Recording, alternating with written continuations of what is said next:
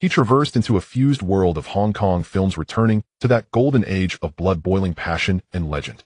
Li Hao was bound to an external Wheel of Fortune lottery system, and with every spin, he could obtain rewards that defied all common sense. God-tier martial arts, top-level business acumen, rare resources, special talents. So long as his luck held out, he could ceaselessly break through his limits. Starting as a nobody on the streets, he rose step by step, relying on the system, shattering the rules of the underworld, and subduing ferocious fighters, venturing into the business realm to forge a vast empire of wealth, taking control of film and entertainment to reshape the golden age of Hong Kong cinema. From Xinjiang, he would rise and stride toward the peak of the world. While the old-time bosses still scrambled over turf, he was already standing at the pinnacle of the era. Hong Kong Island in the 1980s, a public housing flat in Mong Kok. Li Hao felt like a rag tossed into a spinning washing machine, not a single part of his body free of pain. His occiput throbbed with a dull ache laced with stabbing pain, as though a red-hot iron rod were drilling into his skull. He forced his eyes open, his vision meeting a blur of yellow, as if he were looking through glass coated in years of greasy grime.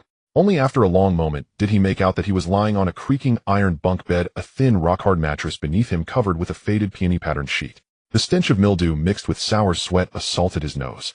This was not the tiny rental room he had once paid $1,500 a month for, the cramped space, where turning around meant bumping into the wardrobe. He tried to curse, but his throat was dry as if scraped with sandpaper, and only a hoarse breath escaped. Struggling to sit up, he was instantly struck by a tearing pain across his chest. Lo! Hung Hing. A 49 boy. Chen Haonan. Where on earth have I ended up? Is this even still in the mainland? Li Hao's mind buzzed. He had only ever seen these terms in Hong Kong movies. He jerked his head and looked around. The mottled walls were plastered with a few yellowed posters, one of them featuring a foreign blonde. Several empty beer bottles were piled in the corner, and an old-fashioned radio sat on the windowsill. Outside the window lay streets and buildings straight out of a Hong Kong film. This arrangement. This was practically a gang's hideout from a movie come to life. Just as his thoughts were turning into a chaotic mess, the pain in the back of his head suddenly intensified, and without warning, a semi-transparent blue panel popped up before his eyes, bearing several lines of text in song font. Ding. Soul fusion of the host detected. Wheel of Fortune lottery system successfully bound. Current available function: Lucky Grand Wheel. Top-up channel activated, $100,000 per draw. The system will automatically convert currencies. The higher the grade of items on the wheel, the more money is required. Current amount $10,000. Newbie benefit: 1 free draw available. Current prize pool: on $1 million reward. Li Hao's pupils shrank. A system. A transmigrator's golden sheet. While playing Honor of Kings, he had browsed plenty of online novels and was intimately familiar with this routine. Yet before excitement could truly rise, the words on the panel abruptly shifted. Kind reminder: final interpretation rights of this system belong to the system itself. Lottery prizes are random and include, but are not limited to, skills, items, information, and thank you for participating. All prizes must be used at the host's own risk. The system bears no responsibility. Thank you for participating. Li Hao's mouth twitched. This system sounded anything but reliable. Moreover, this system required points funded by cash. Though it could automatically convert at an exchange rate of roughly 8 Hong Kong dollars to $1, 80,000 Hong Kong dollars were needed for a single paid draw. Now, with $1 million prize pool on the line, it made no sense not to gamble. System draw. He spoke the words in his heart. Command received. Consuming 1 draw. Lucky Grand Wheel initiating. A wheel materialized on the panel, divided into more than a dozen segments of varying size. Some were labeled Combat Mastery, some bore the icon of a money bag, and 3 ominous sections clearly read, "Thank you for participating," while the largest area was marked "Try again." The wheel began spinning at high speed. Li Hao's heart leapt into his throat as he locked his gaze onto the pointer, muttering under his breath, "Combat Mastery. Money. Anything but thank you for participating." At that critical instant, the wheel stopped. The pointer came to rest squarely on freeform Combat Mastery. A warm current surged from Li Hao's dantian through his limbs and bones. His previously aching muscles felt as though they were being stretched open, and his mind flooded with countless combat techniques. The optimal angle of a punch, the force behind a kick, the ways to evade an opponent's strike, how to subdue an enemy with the least possible effort. At the same time, all the wounds on his body vanished. As his physical fitness skyrocketed, his figure took on a powerful, explosive grace. Gazing into the mirror at his own reflection, coupled with that handsome face, he was almost absurdly attractive, fit to be a pampered pretty boy, if nothing else. Yet the moment he thought of the system, his expression shifted. A golden sheet was only an aid to survive in this kind of world. What truly mattered was money. It really is a pit. Li Hao gave a bitter smile. Not only did the system demand top-ups, it seemed to require a constant balance of points, so otherwise he would be helpless in the face of danger. Yet right now he did not have a cent to spare. From the original host's memories, the guy had been living paycheck to paycheck. Before last night's fight, he had squandered this month's turf fee take in a gambling den, leaving nothing but this dilapidated room. The cash in his pocket would barely cover living expenses. In this era of Hong Kong Island, a monthly salary of 5,000 already marked one as an elite office worker. 80,000 was an astronomical figure for him. Just then his gaze fell upon the wallet the original owner had tossed on the bedside table. He walked over and picked up the wallet. Inside, besides an identity card, he found a crumpled photograph, a family portrait apparently harmonious at first glance. Yet the instant his eyes fell upon it, the original host's memories surged again, twisting his expression. The host's father had been a habitual thief and drug addict, stealing all his life until he finally died sick in prison. His mother was a con artist who had absconded after swindling a rich businessman, later caught and vanishing from the world, most likely dead. His eldest brother had been a robber shot dead on the spot during a bank heist.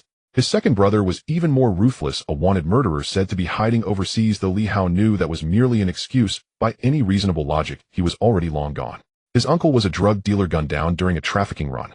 His elder sister was the most stable, working on Portland Street. Because of a honey trap job gone wrong, she provoked a big boss in. Li Hao pinched the photograph as the corner of his mouth twitched. With a family background like this, he was more outrageous than any villain in a Hong Kong film. In this life, he was destined to play the role of the antagonist. Becoming a policeman, going into legitimate business. Those would be outright violations of family tradition. Just then a knock sounded at the door and a voice called from outside. "Tian, you bastard, are you dead in there, or what? Time for late night snacks." Lin Zhao's lips twitched. In his memories, this was the neighbor he actually got along with quite well. He had even joined Hongxing thanks to this man. The room was small, just a few steps to the door. He walked over, opened it, and said helplessly, "My name is Li Hao, not Li Tian. Damn it, my name is Ma Hu.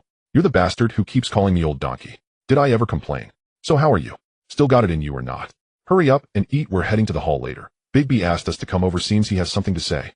Li Hao pondered for a moment, and a thought suddenly surfaced. This time Dada's contribution was enormous. If he did not rise to the rank of Red Pole, it would be unreasonable. Yet everyone knew, though none said it aloud, that Big B's biological son was Chun Haonan, and any benefits would be given to him first. Datu and Abao, who had followed Big B for many years, were pushed to the sidelines, so that many people bore resentment later on.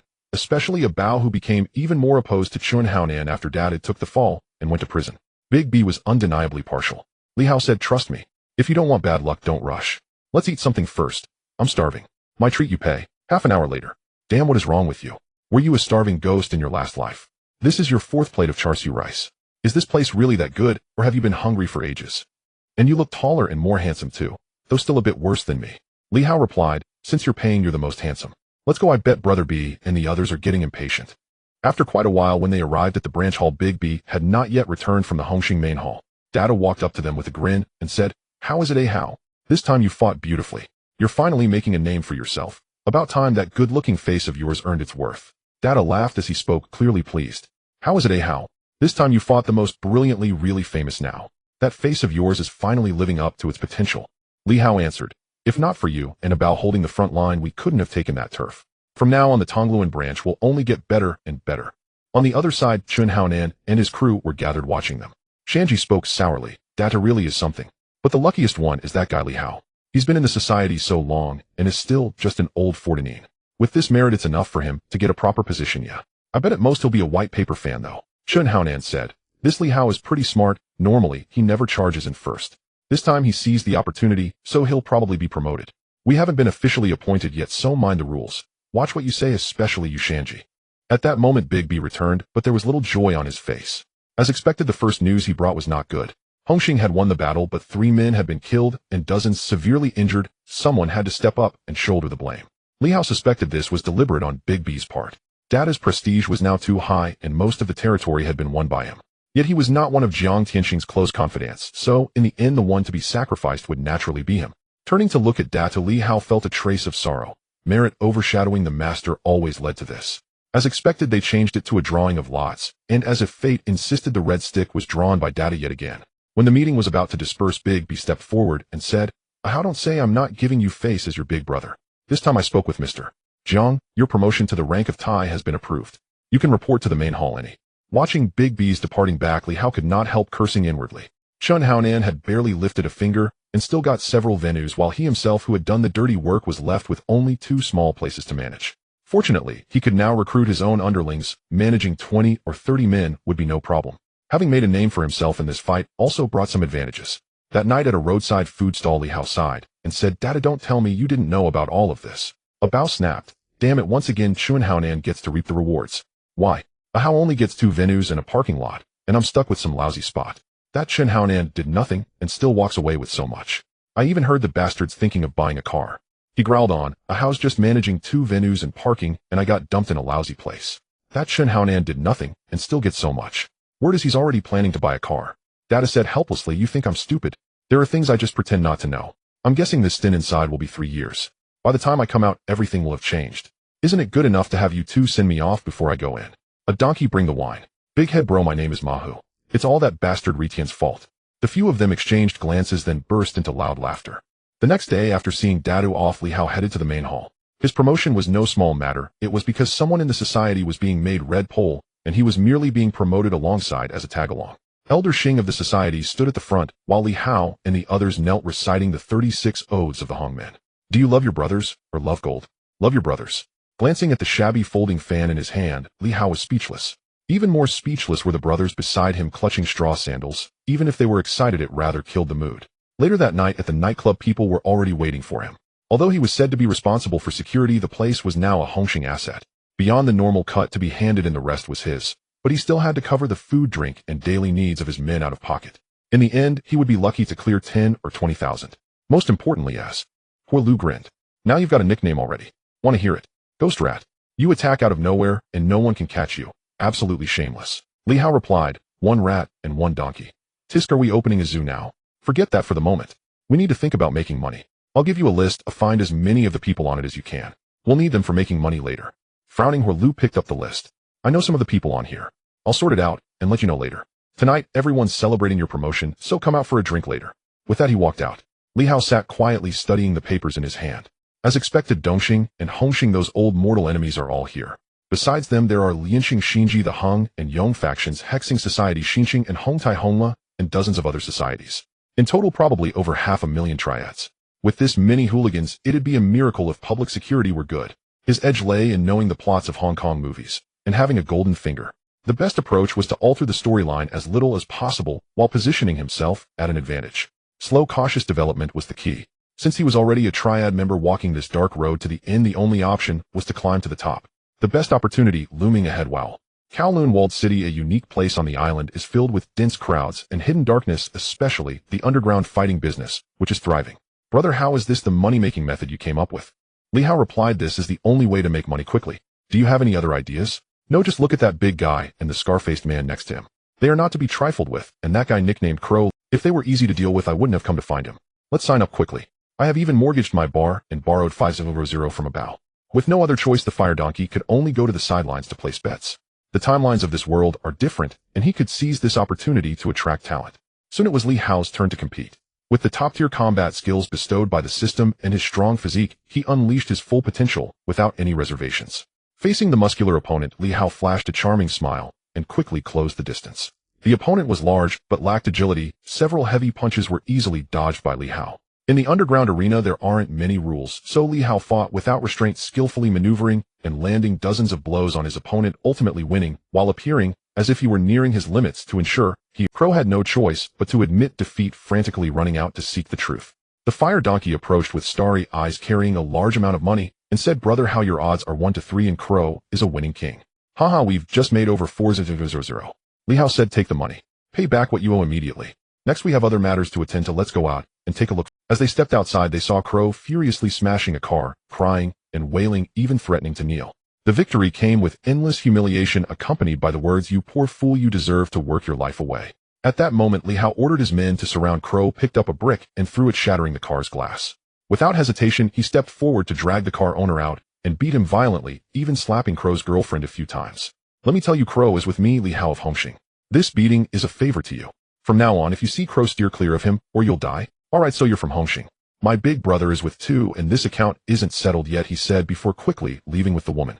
Li Hao didn't mind walking over to pat Crow on the shoulder and saying, we're still young, oh, we should strive to make money now. There's no need to care about some ridiculous romantic love story. Men like pretty faces and women like money. With wealth and power, what kind of woman can't you find? Come, let me take you to cleanse your soul. Crow was taken away like a machine. He wasn't foolish and understood that Li Hao was trying to recruit him. On the other side, after settling the debts, the three of them, along with their subordinates, headed to Qianwan Street in Mong Kok, where they planned to soothe the injured Crow. Li Hao prepared a dual treatment of ice and fire to completely win over this disobedient Crow. You say Crow would betray his big brother. That old camel isn't ambitious and doesn't allow work. Li Hao was not that kind of person. If he wanted to subdue someone, he had to subdue them by force. Unwavering loyalty. On the other side at the Tian Kowloon Film Company in Mongkok, Liang Kowloon had just finished venting his anger when his sworn brother Bai came over asking for goods, and most importantly, he wasn't paying. Just as he was about to get angry, Bis' younger brother came over and told him about the incident where Li Hao had beaten him up today. Bai angrily said, "Brother Kowloon, this Li Hao is one of yours from Hongxing. As the big brother, you need to step up and help, or I'll take matters into my own hands." Liang Kowloon replied, "This Li Hao just resigned a few days ago. He was always rather mediocre. But this guy actually went into underground fighting. He must have some capability. Your brother seduced his girlfriend. Oh, what reason do you want me to have to take action? I can't help with this." "All right, then I'll take action myself," he said angrily before leaving. Meanwhile, Li Hao was enjoying the service when a figure caught his eye. "Who is that guy?" Fire Donkey looked over and smiled. "That guy. He used to be quite a formidable gangster, but now he's rather weak. He's now an ultimator at the Mongkok gang nicknamed Chui Shuida, who loves to boast. But his daughter Chui Xiaoxiao, nicknamed 13th Sister, is quite famous in Mongkok, and her friend Aaron is a well-known beauty there." "You're drooling. Can't you be satisfied with having both sides? Has there been any recent competition in Hongxing, especially against Dongxing? There is indeed a boxing match tomorrow. Our side is sending a Tai, an old-school fighter, and the opponent should be Kowloon, a golden glove fighter. Do you want to join the fight?" "I'm not interested in fighting, but I have ideas for making money." "You keep playing, I'll go probe a bit," he said, and then got up to leave while Fire Donkey continued drinking. "Are you Shu?" Shuida laughed. "Young man, very perceptive." "Haha, but I'm not by Xiaosheng. With your looks, it's a shame not to be a... I prefer to use my talent. If I were to sell my looks, I'd have to consider the other party's appearance." "What are you doing?" "Buying lottery tickets." "Yes, I'm an old player. This time I'm definitely going to win." Li Hao's eyes lit up. He knew that Shuida had died after winning 660 because he was robbed by some perverts. "Haha, we're kindred spirits. How about we buy together? I'd like to learn from your experience. Let me introduce myself, Li Hao of Hongxing Causeway Bay." Shuida was surprised. "You're the ghost mouse, indeed very cunning. Since you have such insight, let's go. I suggest we..." The two of them strolled leisurely to buy lottery tickets. Li Hao's memory was certainly impeccable. After parting ways, he returned and bought 10 more tickets. As for why he didn't buy more, anyone who asked that question was not a seasoned player. If you buy too much, the system would definitely cheat and alter the numbers, which is the one thing a time traveler can't determine. It's considered a bug. The next day, the Crow, waking up leisurely, was entrusted with an important task by Li Hao, with everything handed over to him. As for the Fire Donkey, he was simply not suited for this. He was born with the bloodline of straw sandals. At this moment, he hurried into the office and said, "Brother Hao, it's bad news. Bai has sent someone to find you at the court to discuss something, and it's probably about us having beaten up his brother." Li Hao replied, "Oh, this Bai really knows how to show off. Call the Crow and bring along a dozen people with me. This is really outrageous." Half an hour later, near the dilapidated court, both sides seemed to have dozens of people. Bai arrogantly said, "Go Shu, you brought people to injure my brother. How do we settle this account?" Li Hao smirked. "Settle the account? What nonsense. Crow, my brother, your brother seduced the Crow's girlfriend. How do we settle this? The rules of the Jianghu are enough to seduce the second sister-in-law. This bastard, relying on your money, acts all high and mighty in front of me. If I hadn't known he was your brother, I would have taken care of him already. Who do you think you are coming to trouble me? If it weren't for your connection with Brother Kowloon, do you think I would indulge you? I'm giving face to Brother Kowloon." As Li Hao finished speaking, he glanced at the silly Chong not far away and the vehicles parked nearby. This time, Liang Kowloon had heard a bit about the matter and was somewhat curious about what capabilities Li Hao possessed. By having lost face in front of so many people, naturally couldn't stand it and directly took action. The Crow had long been eyeing his brother and without hesitation delivered a punch. The Fire Donkey and others quickly joined in. Originally, Bai looked down on Li Hao, who was a paper fan, but after the first exchange, everything changed. Even without weapons in broad daylight, Li Hao withstood Bai's body, using the bone dislocation technique to break Bai's left hand, and then kicking at his knee, causing him to fall. Following that, he executed a throat lock in one fluid motion. "Everyone listen up." With Li Hao's furious shout, everyone watched this scene, astonished that Bai lost so quickly. He ruthlessly slapped Bai's cheek and arrogantly said, "If you see me, Li Hao, again, keep your head down and know your place, understand? Trying to find a venue like others. Who do you think you are? This time you have delayed quite a few of my matters. I make thousands in a minute, and do you think I don't care about face?"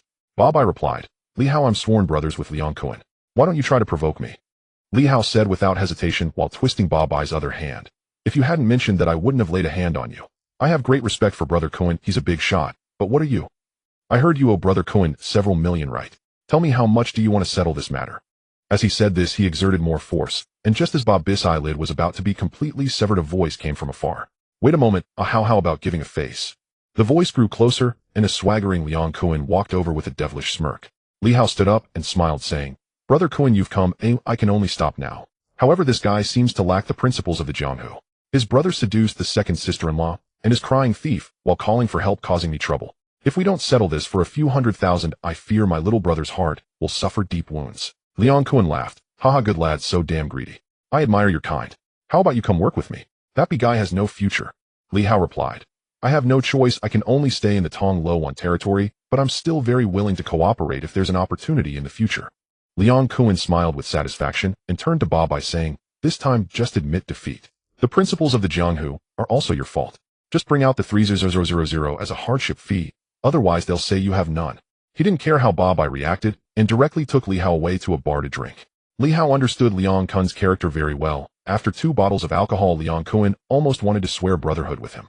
Hey, you just like me are loyal and a charming figure. That bastard doesn't need an elite like you. He insists on gathering the 5 tigers of Tong Lo Wan. If it weren't for the big head being tricked, Li Hao replied, Brother Kuan, we're in this together. The most important thing is loyalty. After the big head went in, I've been thinking about these matters. I won't leave, but I also admire Brother Kuan's talent. We might have the opportunity to cooperate in the future. As for Chun Haonan and the others, I've also heard about your past with them. It's all trivial matters. During their drinking and chatting, Ba Bai sent the money over, and Li Hao gladly accepted it. When the time was up, Liang Kuan even proactively invited Li Hao to the arena to watch the match.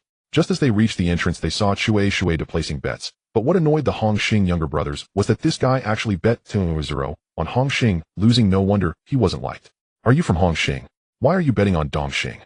Shui replied nonchalantly. What do you understand? Just because I'm from Hongxing, I bet 5000 as a token. As for betting on Dongxing, do you think I want to lose? Li Hao was also speechless. It was surprising that a person like this wasn't ostracized. At this moment, he also saw San Mei and Aran. He had to say, indeed, very charming. Thinking of this, he pondered and said, Brother Kuan, isn't the Bolon Street supposed to be your territory? Why is it managed by someone else? Liang Kuan's expression darkened as he said, Isn't it because of our all-powerful Mr. Jiang? Bolon Street isn't enough for a branch, otherwise he would have set up a branch to compete with me. Plus, letting that neurotic Cun Wang manage the business has caused the business to plummet over the past few months, not to mention being raided by the police over 100 times. The business is simply unsustainable. As he spoke, his eyes lit up and he asked, Why? How do you have ideas? Li Hao said, In this line of work, who doesn't want to rise? But I heard Mr. Jiang wants to form a configuration of 12 decision-makers, and with the Han Bin brothers who switched sides recently, there are already 11 branches. We just need one more, and I also want to compete for it. If we merge our 2 factions, we'll be invincible in the world. Li Hao spoke casually, but Liang Kuan took it to heart. After all, what he wanted was to rise to the top, and what he needed most was allies. Nearly everyone except for the Big B was good. Spending a little money would definitely support him. As the crowd watched the match, the Dongxing side had already started to engage, and Hongxing's attack was quite fierce, but Li Hao could tell that this guy would inevitably lose in the long run. At this moment on the second floor, a stunningly beautiful woman walked down, catching the attention of one of the forces from Bolon Street, Xianshi. With his mind running wild, he secretly began to plot seduction. Even knowing that this woman was the partner of Dongxing's second-in-command by Tu Wang, he dared to do so, practically dancing on a grave looking for death. At that moment, Big B approached Chun Haonan and the others, puzzled, and said, How did you end up with Liang Kuan? Li Hao replied, Brother B, something happened today. I taught that brat a lesson, and Kuan Gu stood up for me. Since there's a boxing match here, he came to watch. Big B said, You fought that brat. You've become bolder, huh? Liang Kuan interjected, Don't doubt him, what he says is true. He is probably the strongest underling of Hongxing now. If you have any issues, bring them to me. I can support him as a red stick. Don't end up like Dadu, who went to Chizhu without knowing what's going on. Big B's expression darkened as he said, Liang Kuan, what are you talking about? Ahao is a capable assistant in Causeway Bay. Besides, Dadu was decided by draw. What's with your conspiracy theories? Ahao, try not to associate with unsavory people. Oh, it's quite troublesome. Li Hao cursed inwardly, but agreed, outwardly feeling no benefit. He could suppress that brat, but he doesn't want someone like Chun Haonan, does he? Alright, just wait. Meanwhile, the situation on the stage began to unfold. Atai showed signs of exhaustion. During the downtime, Li Hao silently recited a system command recharging with $20,000, and as he looked at the spinning wheel, he whispered, May it grant me a golden legend. As the wheel began to spin, Li Hao's heart raced with excitement akin to opening a mystery box. Ding! Congratulations, host, you have received a reward, a 3 cubic meter personal space, and a pair of unwashed underpants from a hot donkey. Li Hao's lips twitched as he resentfully said, I spent $10,000 on this. You're worse than a penguin. Even the vile double-tailed brat that I hate the most makes me sick. Despite his complaints, he remained absorbed in the system space. He couldn't store living beings, but as long as the host touched them, they could be drawn in as he wished. The match ended without suspense, with Dongxing winning. Li Hao had secretly instructed his underlings to bet 200,000 on the victory of Dongxing, making it less conspicuous by having two people place separate bets. Watching Chun Haonan and the others leave, Li Hao didn't care. Liang Kuan had realized that Li Hao was just a marginalized pawn worth bringing into their fold. You little brat, seeing how savvy you are, I'll tell you some news. Next month, Dongxing and Hongxing will hold a match to vie for business in the new territories and a half-street of territory. Originally, it wasn't ours, but we've taken it down thanks to Hong Lo. This time we must win. If we do, we'll make over 10 million. If we lose, we'll not only lose face, but also have a 5 million bet on the line. It's a huge sum. If you want. Li Hao's eyes lit up as he smiled and said, "Is the quota full? If not, count me in." Liang Kuan said, "You can fight, but are you sure? This is a dragon and tiger fight. The opposing side includes the veteran master Situ Haonan and fighter He Yong. Unless something unexpected happens, the prince will definitely take the stage. The quota isn't confirmed yet, or it might even be Kaylai. Do you have confidence?" Li Hao declared, "If they are all trash like Kaylai, then I'll go all in." Liang Kuan was taken aback and said meaningfully, "I like this ambitious side of you. You should attend the next main hall meeting. Last time Big B called those slackers, they simply don't understand the rules. I've already imagined their expressions, haha." After the match, Li Hao hurriedly checked the lottery results. It was incredible. After taxes, he had 6 million left, truly an overnight fortune. He quickly exchanged the money the next day, securing it in his personal space for peace of mind. What would you do if you suddenly got rich? Invest. Business. Extravagance. Li Hao felt that he didn't have the mindset for business. He knew he wasn't cut out for it, and would definitely lose. In the stock market turmoil, he didn't have that much capital, entering meant throwing money away. Buy a house. But that seemed only enough for a small one. Did he really want to live a life burdened by a mortgage? Mommy Hong. Sitting in his room, Li Hao set up incense burners on the floor, worshipping the three pure ones, Jade Emperor Bodhisattva, and even Mazu, concluding with Ultraman. System: I only have over 6 million. First exchange for 800,000 Hong Kong dollars, and give me a 10 consecutive draws. Exchange successful. Lucky will starting. Please wait. Ding. Thank you for your patronage. Ding. Another round. Ding. Louis Fei body pillow. Ding. The full deleted version of Doraemon movies. Ding. Rolls-Royce 100 million discount coupon. Ding. 1 Benz. Ding. A 3,000 square foot mansion in Wan Chai. The system's voice resounded continuously. In the end, looking at the items in the system, Li Hao felt both angry and amused. Damn it, you are a bit useful. What's worth all the times I cursed you? 800,000 bought a car and a house. This is truly a bargain. But what does this lousy coupon mean? Do you look down on me? Do you really need this $1? The next day, just before dawn, Li Hao took the keys out of his space. At that moment, a brand new Benz was waiting for him downstairs.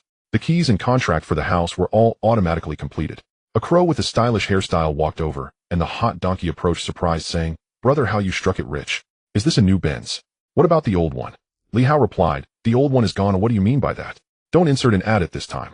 Hurry up and get in the car. I'll take you to see the new house. It'll blind your donkey eyes." Crow get in the car for a joyride. After a long while, the three entered the room and were all amazed. "Brother, how did you earn tens of thousands or tens of billions? This house is worth at least several million. Even selling a kidney wouldn't be enough." The crow exclaimed, "Brother, how you didn't sell your charm, did you? If you have a mouth, call us both." Li Hao retorted, "Get lost. This is all for my investments. You two focus on your work, and by the end of the year, I'll find you both a sister-in-law." "Thanks, Brother Hao." The two honest men hadn't reacted yet, and Li Hao immediately took them to buy cars. They were all brothers, so naturally he had to spend. After all, Li Hao understood that wealth disperses and people gather. On the other side at this moment, Shui De was suffering from a sore tongue with blisters on his lips, and even the restroom had yellow urine indicating he was extremely overheated. Since he arrogantly boasted about winning the lottery, he was directly robbed by Xian Shi, who didn't return it. Now he regretted it too late. His daughter wanted to avenge him using a honey trap with Arun's looks to scheme against him. Now he had to go save his daughter, but when he arrived, she was on the brink of peril. He didn't know where he found the courage to act. An old and weak man like him, aside from his sharp tongue, was of no use whatsoever, ultimately dying in the embrace of Sister 13. As the leader of the water-blowing gang, 13's sister naturally sought help from Liang Kuan.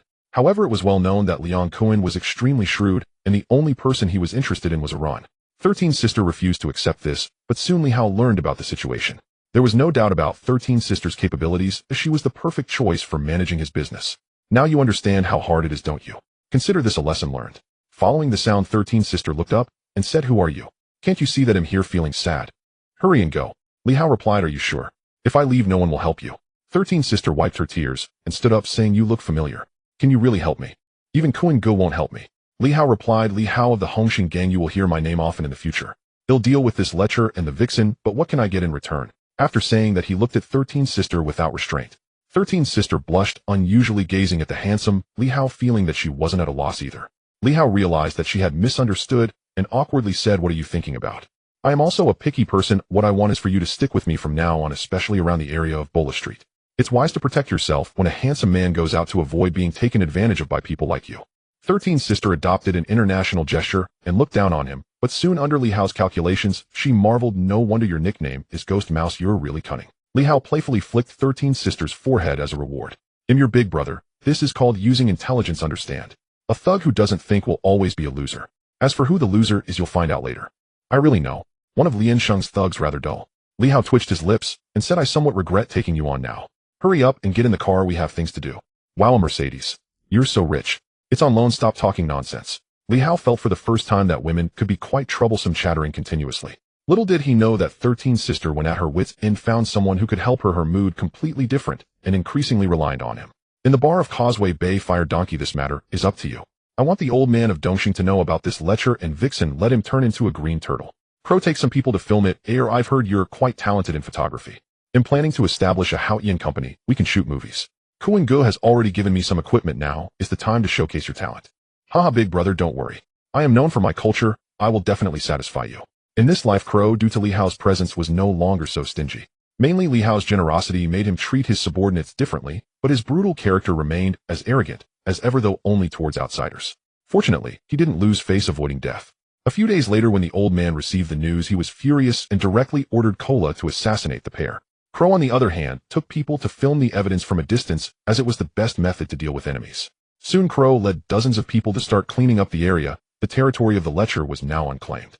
If they didn't act now, when would they? Under Crow's might, they quickly seized the territory, but chaos ensued because Li Hao was the big boss of Causeway Bay, and now he was taking people to conquer Bola Street. The gap between the two was too vast. That night at the main hall of Wanchai, Mr. Zhang, hello. Mr. Zhang, hello. Everyone took their seats. Big B looked at Li Hao with increasingly inappropriate eyes. After understanding the general situation, Jiang Tianxing smiled and said, "Hongxing is out on a mission. I didn't expect Ghost Mao's scheme to be even better. This time the Lecher's territory has been taken down. What do you all think?" Big B, as the big brother, "Do you have something to say?" Big B replied, "To be able to expand territory and work for the company is fine, but not in Wanchai. What can I say? He has the ability. Oh, I can't control that." Liang Kun's hoarse voice came from the back. "He, who doesn't know that you only favor Chen Haonan? The strongest big head is gone, and a Bao has always suppressed it. Now that Ghost Mouse has taken office, it was originally not a problem, yet you keep suppressing. Strong suppression and plotting against him, getting rid of the Lecher and taking down territory. Even if he doesn't take the position of a red stick, he should still receive a reward. What are you as the big brother doing? Anyway, everyone is here now. From now on, Ghost Mouse will take over the Mongkok Hall. He'll directly let him take office as a red stick." Big B seemed to have stepped on a tail, standing up angrily and saying, "What the hell are you talking about? I'm just stating the facts. With Cun Wang at Bola Street, what can he do?" At this moment, Li Hao, standing in the back, smiled and stood up, saying, "By rights, I should also be able to say a few words, right? Mr. Jiang." Mr. Jiang smiled and nodded, indicating it was okay, but his eyes were scrutinizing the person in front of him. "As for me, I don't have any grand aspirations. I just want to live well and have a good time with my brothers, that's enough. Big Head is now in seclusion, a Bao, and I don't have much development, so it's better to develop other areas. 13's sister is now my little sister, and besides, the relationship between the water-blowing gang and me is also very good. Helping 13's sister is reasonable, right? As for the Lecher's territory, is there a regulation on who it belongs to? It's better to let those who are capable take it than let others snatch it away, right? It's the rules of the rivers and lakes. Holding on to it means it's yours. Am I violating any rules? Brother B, are you being so impartial? Are Chun Haonan and the others appearing here in line with the rules?" Big B replied, "There are no big or small matters. Others have not spoken. Why are you butting in?" At this moment, Liang Kuan laughed and said, "Everyone here is a big boss. Even Li Hao's little brother Crow is outside. These guys have no qualifications to come in. We are silent to show respect for Mr. Jiang. Who is the one breaking the rules? Everyone knows that you wholeheartedly support them, but fail to see the contributions of a Hao and a Bao. How can you be the big brother? Mr. Jiang, I think a Hao can take over the Mongkok Hall. Why don't you ask everyone what they think?" At this time, the crowd began to discuss, and seeing this situation, Mr. Jiang quickly wanted to target Causeway Bay. As his confidant, he also had a few words to say. "Ahem, I think this is fine. The territory that has been taken down should naturally belong to those who are capable. From now on, all these venues will belong to Commander Li Hao following the company's regulations. Taking over the Mongkok Hall would be meaningless. We are all part of the company. What Liang Kuan just said holds much truth. Since everyone is present today, it's perfect. I propose that Ghost Mouse take up the position of the main red stick with Crow and Fire Donkey as his deputies. What do you all think?" Liang Kuan replied, Mr. Jiang is fair, and just very much in line with my noble aesthetic. I completely agree. Brother Ji, what do you say? You are an elder. You should be aware of the importance of clear grievances. Brother Ji replied, Ha, don't tease me, I agree too. Ghost Mouse's abilities are evident, and Hongxing needs such smart and capable people. Agree. Crow, the territory on Poland Street is entrusted to you. Feel free to unleash your potential.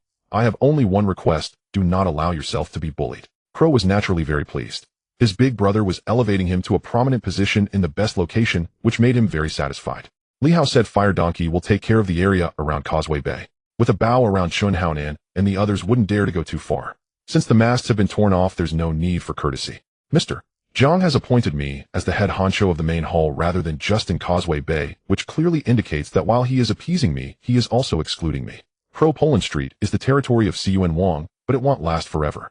During this time, don't act too coy. Gather as much intel about Cun Wang, Crazy Man Hui, and the beasts as you can. In short, wait for my orders. At the critical moment, he'll let you take the position of Hall Master. Crow and Fire Donkey were momentarily stunned. Big brother, what do you mean? Aren't you the one in charge? What do you mean by letting me take charge? Li Hao said, I can't tolerate this insult. Since I am in charge of Causeway Bay, it will belong to me from now on. Anyone who dares to obstruct us must die. Crow was naturally ecstatic and extremely satisfied, while Fire Donkey appeared as if he was meeting Li Hao for the first time. Li Hao continued, right now the most important thing is to conduct business and make money. Relying solely on the protection fees from this territory, when can we get rich? Shh. Fire Donkey, how is the person I asked you to find? Any news? I was just about to tell you about this matter. Li Jiyuan, nicknamed Jimmy, has been located, but he is currently working as a stableman for Lian Sheng under the subordinate of the Hall Master Guanzai-san. This person is extremely lecherous and enjoys gambling. He is a frequent visitor to Poland Street. If we want him, he is unlikely to just let go of the situation. Li Hao said, I like people like him. Just because he is unwilling doesn't mean he can't be coerced. Crow, get someone to do the job of Jimmy is a must-have for me. That night on Poland Street, when the extremely drunken Guanzai-san opened his eyes again, he saw Crow the pervert finishing taking pictures of him. Normally a grown man wouldn't fear such things, but who would have thought that Crow had got a few big shots involved along with two hunting dogs staging a bizarre scene of man and dog. Big brother, what do you want? I have money. Ooh, I can ask my little brother Jimmy to send you money. Please don't mess with me. Crow, holding a knife, slapped the other person's cheek and said, Jimmy, what I want is him. I'll keep the video and photos for you, but you can't keep this guy Jimmy anymore. To be honest, we have a bit of a grudge. You're his big brother, I think he will cooperate, right? By the way, I heard you have a wife who looks quite good and an elderly mother.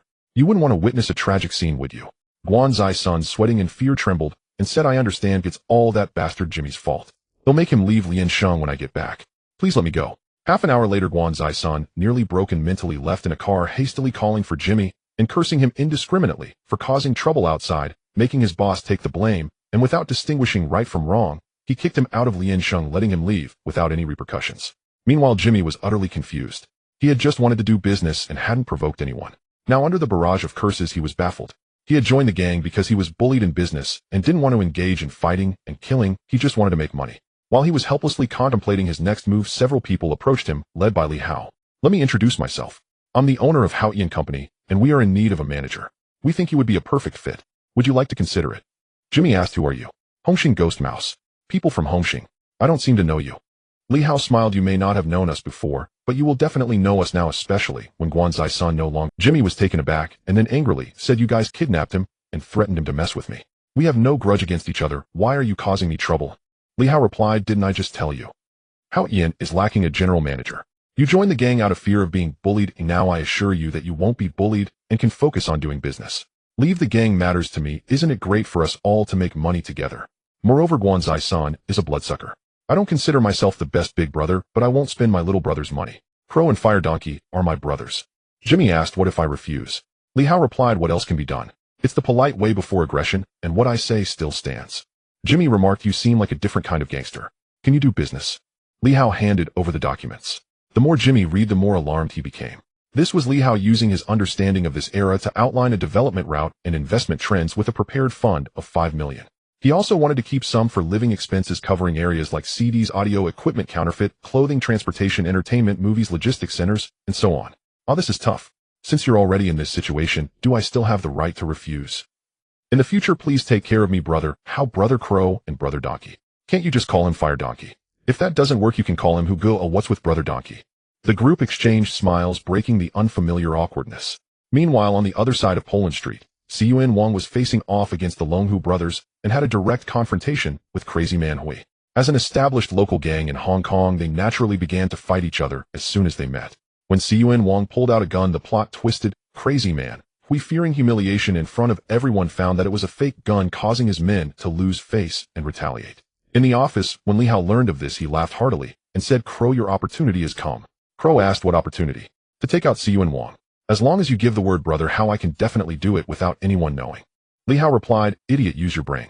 Siyuan Wang is from Hongxing. We are close friends and brothers. How can we act without money? What I mean is to use someone else's knife to kill." Fire Donkey spread the word about today's events, especially regarding Siyuan Wang humiliating Crazy Man Hui. "I want continuous promotion for 24 hours. I want everyone around Poland Street, from 3-year-old children to 80-year-old men, to know about it and discuss it. I don't believe Crazy Man Hui won't act out of desperation. And this beast fits our righteous team image perfectly. Find a way to bring him over." A few hours later, everyone was discussing Siyuan Wang's great deeds, especially in Crazy Man Hui's venues, where they were practically cursing him to his face. "Big brother, I can't stand this. This Siyuan Wang is simply looking for death." Crazy Man Hui growled, "I can't swallow this insult. Call someone to find Siyuan Wang and kill him." A large group of people assembled, while Siyuan Wang was still in a game hall playing video games, completely unaware of the impending danger. By the time a bloodied little brother arrived, it was already too late. Even the Longhu brothers, no matter how tough, could not stop it. Hu was heavily injured and on the brink of death. Strangely enough, Hu's ex-girlfriend was now the girlfriend of the beast and was utterly devoted to him, acting like a lovesick puppy. In a series of operations, he was also on the brink of death, and before dying, he made the beast help along take revenge. As a love-struck individual, the beast impulsively agreed. On Poland Street, many shops began to close early, as if they had heard the news. The beast, leading a large group, clashed with Crazy Man Hui, who was puzzled as to why the beast would help along against him. But that was no longer important. A chaotic battle involving hundreds of people began on Poland Street. In the distance, several cars stopped by the roadside, where Li Hao and his group were watching the show. "Brother, how should we intervene?" Li Hao replied, "Not yet, Crow, and the others are already nearby. At the crucial moment, just save the beast. The cops will arrive soon. Once they leave, sweep through all the venues, apart from the United Flower Buddha. Everything on Poland Street will be ours." At that moment, below, the beast was surrounded by several attackers, but still fought his way through, though he was already injured and weak. In a moment of crisis, Crow appeared unexpectedly to help him escape, just as a large number of police arrived to clear the area, taking away more than 20 people. Along glared at Crazy Man Hui, and even when the police arrived, it made no difference. He crazily attacked, and after a few strikes, Crazy Man Hui was taken down. Just then, a car stopped in front, and it was the 13th sister speeding over. The two quickly left, and the police were unable to chase them down. Li Hao checked the time and realized it was almost too late. If they waited any longer, other factions would take action. He immediately ordered everyone to move. Hongxing take care of business, and those irrelevant should leave. Hundreds of people surged forward, swiftly clearing out the various factions from the scene, especially the beasts. By the morning of the next day, the events on Poland Street shocked the entire Jianghu. An emergency meeting was called at the Hongxing headquarters. Jiang Tianxing said, "Gui Shu, are you suggesting that this entire incident was orchestrated by Crow? Seizing Poland Street's territory at such a critical time, aside from the allied Wafos, can we clear it all out?" Li Hao replied, "I admit I assisted, but the situation was urgent and Prince Kun's death was too sudden. Moreover, I had a good rapport with him. When he was in trouble, I naturally couldn't stand by. I brought people to help Crow reclaim the territory, but who knew that at that moment Madman Hui and the beast got into a fight? The enemy's enemy is a friend, so I acted out of righteousness. Fortunately, I fulfilled my mission and secured the territory. Crow performed exceptionally well this time. I believe he can definitely appease Prince Kun's spirit and manage Poland Street well. What do you think, Mr. Jiang?" Jiang Tianxing knew he was putting on an act, yet everyone recognized the truth of the matter. The more territory they had, the more money they all earned, but he couldn't let another Liang Kuan emerge to go against him. Haha, indeed, heroes do not ask about their origins. Since Crow is so capable, I happen to have a task for him.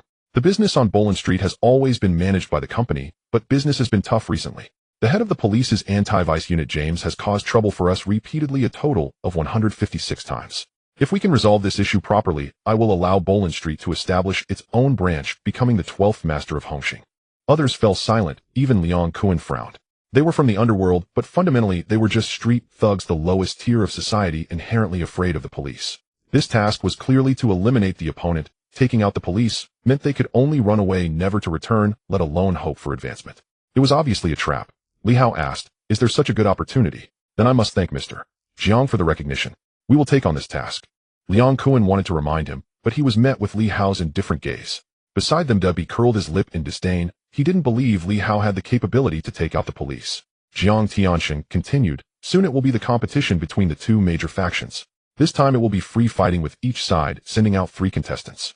The stakes are 10 million Hong Kong dollars as well as territory in the new territories and 2 investment projects. Prince, you should participate this time. The prince nodded saying, no problem. Now does anyone have candidates to recommend? If we win there will be a reward of 3,000. Everyone exchanged glances of money was to be made, but they feared not having money to spend. The prince's capabilities were well known. The god of war of Hongxing with him on stage 1 match would be no problem. However, the other matches were uncertain. At this time Li Hao raised his hand and said, everyone, I volunteer to sign up. Is that okay? Dabi said, Gui Shu, this is a competition, not a street brawl. What if you lose? Don't think that just because you won by luck you are capable of fighting. He then turned and said, everyone, I think Hao Nan can participate. He has been training boxing for several years, and he is completely capable of it. Liang Kuan laughed heartily saying, I truly don't understand. Dabi, you are such a fool. Gui Shu's abilities are evident. How many of those guys behind you can actually take the stage? Will they just embarrass themselves? Supporting someone is fine, but embarrassing oneself is unnecessary. Dabi responded, Liang Kuan, you just know how to oppose me. Is it not allowed to point out bias? You always mention Chen Haonan. Is he your son? Why do I feel there is something going on between you two? Li Kuan retorted, Liang Kuan, you. At this moment Jiang Tianqing interjected, enough. Have you all said enough? As I said, everyone should recommend, and since there are already candidates and others are not self-nominating this time, the contestants will be the Prince Chen Haonan and Gui Shu. This time there will also be external betting. Those who want to make money can place bets on the matches, betting on rounds and outcomes. In Mongkok at the Chinquan Film Company. How have you lost your mind? You won't let the police go? People could die. There is no such thing as taking risks to rise up. Even if you succeed, you might not survive to hold your position. Li Hao replied, I will not fight an unprepared battle. Besides, if Chen Haonan wants to go up and embarrass himself, then I have no need to hesitate. Liang Kuan said, Dabi is just a blockhead. I need you to come over, but he won't let anyone through. It really infuriates me. If you need help, just let me know, and I will definitely assist you. Looking at the departing Li Hao, Sha Chong asked in confusion, Kuan Gu, why do you value Gui Shu so much? You admire him that much? Liang Kuan replied, it's simple. This guy is very clever, genuinely clever and ambitious. Recommending Crow for a position clearly targets the 12th master position, yet he himself does not seek a position. Isn't that obviously aimed at Tongluan? There is a phrase from Gui Shu that I greatly admire, the enemy's enemy is a friend. Since he currently dislikes Dabi, we are friends. As long as he successfully ascends, these issues are not a problem. Today's goods must be handled carefully. That bastard Bai took away 2 million worth of goods from me. I must make sure he pays it back. On the other side, upon returning to the headquarters, Li Hao gathered everyone for a discussion. Beasts, a long welcome to our team. I have taken on this task to help Crow ascend to a position of power in the most controversial area of Hong Kong Island. This is how we can showcase our strength. Next, you must stabilize the territory and find ways to deal with the last of Wafos. Boland Street must be entirely clear and if possible expand outward. Lu, how is your investigation going? Lu replied, I have fulfilled my mission. He is currently drinking at a bar. Also, regarding the matter you asked me to investigate, isn't our target him? Li Hao responded, I adore him. For his wedding I will give him a big gift. You just investigate the time and place. Bring the people from downstairs up here. Before long a figure walked in, clearly someone not to be trifled with. Brother Gui Shu, I am Holland Boy, and I just arrived on Hong Kong Island not long ago. Li Hao looked at the person before him, Chong Wei, with satisfaction. This was the guy who had pushed Tang Jun to the brink several times, and his combat power was definitely higher than that of the beasts and Crow. Holland Boy, from now on you will take charge of the venues in Tongluan. Lu will handle the white paper fan and coordinate everyone's work. During this time, Lu will help you get familiar with the situation, and we will arrange everything for your food, clothing, and housing. We are brothers, so there is no need to be polite. Holland Boy did not expect to be so quickly valued upon arriving, directly taking charge of several venues in Tongluan, which was a lucrative position, naturally making him very happy and increasing his loyalty. At this moment, 13's sister said, Brother, how the Chi Jie you asked me to find has arrived. Li Hao said, all right, let's leave it at that for now. Everyone go down and get to work. Remember, when working, think critically. Lu, please take good care of Holland Boy. After everyone dispersed, Li Hao walked alone to an empty bar counter where he could see the scenery below. 13's sister, understanding, did not let anyone else disturb them. Chi Jie took a sip of her drink and said, I didn't expect the recently popular Gui Shu to be so handsome. If I were a dozen years younger, I would definitely be captivated by you. Li Hao's sister, Chi, you jest. Who doesn't know that you were once the queen of Poland Street, the epitome of beauty? It's just that fate has played a trick on you and you've encountered the wrong people. Sister Chi was clearly suppressing much emotion. Why did you have 13's sister come to find me? Are you asking me to come out of retirement to help you? Sister Chi was clearly suppressing much emotion. Why did you have 13's sister come to find me? Are you asking me to... Sister Chi related to me. And there's life-threatening danger. Interesting. They say you are the most intelligent and clever thug in Hongxing. I would like to hear more. Li Hao outsiders say I'm cunning and treacherous. I have no choice who I want to survive. If you don't play it tough, you won't survive. If you don't think you will eventually be played to death by others. Just take a look at this, he said, pushing a document towards her. Sister Chi opened the first page and saw a pair of newlyweds striking a happy pose in a wedding photo, but the groom's appearance stunned her. It was an invitation with the time and address written on it. Li Hao, I'm sorry to inform you at this moment, but this man deceived you. With your help, he succeeded in getting a promotion and a raise, only to abandon you, beat you, disfigure you, and force you to have an abortion. Despite this, you still hope that one day he will have a change of heart. Some people and some things are not worth it, but every single one of these events is a process, a memory that needs a conclusion to end it all. Sister Chi had been in tears since Li Hao started speaking. After a long moment, she said, you are here to cut the heart and kill the spirit. They say a wrong name is a mistake, but a wrong nickname is never wrong. You truly are cunning, as clever as a rat, and most importantly, you know how to manipulate people's hearts. Someone like you, as long as you don't die young with your shameless character, will undoubtedly be a great hero in the future. Li Hao, I'm sorry I had no choice. Sister Chi, well, during this time you better enjoy the drinks. Li Hao stood up and said, absolutely no problem. 13 sister will accompany you during this time, and then turned to leave. Back at home, he once again sat down to cast a spell. Heavenly spirits and earthly spirit system demon, show yourself quickly, give me a 10 consecutive draws. Ding, insufficient funds. After 5 times, the draw amount increases to $100,000 per draw, and the prizes change. Li Hao, damn lottery mechanism, let's start with 5 times to taste the waters. Ding, congratulations to the host for obtaining half a bottle of Thunder Blue and a delicate ear scoop. Thank you for your patronage. Drawing again, a pistol with 10 bullets included. Drawing again, $100,000 per draw. Prize updated. Drawing in progress, please wait. Ding, congratulations for obtaining martial arts golden bell shield iron cloth shirt. It's just tough to beat. Li Hao, wow, golden legend, this is indeed $100,000 per draw, which is equivalent to a big score. As soon as he finished speaking, he instantly felt a change in his body, and memories of his decades-long cultivation of martial arts surged in his mind. When he opened his eyes again, he felt as if he had transformed into a powerful being. Isn't this just like the iron-fisted Hulu Wa? TSK Tisk, this is interesting. In the following days, Li Hao kept an eye on Sister Chi's changes while helping the Crow manage Poland Street and familiarizing himself with his current strength. Soon the day of Jamis' wedding arrived at a church in Kuntong. At this moment, many guests came to offer their blessings. Likewise, Li Hao brought some people here to draw everyone's attention, making it easier for Sister Chi to approach James and create an opportunity for her. Bitch, didn't I tell you not to appear in front of me? Today is my wedding. Do you want to ruin me? Hurry up and get lost. Sister Chi, dressed beautifully, slowly stepped forward and said, I came here today just to say a few words and then leave. Otherwise, I will not leave. James, bitch, you're just being pretentious. Hurry up and say what you have to say and get lost. Sister Chi slowly leaned closer and whispered in his ear, in the past, I found you so pleasing to the eye, but now it seems you are just average. I have made peace with myself. By the way, I have a gift for you.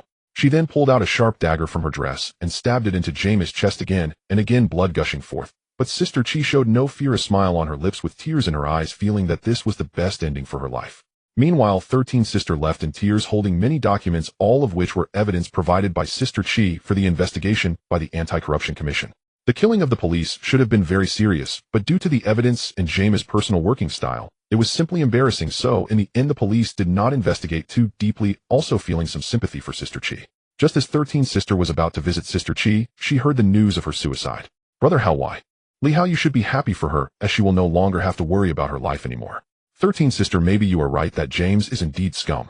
The next day at the Hongxing headquarters, Jiang Tianxing admired Li Hao greatly. It was clear that he had plotted this behind the scenes, and this move was executed beautifully. This time the Crow did very well. According to the previous agreement, starting today, the Poland Street Hall will be established as the 12th Hall of Hongxing, with the Crow becoming the Hall Master. Please take a seat. Congratulations. Congratulations, congratulations. Congratulations, congratulations. The Crow looked at Li Hao and nodded before happily taking a seat next to Liang Kuan, clearly signaling Li Hao's intention. That night at a fighting arena, it was already packed with people. There were pre-prepared betting odds at the entrance with different odds for different fighters, but everyone knew that this match was no fixed fight. Both sides were at odds with each other. Li Hao certainly wouldn't miss this opportunity. Didn't he know what kind of combat strength Chen Haonan had? When Li Hao saw the list of contestants, he was also stunned and quickly sought connections to find this familiar name. To his surprise, when he saw the person, he was extremely shocked. Gao Jin, the suit-wearing thug, was one of the essential double kings for traversers. The other one was Jimmy, who was now working at Haoying Company. This was simply a door-to-door cheat. What amused him even more was that Big B, in order to let Chen Haonan become famous, with one fight specially arranged for him to battle this professional boxer, making Chen Haonan fight against the unknown Gao Jin. Little did they know this was simply asking for death. At this time, not going all in was a sign of illness. He let the few people under him bet tens of thousands on Chun Haonan to ensure that the odds wouldn't lose too much. An odds of 1 to 2 was already quite high. And didn't it mean it would be easy for him to fight He Yong? Hey Kuan Gu, can I discuss something with you? Liang Kuan, now everyone in the underworld is saying when the ghost rat smiles, even the gods can't save you. As long as you don't scheme against me, it's fine. So what's the matter? Ghost rat, this is completely slander. I am a symbol of innocence. Mainly I am short on cash recently and not making any money, so. Liang Kuan, money. That's easy to discuss. How much? Li Hao, 10 million. The juice Liang Kuan had just drunk was sprayed out, and the unlucky Sha Chong beside him was caught in the crossfire. How much? How do you think I'm rich? 10 million. Can you say something more reasonable? Kuan Gu, that guy Bob, I owes you almost 20 million, right? You don't even care about that. I want to place a bet using the profits from my 3rd year at Palan Street and Causeway Bay as collateral. Liang Kuan, you little brat, how shameless. You want to get something for nothing, right? 10 million. Who told me to be such a brotherly person? I support you. But let's be clear, brothers must settle accounts clearly. Li Hao, don't worry, it's the rules of the Jianghu. I won't let you lose. After Li Hao took the check, Sha Chong said in amazement, Kuan Gu, you're so tight-fisted, it's amazing that you can lend out so much. Liang Kuan slapped back, my ears are quite sensitive, no need to shout so loudly. Gui Shu is very clever, and the profits from Palan Street are definitely high enough. Moreover, I can completely win him over. This deal is not a loss. This guy is quite cunning. If he dares to bet, he must have confidence. On the other side, Hua Lu also walked over and said, brother, how are you crazy? You're mortgaging your house and car, and you've directly put Chun Haonan and your 2 rounds at a 0 to 1. 3500000. If we win, we'll get over 80 million according to the ratio. It's Li Hao, fortune favors the bold. This time there are hundreds of thousands of little bets on the island, and the gamble is in the billions. If we don't take action now, wouldn't that be madness? Hua Lu, have you ever seen me lose? Li Hao, a year ago you lost when you compared who could last longer. Li Hao hurriedly covered his mouth and said, forget about this matter, the match is about to start. This time we absolutely cannot afford to lose money. As the bell rang for the match, the participants took their positions. The Prince of Hongxing stepped onto the stage, his black, tight-fitting fighting suit outlining his flowing muscle lines. His short hair framed a cold gaze like ice. The white bandages wrapped around his knuckles gleamed under the lights. He lightly knocked on his chest, a casual motion that instantly ignited thunderous cheers from the crowd of Hongxing brothers below. In the opposite passage, Situ Haonan stepped out slowly, dressed in a red fighting suit that starkly contrasted with his bronzed skin. Unlike the prince's flamboyance, he had a hawk-like gaze locked onto his opponent. Each step he took on the wooden floor of the ring made a dull thud, as if measuring the distance between life and death. The Dongxing crowd was equally fierce, their roars intertwined with the cheers of Hongxing, almost threatening to topple the roof of the gym.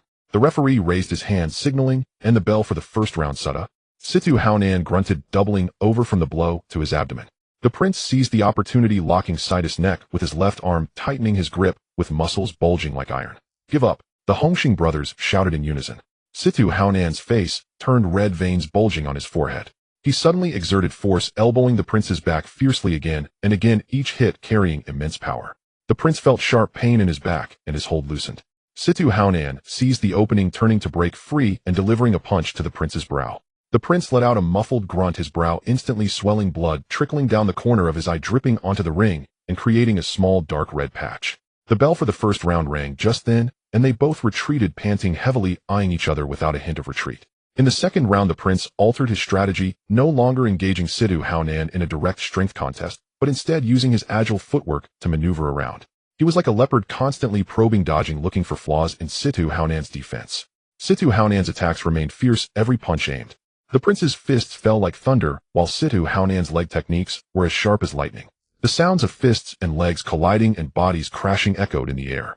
The prince's left arm was struck by Situ Haonan's sweeping leg, feeling as if it would break, yet he seemed oblivious, pouring all his strength into a punch to Situ Haonan's ribs. A light crack was heard, and Situ Haonan's body stiffened visibly. Enduring the excruciating pain, he grabbed the prince's wrist with his right hand and smashed his left elbow hard onto the prince's shoulder, causing it to collapse, painfully blacking out his vision. Both were exhausted, covered in wounds, yet they refused to fall, gripping each other's arms, foreheads touching, heavy breaths spraying onto each other's faces. The prince's gaze was as fierce as a wolf, while Situ Haonan's eyes were steadfast as iron. They both wanted to deliver a fatal blow, yet lacked the strength. The referee stepped forward, raising their arms. The match ends in a draw after 3 rounds. The gym erupted into thunderous applause and cheers. That was truly exciting. Indeed, this is intense for rival gangs. It's a pity I bet on the prince to win. A few minutes later, the second round began. Chun Haonan, swinging his hairstyle, walked onto the stage as if he had already won. On the other side, the unknown Gao Jin with a frail body stepped onto the platform. Many people were not optimistic about Gao Jin. Kowloon said, brother, how are you betting on him? Chen Haonan was quite impressive. He was only slightly inferior to Datu in Causeway Bay. The opponent looked handsome, but they estimated a weight difference of about 10 kilograms. Wasn't this just giving away money? Li Hao replied, you guessed it, how can I make money? Just watch. Chen Haonan will soon start questioning life. Dabi thinks that by letting me fight He Yong, I will lose face, but little does he know Chen Haonan is up against a true expert. As the referee's whistle sounded, the second round officially started. Chen Haonan with a fierce gaze struck first, throwing a punch directly at Gao Jin's face. However, Gao Jin remained calm, swiftly dodging Chen Haonan's smooth little face, his eyes filled with clear disdain. This left Chen Haonan momentarily stuck, his attacks becoming even more ferocious. Down below, Shanji and Tian were extremely excited as their elder brother's combat power was off the charts, leaving no chance for a counterattack. Just when everyone thought victory was assured, Gao Jin evaded the heavy punch, quickly closing in. Chen Haonan's center was open and Gao Jin drilled in, delivering a punch straight to Chen Haonan's chest, followed by another heavy blow to his abdomen. To everyone's astonishment, a thunderous punch landed on Chen Haonan's chin. Seeing Chen Haonan remain still, the crowd from Dongxing erupted into thunderous cheers, while many who had bet on Chen Haonan's loss were less than pleased. Jiang Tianxing chuckled, haha, how could that be? The young people down there are full of energy. Shanji and the others helped the unconscious Chen Haonan off the stage, glaring at Gao Jin, who seemed completely unconcerned. At this moment, Holland approached and said, brother, how I found out that Gao Jin is not from Dongxing. The old man by two once helped him, and he came to express his gratitude this time. Furthermore, by two promised him 3-0 for winning the match. Li Hao breathed a sigh of relief. He had worried that his presence had caused many deviations from the original plot. After thinking for a moment, he said, find out where Gao Jin is staying now, and if he has any difficulties. I'll head up first. The third round began. He Yong marched forward with a disregard for kinship. In his eyes, Li Hao was just an ordinary thug who knew nothing about fighting.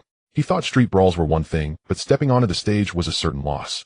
He aimed for a quick finish, launching a fierce attack with a heavy punch aimed at Li Hao's chest. Everyone watched closely, and Li Hao showed no reaction.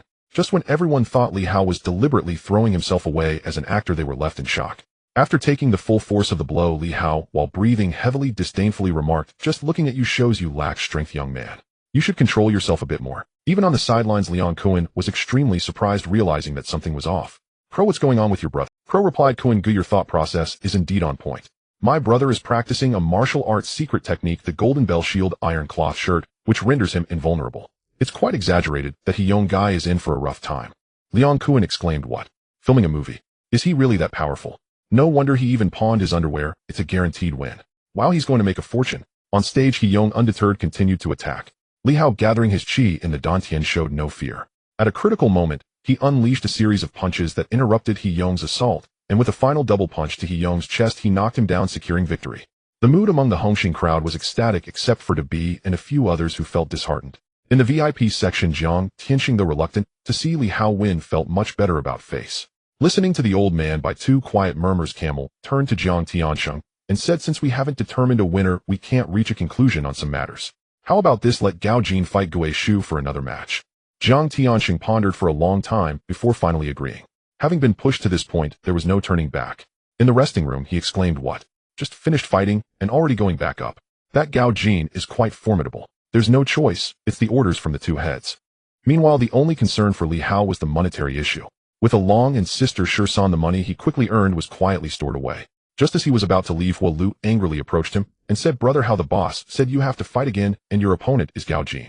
I heard it was Camel from Dongxing's suggestion. Now it's 1 win, 1 loss, and 1 draw.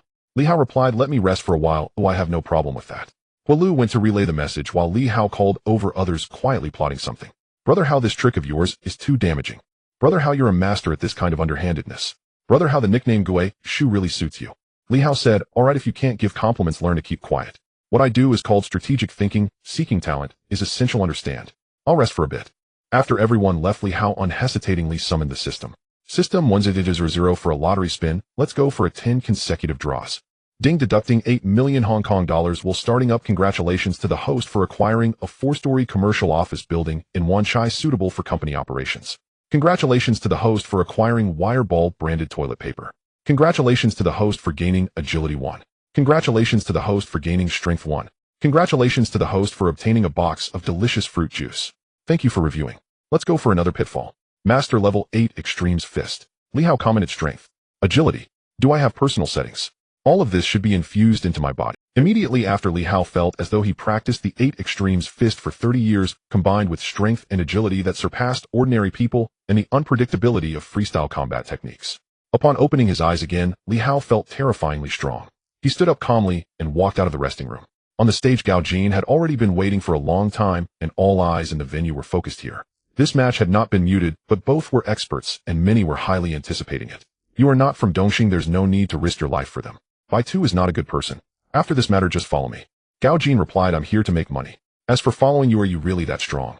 Li Hao responded, if you win, I'll give you $1 million. If you lose, you'll follow me. Do you dare? As his words fell, the referee's whistle sounded. In the audience, Bai Tu and others saw the two seemingly engaged in conversation, but had no idea what they were discussing. The referee retreated to the edge of the ring, and in an instant Gao Jin shot out, like an arrow released from its bow. As he pushed off with his left leg, a gust of wind followed, and his right leg swept out like a steel whip, bending slightly at the knee before straightening into a Muay Thai sweep kick. With his ankle at a right angle, the kick cut through the air, aiming directly at Li Hao's waist. Instead of retreating, Li Hao stepped forward, placing his left foot on the center white dot of the ring. His waist twisted sharply, his left arm bent at the elbow to guard his side, the muscles of his forearm bulging like iron. With a muffled thud, Gao Jin's kick struck solidly against his forearm. Li Hao only swayed slightly, his stance unwavering, but his right arm shot out like thunder, the wind from his punch howling as it targeted Gao Jin's face. A classic crushing punch from Bajiquan, fierce and swift, imbued with penetrating power. Gao Jin reacted swiftly, leaning back sharply to Eva. But Gao Jin reacted extremely quickly, using his other foot to hook Li Hao's arm, his body spinning in midair, breaking free from the hold with the centrifugal force. Upon landing, he executed a side roll to evade Li Hao's pursuit, rising to his feet, while already creating distance, his hands once again adopting a defensive posture, his expression now more serious. This is basically Gao Jin combined with Wing Chun's Zhang Tianji. If it weren't for the system, I wouldn't stand a chance against him. Who on earth is cheating like this? The Golden Bell Shield and Iron Cloth Shirt technique can definitely win through sheer endurance. After a moment of standoff, Gao Jin launched another fierce attack. He took a deceptive step forward with his left foot, diverting Li Hao's attention, while his right fist smashed forward like a meteor, targeting Li Hao's face. His left hand remained hidden behind him, poised to strike. When Li Hao raised his arm to block, Gao Jin suddenly transformed his fist into an elbow strike, driving his elbow like a steel spike, while simultaneously sweeping his right leg to attack Li Hao's lower body. The move was insidious and vicious, pushing the brutality of Muay Thai to its extreme. Li Hao's eyes sharpened. Instead of retreating, he advanced, stepping forward with his left foot landing where Gao Jin had just planted his feet. Crossing his arms in front of his chest, he invoked the essence of the Golden Bell Shield and Iron Cloth Shirt, the air around him solidifying like iron. With two muffled thuds, the elbow strike and sweep kick struck simultaneously. Li Hao twisted his waist in response, his right shoulder crashing forward like an iron mountain, executing Bajiquan's Iron Mountain Lean. His shoulder and back muscles bulged, carrying immense force. Gao Jin forcibly twisted his body in midair to evade the critical hit, but his left shoulder took the brunt of the impact. With a light cracking sound, he grunted, his body flying backward and crashing heavily onto the ring. However, he reacted quickly, rolling up immediately upon landing, his left shoulder slightly lowered, clearly sustaining a minor injury. Yet his eyes held no fear. Instead, his battle spirit flared even higher as he raised his hands once more into an attacking stance, the joints in his shoulders and neck cracking with sharp sounds. Gao Jin took a deep breath, his figure suddenly accelerating, pouncing toward Li Hao like a cheetah. This time he was no longer in a hurry to attack, but circled around Li Hao, quickly moving lightly like a cat. His hands constantly changed. Li Hao's eyes narrowed, the muscles throughout his body surged instantly as the Golden Bell Shield and Iron Cloth Shirt technique reached its peak. He did not flinch or evade, crossing his arms to protect his head, slightly raising his chest, while retracting his abdomen, bracing to absorb the 3 heavy strikes. 3 thunderous sounds erupted like the roar of thunder, eliciting gasps from the audience. Gao Jin's attacks all landed, yet he only felt an insurmountable resistance, as if hitting upon a millennia-old iron. The recoil left his arms numb, and he looked at Li Hao in disbelief. The latter stood firm, completely unharmed, even his expression unchanged. The Golden Bell Shield and Iron Cloth Shirt truly lives up. Suddenly Li Hao moved. He stepped forward with his left foot taking a small stride, yet emanating an unmatched momentum as his right fist shot out like a cannonball, the wind of the punch howling directly at Gao Jin's chest. Although this punch seemed slow, it contained the essence of Bajiquan. Fierce, rapid, and possessing incredible penetrating power, while the defense of the Golden Bell Shield remained intact, seamlessly blending offense and defense with no flaws to exploit. Gao Jin hurriedly raised his arms to block, but was jolted by the force of the punch, causing his arms to bend as Li Hao's fist struck solidly against his chest. With a poof, Gao Jin spat out a mouthful of blood, his body flying backward like a kite, with a broken string crashing heavily against the ropes at the edge of the ring, before bouncing back to the center, struggling a few times, barely able to rise again. Li Hao withdrew his fists, standing calmly, as if he had just engaged in an ordinary training session. Awesome, so powerful. Brother Ghost Mouse is incredible. Hongxing War God. Hongxing War God. Li Hao listened to everyone's cheers, walked over to help Gao Jin up, and said with a hearty laugh, "Ah Jin, you're really something, ha, welcome back to the team," his voice resounding like a bell. Li Hao intentionally made this statement for everyone to hear, especially the white-haired elder from Dongxing. After handing Gao Jin over to someone behind him, he turned to leave the stage. The betting matter would naturally be handled smoothly, by Horlu making a substantial profit, and his funds finally reached 50 million after deducting Liang Kun's commission and rewards for the younger brothers. Liang Kun stepped forward happily, saying, "You really stole the spotlight. Did you know that some people are already calling you the Diamond Mouse? That move just now was truly shocking, like something out of a movie. But I have a question, is that place really as solid as a rock?" Li Hao looked at Liang Kun's lecherous expression and knew what he was thinking. "It can be done, but you need at least 20 years of cultivation for that, so don't even think about it." Although Liang Kun was disappointed, it was within expectations. On the other side, the camel's face was dark with anger. The white-haired elder was certain they would win, but now they lost everything and suffered tens of millions in losses, leaving in fury. In the car, the camel angrily said, "Is this your guarantee?" Now even a fool could see that Gao Jin knew Ghost Mouse and the others. "This bastard is tricking you, and you don't even realize it. Send someone to eliminate Gao Jin for me." The white-haired elder was also very angry and immediately issued a kill order. Meanwhile, Gao Jin, just recovering, was ambushed by dozens of people wielding knives and could only run away helplessly. Fortunately, at a critical moment, several cars blocked the attackers, and after Gao Jin got into the car, he left safely. When he appeared again, he was already in front of Li Hao. "Welcome to Haoyan. How do you like this welcome ceremony?" Gao Jin replied, "Considering what I've been through, it must be largely related to you, right?" Li Hao said, "I can't help it. I'm eager for talent. You're a valuable asset. If you assist me, great things can be achieved. If they are truly trustworthy, you wouldn't be in this situation. I can't guarantee much, but as long as I have money, my brothers will have money too. This is your share," he said, pushing a box filled with 500 Hong Kong dollars towards him. Gao Jin sighed and said, "It seems I don't have anywhere else to go. Brother, how I look forward to your guidance in the future." "Haha, welcome Jimmy, our new colleague and manager of Haoyan Security. Here are these contracts for the ownership of an office building in Wanshai, which will be the future office address of Haoyan Company." Jimmy, surprised, took the documents and said, "This place, 4 floors. The rent alone will be several million a year. Brother, how you're striking it rich." Li Hao replied, "He just made a little money. He'll wire you another 10 million for the company, and just proceed with the various businesses as planned. Mainly we need to take photos with firearms. It's easier to deal with those country folks. We can't do it without spending a bit of money. Let's get a few more cars for convenience. In short, our lives will get better and better." Here they celebrated happily with champagne. On the other hand, Jiang Tiansheng was happy inside, but pretended to be angry, and said, "Big B, is Chun Haonan really that useless? I did some investigation. You reject the two A Bao and Li Hao and are solely focused on promoting Chun Haonan. What's the reason behind this? Can he manage the younger brothers? If it weren't for Li Hao's reluctance to turn hostile, he would have gone to Mongkok by now." Big B responded, "Mr. Jiang, this was an accident. Who knew that Gao Jin was so formidable? Haonan's work is definitely reliable. If he were facing that He-Yong, he'd definitely win. I have high hopes for him." Jiang Tianxing said, "Hey, I really don't understand your judgment right now. I have a matter that can give a chance to Kowloon. Recently the guy with the map has been causing trouble, and I want to take him out." Big B asked, "Map? Isn't that Liang Kun's sworn brother?" Jiang Tianxing affirmed, "That's him. He still owes Liang Kun over 20 million Hong Kong dollars, and he's one of Liang Kun's distributors. If we eliminate him, Liang Kun will suffer greatly. Moreover, he's too arrogant.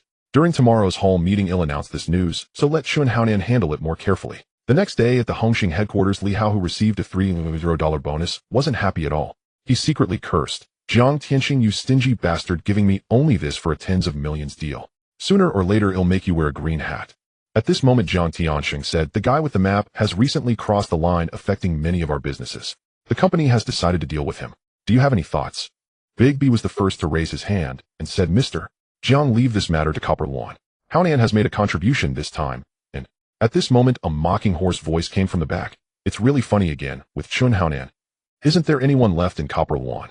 Everyone knows he's your son, but you don't have to push him so much. A Bao is more reliable than him." Big B replied, "Liang Kun Ba Bai is your sworn brother. Of course you don't want him to be in trouble." Liang Kun said, "I distinguish between gratitude and resentment, and I always prioritize the bigger picture. How you want to do it is up to you, but this little brat Chun Haonan can't accomplish anything. If you have the guts, then make a military order. Don't disgrace Hongxing later on." Big B said, Alright, if Haonan fails to complete this task, he'll put up 2 million. This should be acceptable, right? Crow said, money is money, but losing face is losing face. Mr. Zhang, if we eliminate Ba Bai, can we get the red sticks? I recommend along. Before the meeting commenced, Li Hao received news and had communicated with Liang Kuan in advance. Naturally, Crow followed Li Hao's suggestion and let Along find an opportunity to rise. As for Gao Jin, Li Hao never considered letting him join Hongxing. Li Hao said, then I recommend a Bao. Since Brother B isn't promoting anyone, I personally support it. Is that alright? Big B said, Ghost Mouse, don't go too far. Li Hao replied, who exactly is going too far? Mr. Zhang asked everyone to recommend. Am I wrong to support a Bao? He supported you before anyone else, and now you only know about Chun Haonan and his gang, who are more of a hindrance than a help. If you can be the leader, then be one. If not, step aside for someone else. A fierce expression stared intensely at Big B. At this moment, Li Hao was wild and completely revealed his ambitions. Big B said, you just want to rise to power, don't you? Don't you look at your own conduct? Do you have what it takes? Li Hao said, if you can become the leader, it's truly a loss for Copper Luan. He turned to Zhang Tiansheng and said, as the head red stick, I should have the right to recommend, right? Is there any issue with me recommending a Bao? Zhang Tiansheng nodded, indicating no issue. After contemplating for a long time, he said, this matter was my oversight. Let's do this. Let Chun Haonan handle it first. If he fails, then Along or a Bao can assist him. Is that okay? Li Hao said, if he fails, it will definitely alert the enemy. Besides, since the opportunity is already gone, what else is there to say? I won't manage this, but if Chun Haonan messes it up, all the businesses he manages must be handed over. Liang Kuan said, I agree. If he has no ability, the most capable should take precedence. Nearby, De Chao Ma Wang and others all expressed support, as Chun Haonan had caused them significant losses. In the end, it was still Zhang Tiansheng who made the final decision, assigning Chun Haonan the task. At Mongkok at the bar on Palan Street, Liang Kuan said, how you were truly impressive today, standing up to Big B and Mr. Zhang, not giving them an ounce of face. You have guts. Li Hao replied, it's nothing, mainly because they went too far. This big fool really thinks I'm easy to bully. Kuan Gu, you handle things with Ba Bai and make it bigger. Liang Kuan said, this fool, I've already lost to him, and he still acts nonchalant. What will happen to my money? Li Hao replied, but you are dear friends and brothers. I remember he has a mother and a son, right? Liang Kuan was taken aback, looking at Li Hao as if he understood him. How I have high hopes for you. You're ruthless. I don't care if this bastard dies, but I still want my money back, 20 million. If you bring it back, he'll give you 30%.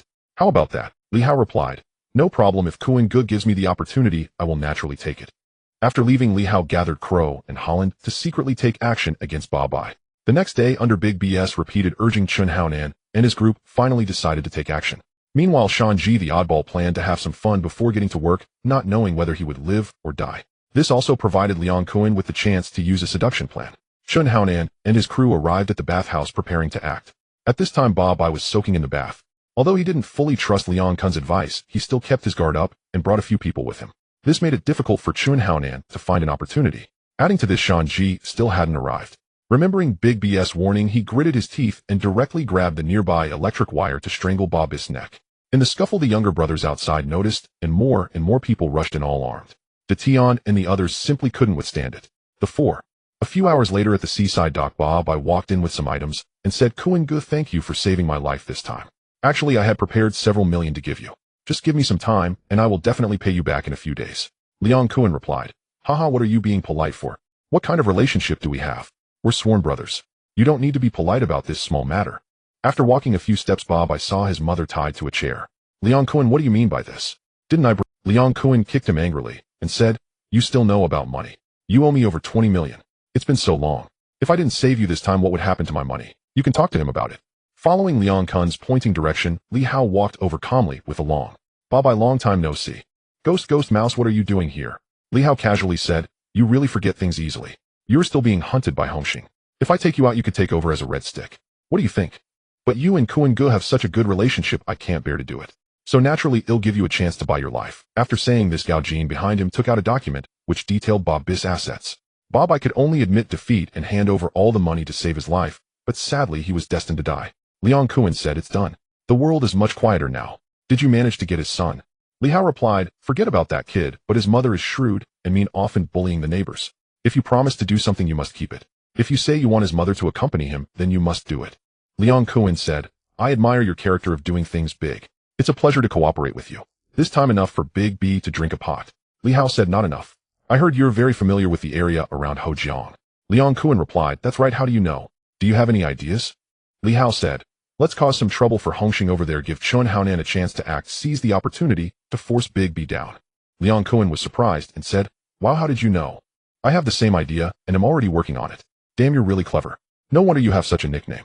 Otherwise, let's cooperate. If you spread some goods in your territory, it would be much more profitable than protection fees." "Aren't we in this for money?" Li Hao replied, "I'm not interested in the business of no. For as the cops are watching me. I only want to do business. Kuan Guim supporting your rise to power." Liang Kuan replied, "Haha, good brother." The next day at the headquarters meeting, Big B kept his head down and said nothing while Jiang Tianxing frowned. At this moment, Liang Kuan swaggered in and said, "Is this what you said would definitely work? You don't know what you're talking about. A few trash are treated like treasures. I'm starting to doubt whether you have any plans." Big B slammed the table and shouted angrily, "Don't talk nonsense, this was an accident. Haonan and the others were working for the society." Li Hao replied, "If you make a mistake, you must admit it. If you get hit, stand straight. How can you be a leader for the society if you don't work for it? Ba Bai is so useless that he can't solve anything, and what good is he at?" Big B warned, "Ghost Mouse, don't be too arrogant. Mind your status." Li Hao retorted, "At this moment you talk about status. If you had even a bit of character to match your position, I wouldn't have to say this." Jiang Tianxing then said, "All right, everyone quiet down and sit down. This is the headquarters, not a market. Chen Haonan has done poorly, so all the businesses will be handed over to a Bao and Ghost Mouse. This matter is non-negotiable. Also, Big B, you need to bring out the money. Thanks to Along Bob, I was taken down, or else it would be too embarrassing. So I've decided that Along will take the position of Red Stick. Moreover, there has been an incident in the Hojiang area. A guy named Dog of Death wants to lower Hongxing's cut. Estimate that we will lose 30%. I plan to send someone to deal with this. Does anyone have any opinions on this?" "There's no need to say it. Whoever dares to lay a hand on Hongxing must be dealt with." "I agree. However, it will be a bit difficult to go to Haokong this time. They've already bullied us to our limits. How can we not fight back?" At this moment, Debi stood up and said, "Everyone, I know there have been unexpected issues regarding this incident, but Haonan is indeed a good candidate. Please give Tongluan one more chance. Let's leave this matter in Haonan's hands this time. I guarantee it won't go wrong again." The others exchanged glances, and eventually all looked towards Liangkuan and Wuyo. Liangkuan spoke, "The first arena, the second incident, is reclaiming what belongs to us considered punishment. There's no reason for second chances. I am someone who understands the importance of rewards and punishments. Since you're vouching for Chun Haonan and the others again, fine, we are all from Hongxing. I will give you a chance, but what will you bring this time? Stop talking about useless things. It's not just me who looks down on them, no one else cares either. Bring something substantial." Debi glanced at Jiang Tianxing, gritted his teeth, and said angrily, "Just the position of the boss of Tongluan is sufficient, right? But this time, if Haonan succeeds, not only will he redeem himself, he must take the position of the Red Stick in Tongluan. Is there any problem with that?" Liangkuan replied, "Wow, you really scared me. Finally, you look like a big brother. If you make a mistake, you must admit it and stand tall when you take a beating. Since you are betting like this, I have no objections. What about everyone else?" "No objections. No objections." Agreed. Jiang Tianxing was helpless and ultimately let Liangkuan take charge of coordinating the people on that side. Chun Haonan and the others prepared to take action. After the meeting ended, Jiang Tianxing angrily said, "You really have guts. Betting this big, is Chun Haonan your illegitimate child?" Debi replied, "Mr. Jiang, I was left with no choice. Even if I don't place a bet, a Bao is already seizing power, especially Gui Shu. That guy now occupies half the position. It doesn't matter if I'm the boss or not. Rather than suffer, I'd rather fight it out. I believe in Haonan, he will definitely come through." Jiang Tianxing was exhausted. If it weren't for Debi's loyalty, this position would absolutely not be given to him. Since things have come to this, let's head back. This time we must be more cautious and give them proper instructions. Watching Debi and the others leave, strategist Chun Yao said, "Mr. Jiang, Liangkuan has privately approached most of the bosses and is preparing to stage a coup. These guys. Liangkuan can't possibly win Debi over, but aside from him, you and I are the only ones aware of this. Each of them is a traitor good for nothing. Even the newly arrived Han Bin and his brothers are just sitting back to watch the show. It's a good opportunity to see what cards these people are holding. Hongxing can only be under the Jiang family name." On the other side, in a bar on Bolan Street, Li Hao was sharing his plans with these people, but what puzzled him was that they weren't responding. "Hey, what are you guys doing? Speak up. Is my plan bad, or is there something wrong? Please add your input." Liangkuan remarked, "Damn, this is really sinister, even more shameless than I am." Sha Chong said, "This is too ruthless, even more so than Brother Kuan." But what greeted him was a heavy blow. Wuyo was naturally overjoyed. "Brother, how I really admire your work, especially that Chun Haonan. I was quite displeased with him at first glance.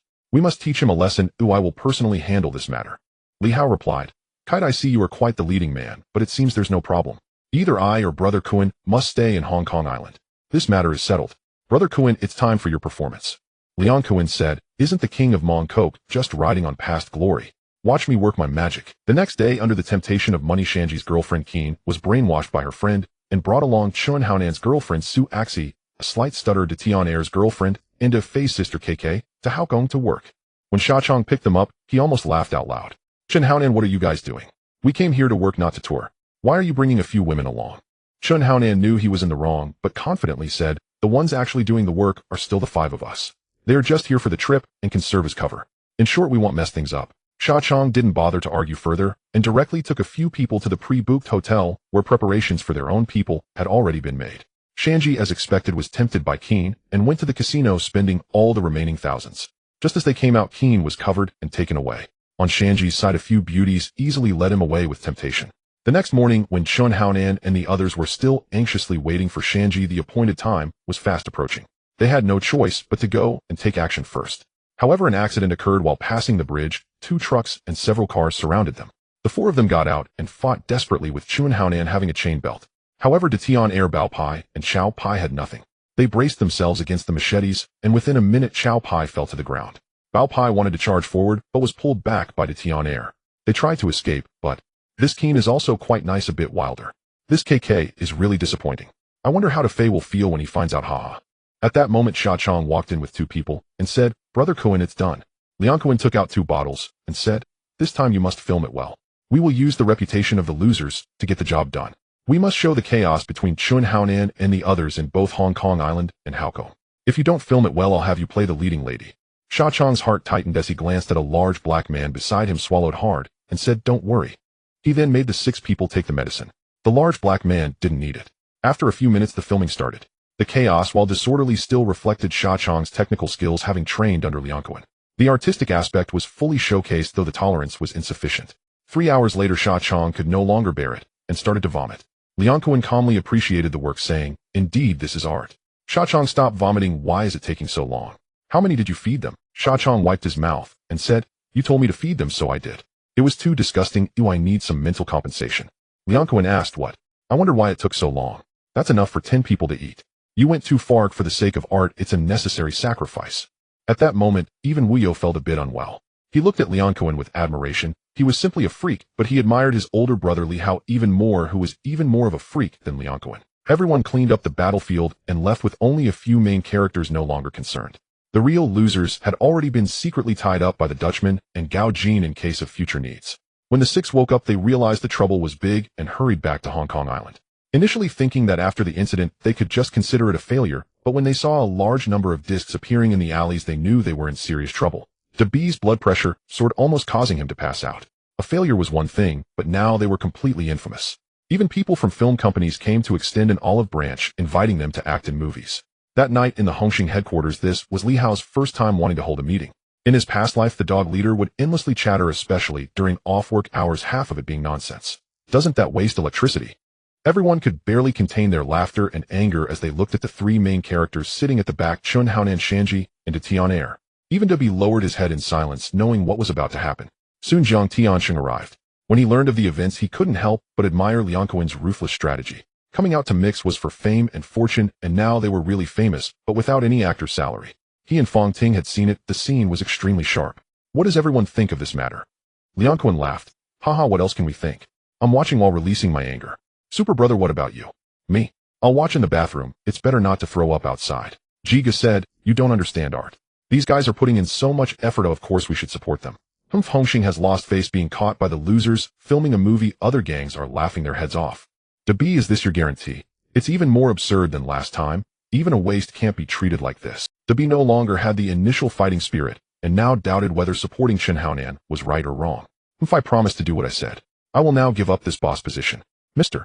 Jiang, everything is voluntary. Jiang Tiansheng replied, this is nonsense. The boss position cannot be a joke, but considering your attitude of admitting fault, it's still fair. Other matters are forgiven. Liang Cohen said, Brother Xing, even if there is favoritism, it shouldn't be like this. The impact of their film on Hongqing is so great. DeB stepping down is due to ineptitude, which is different. Besides, how do we resolve the issue with the losers? At that moment, DeB stood up and said, what does this have to do with you? Haonan and the others enjoy filming, but what does it have to do with you? Everyone knows they were set up, and you're the only one here being obnoxious. Just then the door was pushed open and the veteran Red Stick Fei walked in, immediately spotting Tian Air and attacking. The scene descended into chaos. KK was his sister, and this time it was all the Tian heir's fault. Lianquan remarked, "Is this what you call voluntary? Seduction of a brother-in-law is a taboo in the underworld, especially when you provoke them this way, going at it with real weapons. Wow, I really have a lot of knowledge." Weo said, "Brother Kuan is truly talented. These shameless guys still have the face to appear here. If it were me, I would have crashed to death by now." Lianquan said, "How can the younger ones be so ignorant while the older ones can't control their younger brothers?" Jiang Tianxing stated, "Enough. Shunhan and Shanji de Tian heir, you three have performed poorly. From today onwards you are no longer part of Kowloon. This matter ends here. After all, our enemy is the losers. Whoever can eliminate them will ascend to the position of boss of Kowloon." At this point Weo said, "I knew Mr. Jiang was fair and just. I hereby announce that my big brother has already dealt with the loser." At this moment Li Hao smiled and stood up saying, "Everyone, you've worked hard. After learning about this matter, I immediately sent people to Haokong to handle it. It is my duty to help restore Hongxing's reputation, and since Mr. Jiang mentioned it, I take this opportunity to thank all the older brothers for their support." Jiang Tianxing's expression turned cold, but he still pretended to be happy. The other hall masters naturally supported him, agreeing, "Dabi, shouldn't you just leave now, taking Chun Haonan and the others with you?" Dabi stood up and said, Don't think that just because you're in this position you can act recklessly." He stood up. Mr. Jiang wasn't here yet, and if he left now things would escalate further. Li Hao also unapologetically occupied the boss position in Kowloon, but he didn't sit next to Jiang Tianxing, instead changing places and giving Lianquan a glance. At this moment Lianquan launched a full-on attack saying, "Every year, Brother Sheng, you take this position here. I think it's not quite right. Normally it's elected every 3 years, and now is just the right opportunity to re-elect. Yaogu, isn't this in line with the rules?" Chen Yao replied, "Yes, that's correct." Just as Dabi sat next to Chun Haonan, he heard this and immediately said, "Lianquan, you're also plotting against me. You even schemed against Mr. Jiang." Lianquan replied, "Fool, are you out of your mind? Is there any issue with the rules of the society? Every 3 years, why can't I run again? I've had a tough time these past 2 years. In '83, we clashed with those guys from Chongqing and Lantian. We were so glorious back then. In '84, I reclaimed the market in Hong Kong, defeating Shopee. Oh, I did that. In '85, I led people in Tsim Sha Sui, taking out Qin Shi. I did that too. Based on my achievements, I absolutely qualify to take the leading position, don't I? Furthermore, I've helped brothers in the gang. No matter who asked me for help, I handled it properly." Jiang Tianxing responded, "Fine, I respect everyone's decision. Yao, you take charge." Lianquan said, "Yao Gu, I leave the rest to you." After saying that, he sat down, and Chun Yao then said, "Everyone, since we are all here, I will give everyone 3 minutes to consider." As soon as the time was up, Chun Yao calmly said, "Those in favor of Lianquan becoming the 3rd leader of Hongxing, please raise your hands." Immediately Li Hao and the Crow raised their hands without hesitation. "Ha, good brothers." Following that, Chen Yao also raised his hand in agreement, and soon after the Chao, Liang Mama Wangjin, the Crown Prince, and others raised their hands one after another. Even the Hanbin brothers, witnessing this scene, all raised their hands as well. Jiang Tianxing looked at this scene, and a murderous intent surged within him. "Well, since everyone has voted, I naturally agree. Lianquan, this position will be under your control in the future," he said, standing up and walking back with Dabi following closely behind. Lianquan, seeing this, confidently took his position. This moment was the pinnacle of his life. "Everyone, I am not the kind of person who behaves one way in front of people and another behind their backs. Since I have risen to power, I will hand over the position of the Wang Jiao leader to Sha Chong. I trust everyone has no objections, right?" Everyone expressed that they had no objections. After all, it wasn't their territory. The meeting quickly concluded, and the news of Lianquan and Li Hao's rise to power soon spread throughout the Jianghu. Countless people were watching this matter, not expecting the crafty Jiang Tianxing to be stabbed and thoroughly schemed against. Lianquan was extremely happy, leading everyone in a carefree manner. As for Li Hao, he gathered everyone at the Kowloon headquarters for a meeting. "Brothers, we have now taken control of Kowloon. The next step is to develop. Making money is the most important thing.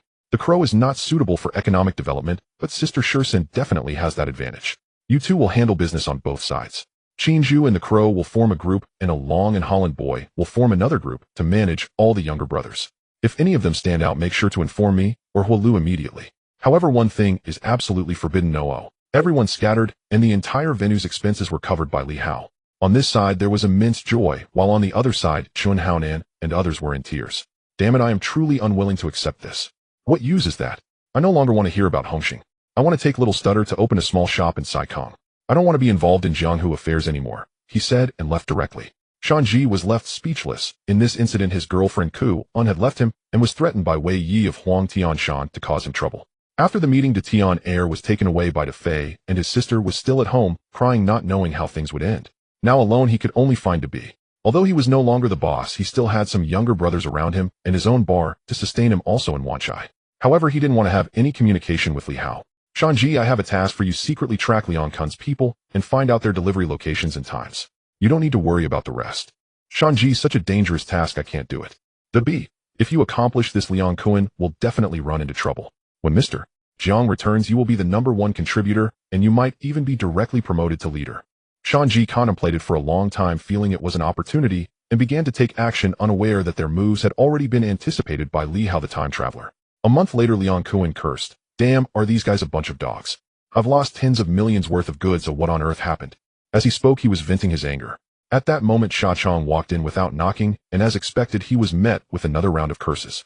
Kun Gu, I am here to bring you good news. Oh, what good news do you have? Bro, I know you've been having bad luck lately, losing money, and I've been targeted by petty people. So I rushed to find a master to calculate for you. Cut it out. Do you still believe in those Jianghu con artists? I could say I'm Qin Shi Huang too. Li Hao, this is different. I found out that Dabi has been secretly investigating your goods. You've suffered significant losses recently, haven't you? Liang Kun, what? I knew that bastard wouldn't stay quiet. He's truly asking for death. Li Hao, so I came here to help you. Is there any shipment arriving at Dongxing recently? Right now, only Shanji can do things for Dabi. When the time comes, you can have him handle it, haha. Liang Kun, haha, your scheme is indeed wicked. Oh, let this bastard handle Dongxing, and he won't even know how he died. Aha, my good brother, let me kiss you quickly. Li Hao, forget it, I'm not into that. I know you know quite a few people. Well, I need a batch of film equipment to prepare for making a movie. It's not the kind you understand, it's a real movie. Liang Kun, I do know a fat guy named Jing, but he's a bit neurotic. His company is on the verge of bankruptcy, but the equipment is fine. If you're interested, take a look. But be prepared, this stuff burns money. Without a good script, no one will watch it. Li Hao, don't worry, you'll handle this. Once it's released, I'll take you to see a zombie film. The next day, Li Hao successfully recruited Jing to become the manager of Haoyan Film Industry. Simultaneously, according to his memory, he directly wrote out dozens of movie scripts for the other party, using his literary talent to impress them. He even mentioned some names for them to contact, enticing them to produce films with the most top-notch benefits and contracts in the industry, and most importantly, without threats.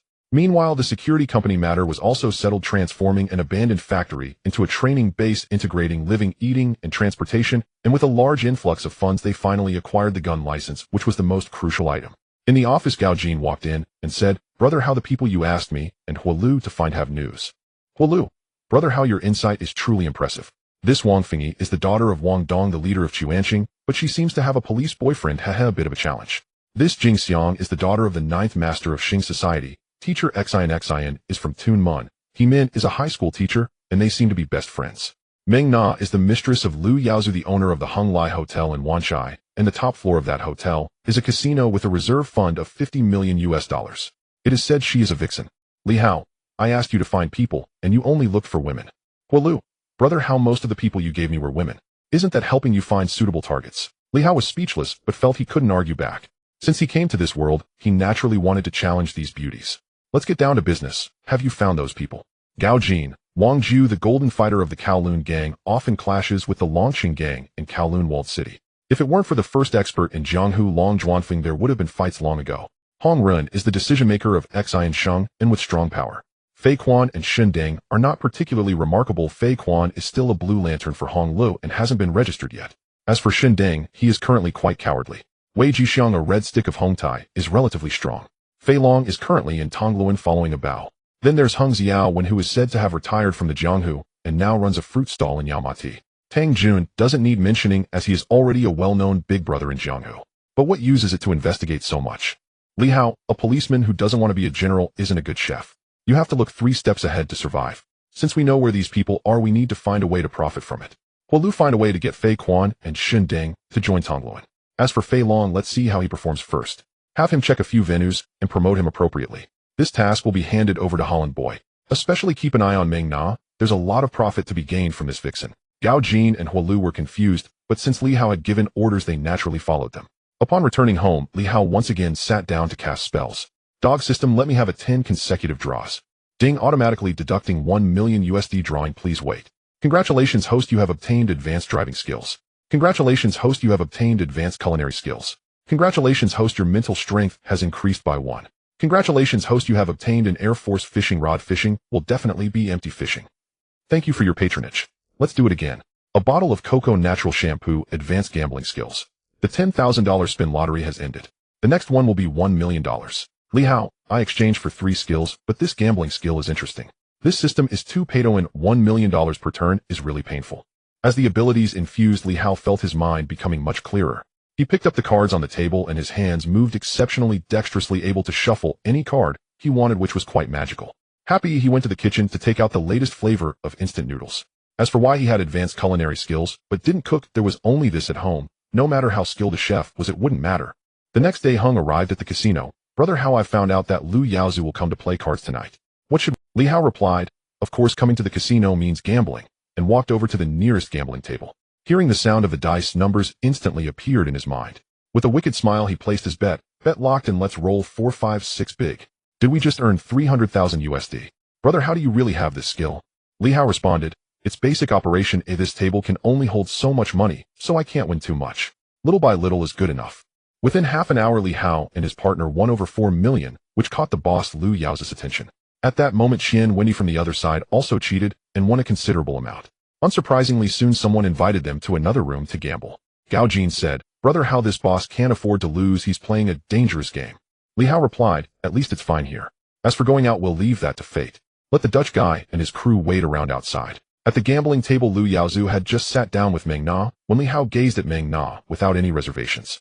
Lu Yaozu wasn't angry. Instead, Tian Wendy smiled wickedly, thinking they were here to make money. Since you two are so lucky today, how about we play poker? No problem. Same here. At that moment, 2 more people walked in. One was Xiang Gu, the gambling king from Singapore, and the other was Zhong Chuxiong from Qizhou, bringing tens of thousands to show off. As the dealer dealt the cards, Li Hao didn't mind and directly folded. The dealer was Tian Wendy's girlfriend. If she didn't cheat, no one would believe it, yet the others were oblivious and continued to place their bets. Even Zhong Chuxiong's stake was on the line. Tian Wendy unsurprisingly won 2 million USD. Lu Yaozu was clever. At a crucial moment, he replaced the dealer, unaware that this dealer was a friend of Tian Wendy who was preparing a setup against Lu Yaozu. However, they forgot about Li Hao. At a critical moment, Li Hao patted the dealer on the shoulder and said, don't rush, take your time. Little did they know he was using the gambling god Long Sis trick, directly swapping a card in his position to disrupt the order. Since everyone is having so much fun, let's raise it to 3 million USD. Lu Yaozu said, you've already won all night. I can't believe every hand you have is this good. I'll match you 3 million and raise you 2 million USD. Li Hao responded, if I'm betting now, it has to be 5 million. I have a straight flush on the table, no reason not to call, so 5 million it is. As both sides revealed their cards, Lu Yaozu was slightly behind. Just as Tian Wendy gleefully reached for the 2 million USD, Li Hao interrupted, saying, hey, I haven't flipped my cards yet. He then revealed his hand, which was the heart 10, completing the straight flush. Tian Wendy's expression darkened, but Lu Yaozu was quite pleased. They were both losing, but he didn't want to see Tian Wendy win. Haha, who would have thought a master like you would appear in Hong Kong? I hope you can participate in the upcoming gambling god competition. We can continue playing then, Lu Yaozu said, standing up to leave. However, as he exited the room, he ordered his men to follow and find an opportunity to eliminate the opponent and retrieve the money. Li Hao calmly packed the money into a box. Unbeknownst to them, he secretly stored it away. Before leaving, he threw a stack of money in front of Zhong Chuxiong, saying, keep this for your ride home, we may meet again. Zhong Chuxiong was naturally overjoyed, repeatedly thanking him, while Tian Wendy felt a bit uncomfortable. At that moment, Li Hao pushed over 300 USD, saying, this should be your principal, consider it a friend's. You would be dead. Tian Wendy was stunned and exclaimed, you know about this? May I ask who you are? So you are the Hongxing Tongluan's hall master that people are talking about. What a pleasure. Li Hao replied, I saved your life and returned your principal. You owe me a favor now. What do you mean? Li Hao then whispered something in his ear. Tian Wendy revealed a lewd smile, as if to say he understood everything. He then turned and left. Li Hao felt delighted and left with Gao Jin, but after walking a few blocks, he noticed someone was following them. However, at the next intersection, several cars came crashing towards them. The Dutch guy and dozens of men retaliated. In the car, Li Hao utilized the unparalleled skill described by Tian Wendy, combined with the golden bell shield and iron cloth shirt. Wasn't that the strong muscle little drill wind? A skill that wouldn't change for money. Ajin, go investigate what this gambling god competition is all about, who's participating, and who the hot candidates are. Understood, Brother Hao. Meanwhile, at a hidden seaside location, dozens of Dongxing members, led by Sha Meng, started unloading goods. Not far away, Shan Ji, who was tracking Sha Chong, had already informed to be. Unbeknownst to them, this tactic of borrowing flowers to offer to Buddha was specially prepared by Liang Kuan for them. Soon a large number of police arrived, forcing Sha Meng and his men to flee, while Shan Ji returned to receive a reward. On the other side of Dongxing, damn it, there must be an inside man. What's going on? Our people have seen Hongxing's Sha Chong. It can't be him. Liang Kuan has more informants than we do. Who could it be? This time we lost over 30 million in goods. We're in trouble now. At that moment, a younger brother rushed in saying, "Big brother, we have news. It was Shan Ji from Hongxing to be who did it. They want to take down Liang Kuan. They've tried several times already." "What? An undeserved disaster. If I suspect it was Liang Kuan's doing, that bastard wants to divert the resources eastward. That's not important if our goods are gone. If to be did it, we can deal with it once we find him. Sha Meng, go capture him." On the other side, Liang Kuan, upon hearing this news, almost laughed himself to death. He quickly called over Li Hao and said, "That fool, haha, the batches of goods I lost were worth hundreds of thousands." Deliberately enticing him to take the bait, "This time I specifically mentioned goods worth over 30 million, and sure enough, he sent Shan Ji and his useless crew to do the job. Dongxing has suffered a heavy loss. Just wait, the camel won't let him off easily. Jiang Tiansheng is still in the Netherlands and won't be back for a few days. Congratulations, Kuan Gu, but this fire isn't hot enough, so it needs to burn a little more fiercely." Meanwhile, Sha Meng stormed into the BS home without mercy, taking his wife and children along. They turned the house upside down for anything valuable and took several people back to the main hall. "I don't want to say too much. If this batch of goods is worth over 30 million, hand over the money and we'll be square. Otherwise, you'll pay the price today." Dabi said, "This is a misunderstanding. The person I wanted to target was Liang Kuan. Please let my wife and children go. One person does the crime, one person takes the fall. I still have over 2 million. I'll give it all to you." Sha Meng kicked him angrily, saying, "I've been chased by dozens of cops. Your 30 million is just a drop in the bucket. I can't reach that bastard Jiang Tiansheng. If you don't hand over all the money, your wife and children will die." On the other side, a panicked Shan Ji found Chen Haonan. Upon learning about this matter, Chen Haonan immediately contacted the Tian heir to gather and discuss a solution. With no one else to turn to, they approached Bao. But for Bao, not taking advantage of their misfortune was already a favor. He had no goodwill towards Chen Haonan. The three, with no other choice, went to look for Chen Yao, only to find out that Mr. Zhang was not in the area and that East Qing was demanding 35 million. With so much money besides Liang Kuan and Li Hao, no one else could afford it. They weren't fools. Jiang Tianxin clearly wanted to abandon that foolish Dabi. While they were at a loss on how to handle it, Dabi finally ran into trouble. His wife and children were sold off. His sister-in-law was sold to a company to shoot a movie to pay off debts, and Dabi's money and assets were all seized. Even so, Dongxing still suffered a loss of over 10 million. Sha Meng, this madman, began attacking Seve. Chen Haonan couldn't believe his ears and angrily left. The three drank in silence by the roadside. "Brother, then there's no other way now. Mr. Jiang isn't the boss anymore. Managing this situation is already a stretch." "What are you talking about? Brother B treated us so well. If we don't take down Sha Meng, how can we justify it to Brother B's family? I must kill that bastard Sha Meng. But he's one of Dongxing's 5 tigers. He has thousands of men. What can we do with just the 3 of us without money or men?" The Tian heir pondered for a long while before saying, "I went to request help from Defei, who, out of respect for KK, he didn't attack me, but I'm prohibited from getting involved in this matter unless Liang Kuan can help." "What the hell, Brother B asked me to make trouble for that bastard Liang Kuan. Looking for him? That's like looking for a ghost mouse. That guy is very clever." Chen Haonan's eyes lit up as he said, "Ghost Mouse initially envied Brother B for taking care of me, proving his high sense of belonging to Kowloon. We could give it a try." "No way, Nengu, that Ghost Mouse would never help us." "Then what to do? We have to give it a try." Half an hour later at Kowloon Bar, "How did you 3 brothers think of coming to find me?" Li Hao said in exasperation, "I didn't think of it either." Chen Haonan replied, "Regardless, when you rose to power, Brother B didn't stop you. Your position was also left by Brother B stepping down. He had also taken care of you before. Even if there were mistakes, it was my fault for making Brother B focus on me and not promote you and a bow. I'm sorry, I asked you to help me once for the sake of our past brotherhood in Kowloon." Shan Ji and the Tian heir felt awkward as they had scolded Li Hao the most, and now they came to plead for help, almost crying. Li Hao said, "Oh, my head hurts. You all know I have a cooperative relationship with Liang Kuan." Shan Ji's actions this time were purely coincidental. "This matter has just concluded. If we go to war directly, what will happen to Hongxing? You 3 are no longer members of Hongxing. I can provide you with money and weapons, but you will have to find the people yourselves." Chen Haonan replied, "As long as there's money, I'll figure out the rest myself." Li Hao sighed and stood up to leave. Chen Haonan said, "I didn't expect Ghost Mouse to be so reasonable. It's already good that he's willing to help us financially. Don't mention him again, especially not Shan Ji." "Don't worry, I know." Li Hao, with a headache, returned to his office to get the money, but he was actually thinking about the next game. Unexpectedly, Chen Haonan would come looking for him. Suddenly, a plan flashed in front of him. After a long while, Li Hao opened a box in front of the 3, saying, "Here's 5 million and a black star with 6 bullets. This is all I can help you with. Once you leave this door, we have no relations. I also wish for no one to know you came to find me." Chen Haonan's eyes brightened as he took the box. He didn't expect Li Hao to be so generous and happily said, "Ghost Mouse, thank you for not holding grudges. We'll remember your kindness this time and repay you when we have the chance." Watching the 3 leave, Ajin smiled and said, "These 3 fools have some ideas. Brother Hao, here's the list of participants you wanted. The person whose name is quite similar to mine is currently in Hong Kong. Li Hao took a look, and indeed the future gambling god Gao Jin had already been discharged and signed up for the competition. Let's go check it out. Meanwhile, in a villa, Gao Jin and Long Wu were ambushed exchanging gunfire. Had it not been for Long Wu's impressive skills, they would have surely died this time. As more and more people approached, the two hurriedly climbed over the fence to escape. Just then a car stopped beside them. Get in the car, we'll talk later. Long Wu exchanged glances with Gao Jin and got into the car. Thank you for your help. May I ask who you are? Li Hao replied. Gao Jin, although this is our first meeting, I've actually seen you many times. Hongxing Ghost Mouse, I admire you greatly. This is Gao Jin. He has the same pronunciation, but different characters. Oh, just call him Jin. In my eyes, you are the true gambling god, so we can collaborate. Collaborate? What do you mean? I need money, you want revenge. This time I'll cover your expenses, you just need to focus on gambling. Let's be friends, how about that? Gao Jin thought for a moment and said, I don't have many friends in Hong Kong. Since you saved me, we're already friends. Li Hao laughed. It's my honor to befriend the future gambling god. Let's head to my place. Soon they returned to the residence. To reassure the two, Li Hao even handed them 2 guns for safety. He then headed for his next target, Hung Lai Hotel. I didn't expect you to still be alive and to come here. Li Hao looked at Meng Na with an aggressive gaze, saying, they say a peony dies beneath the flower. Even as a ghost, it's still charming.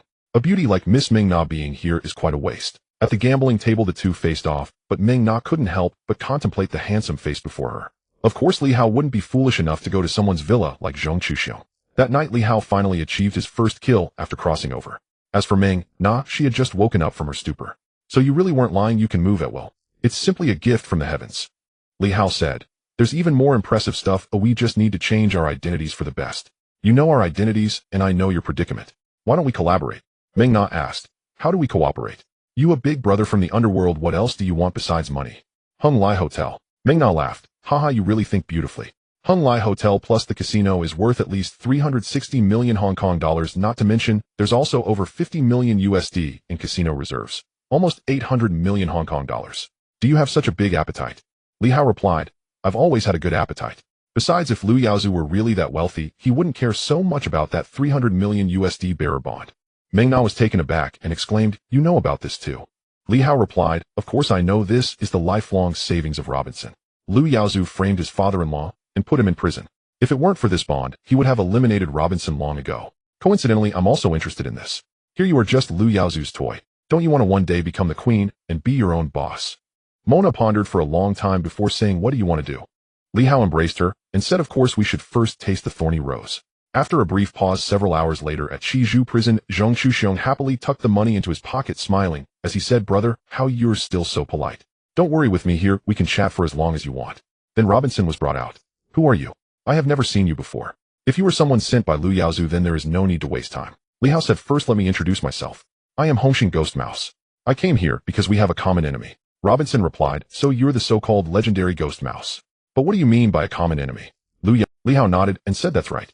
To put it bluntly, you want to take revenge for your daughter, and I want Hung Lai Hotel. Lu Yaozu framed you and got you imprisoned, but you still hold a large portion of the shares. If I help you deal with him, you can give all the shares to me. Why should I trust you? Villa second floor, lizard bonds. Robinson's eyes widened in surprise as he exclaimed, you. Li Hao replied, that's why I said I have no need to lie to you. Once the deal is done, I will give you 20 million, allowing you to live comfortably for the rest of your life, leaving Hong Kong Island. Otherwise, you will never have the chance for revenge. Robinson suddenly aged significantly. After a long contemplation, he said, all right, I agree. As long as Lu Yaozu is dealt with, I will sign the contract. Li Hao said, from now on, no one in the prison will bully you. By the way, be careful of that Tian Wendy. He was sent in by Lu. Having secured the promise, Li Hao quickly contacted Mona, asking her to meet with Lu Yaozu to discuss the engagement. They planned a romantic banquet at the villa, inviting many guests.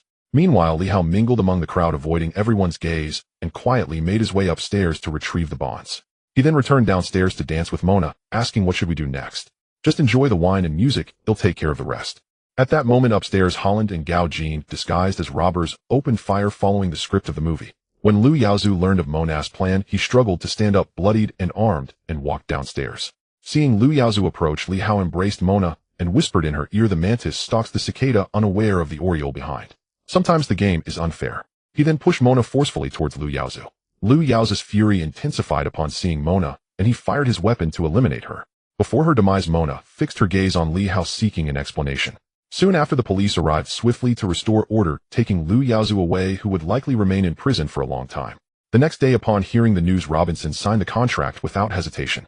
After Liu Yaozu entered prison, he became the fish on a chopping board entirely at Li Hao's mercy. The value of the unregistered bonds initially worth $300 million each. In the company, Li Hao was filled with vigor knowing that having money meant being able to do more.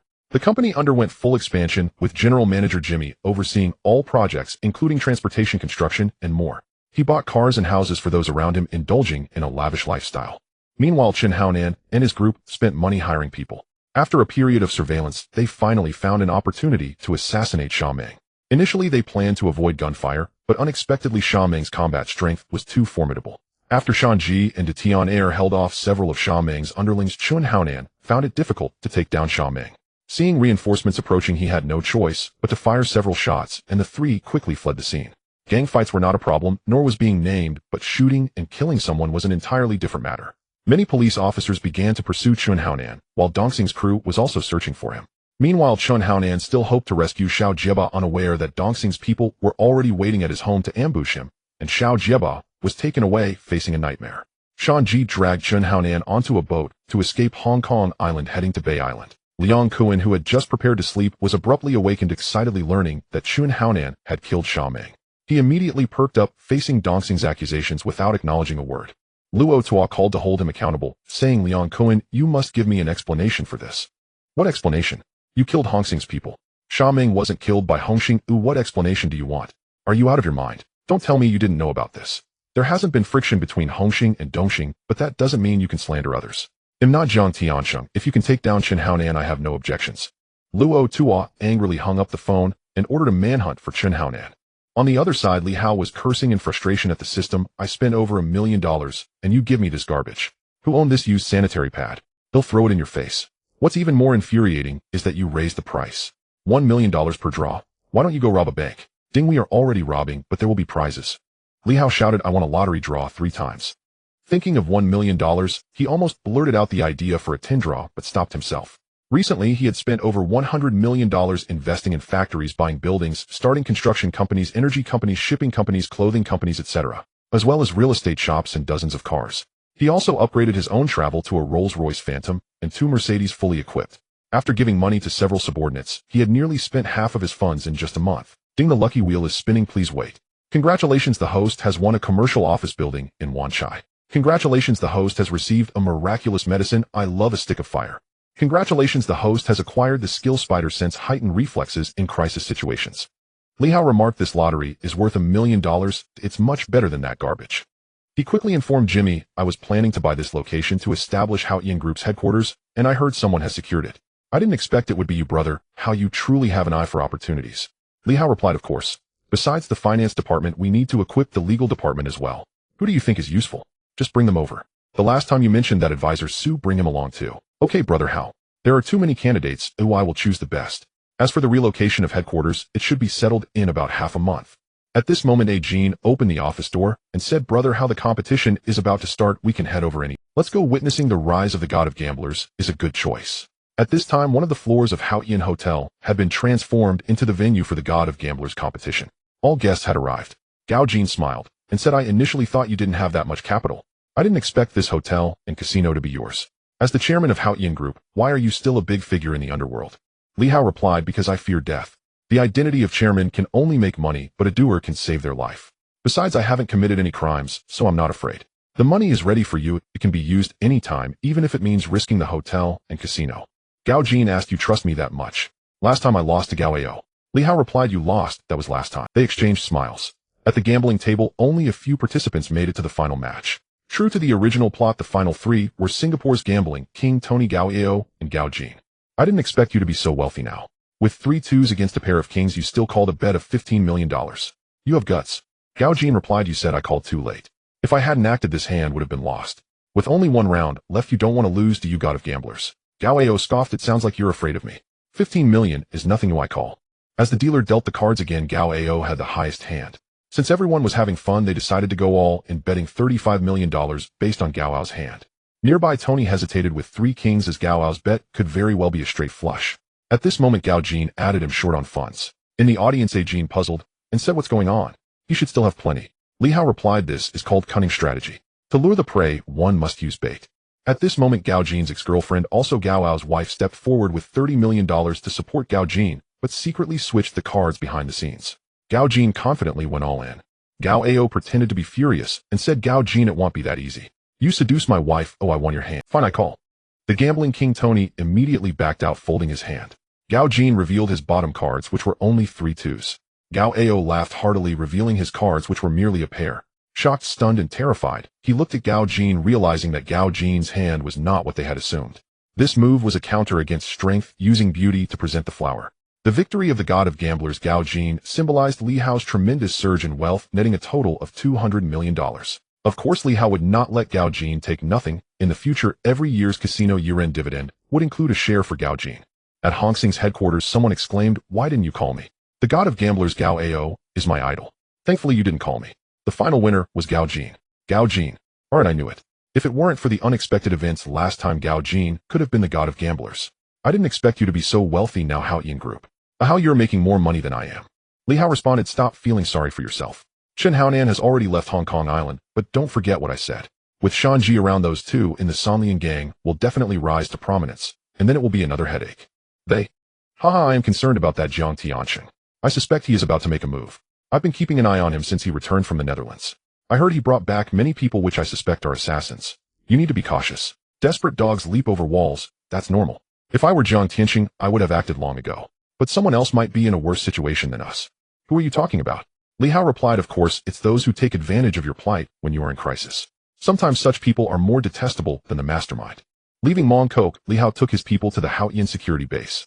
At this point, Gao Jin had already finished his brother. How this guy is really strong. If it weren't for the life and death battle, I wouldn't have been able to defeat him. If we used weapons, I wouldn't be his match. Li Hao replied, that's normal. The man in front of you is Wang Jianjun, a soldier who fought in the Vietnam War. The person across from him asked in confusion, you know me. I know you well. You guys came here to make a living, and the saying Hong Kong Island is paved with gold is both true and false. It requires a sharp mind or top-notch skills. You are lucky to hold one of those positions. According to the current salary in the flower country, earning a few dozen bucks a month is normal, and several $100s is considered a high-paying job. Here, a monthly salary of $5,000 is already high. I can offer you $30,000 a month, and if there are other tasks, bonuses start at $100,000. All your food, clothing, and housing will be covered by the company, and you will serve as a deputy manager. You can bring along your 20 subordinates, and the pay will be half of yours. Wang Jianjun was stunned, not expecting Li Hao to be so generous. However, the task's reward made him feel there was more to consider, but such treatment was too good to pass up. He immediately agreed. He had also heard about Haoyan before, and knew it was a huge wealthy group. Li Hao directly placed $1 million cash in front of Wang Jianjun. Aren't you afraid I might just take this? Li Hao replied, if you only want to earn this little money, then that's all you will amount to in your life. Follow me, and you can earn much more, and life will be much more interesting.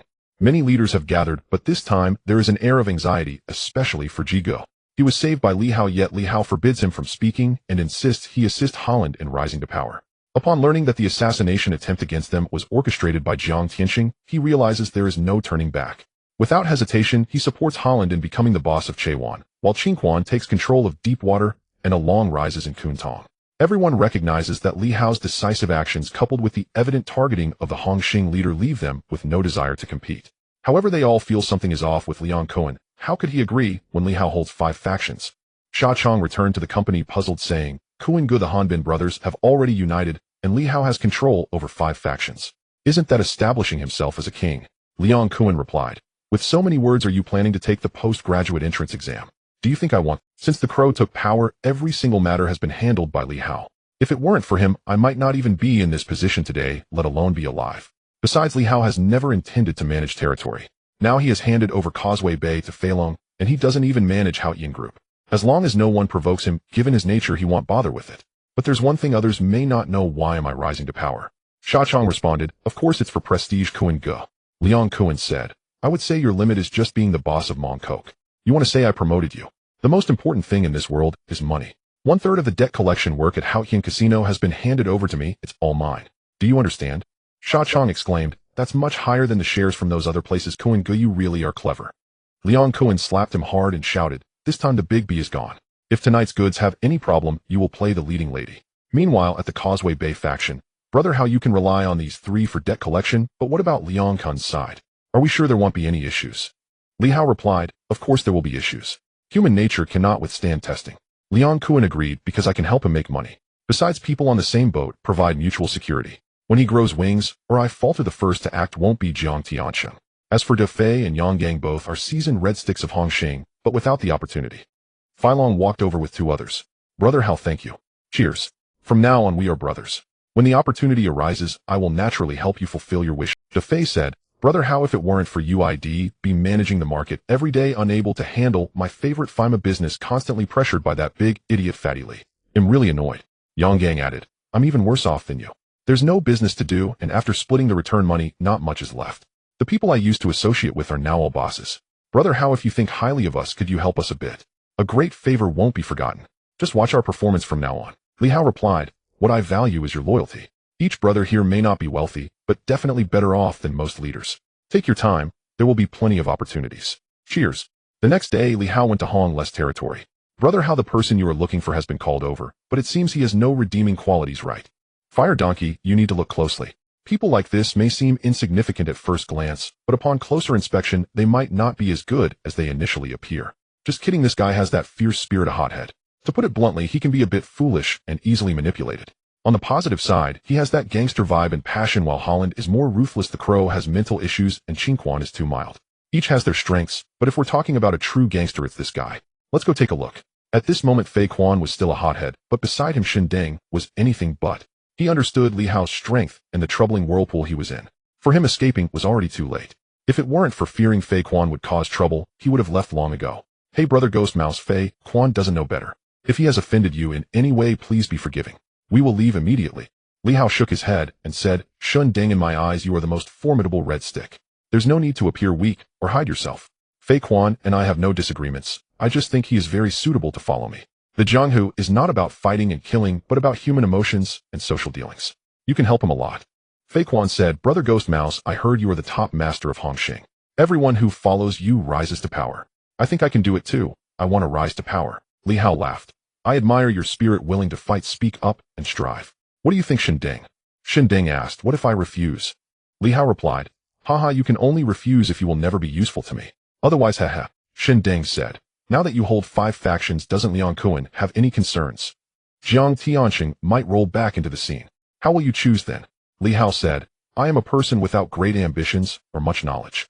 I just want to live my small life, well, to be well fed and warmly dressed. But anyone who seeks trouble with me, I don't mind cutting the weeds and eliminating the roots, leaving not a single one. Shen Deng said, I really want to know why you have succeeded. There's no one richer than you among the gangsters. Just to be clear, I don't want to be any boss, it's too exhausting.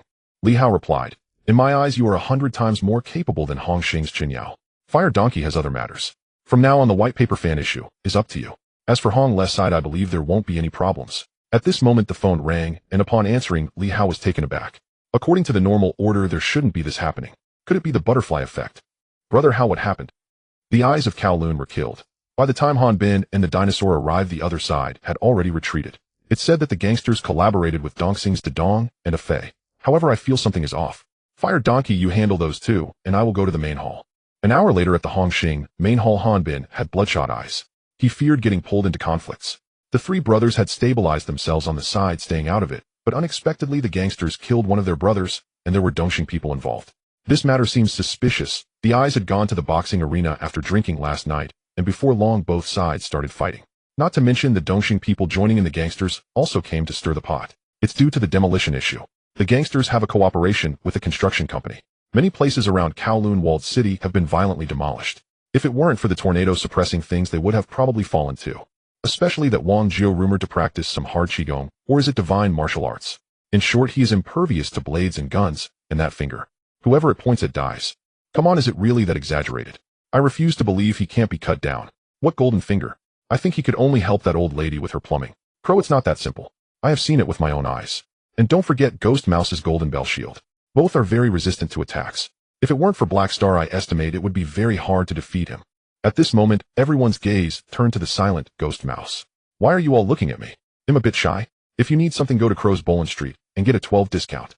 Liang Kuan said, I'll stop joking. If you go there, you'll be charged an extra 20. You're quite shady. Do you know about Wang Jiu? Is he really that powerful? Li Hao responded, among the visible people in Hong Kong, Wang Jiu can firmly sit in the top 3 positions. What do you all think? He could defeat the 20 or so people in this room alone, and only I can fight him. However, I have never fought him for real, so I don't know who would win. But if you go, it's suicide. If Prince wants to try, feel free. I will prepare a coffin for you in advance. The prince said, Kai, do you think I'm stupid? A freak who can firmly sit in the top 3 can only be assassinated with a gun. Otherwise, cold weapons are simply ineffective. What do you all suggest? Hanbin stood up and said, Kuin Gu, I will not let the death of the eyes go unpunished. Starting today, I will go to war with Dongxing's Dedong and a Fei. Liang Kuan said, Abin, don't be impulsive. If it's just Dongxing, I won't stop you from going to war. But what if Wang Jiao makes a move? Are we supposed to hold a funeral for you? Well, now we can have their funerals together. Crow, don't be so arrogant. I always feel like someone is pulling strings behind the scenes. Li Hao's words made everyone stop discussing. Ah, how you are crafty. Who do you think it is? Li Hao said. The previous assassination coupled with this illogical action suggests that even if the gangsters want territory, someone must be pushing from behind. It seems like they are attacking Hanbin's 3 brothers, but actually, he looked at Liang Kuan. Are you implying that old schemer? It's possible. Others remained puzzled about who the two were talking about, but they seemed to have caught a hint. Li Hao said, First, let's talk about the matter at hand. The position of the Kowloon boss is vacant. Is there a suitable candidate? Hanbin said, My underling A Chung and the native from Tunmun are both qualified. Sha Chong chuckled. As for a Chung, I think he's alright, but the native, are you sure? Everyone knows what he is like. This is about choosing a boss discussing things with us. Li Hao was also pondering. Fei Quan simply cannot hold this opportunity. He and Shen Deng have just crossed paths, but this position must not be given up.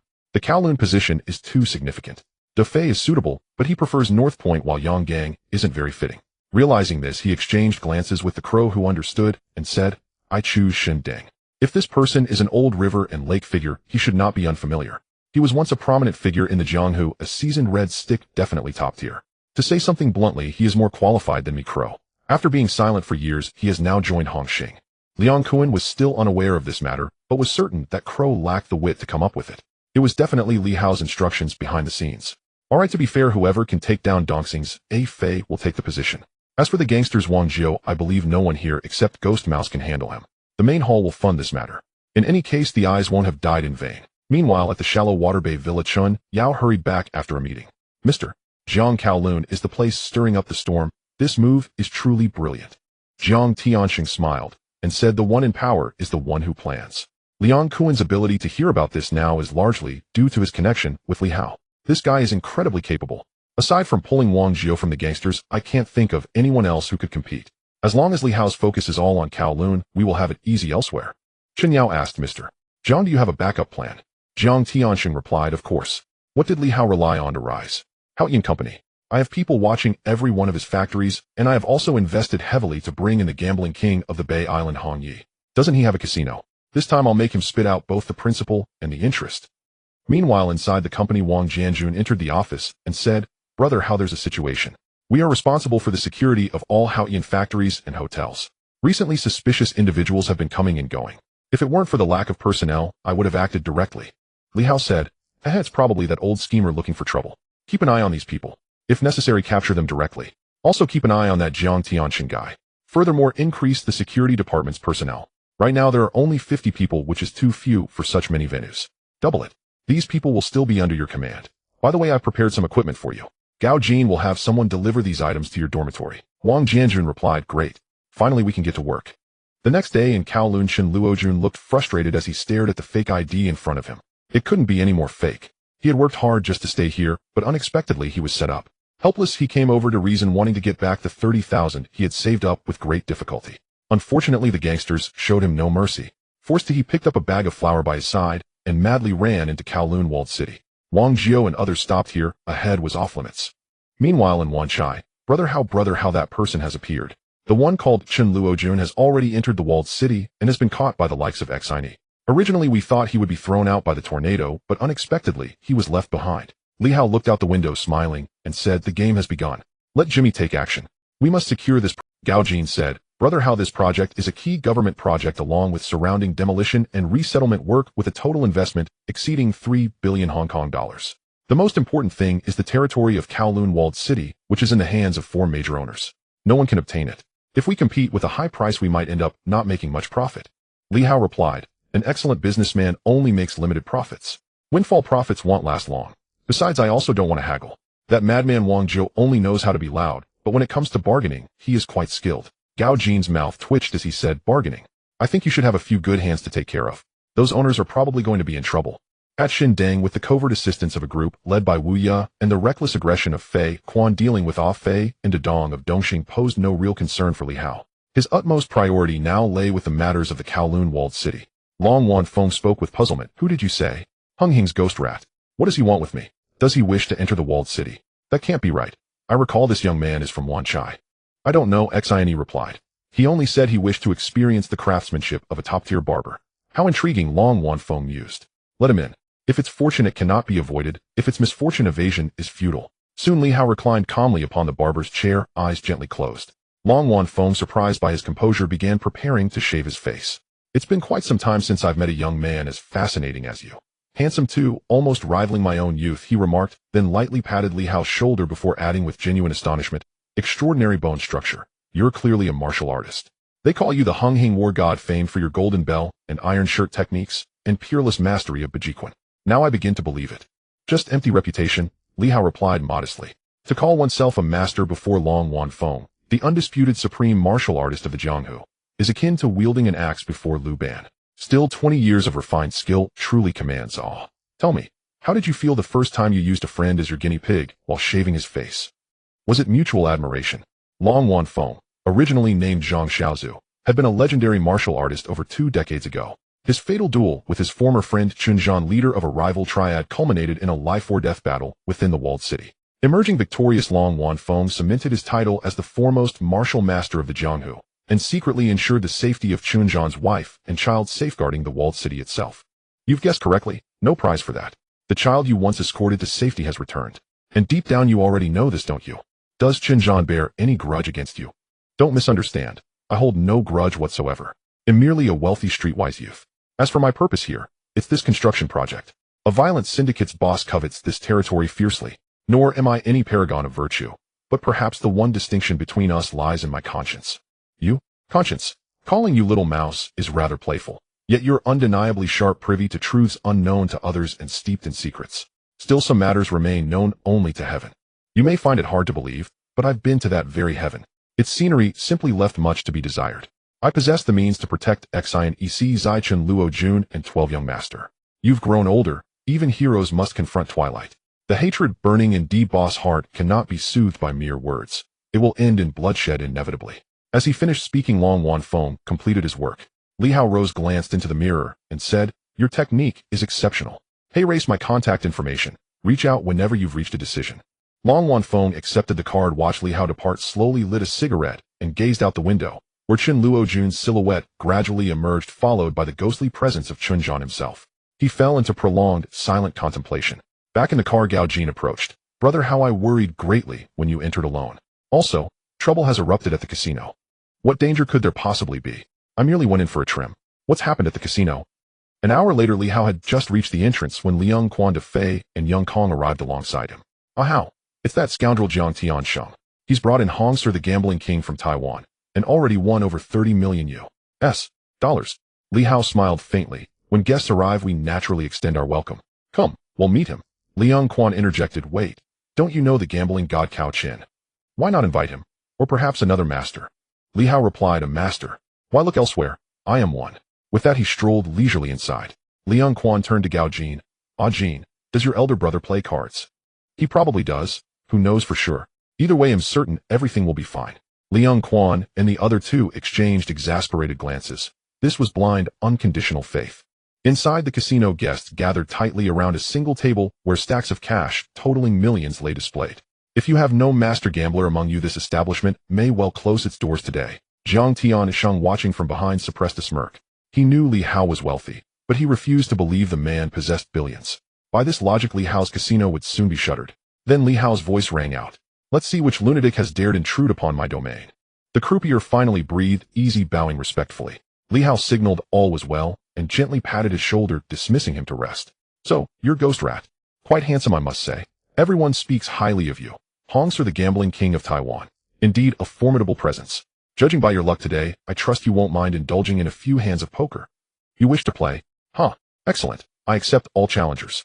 Though I fear you may lose not only your fortune, but your entire casino. I run a business. When patrons arrive bearing money, why would I refuse? With that, he settled calmly across the table. The newly assigned croupier began dealing. Hong Ser studied the visible 10 of hearts, then gazed serenely at his whole card. At that moment Li Hao declared unperturbed, "You've won quite handsomely. Very well, let's go, Alan." The entire room froze in shock. Even the croupier faltered. From behind, Liang Quan muttered angrily, "Ah, Jean, your brother clearly doesn't know how to play. He's gone Alan for $5 million without even glancing at his whole card. What kind of madman is he?" "I don't know, but brother Hao must have confidence." Jiang Tiansheng, observing from afar, grinned inwardly. Li Hao clearly had no clue how to gamble. He was merely bluffing with bravado. Hong Ser narrowed his eyes and said coolly, "Young man, you burn with fiery spirit. Put him in no rush, I fold." The croupier reshuffled. This time, before Hong Ser even looked at his cards, Li Hao pushed his $5 million stack away and said, "I'm pressed for time. No patience for petty gamblers like you. If this is all you've got, the game ends here." Hong Ser paused, glanced back at Jiang Tiansheng, then withdrew his chips. Tension gripped the room. The croupier dealt again and again. Hong Ser now held 2 pairs, but Li Hao's exposed hand was already a straight flush. "Since so many have gathered here today, let us ensure everyone departs satisfied. $30 million. Young man, you act as though victory is assured. Do you imagine I flinch? Yet I lack such funds." "No funds." Li Hao turned toward Jiang Tiansheng and called out, "Mr. Jiang, you summoned this man yet failed to supply him with even basic capital." Jiang Tiansheng, humiliated and cornered, ordered Chun Yao to produce a check. "Hong Ser holds $30 million with me." Whispers rippled through the crowd. Those familiar with Hung Hing quietly chuckled. This was proving to be a most entertaining internal power struggle. Hong Ser accepted the funds without hesitation and declared, "I'll match your 30 million, but I despise you. Add your right hand to the wager." "Then I'll add a leg. Let's reveal our hands." Hong Ser sneered, "Humph. If my memory serves, you hold a straight, not a straight flush. Let's see how you intend to beat me." He flipped his whole cards, 3 jacks and 2 tens. Li Hao smiled disdainfully. "You earned your title as gambling king for good reason, but this is as far as you'll ever rise." He revealed his cards, a flawless straight flush. Stunned silence filled the room. Liang Quan and the others gasped aloud. Li Hao rose slowly and walked forward. Hong Ser recoiled, glancing desperately toward Jiang Tiansheng, who had already fled, pleading silently. Yet Jiang Tiansheng, seething inwardly, cursed his catastrophic losses. Without hesitation, Li Hao seized Hong Ser and hurled him onto the table. A single kick shattered his leg, beyond repair forever. His agonized screams echoed throughout the casino. Amidst the cries, Li Hao swept his gaze across the room. "Gentlemen, any winnings you accrue here are yours to take, provided you play fair. I guarantee it. As for this MB, Brother Hao, you're extraordinary. Absolutely magnificent. That move was pure intimidation. Even the gambling king fell before you. When did your gambling prowess reach such heights?" "It's innate talent. I generally keep a low profile. What you witness is merely the surface of my ability." Brother Kowloon, Jiang Tiansheng, seems determined to court death. He's long overdue for a surprise. Meanwhile, en route home, Jiang Tiansheng was ambushed. Multiple vehicles collided in a chain reaction. Only his bodyguard's desperate resistance spared him from immediate death. "Ah Yao, we can no longer stay in Hong Kong. I must flee to the Netherlands immediately. He'll make preparations. Departure within 2 days." Elsewhere, Li Hao parted ways with the group and arrived at an abandoned factory. Wu Ye greeted him eagerly. "Brother, I've brought him to you. Truly exceptional. Judging by your expression, you've already sampled him. How was it? Delicious?" Wu Ye grinned slyly. "Indeed. The old schemer possesses exquisite taste. Fortunately, my capabilities surpass his." "Enough. After all, this is housekeeping. In our world, respect for elders remains paramount. Hey, race your assignment. Escort Holland Boy to the Netherlands. He knows the terrain well. Prepare for action. Each of you receives $1 million.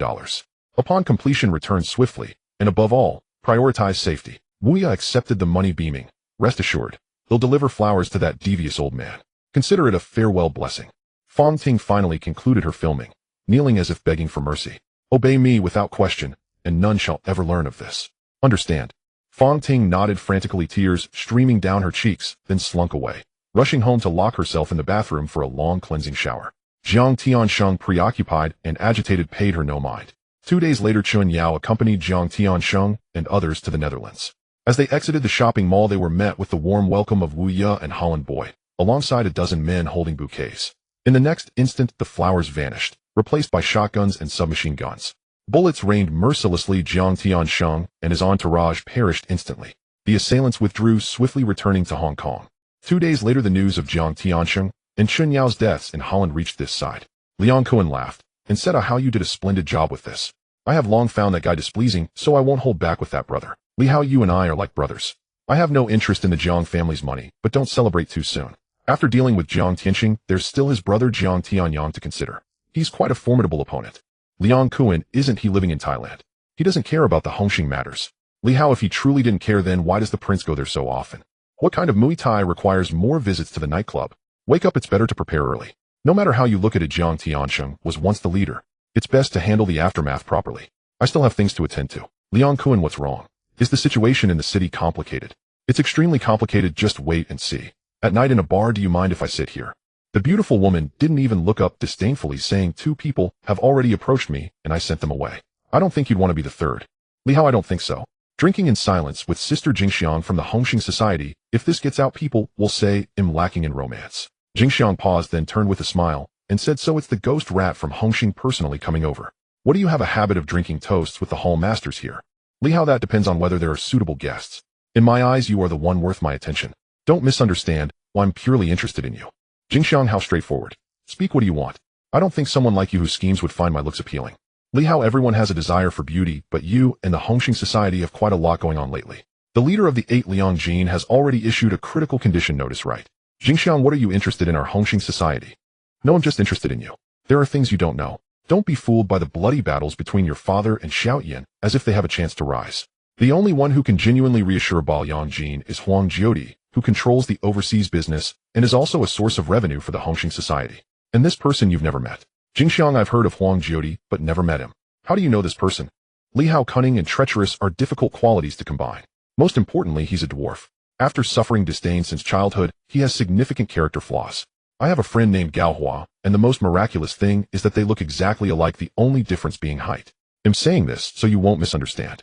Jingxiang, I bet you have other motives for telling me all this. Li Hao, after Huang Jiodi returns, he will undoubtedly target your father and Xiaodian. There could be distant alliances and close attacks or complete elimination. Your father is too greedy for power, and his strength is insufficient. The old generation's ideas are not suitable for the current youth, while Xiaoshan's support is clearly higher than your side. Who do you think will be the first to suffer? Jingxiang, me, because Xiaodian wants me to be his woman. Li Hao, correct. Do you think Xiaodian will give up once he No. He will never accept the dwarf flaunting in front of him. Even your father is just an obstacle, and he has support from Dongxing behind him. You are undoubtedly destined to lose, and in the end you will only be dressing up for Huang Jiodi. Jingxiang pondered for a long time, and said, what role do you want to play in this? What do you want? The support of the Hongxing Society. It seems you already have control over the 5 major halls of Hongxing, not just the leader, but surpassing it. Li Hao, I'm the most honest person. If I say it's for you, then it's for you. It's quite simple. Hey, erase my business card. I believe you will contact me again, or I hope you can think it through, because I have to be more virtuous than Xiaodian. Jingxiang, I can't tell, but your achievements today are definitely proportional to your audacity. I hope I never have to contact. Meanwhile, inside the city, boss Di Chio invited brother Hu of the Menghu gang and Tornado for a meal. Haha, I have good news for you. The son of Qin Zhan has arrived in Hong Kong.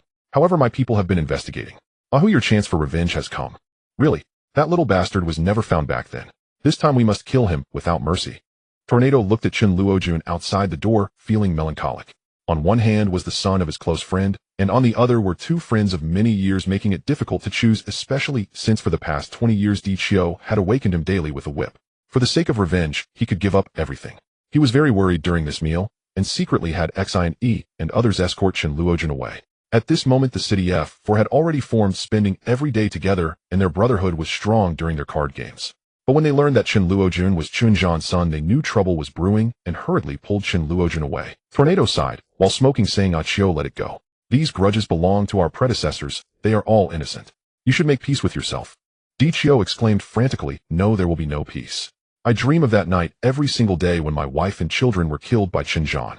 Why should he have a son living in this world? It's unfair. I am determined to kill Chen Luojun, otherwise you can kill me. Saying this, he looked at Chen Luojun with bloodshot eyes, and said, you little brat, I've waited for you for over 20 years. Today you must die. He then attacked directly. Xian and the others dared not intervene, and merely watched. Every move from Di Chio was lethal, venting years of anger. Brother Hu joined in without mercy. Tornado remained silent, knowing that Di Chio's pent-up hatred would not cease until it was released. Watching the chaos, Chen Luojun, as the protagonist, possessed the essential skill of being an indestructible blood cow. He was as tough as a cockroach that refused to die. Gradually Di Chio became exhausted and was knocked to the ground. He seized the knife from his subordinate and slashed at Chen Luojun. However, Chen Luojun swiftly disarmed him with a few grabs. Just as he was about to attack the defenseless Di Chio, Tornado intervened, rushing to shield Di Chio with his body, and immediately channeled energy into his Dantian to unleash a fierce and domineering P. But Tornado, retracting his technique, sadly said, that's enough. Chen Luojuan, leave Hong Kong and never. Di Chio was stunned, followed by an overwhelming sense of anger and betrayal. He turned and left, seeking the boss of the violent gang, using the land deed in his hand as bait to lure the gang into the city, all to eliminate Chen Luojuan. Meanwhile, Tornado stood on the rooftop, smoking, lost in thought. The city F4 behind him were also at a loss. The Longshan gang had only 100 members, and compared to the violent gang they were at a significant disadvantage. If it weren't for Tornado's backing, they would have been wiped out long ago. Since you've chosen this path, then go down it. Let those who can leave the city do so quickly. Those who can't should stay inside. Tonight will surely be a sleepless night. After saying this, he looked at the business card in his hand side and dialed the number on it. On the other end, Li Hao, who had been monitoring every move in the city, was also betting on whether Tornado would give another chance. Soon the phone rang. Remember your promise. Li Hao smiled faintly and calmly said, I'm not a good person, but I'm not very bad either. The Longshan gang still exists, but are you sure you want to face this battle alone? Given your condition, it's highly likely. Tornado, the grievances of the previous generation need a conclusion. I am a remnant of the old era destined to fade into history. As for the city's affairs, Xin, he will help you. After saying this, he hung up. Li Hao, hey, why bother? Ajin, let everyone head to Kowloon City. We have one goal to deal with Xin and the others. Yes. Half an hour later, when everyone arrived, the violent gang had already entered the city. Inside the hair salon, the boss calmly read a comic while Wang Ju took out the land deed. Tornado realized that Di Chio had completely lost his mind, and he said nothing. After all, such hatred had tormented him all his life. Tornado, this time it's not that we want to come in, it's that boss Di Chio invited us. There's no need for further discussion. Hand over Chen Luojuan, so we won't have to get our hands dirty. By the way, all of you must leave the city within 3 days. Tornado, you've been waiting for this day for a long time, haven't you? You know that some matters cannot be compromised. The boss put away the comic and sighed, saying this was a gift from you, but unfortunately, it's no longer the new version. Sometimes old things must be eliminated. We have never been able to persuade the other side. It has always been like this. Wang Jiu saw Chen Luojuan, and under the boss order acted without hesitation. At that moment, Tornado punched him away, blood dripping from his mouth, terrifyingly so. The boss followed suit and attacked. He'll hold Tornado back. You go and deal with Chen Luojuan. Wang Jiu quickly got up, and the two gangs directly went to war, turning the entire city into chaos. The tornado that didn't bring you down 20 years ago, it's time for a new master in this fortress. The boss voice rasped like sandpaper on wood as he twirled the steel pipe in his hands. The tornado remained silent, stepping forward half a step with his left foot his center of gravity, sinking arms naturally hanging at his sides, palms slightly inward. His boxing style was never about brute force, but rather akin to the swirling air currents above the fortress, seemingly slow, yet concealing tremendous power. The boss noticed this and coldly laughed, suddenly hurling the steel pipe to the ground. The sound reverberated, causing those around to flinch, and he lunged forward. His height and build sent tremors through the stone-paved path. With each step, his right fist clenched tightly, accompanied by a whoosh as he aimed at the tornado's face, executing the renowned golden fist technique. Heavy and powerful, targeting vital points. The tornado sidestepped the blow. His movement wasn't particularly swift, yet he managed to evade the force of the punch, simultaneously whipping out his right hand like a whip, his fingertips grazing the boss arm. This punch appeared gentle but contained profound inner strength, serving as the initiating move of the whirlwind fist. The air converged in his palm, and though it left no visible mark on the flesh, it could still numb the opponent's bones. The boss let out a muffled groan, feeling a sudden ache in his arm, his offensive momentum momentarily stifled. He didn't expect the tornado, despite his severe illness, to possess such strength. Old man, you've still got some fight left. The boss, enraged and embarrassed, bent down to pick up the steel pipe, gripping both ends tightly and sweeping it outward. The pipe whistled as it swept past the tornado's waist. He spun and leaped, his toes briefly touching the adjacent wall, using the leverage to flip back 2 meters, landing steadily atop a pile of discarded wooden boxes. The boxes creaked under the strain. Just as he regained his balance, the boss' second wave of attack arrived, the steel pipe thrusting directly at his chest. The tornado blocked with his left arm the sleeve of his jacket, torn by the pipe, revealing the solid muscle beneath. Using the force of the block, he closed in on the boss, his right fist gathering all his inner strength, and struck hard beneath the opponent's ribs. This punch was like a whirlwind, the inner power penetrating flesh to directly shake the organs. The boss grunted in pain, his massive body staggering back 3 steps before crashing into the wall, dust raining down. Yet as a seasoned fighter, he endured the agony, countering by swinging the steel pipe in a sweeping arc, forcing the tornado to jump back to the ground. The alley space was already cramped, but despite the boss' bulky frame, he could use his strength to block all escape routes. He pressed forward, the pipe moving like a storm, sometimes smashing the ground, sometimes sweeping across the center. Each collision sent tremors through the air. The tornado's breathing quickened, the asthma from his lung cancer becoming more pronounced, his complexion flushed unhealthily. Still, his gaze remained sharp, like a hunting eagle searching for a flaw in the gaps of the pipe. Finally, the boss unleashed a powerful overhead strike, the pipe crashing down with immense force aimed at the tornado's head. This strike employed all his might. If it hit, death was certain. However, he roared, reaching for the tornado's throat with his other hand. The tiger claw techniques strikes vicious and cunning with his fingertips, almost touching the opponent's skin. In that critical moment, the tornado exerted force, twisting his waist, leveraging the momentum to twist the boss' arm behind him, while his right fist, once again charged with inner energy, rained down 3 consecutive punches onto his chest like a whirlwind. The first punch shattered the protective chi surrounding him, the second caused a surge of blood, and the third directly broke his rib. The crisp sound of the break echoed sharply amidst the chaotic alley battle. The boss' massive body crashed to the ground, his chest caving in, blood spilling from his mouth as he fell back. Using the inertia, the boss' feet flew up, kicking the tornado's chest and sending him flying. The tornado leaned against the wall, slowly standing upright. The violent coughing he could no longer contain erupted, splattering blood onto. At that moment, a man in a suit approached swiftly from a distance, kicking the boss several meters away. "Mr. Tornado Brother How invites you to be his guest." Several subordinates quickly came to support the boss and led him away. Gao Jin did not continue to attack, but quickly retreated. The boss staggered to stand up, now pushing through the pain as he slowly left. On the other side, Wang Jiao, with bronzed skin and bulging muscles under the operation of his hard chi, emanated a layer of dark sheen all over. He stood atop a broken stool, his gaze cold and fierce, staring at the panting Xine, Yuchen Luo Jun 12 Xiao, and Sizai across from him. "If Tornado can't protect Yuchen Luo Jun, you are undoubtedly doomed today. Who can possibly save you?"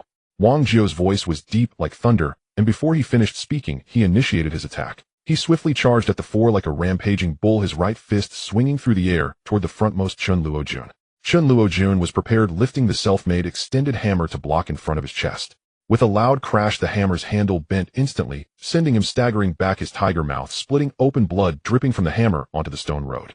Seeing this, Xne's eyes narrowed, and he drew a knife from his waist, darting like a ghost to Wang Jiao's side, the blade aimed directly at his vulnerable lower back. This was a dead angle that was hardest to defend against in hard chi techniques. Wang Jiao was completely unaware, but as he turned, his lower back muscles tightened sharply. With a clang, the knife was deflected half a foot away, causing Xne's wrist to go numb. Just as he intended to withdraw, Wang Jiao retaliated with a palm strike to his shoulder, the force penetrating through the bones. Xine let out a muffled groan, flying backward to crash into a wooden stall, which collapsed with a loud crash, burying him beneath it. "Use weapons to trip him." 12 Xiao shouted, swinging the steel pipe to sweep at Wang Jiao's ankle, while Sizai lifted a nearby iron stall frame to smash down onto Wang Jiao's back. The two coordinated perfectly, one low and one high. Wang Jiao's legs parted slightly as the steel pipe struck his calf, producing a dull sound. The pipe bent into an arc, yet he stood unmoved. At the same time, he didn't turn his head, driving his elbow backward, sharply hitting the iron frame, which instantly deformed, causing Sizai's hands to split open. The frame slipped from his grasp, and he staggered against the wall, coughing up blood. Chun Luo Jun regained his composure, picked up a folding stool from the ground, and leaped up to smash it down onto Wang Jiao's head. Wang Jiao looked up, taking the blow squarely on his forehead. The stool shattered into wood chips, yet his forehead remained unscathed as he reached out to grab Chun Luo Jun's wrist and exerted force. With a snap, Chun Luo Jun's wrist twisted at a bizarre angle, causing him to scream and drop the hammer. Wang Jiao followed up with a kick to his abdomen, sending Chun Luo Jun flying like a broken kite, crashing to the ground. Seeing his companions continuously falter, 12 Xiao pulled out a rope entwined with iron spikes from his waist, swinging it to ensnare Wang Jiao's neck. The rope wrapped around Wang Jiao's neck, and 12 Xiao pulled with all his might, attempting to strangle him. Wang Jiao's neck muscles bulged as the hard chi surged the iron spikes on the rope, failing to pierce his skin. Instead, he grasped the rope with both hands, pulling it lightly, and 12 Xiao was yanked forward. Wang Jiao raised a hand, slapping it against his chest, causing 12 Xiao to spout blood and collapse to the ground. Xine, buried beneath the wooden frame, struggled to crawl out, drawing the knife once more and exerting his last strength to charge at Wang Jiao's back, the blade aimed straight for his heart. Wang Jiao sidestepped, letting the attack pass, then swiftly grabbed Xine's wrist. With a sudden grip, the knife snapped with a crack, and he seized Xine by the throat, lifting him off the ground. Xine's face flushed red, his struggles frantic yet futile against the iron grip. "Stop!" Sizai roared, grabbing a shovel from the ground and pouring all his strength into striking Wang Jiao's arm. Wang Jiao did not flinch, the shovel hitting his arm, the blade twisting as it flew out, leaving only a shallow red mark. Wang Jiao turned to glare at Sizai, his gaze fierce. He casually tossed Xine aside, who collided with 12 Xiao, and both tumbled to the ground. Chun Luo Jun, clutching his injured wrist, struggled to lift the iron rod from the ground, aiming it at Wang Jiao's knee. He knew that while hard chi could protect, the entire body joints remained weak points. Wang Jiao raised his knee slightly, forcefully meeting the iron rod, bending it. He then kicked Chen Luo-jun in the chest, sending him flying back to crash against the alley wall, sliding down to the ground unable to rise. Sizai looked at the three who had fallen and laid there, his eyes filled with despair, yet he still lifted the half of the shovel and charged at Wang Jiao. Wang Jiao sidestepped his charge, retaliating with a punch to his back. Sizai was struck hard, spitting blood, the shovel flying from his grasp as he collapsed to the ground, unable to move. Wang Jiao stood among the four, his chest rising and falling slightly, his hard chi still intact. He looked down at the four struggling on the ground, a cold smile creeping to his lips. Is this the best you learned from Tornado? Pathetic, your martial arts are utterly a mess. With a mad dog-like ferocity, Fei Quan completely unleashed himself, wildly chasing off Fei for 3 blocks, defeating him and gaining fame in battle. The Divine Lamp directly took control of all venues in the Jiulong district, allocating manpower. Huolu remarked, "Brother, how no wonder you wanted these two. They are simply perfect, especially the Divine Lamp. I feel they excel in every aspect, but I don't want to engage in any more fighting." As for Fei Quan Tsk Tisk, he is truly a mad dog. Li Hao responded, "Do you think I just pick anyone? The Divine Lamp is merely a temporary figurehead. The real management lies with Fei Quan. The Jiulong area is chaotic and honest people can't survive here, but it's the most suitable place for Fei Quan to thrive." Days later at the Hongxing headquarters, everyone unanimously agreed to appoint the Divine Lamp as the Jiulong Hall Master and Fei Quan as the Red Stick. That night outside Mingxin Hospital, Tornado ultimately could not withstand his injuries and departed. Li Hao arrived with Wang Jianjun and others. "Brother Hao, we've taken care of the monitoring room." Gao Jin asked, "Brother Hao, why are we here? Tornado has left us, shouldn't we be seeing him off?" Li Hao replied, "Seeing him off is one thing, but we still need to grab something on the way. There's military equipment worth 100 million down here." In the morgue, everyone came to retrieve Tornado's body. Wang Jianjun pushed in a subordinate disguised as a corpse for the exchange. Suddenly, the corpse sprang to life, knocking out the guards and searching for the switch. Following the movie's plot, Li Hao quickly found a large door. Wang Jianjun and others swiftly deciphered the lock, and upon opening it, numerous weapons were revealed. The world's individuals quickly began transporting the goods. Li Hao directly spotted an astonishing grenade gun, its power incredible, and he stored it along with bullets into his space. As they left, he set a fire, vanishing without a trace. Gao Jin and others looked at the shocked warehouse and said, "Brother, how are we going to attack the governor's mansion? These supplies are enough for a battalion." Li Hao said, "Just for personal use. We'll never have to worry about arms again. Make sure to store these properly. No one in the security company can move anything without your and Jianjun's orders." On the other side, the arms dealer Johnny rushed to the hospital as soon as he heard about the incident, witnessing the massive explosion, a parting gift from Li Hao. This tremendous loss sent him back to square one. The following day at the new headquarters of Haoyan Group, Li Hao happily stated, "This place truly feels different. Haoyan Group can finally make a name for itself." "Jimmy, how's the construction project going?" Jimmy replied, "This government project is too large. We can secure it, but the most crucial land deeds are missing. That's the key issue. The other problems aren't significant. Besides, our investment is considerable and the company doesn't have much cash flow at the moment. For now, the projects we have are enough for us to last 6 months." Li Hao said, "No rush, take your time. If you wear yourself out, I'll have to step in." At this moment, Gao Jin walked in and said, "Brother Hao, we have news from the city. Wang Jiao has obtained the land deeds and discussed prices with the developers. They are too high to accept." Li Hao remarked, "This guy has no brains. Just agree and find issues later. If the first step isn't taken, how can we make money? Inform Xian and the others that the time for revenge has come. As righteous figures, obtaining the land deeds now would count as spoils of war against evil." That night, Xian and others arrived at the city as planned. At this time, Wang Jiao seemed to be performing magic, having his subordinates cut him without sustaining any harm, stuffing a lump of coal handed to him into his mouth. Isn't this essentially madness? Little did he know this was a practice of hard qigong, cultivating both internally and externally to achieve the highest defense. However, he wasn't foolish, still armed. Suddenly, several blades whizzed past, striking down 2 subordinates attempting to attack. Just then, a motorcycle fell from the sky, crashing directly onto the chair where Wang Jiao sat. Yet Wang Jiao showed no fear, dodging with ease and kicking away the fire basin in front of him. "You 4 mice again, have you come to seek death?" Chen Luojun stated, "Wang Jiao, you are notorious. Today is your day of death." Saying this, several of them charged forward. Wang Jiao looked disdainfully at his fallen subordinates and prepared to retaliate. However, 3 minutes later, the situation had completely changed. Wasting time, Wang Jiao's voice was rough as sandpaper, devoid of any emotion. He stepped forward, the wooden board beneath him cracked under pressure with a sharp sound, spreading cracks like a spider's web. Chen Luojun tightened his grip on the short knife, the blade having been specially sharpened steel, previously slicing through 3 layers of iron, yet now it seemed inadequate against Wang Jiao's hard qigong. He glanced at the 3 beside him. Xian Yi's iron chain was dented from the earlier collision, with blood seeping from the bandage around his wrist. Sai's fingertips trembled slightly. When he had ambushed Wang Jiu, the iron needles not only failed to pierce, but two had snapped, injuring his thumb. The BU. Chen Luojun shouted, leading the charge. He didn't aim for Wang Jiu's vital points directly, but circled to the side, the short knife slicing towards Wang Jiu's knee. Although hard Qigong can harden the torso, joints are still weaknesses. As for the eyes, we'll talk if you can reach them. However, Wang Jiu seemed to have eyes on the back of his head, raising his knee, while simultaneously sidestepping his elbow, crashing into Chen Luojun's ribs like an iron hammer. Chen Luojun quickly retracted his knife to block. With a clang, his elbow struck the knife's back, the immense force cracking his thumb and nearly dislodging the short knife. He was pushed back 3 steps, blood surging in his chest, a sweetness in his throat.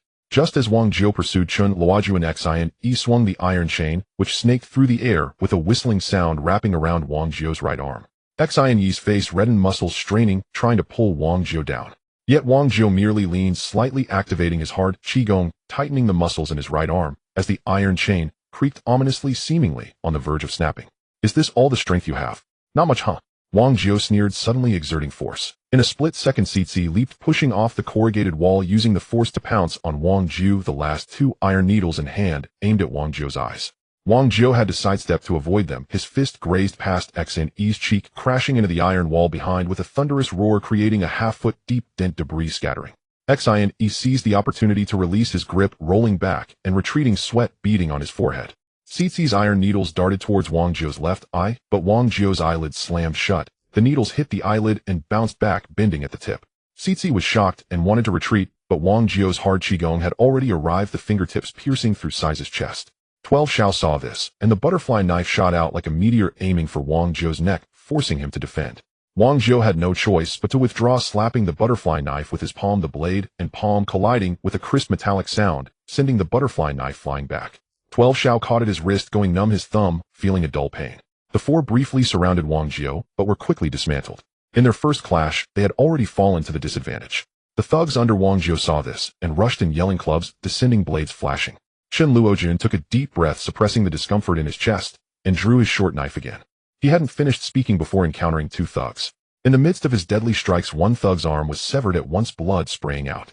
The other thug, just raising his knife, was pierced through the throat by Chen Luojun's blade, his body collapsing lifelessly to the ground. Xian Yi tightened his grip on the iron chain, which flew like a silver snake wrapping around a thug's ankle.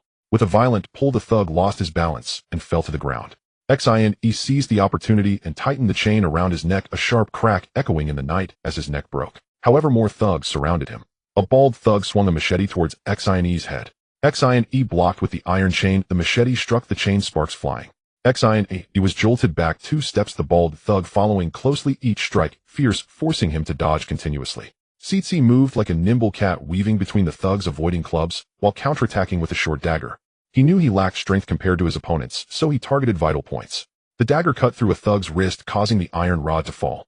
Cici took the chance to kick the thug's knee, forcing him down, and then plunged the dagger into the back of his head decisively. Yet a tall, thin thug saw through his tactics, swinging the iron chain to block his movements. After several attempts at ambush, Cici was hit on the back, gritting his teeth as blood dripped from the corner of his mouth. 12 Xiao's butterfly knife danced in an impenetrable manner, the blade shining like moonlight, each opening and closing accompanied by splashes of blood. He faced 3 thugs directly, first slicing through the left thug's throat, then piercing through the right thug's chest, and finally dodging the central thug's machete, the butterfly knife passing under his armpit and piercing his heart. The movements flowed smoothly, yet held deadly ferocity. However, his left shoulder injury worsened slow. Only when the last thug was felled by Chen Luojun's knife did Wang Jiu slowly step forward toward the 4. At this moment, all 4 were injured, breathing heavily, sweat mixing with blood.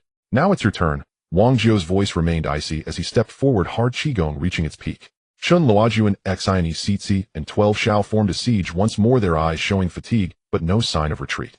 Chen Luojun initiated the attack first, thrusting the short knife at Wang Jiu's throat. Xian Yi's iron chain wrapped around Wang Jiu's legs. Cici aimed a dagger at Wang Jiu's waist, and 12 Xiao swung the butterfly knife at Wang Jiu's head. The 4 complemented each other, each strike vicious, leaving no room for mercy. Wang Jiu roared, exerting strength in his arms, forcibly breaking Xian Yi's iron chain. Wang Jiu sidestepped Chen Luojun's short knife, his hard Qigong piercing Sai's chest. Cici hurriedly dodged the pressure point, just grazing his ribs, causing a spray of blood.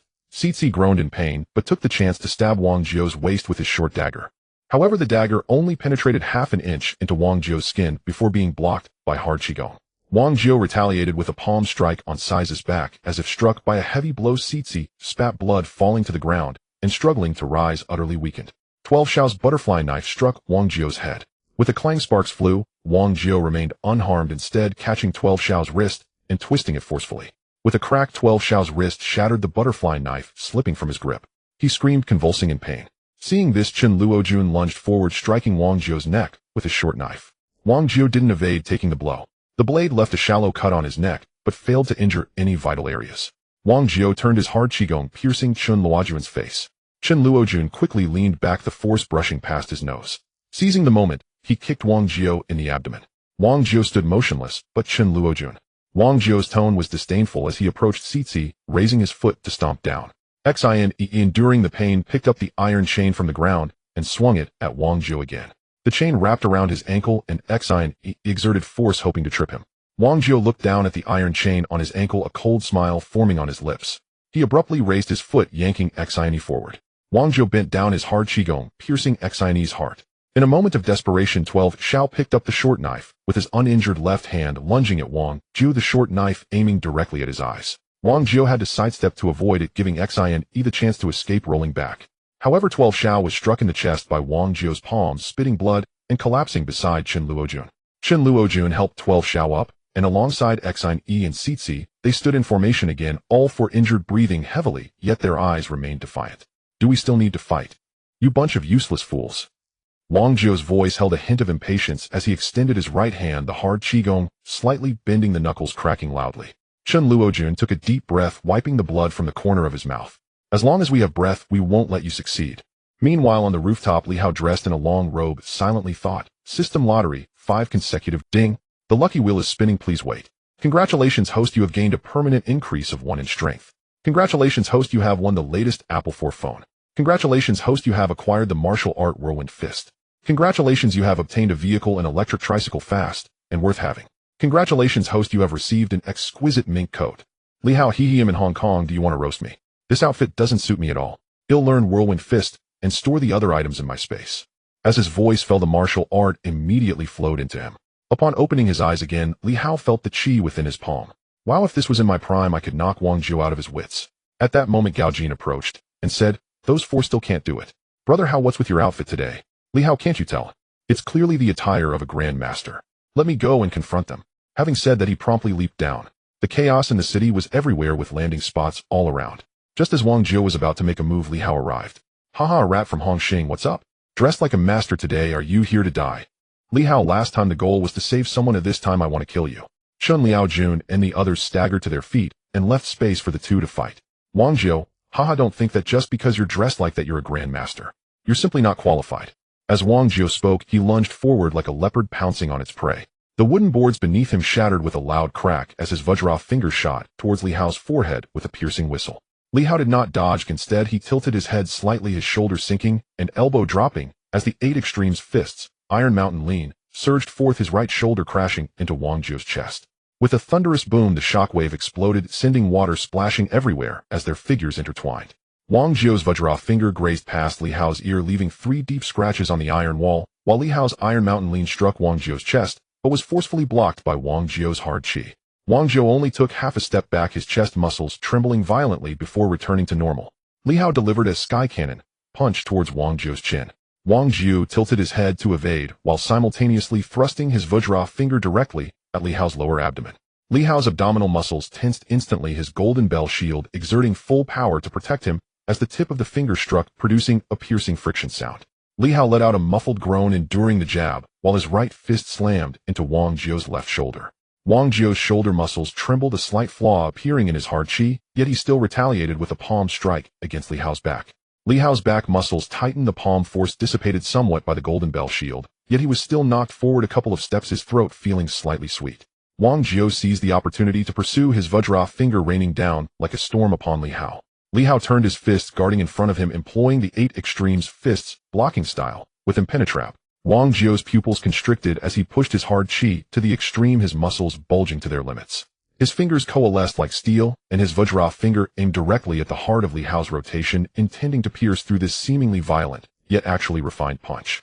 Li Hao's rotation reached its peak, his silhouette resembling a black whirlwind swirling with fragments of stone and iron charging straight towards Wang Jiao. Wang Jiao crouched low, his Vajra finger carrying the force to pierce gold and split stone aimed directly at Li Hao's fists. However, the brilliance of the whirlwind fist lay in the accumulation of force during the spin, not in a direct clash. Just as their punches were about to collide, Li Hao suddenly accelerated, altering the trajectory of his fists and evading the lethal point of Wang Jiao's Vajra finger, spiraling past Wang Jiao's defense and crashing heavily into his chest. A thunderous explosion echoed, surpassing all previous collisions, as Li Hao's fist smashed into Wang Jiao's chest like a heavy hammer. The spiraling force combined with the fierce inner strength of the Golden Bell shield erupted, penetrating Wang Jiao's superficial defenses and driving deep within. Wang Jiao felt as if his chest were struck by a cannonball. The protective barrier of his hard qi shattered under the pull of the spiraling force, and the tightness of his muscles instantly collapsed. A torrent of violent force surged through his chest, impacting his internal organs. His pupils dilated sharply, and a muffled groan escaped his throat as he spat out a mouthful of blood mixed with shattered internal organs. His hard qi spiraled out of control, leaving his muscles limp and collapsing. The spiraling force did not cease, continuing to propel his body backward at a speed akin to an arrow. Wang Jiao's body crashed into a dilapidated iron shack behind him with a resounding boom, causing its walls to collapse instantly. Wooden beams and iron sheets fell with a crash, and dust filled the air. His body did not stop, instead it crashed through the collapsed ruins, sliding back and leaving a long trail of blood on the ground, until he collided with a thick concrete pillar, producing a crack as his bones impacted, slowly sliding down. Li Hao's spinning gradually came to a halt after the punch. He staggered back 2 steps to steady himself, his chest heaving violently, breath heavy and hurried. The wound on his forearm bled more profusely due to the earlier burst of inner strength, and his face turned slightly pale. Yet his gaze remained resolute, fixed on the cloud of dust in the ruins as he slowly retracted his fists, his knuckles whitening from the exertion. As the dust gradually settled, Wang Jiao curled up beside the concrete pillar, his bare torso, stained with blood and dirt, his chest visibly caved in. Breathing weakly, the excruciating pain in his internal organs caused his body to convulse. After a long time, he finally staggered to his feet. Meanwhile, Li Hao cursed internally. This is not human at all. This Wang Jiao being killed by the original plot is definitely a plot kill. I can use the whirlwind fist due to the system's infusion, but I can't fully grasp it. Having exerted myself to the limit, I am already exhausted, yet Wang Jiao can recover in a while. Such terrifying physical quality. As Wang Jiao's breathing steadied, he was still severely injured, but could still walk slowly forward. Li Hao said sternly, "If you take another step forward, the chance of being injured by my ultimate move increases. Do you really think that being a grandmaster is just a name?" Wang Jiao halted his steps, but he could see that Li Hao was already at the end of his tether. If he eliminated him now, it would prevent more trouble in the future. Unmoved, he continued to walk forward while arrogantly proclaiming, "You can only throw out that whirlwind fist once. Do you really think anyone can use the technique of a tornado? If you were in your prime tornado form, I would have run away long ago. Grandmaster, let's see what other tricks you have." Having said that, he forced his hard qi into action, but immediately spat out a mouthful of blood. If he didn't act now, he wouldn't get another chance. This Li Hao was growing too fast. Just as Wang Jiao was about 3 meters away, Li Hao suddenly smiled. Wang Jiao was momentarily stunned by Li Hao's expression, but soon he witnessed the most ridiculous thing of his life. Li Hao pulled out a gun from somewhere. No, to be precise, it looked more like a cannon. Li Hao, holding the grenade launcher, shouted furiously, "Damn it, are you still talking to me? Prepare to receive my lion's tooth." After saying that, he pulled the trigger. The next second, there was a loud bang. Wang Jiao actually survived, his right arm completely obliterated. In that instant, Wang Jiao dodged quickly. Using a gun, is this what you call a grandmaster? 3 days later, it seemed as if it were a gathering of tyrants from the martial world, as the funeral of the dragon head Jiang Tiansheng of the Hongxing Society was held as scheduled. With no other family members present, Liang Kuan represented the family, greeting every attendee at the front. At first, Liang Kuan was reluctant, fearing he might burst into laughter, until Li Hao helplessly said, "This time it's very likely that Jiang Tianyang will show up, which is not a good omen. Given the grand occasion, it's unmistakable." Watching one representative after another from various factions arrive, Liang Kuan felt a strong sense of resistance, but continued to perform his duties until the shout came, "Mr. Jiang Tianyang has arrived." Then a burly man clad in a black suit, exuding a domineering aura behind his sunglasses, slowly walked in with a group of people. The presence of the great boss startled many, but soon they all began to watch the spectacle unfold. After Jiang Tianyang finished paying his respects, he was introduced to each hall master under the guidance of the crown prince. "You must be the ghost rat, right? Indeed, a handsome figure. The war god of Hongxing truly deserves his title. With a talent like you, Hongxing is bound to go further in the future." Li Hao replied, "Second uncle, you flatter me. It's a surprise for you to come. We didn't originally plan to notify you, but we are very happy you could make it." At this moment, Liang Kuan approached. Jiang Tianyang flashed a wicked smile and said, My late brother truly had no fortune getting killed in Holland without any reason, leaving the family shattered. What a stroke of bad luck. Akun, it's been a long time. The last time we met you were just starting out. I didn't expect you to already be the dragon head now. Liang Kun responded, Mr. Jiang, it's an honor to have you here. Time flies, and we all need to progress. If you're traveling, you're always welcome here. Jiang Tianyang replied. I'm primarily here for my brother's affairs, and the rest is just visiting relatives and friends. I haven't returned to Hong Kong Island in a long time. It's quite nostalgic. You all continue your work as if I'm not here. Haha. After saying that, he left without hesitation. Liang Kun frowned and said, Is this guy just here to establish his authority? Li Hao responded, Look at his rivals, you and I. In his eyes, Jiang Tiansheng must be the one we took down. He wants to see how capable we are. This guy is the real hero. Do you think someone could thrive in Thailand and make big money? That place is indeed known for its flamboyance. Liang Kun remarked, Are you saying he's also involved in that? Li Hao replied, Even if he isn't directly involved, I assure you he plays some role in it. For a while he won't take action, but he's like a snake in the dark, bound to strike eventually. Liang Kun said, Damn it, that guy, and now with Jiang Tianyang around, he's not even staying here to work. This is outrageous. Do you have any thoughts on it? Li Hao said, If all the hall masters are mine, aren't you afraid I'd take you out to take the position? Liang Kun chuckled. Hey, you're the last person who could take me out. Li Hao exclaimed in surprise, Why? Liang Kun replied, Because you need a visible teammate at least until you become truly powerful. Most importantly, I can take on the majority of the spotlight. Li Hao said, I never expected you could think of that, but since your brother is being so generous, I'll be honest. While you are in power, I'll support you, but after 3 years I'll consider the position of Dragon Head myself. Liang Kun chuckled, Got it. Before ascending to power, the Dragon Head should be as imposing as possible. But now it's all about living in fear, which isn't interesting. Earning money is much more enjoyable. Meanwhile, news of Jiang Tianyang's arrival in Hong Kong spread throughout the martial world, and everyone knew that chaos was brewing in Hongqing. The happiest person was undoubtedly the camel from Dongqing. What surprised him even more was Jiang Tianyang sought him out for collaboration, clearly signaling a partnership. At the same time as Li Hao was about to get into his car, a beautiful figure appeared before him. Do you mind if I join you? Li Hao looked over and smiled. Jin, let's go to Kowloon. Inside the car, Jing Xiang sighed and said, 8 tails of gold passed away last night, just as you said. Huang Jiu will return to inherit the position of the speaker. This matter has been handed over to Zhong to ensure the new speaker ascends smoothly. I'm curious, how did you know all this?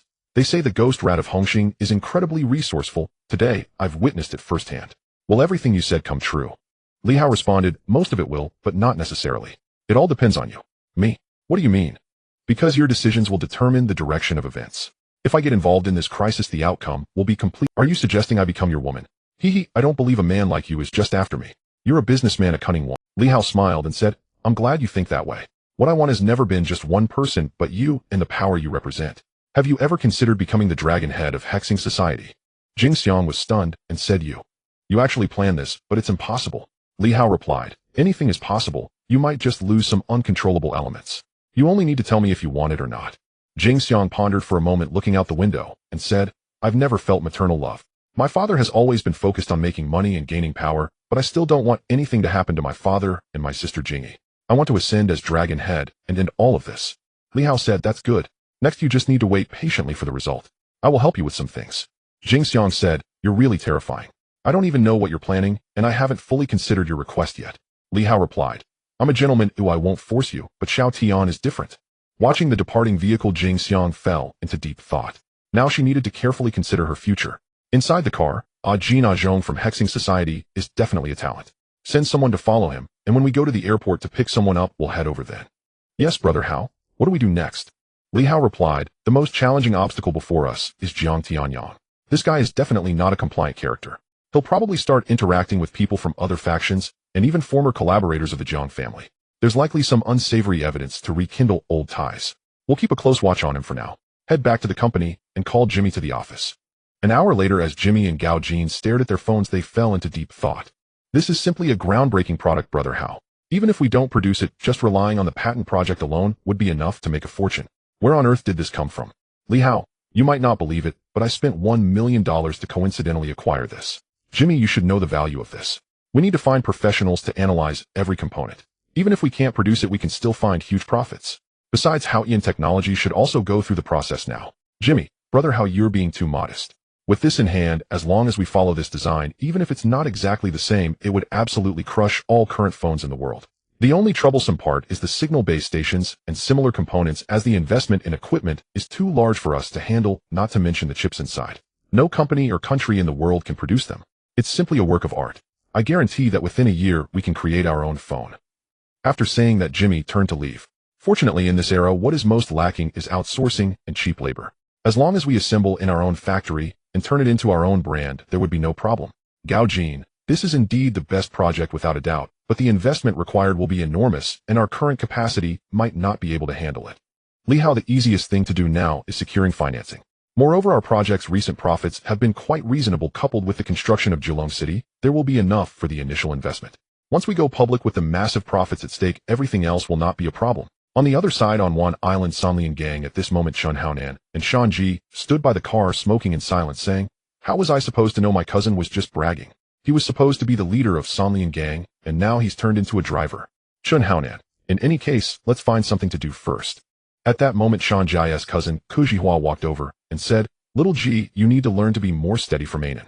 You look down on being a driver, but it takes absolute trust to do this. Do you think just anyone can drive? You're really short-sighted." Shan Ji pointed at the TV and said, "I don't know about being short-sighted, but it seems like there's some trouble on the bus." Ku Jihua exclaimed in surprise, "What are you talking about? Go help Thunder God." After saying this, everyone headed to the venue. Underguard Thunder God also safely walked out, but at this moment he was already bloodied and cursing loudly. "Whoever can take down Zhang Dingquan, it'll make him the leader of Sanlian Gang."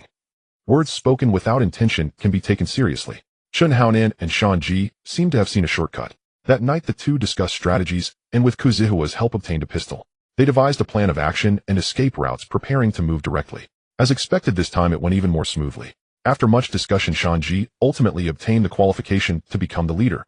Thunder God said with satisfaction, "Shan Jiyu and Shun Haonan are both from Hongxing and Gangdao. This time there happens to be a cooperation project between Sanlian Gang and Hongxing. You can recommend me to them." The two exchanged smiles, thinking about how to return. This time it was simply fate. On the other side in Mongko, Gangdao Liang Kuan had just vented his anger, and at this time, Li Hao had been waiting in the office for a long time. "Not bad, Brother Kuan. This time you took an extra 10 seconds, which needs improvement." Liang Kuan, "Damn, don't mock me. I've lost tens of millions in goods during this time. I suspect it was Jiang Tanyang's doing. That bastard has secretly found quite a few people, and what's most frustrating are those old guys from Hongxing. Don't they make money now? Li Hao, money isn't everything. Besides, Jiang Tianyang might be offering him even more. Just think of it as an opportunity to take out a few guys. They are just betraying you for money, right? By the way, why did you call me over this time?" "Liang Kuan, you wouldn't guess it. Shan Ji contacted me saying that Thunder God from Sanlian Gang is coming over to collaborate with Hongxing. What surprised me the most is that this Shan Ji has actually become the leader and Shun Haonan is with him. I initially thought Sanlian Gang was really powerful, but now even this Shan Ji can rise to power, making me feel disappointed. Li Hao, Sanlian Gang is coming over. Brother Kuan, you need to be careful. This Thunder God is not here to discuss business with you. He's here to threaten you. He should be looking to get involved in the gambling scene in Macau." Liang Kuan, "Haha, he thinks too highly of himself. How much did Hongxing spend to establish this? He thinks he can just walk in. On what basis?" Li Hao, "This guy has great ambition. Competing for a council position in one island, and the key factor is his sister-in-law Ding Yao. She's a venomous woman willing to do anything for her goals. Ruthless and decisive, her only advantage is her beauty." Liang Kuan, "If that's the case, they really don't come with good intentions. Over in Macau, the gambling king, He Xian shouldn't agree to this either. This is precisely the problem I mentioned. I've already investigated clearly. Recently, Ding Yao used her resources to bribe quite a few people, and she obtained a qualification from He Zin's sworn enemy, Nia Outyin, allowing her to open a casino and have stakes with these men related to her." Liang Kuan, "Tisk tisk, this filthy woman is like a public bus. Tonight you and I should go take a look at how this old fool has taken a liking to the bar." A few hours later, inside the bar, Li Hao, wanting to be safe, directly called Wang Jianjun and others.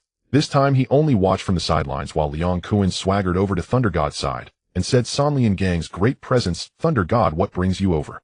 "Thunder God, Liang Kuan, haha, indeed a hero, being able to move to the Jiang family.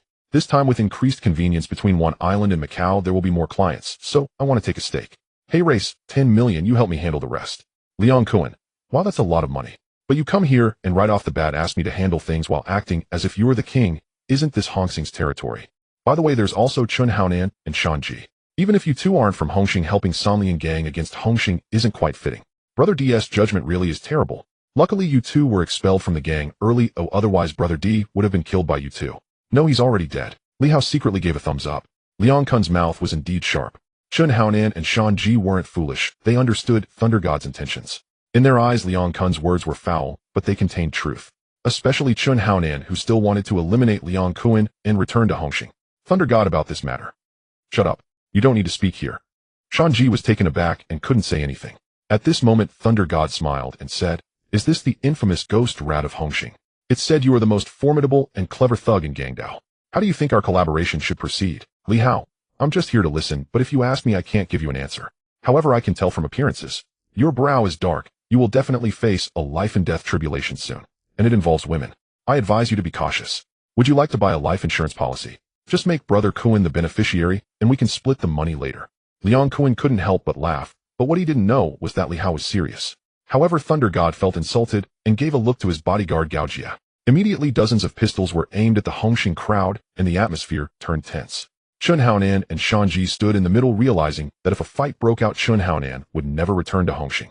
At a critical moment, Wang Jianjun and others quickly stepped forward, but they were wielding submachine guns and shotguns overwhelming in firepower. At that moment, Li Hao stepped forward, placing his arm around Thunder God's shoulders, and said, "Haha, old lamp, at your age you're still trying to stage a banquet like this.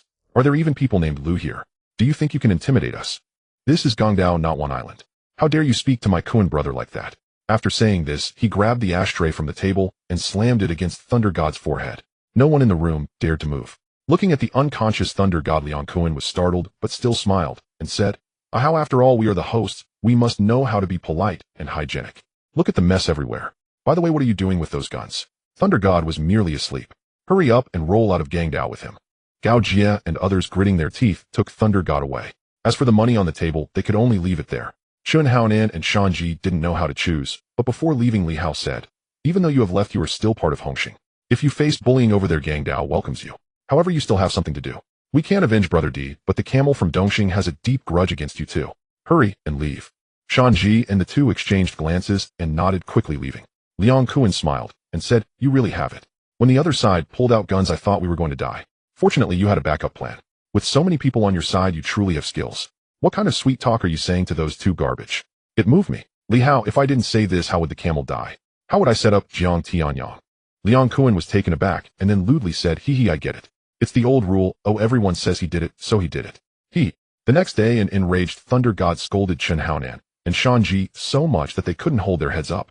Infuriated, he went to Macau to find He Xian to negotiate a gambling business, but He Xian was also very angry. A pesky fly had entered his territory. Don't you want chaos? Well then, Macau is He Zin's territory. Starting the next day, the underworld in Macau seemed to spring up like mushrooms after rain, with various forces emerging chaotically. Without He Zin's suppression, there was no order. Meanwhile, Chun Haonan and Shanji began to take action. The camel from Dongxing was formidable, but now Shanji and the others were armed and completely capable of acting.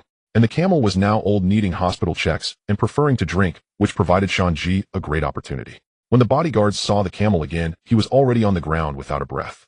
Shanji and others had left and returned to one island.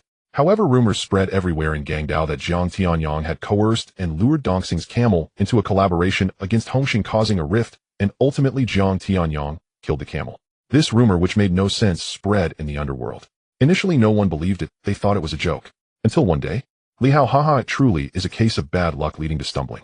Have Jianjun send someone to monitor a police officer named Lu Jianming, as well as Han Shan's wife Mary and Senior Inspector Huang Jiqing, especially when they go to hotels, so I want video footage and close-ups. After Gao Jin left, Li Hao immediately called Liang Kuan and said, "A heavenly opportunity. The previously unfounded rumors have now become established." Liang Kuan laughed heartily and said, "I was also wondering who was helping me. Turns out someone is manipulating Jiang Tianyang.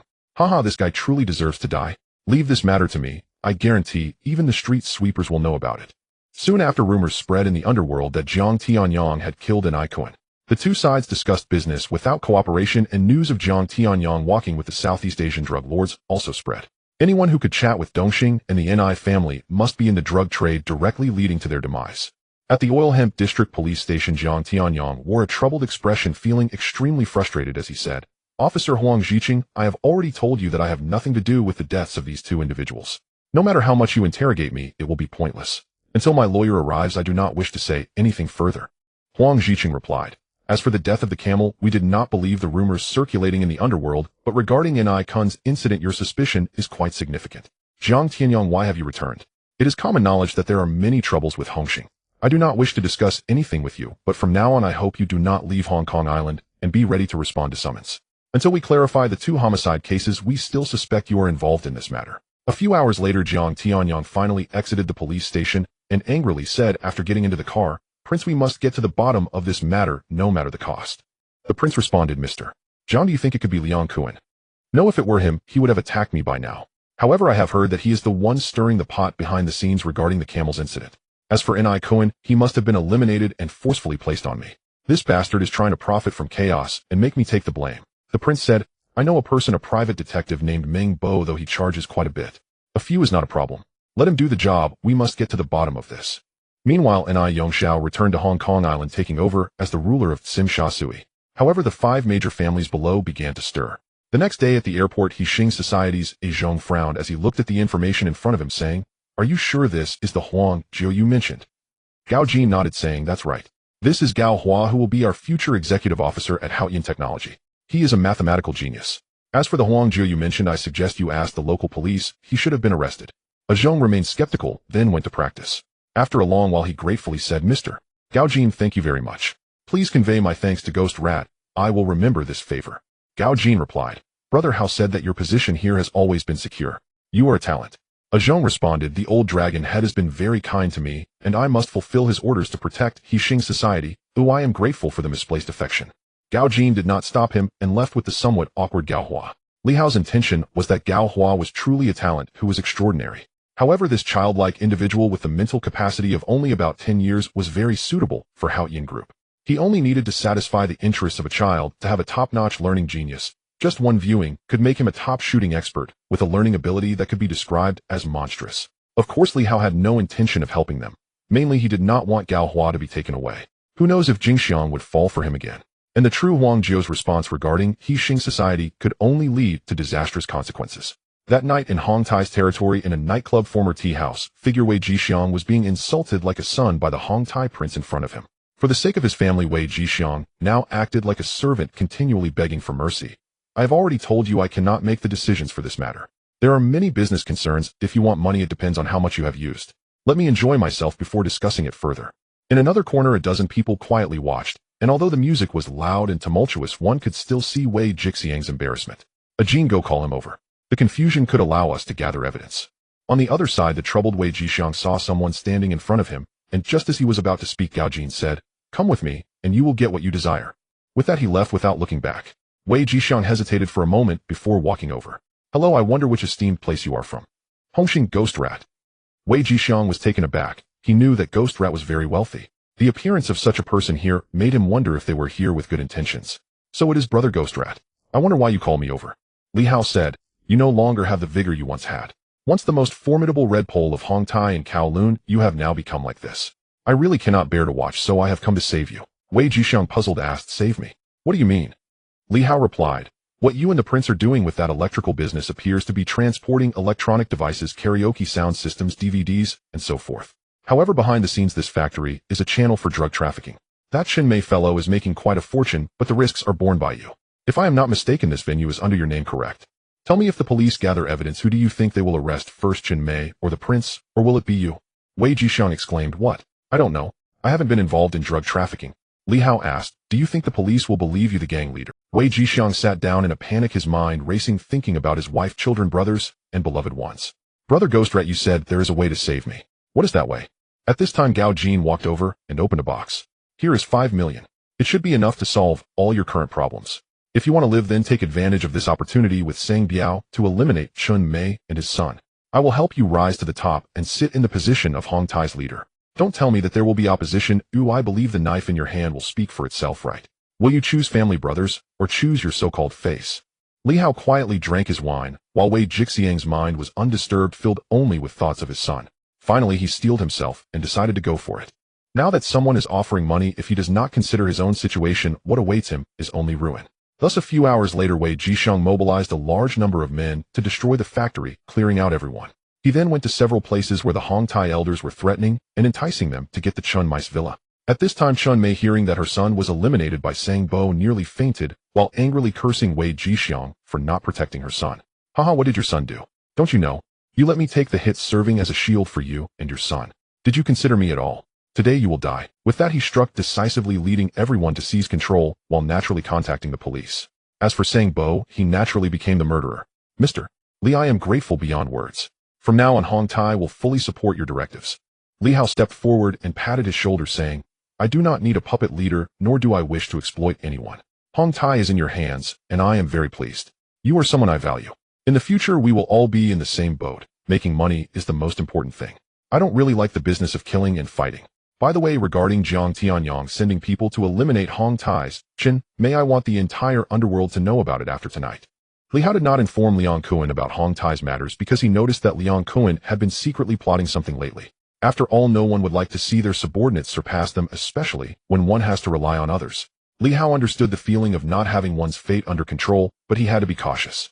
It has been a long time since I last had a lottery draw. System, let's have an exciting round of rewards, a 5-in-a-row draw. Ding. Amount consumed, $5 million. Lottery in progress, please wait. Congratulations, host, you have obtained a disc containing evidence of Mary and Huang Zhicheng's conspiracy against an icon. Congratulations, host, you have received 30 million happy beans. Congratulations, host, you have won an exquisite golden toothbrush. Congratulations, host, you have acquired a mobile phone manufacturing production line. Congratulations, host, you have received a Xie Xiaoban pill. Next lottery draw will increase to $10 million per draw. Li Hao said with a twitch at the corner of his mouth. Damn, system, finally 2 useful items have come out. The Xie Xiaoban pill doesn't have any effect at all, does it? When did you start selling fake drugs? Damn. The next day in the office, Jimmy looked at the documents in his hand and said in surprise, Brother, how you acted so quickly. I heard that the latest production line was purchased by a mysterious tycoon, and I didn't expect it to be you. Now our speed can be advanced even more. For this epic-making product, I am poaching talents from major top companies, and we must seize the market as early as possible. Li Hao replied, just pay attention to your health. I see you are full of energy now. I heard you went to the mainland a few days ago. How was it? Any gains? Jimmy replied, it was a huge gain. I think cities like Jingzhou, Modu, and Yangcheng are all future international metropolises. I plan to build factories and large logistics centers in these 3 locations, and they are currently attracting investment. Li Hao said, that's feasible. Everything over there is very cheap right now and will appreciate significantly in the future. If you find suitable options, just purchase directly. At the same time, the real estate business of Haoyan should also expand into these cities. With the background of Hong Kong Island, I estimate it will be easy to do. Don't be afraid to spend money. You take out as much as the bank can provide. There's no upper limit. Jimmy left happily. For the future business development blueprint, he had already planned a 20-year business layout, with Li Hao covering technology, energy, ports, transportation, shipping, electricity, heavy industry, clothing, construction, cosmetics, and investments in vegetables and other crops, especially rice. For northern cities, this is undoubtedly the most profitable industry and also a key focus for Li Hao. Although money is not abundant now, it is essential to enter the internal market early and secure a position. After a while, Gao Jin walked in and said, Brother Hao, here are the contact details for the people you wanted, as well as the established overseas bank accounts, all very discreet. Is there any cooperation we are planning?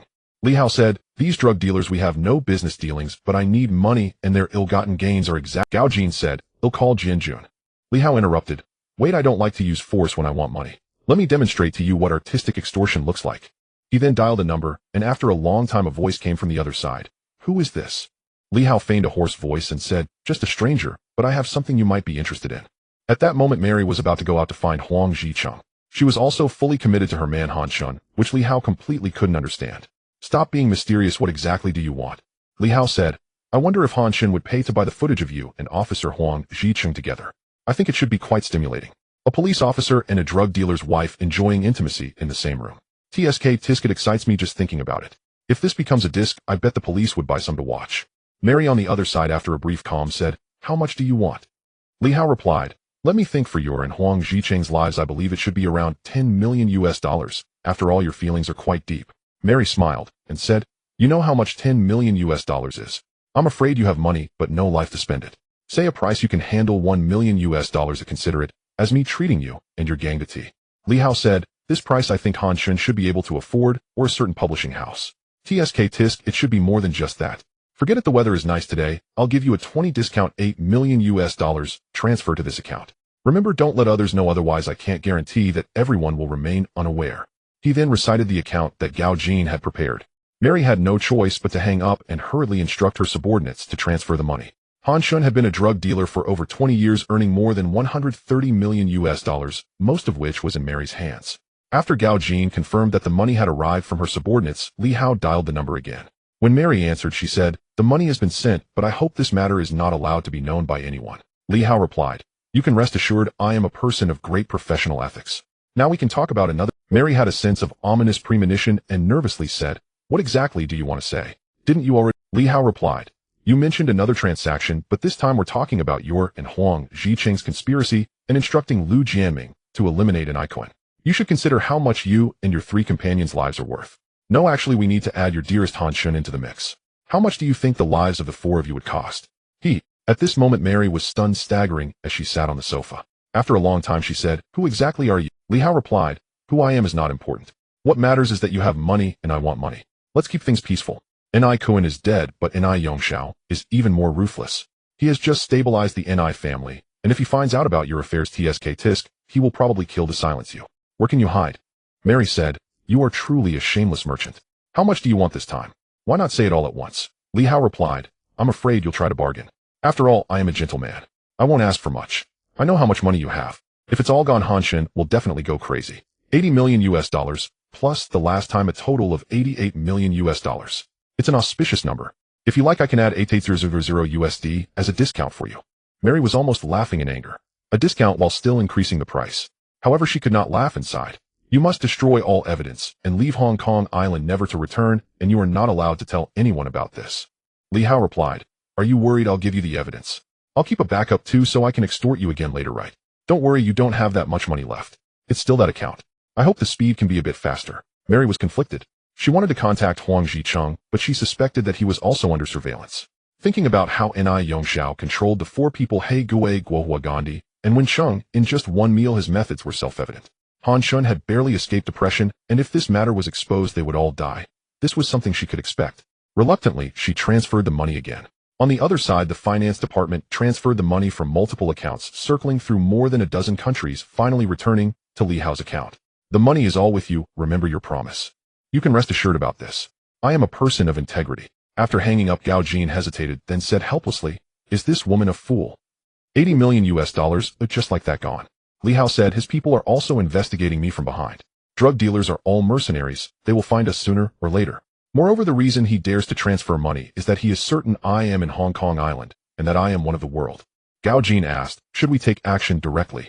Li Hao replied, There's no need. The reason this information is valuable is because of timing. In a while it will be worthless. Let's take advantage of this time to get a good price. He finished speaking and dialed another number. On the other side, in the Ni family manor, Ni Yongxiao had just planned the next 4 years. To him, family was everything, and for the Ni family to live in the sunlight, they must wash white and pull out of the world they are in, not just business, but also the 5 big families who are stones in their way. After connecting the call, he said, Who are you? Li Hao replied, As expected, you all have the same tone. Ni Yongxiao, I have something that you are most interested in. Ni Yongxiao replied, Anyone who knows my phone number is no ordinary person. Trust me, I have enough capability to find you. I just have no interest in it. If you have something I need, then you are here to negotiate a deal. Li Hao sighed inwardly. He was indeed the king of the underworld he envisioned. He said in a deep voice, The truth about your father, the mole by your side, the future of the Ni family. How much do you think these are worth? Ni Yongxiao was taken aback, his expression gradually turning cold. After pondering for a moment, he said, It seems you really are here to do business. I have been investigating these matters for a long time without any news. Are you from the north? Li Hao replied, Whether I am or not is not important. What matters is that you have money and I have news. I think it should be a good trade for the Ni family. No, I should say for all of your lives. The future of the Ni family, all of this, how much do you think it is worth? Ni Yongxiao replied, I can tell you are a qualified businessman, equally sinister. I bet you wouldn't be satisfied with whatever price I say. Li Hao said, Not necessarily, because for one of the pieces of information I sold it for $80 million. Ni Yongxiao replied, Let me guess, it should be the price for a life. I will offer $100 million. I want all your information. Time, place. Li Hao replied, Tonight at the Saigon Pier. On the other side, Jiang Tianyang was once again summoned to the police station. Do you have any excuses this time? Many people from Hong Tai said it was you who commanded your subordinates to do the job. Now what should we call you? The head killer. Jiang Tianyang replied, I don't want to say anything right now. I just want to be quiet. Who is quiet? I'm going to hit you. Because of Jiang Tianyang taking the blame, the gray-haired old man of Dongxing smoothly rose to power, and he also supported this news. With a ready-made scapegoat who wouldn't like it. Moreover, Hong Tai's leader Wei Jixiang also confirmed this matter. Compared to Jiang Tianyang's frustration, Liang Kuan was even happier lately. With no troubles, his business was booming, and he made a lot of money. That night in Saigon, more than a dozen cars parked nearby, and Ni Yongxiao walked over slowly with more than a dozen people. Gao Jin stepped forward and said, Mr. Ni Yongxiao, we have been waiting for you. Please follow me. Ni Yongxiao gestured for his subordinates to stop 10 meters away from himself, walked to the table, and sat down. At this moment, Li Hao was eating a late-night snack. The food here is not bad. No wonder your old man likes to eat here. And I Yongxiao replied, the old man is a bit nostalgic. I didn't expect the person looking for me would be Yu Hongxing Ghost Mouse, so resourceful. Li Hao replied, I bet what you've heard is insidious and cunning, and I'm a bit more confident. You probably didn't bring any money with you. And I Yongxiao said, I want to see who wants 100 million US dollars. Even if I give you the money, I'm afraid you won't have a life to spend it. Moreover, is what you're saying really worth that much money? Li Hao took out a document and handed it to N.I. Yongxiao, then continued eating. N.I. Yongxiao opened it, furrowed his brows tightly, and after a long time, he finished reading it. After pushing up his glasses, he calmly said, what about other matters? Li Hao asked, what's wrong? Are you willing to spend money now? N.I. Yongxiao remained silent, but waved his hand for his subordinates to act. His subordinate then dialed a number, not knowing what was being said. The money is being transferred to your account. You promised me 3 things, the first hasn't been completely said yet. Li Hao said, Mary Han Shin's wife conspired with Huang Zicheng in the hotel to instruct Lu Jianming from the Intelligence Investigation Department to eliminate your father. Han Shun is unaware of this, and he doesn't know he has been cheated. This disc contains their recordings and evidence from the hotel. Lu Jianming is an undercover agent sent by Han Shun to the police. Not only him, but several others are as well. The evidence is in Han Shen's safe. As for the mole by your side, to put it simply, your brother N.I. Yongren, or Chen Yongren, he is a police officer under Huang Zicheng. However, he has been deceived because there are no records of him at the police station. As he is a member of the N.I. family, it is destined to be difficult for him to be promoted, so Huang Zicheng has committed to deceiving him into selling his life. Another person is Luo Ji, who is about 20 meters behind you. N.I. Yongxiao replied, you seem to know me well. Even my plans are known to you. This makes me very curious. Li Hao, it's just a personal habit. When facing an enemy, I prefer to understand them better. You are an exceptionally clever person, unlike anyone else, graceful, yet ruthless, decisive, and loyal. To be honest, you would make a great friend. And I, Yongxiao, I would love to be friends, but I haven't heard of anyone asking a friend for $100 million. Don't worry about those details. The N.I. family has dominated Hong Kong Island for over 30 years. Most people know how much money you have. Who could possibly have as much cash flow as you? And I, Yongxiao, Ghost Rat, you truly live up to your reputation. But the matter I care about the most is where the N.I. family's way out lies. What do you know about it? Li Hao, your ideas and designs are good. You want to build a good relationship with the North, especially 6 years from now at 97. By then, it really is possible for the N.I. family to successfully transform and become a benefactor living under the sun. But have you thought about human nature? The N.I. family has had few friends over the years. You could probably line up your enemies all the way to Causeway Bay. Cleaning your reputation is one thing, eliminating those few scum is another, but as long as the traitor is alive, there won't be any justice. You just need to be more cautious. Sometimes it's your own people who bring about your downfall. I bet you'll find it very difficult to get past your brother this time. And I, Yongxiao, took a deep breath and adjusted his glasses, saying, I originally planned to design all of this over 4 to 6 years. Now, having received so much information from you, I don't know if it's right or wrong. Spending this money is painful. Li Hao, haha, let me give you a clear path. Some of his plans must be executed in advance, especially regarding Han Shun. If you don't take action yourself and let others do it, it will definitely go wrong. Over the years, the Golden Triangle and the entire Southeast Asia recognize Han Shun. As for the N.I. family, the orders are completely different. N.I. Yongxiao's expression turned serious, indicating that Han Shun had already secretly undermined the N.I. family's reputation. At the same time, he was the only one without a territory. Not fighting is itself a form of conflict. Just because he has no territory doesn't mean he lacks his own influence. He's a very clever guy. Rumors about him having illegitimate children are all fake. If you two go to war, your family will be in danger. Either don't act or act decisively. At this moment, someone walked over to N.I. Yongxiao, nodding, and Gao Jin said softly, the money is already in hand. Li Hao smiled and said, you're welcome to come again next time. I have a feeling that I've made a solid friend in you. N.I. Yongxiao, I also have a feeling. I still need to spend money. You're truly a unique friend. Li Hao, haha, at least I'm very sincere. You have money. Ooh, I wouldn't hesitate to kick Guangong off his pedestal to let you take that position. Wishing you safe travels. N.I. Yongxiao stood up, leading everyone to leave directly. Gao Jin smiled and said, brother, how your speed in making money is comparable to a money printing machine. $188 million, and that's already in hand. Li Hao, do you believe it? N.I. Yongxiao came here wanting to go to war, directly daring to ask for money from him. Haha, let Jianjun and the others withdraw. This show is over. Meanwhile, in another car, N.I. Yongxiao also ordered his men to withdraw. He saw Wang Jianjun and others fully armed. Haha, interesting. This ghost rat is truly audacious. I suspect that everything in the martial world is related to this guy. It's going to get more interesting from here on out, N.I. Yongxiao thought, looking out the window, glancing at Luo Ji in the rearview mirror, a cruel smile appearing on his lips. To be a ghost, one must face the consequences. The next day, when Jimmy received a large sum of funds, he was even more excited.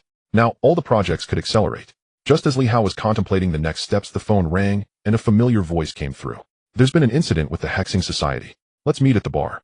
A few hours later at the Causeway Bay bar, Fai Long had now grown to a level that Li Hao was satisfied with. Very good, from now on Causeway Bay will be under your management. Brother Hao, don't worry.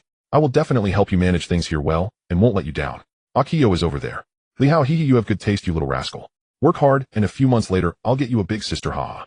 At this moment Akio finally met Li Hao and hurriedly said, the Hexing Society is in chaos. Huang Jiudi has modified many projects and Xiaodian and my father are both dissatisfied. But the next day for some reason Xiaodian and Huang Jiudi seemed to be on the same page. Then my father's business circle suffered a severe blow and my sister was also attacked.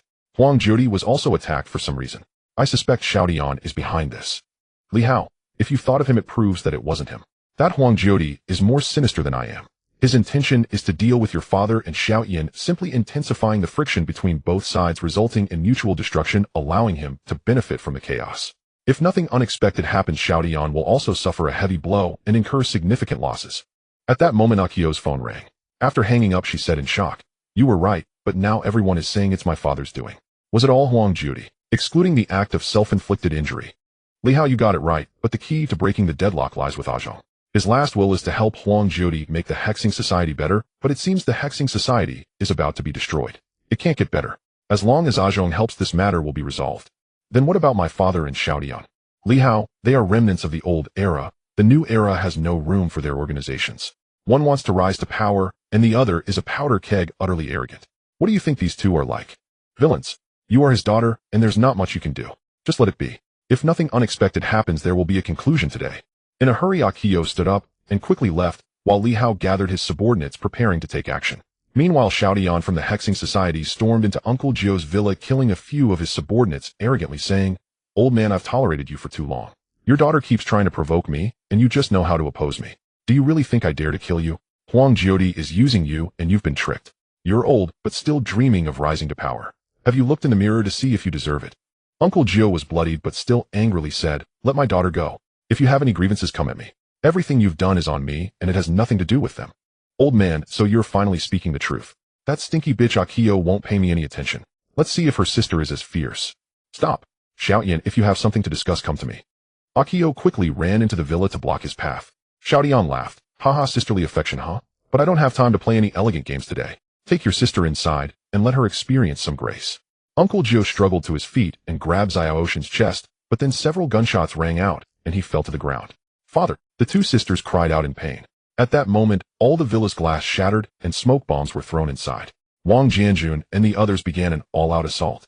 A minute later Xiaodian lay in agony on the ground, and the sisters were rescued, suffering in front of their father.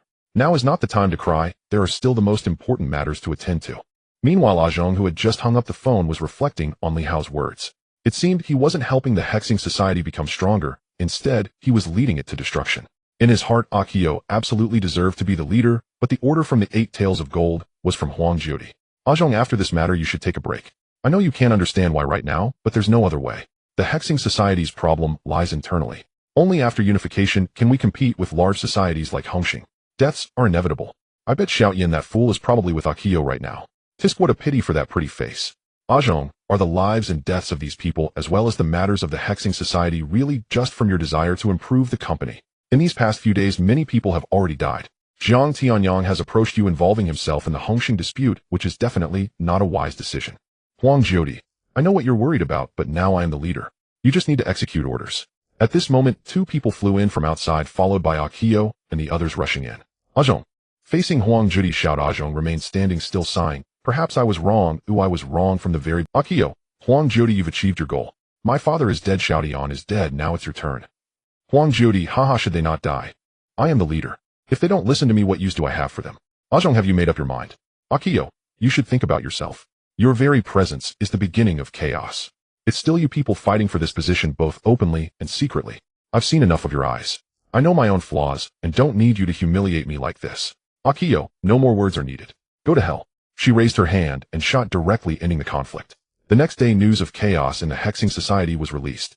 With Zhong's help, Akio rose to become the leader of the Hexing Society. Under Li Hao's plan, Jiang Tianyang's elimination of Huang Jiudi reignited turmoil in the martial world. The name of the killer leader could no longer be shed. At this moment, as Jiang Tianyang exited the police station, he was even more frustrated. On the other side of the phone, Ni Yongxiao was threatening him. I told you your father and Kowloon was not killed by me, nor were Chun Mei Luo Huangjiudi. Their deaths have nothing to do with me. But after you returned, you spoke of cooperation with them. Don't tell me your hands are clean. They all say you did it. If I don't take action, wouldn't that be quite embarrassing? Jiang Tianyang angrily replied, the prince's injury won't heal in a short time. You're openly Ni Yongxiao, think whatever you want. Since this matter has fallen on you, you have a responsibility. After hanging up the phone, Jiang Tianyang angrily threw the phone away. The prince was shot. Although he didn't die, he had been hit by 2 bullets and wouldn't be able to function for a while. Liang Kuan also took the opportunity to reclaim the territory in Tsimsha Sui. As for Jiang Tianyang, the police were keeping a close watch on him.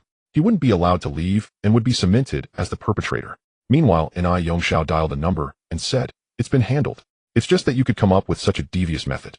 I assume these matters were all set up by you around Jiang Tianyang. Li Hao, I'm just a guide. By the way, your brother has already met with Huang Zhiqing. If you want to take action, I can help. Ni Yongxiao, no need. I want to settle this myself. I've considered what you said, but I don't believe it. I want to Li Hao, I understand. Wishing you success. Early morning inside the villa, Li Hao looked at the beautiful Akio beside him, feeling an inexplicable confusion. He had already been in this world for over a year, and the things he once dreamed of in his past life seemed to be within reach, which felt a bit unbelievable. At this moment, the phone rang. Hello, Hao, I forgot to tell you something. My mother's birthday is next month, and you must come to celebrate together. Li Hao was taken aback, recalling the plot, and said, do you know where Chun Haonan and Shan Ji are? And Lei Gong from the Sanlian gang. He shouldn't have let the last incident go right. Liang Kuan. I heard they went to Macau, and they didn't have a pleasant interaction with Yexian. However, the Sanlian gang's casino is still under construction. That old guy really has some strength. What do you want to ask him? Li Hao, I don't know, but I have a bad feeling about this. After hanging up the phone, he walked to the window, silently thinking, system draw 3 times. Ding. Automatically deducting 30 million USD. Please wait a moment. The lucky wheel is spinning. Congratulations, the host has obtained a luxury cruise ship complete with all personnel and facilities. All documents are stored in the system space. Congratulations, the host has gained a system space of 10 cubic meters. Congratulations, the host has obtained the equipment of honor of kings, the legendary sword Simi. Li Hao, I can still obtain equipment. This dog system is interesting. Doesn't this mean I have 3 seconds of invulnerability, ignoring any damage? However, based on some key connections from the novels I've read, there may be some things I can't handle later on. After thinking it over, I still put everything away and took the freshly awakened Akio, calling Gao Jin and others to head to the port. From a distance, they saw a luxury cruise ship. Once the people boarded, they truly experienced luxury. Brother, how are you saying this ship is ours? The Akadis. Li Hao, yes, this is the one I booked in advance. When the time comes, we'll choose a good day, do some advertising, and welcome tourists. We can also promote the strength of our Haotian group. The travel routes can be to countries like Sakura and Kimchi. In the future, we can also host the company's annual meeting here, allowing everyone to relax a bit. While everyone was admiring it, Li Hao's phone rang again. Hello, how long time no see. I'll be visiting Hong Kong Island this time. Let's meet up if you have time. I heard you're now a business tycoon. Li Hao, haha, Gao Jin, you're the god of gambling. My little money is just pitiful in front of you. What do you want to do this time? You wouldn't come here without a reason, right? Gao Jin, I have a gambling match with the gambling devil Qin Jinsheng. This guy is no pushover. Hong Kong Island is your territory, but I haven't decided where to hold the match yet. Li Hao, with a flash of inspiration, said with a smile, then let's hold it on my Akadis. It's my newly bought cruise ship, and it's enough for you all to have a good time. If you need money, feel free to ask. Gao Jin, I see you want to make money. If I need your help, I won't hold back.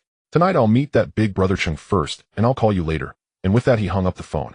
Li Hao smiled and said, I bet when we meet next time you'll be turning into a fool. Beside him, Jin curiously asked, Fool? What do you mean? Li Hao, it's nothing. Let's head back. Inform everyone that the century battle between the gambling god Gao Jin and the gambling devil Qin Jinsheng will be held on this ship. The next day in the office, Jin walked in and said, Brother, how the gambling god has been found. He is an obscure thug saved by Qin Xiaodao. Just keep an eye on him. He needs to have his own opportunities, but make sure someone is ready to protect him. What about Jiang? This guy is quite obedient for now. It's hard for us to eavesdrop on his calls, but many people have been gathering around him recently, likely because the prince was injured rallying his subordinates from Thailand to protect him. He is currently staying at the Junda Hotel. Junda Hotel? That name sounds familiar. Oh, it should be due to publicity.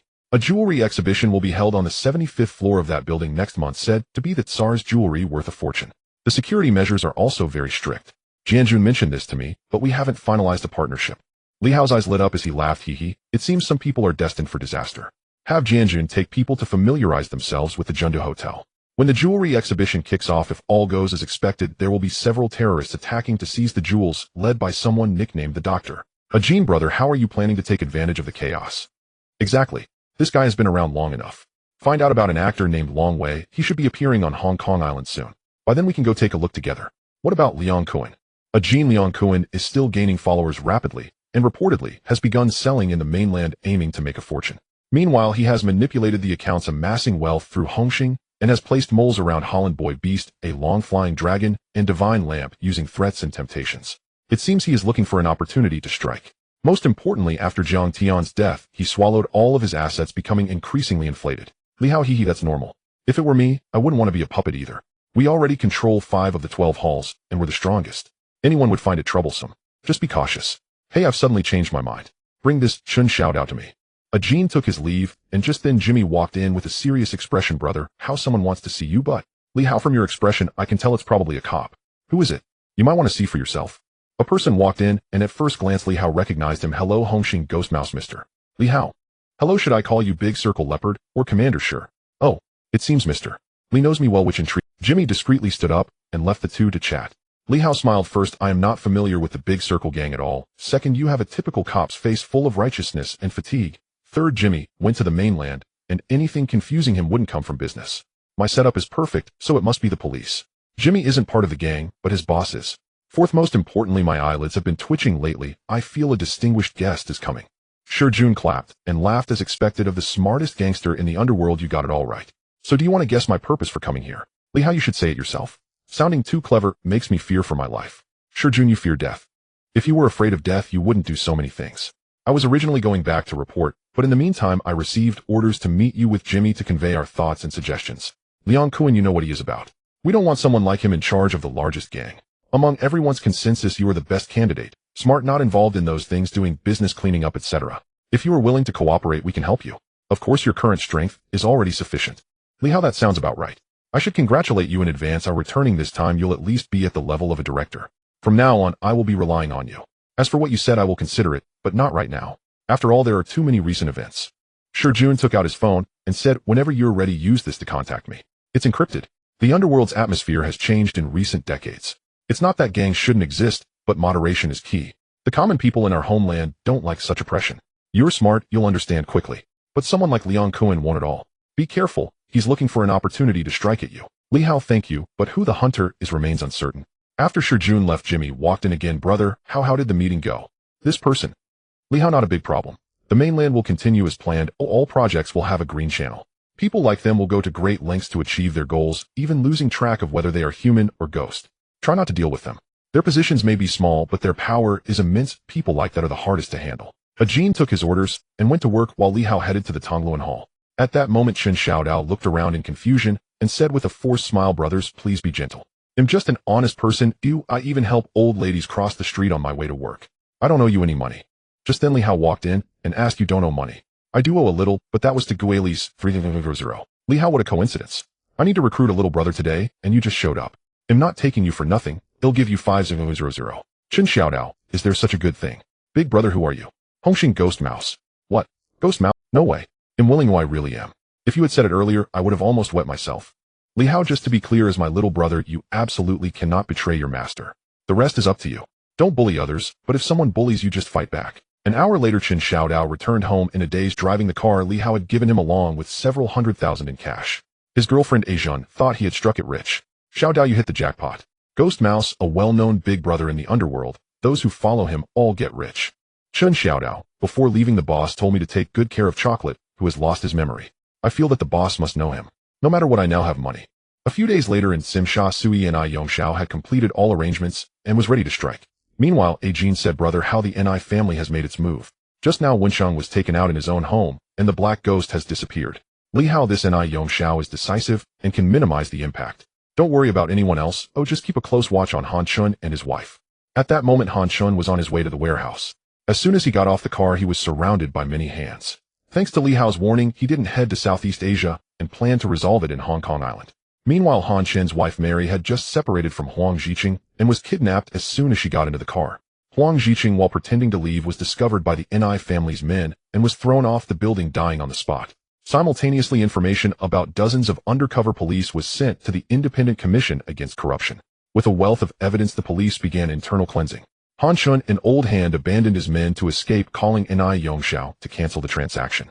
However, at an intersection, he was blocked by several cars, blindfolded and taken away. At the same time, Ni Yongxiao officially declared war against Jiang Tianyang. Jiang Tianyang holding a grudge for the last time, Ni Yongxiao SE. At this time, the highest officer in charge of the Triad forces on Hong Kong Island is changed. If Li Hao were here, he would be surprised, because he knows this person who is also the future planner of the Cold War plan, Li Wenbin. I don't believe a short mule is innocent. You walk down this path, half a foot in prison. It doesn't matter if so many are involved, clearly you have offended more than one. Isn't it better to stay peacefully in your Thailand? We can guess a bit about what's happening over there. It's normal for someone like you to come here and cause instability, right? Jiang Tianyang, Li sir, there's no evidence. He'll sue you for defamation. I am a legitimate businessman and will not respond to anything. If there's anything, talk to my lawyer. Li Wenbin, no problems at all, but during this time I have the right to detain you for 48 hours. It seems this isn't your first time. Please cooperate. Until the case is thoroughly investigated, you cannot leave Hong Kong Island. Please enjoy your holiday time at the hotel. I won't let anyone related to this case go. After Jiang Tianyang left, Ni Yongxiao took this position. Inspector Li, long time no see. Li Wenbin smiled and said, we are all old friends, no need for pleasantries. How did these people disappear, and what happened to Huang Ziqing's death? If you are involved, the Ni family will have no chance of cleaning up. Ni Yongxiao, firstly, I don't know what you were talking about. I admit I have a vendetta against Jiang Tianyang, but I didn't expect this guy to be even more ruthless than me. I'm sorry about this matter. If you are blocking me, I might not be able to pacify my subordinates. Li Wenbin leaned over the table, staring intently at Ni Yongxiao, and said, Xiao, I am a police officer. I also don't want gangs to appear in the underworld. It's a provocation against the law. We are not interested in your grudges, but we need order and security. Whoever causes trouble, I will arrest. You've been performing well lately. Oh, I hope you can maintain this status. You are a smart person and know what I mean. Ni Yongxiao calmly pushed up his glasses and said, Li sir, I want to live in the sunlight. As for what you mentioned, I'm not very familiar. The Ni family is not the same as before. The situation in Tsim Sha Tsui was chaotic, but the person truly making money was astonishing, Liang Kuan. This guy took over the prince's territory and directly seized market share after the Ni family withdrew. Now Liang Kuan can be said to have overnight become the biggest drug lord on Hong Kong Island. Of course, in Li Hao's eyes, this is akin to self-destruction. Soon it was Liang Kun's mother's birthday, and unlike the usual film, this time Liang Kuan held a grand banquet with many people from the underworld attending. Li Hao was among them, but such a conspicuous gathering soon attracted police attention, especially the newly appointed highest executive officer in charge of the Triad, Li Wenbin. Kuan, brother, this guy is hard to deal with. It's best to stop while you're ahead. Liang Kuan hated these guys, but under Li Hao's comfort, it was left at that. Li Wenbin looked at Li Hao with great interest. You are Ghost Mouse, right? Why would someone like you, a wealthy person, willingly fall into depravity? Li Hao, I'm not a good person, nor am I a bad one. Just earning a little money to support my family. Is there a problem, sir? Li Wenbin, no, you are the only gangster who publicly doesn't allow followers in your establishments, and it's also the safest. I am very pleased with this. I hope you can continue to maintain that. Li Hao, that depends on whether others are willing to give face. Personally, I prefer making money, and am not very concerned about these things. However, Officer Li, if you're interested, I can always lend a hand. Li Wenbin, oh, aren't you gangsters very averse to those wearing red shoes? Aren't you afraid? Li Hao, I've never seen myself as a gangster. I'm just a shameless businessman. As for the gangsters you mentioned, I'm not Li Wenbin, interesting. I will remember you. He turned and left. Just as Liang Kuan was about to take the stage to showcase his singing talent, not far away his mother was being beaten by several mysterious individuals, and chaos began. Li Hao felt like this plot was very familiar. Could it be that Chun Haonan and Shan Ji had returned? Kuan, brother, be careful of traps. Bring your weapon. Liang Kuan was taken aback, but patted his waist and said, I'm very afraid of dying now. Don't worry, that bastard Jiang Tianyang can't kill me. As expected, Liang Kuan was led by several people out of the hotel into a narrow alley. Holland Boy walked over and asked, brother, how should we go help? Li Hao, hold steady here for now. Let's see if he can get through this tribulation. Gao Jin, brother, how do you want to do it early? Li Hao, I had that thought, but it also depends on his fate. Sure, Jun's appearance disrupted my plans. Minutes later, gunfire erupted. Everyone rushed out to check. At that moment, Shan Ji was kneeling on the ground, crying, while Chun Haonan and Liang Kuan lay on the ground, uncertain of their fate. When the police arrived, Shan Ji was immediately taken away. Soon after, shocking news spread through the underworld. The Sanlian gang's Thunder God ordered the elimination of Liang Kuan, and Ghost Mouse successfully resolving Liang Kuan. The fugitive Chun Haonan was also killed in this assassination after being shot by Liang Kuan in retaliation. This event directly made Hongxing a focus of police attention. Inside the police station, Li Hao was brought in. Li Wenbin sighed, I really don't understand you guys. Do you really? Now that Hongxing is leaderless, the only ones who can take charge are you and Han Bin, but he cannot compete with you at all. Li, how is that so? If you don't say anything, I wouldn't know much. Li sir, you called me over so late, I still have to go to the main hall. Li Wenbin, what? Going to become the fourth leader of Hongxing. Li Hao, you're one of the few gangsters I don't find so annoying. I think about the things you say for a long time. Over the years, the number of undercover agents the police have infiltrated into gangs is countless, and many have vanished without a trace, some even defecting. The success rate is very low. With you in charge of Hongxing, the future path of Hongxing must be to come ashore and clean up. What we want is order. Do you understand what I mean? Li, how do you think I seem like a traitor? Li, sir, being friends is fine, but if you want to control me, then it's meaningless. I can help you within my capabilities, but cooperating fully with the police, I fear I might not know how I die one day. Li Wenbin handed over his phone and said, you can contact me anytime. I believe in your choices. Of course, in exchange, I will help you to the greatest extent possible, but the premise is that you must satisfy us. After leaving the police station, Li Hao's expression was cold. Ajin looked as if he was about to say something, but hesitated. I know what you're going to ask. There's nothing we can do. We don't have the strength and can only be pawns. Whether with Shi Jun or Li Wenbin, it's the same. Only when we become strong can we hope to break free. We are already in the whirlpool. Oh, it's not that easy to get out. Is everything arranged? Ajin, all done. The big reshuffle in Hongxing was planned long ago. Fire Mule is already waiting at the main hall. However, a few hours ago, Jiang Tianyang should have contacted the Hanbin brothers along with Brother Ji and Fatty Li. It seems the effect is average. They don't want to get involved. Half an hour later in Wanchai, inside the Hongxing main hall, when Li Hao walked into the hall, everyone fell silent. They all knew that only with Li Hao in charge could the current situation be stabilized. Everyone, at this critical moment, we must unite. I believe now is the right time to hold an election. What do you all think? Everyone replied in agreement. Brother Hao is right. Agreed. I support. Brother Hao, I think you are the best choice to become the new leader of Hongxing. What do you all think? Everyone raised their hands in succession, all in agreement. Even Li Hao was a bit surprised. Since my brothers are giving me face, I won't refuse. They'll take the position of leader. Flying Dragon, from now on you are the master of Kowloon. Mongkok and Poland Street, which were originally not very large territories, will now be under the responsibility of Beast. 13. May will mainly take care of Poland Street. Fort Simsha Sui, we need someone who can suppress it. I already have a candidate who will definitely satisfy everyone. Kowloon City will now be managed by Divine Lamp and Fire Mule taking charge of the main hall's white paper fan. Flying will take the position of the boss in Kowloon. Brother G has mentioned that his health condition is not good recently, so the territory will be handed over to Fire Mule to manage. The 12 hall masters gather once again. The ongoing hall meeting that lasted several hours concluded simply. Li Hao knew this time did not represent much. His hurried rise to power could indeed make Hongxing become his one-man show, but now Hongxing was already riddled with holes, while Dongxing had been quietly developing over the past few months and had fully recovered. Soon after, the news of Li Hao ascending to the position of leader of the Hongxing gang spread throughout the Jianghu, and no one was surprised. However, what puzzled other factions was that Xing Society, Hongtai Longqing Gang, and the Ni family all expressed their congratulations and willingness to cooperate with Li Hao's Hongxing. This made many feel that a conspiracy was afoot. Yet, Jiang Tianyang, who was involved, recognized the issue. His current status was undoubtedly linked to Li Hao. Furthermore, Li Hao had completely consumed all of Liang Kun's assets in just a few days, growing even stronger. That night on a rooftop, Ajin said, Brother Hao, I've brought the person. I guarantee no one knows this guy is about to faint from the pain. No one was taking care of him. If it weren't for our help, he might have been hit by a car. The person on the ground took a moment to relieve himself and said, Ghost Mouse, thank you for saving me. I will repay this favor in the future. Li Hao smiled and replied, Hee, how will you repay it? With your pitiful amount of money, will you venture into the Jianghu alone? Or will you endure others' criticism and continue to resist?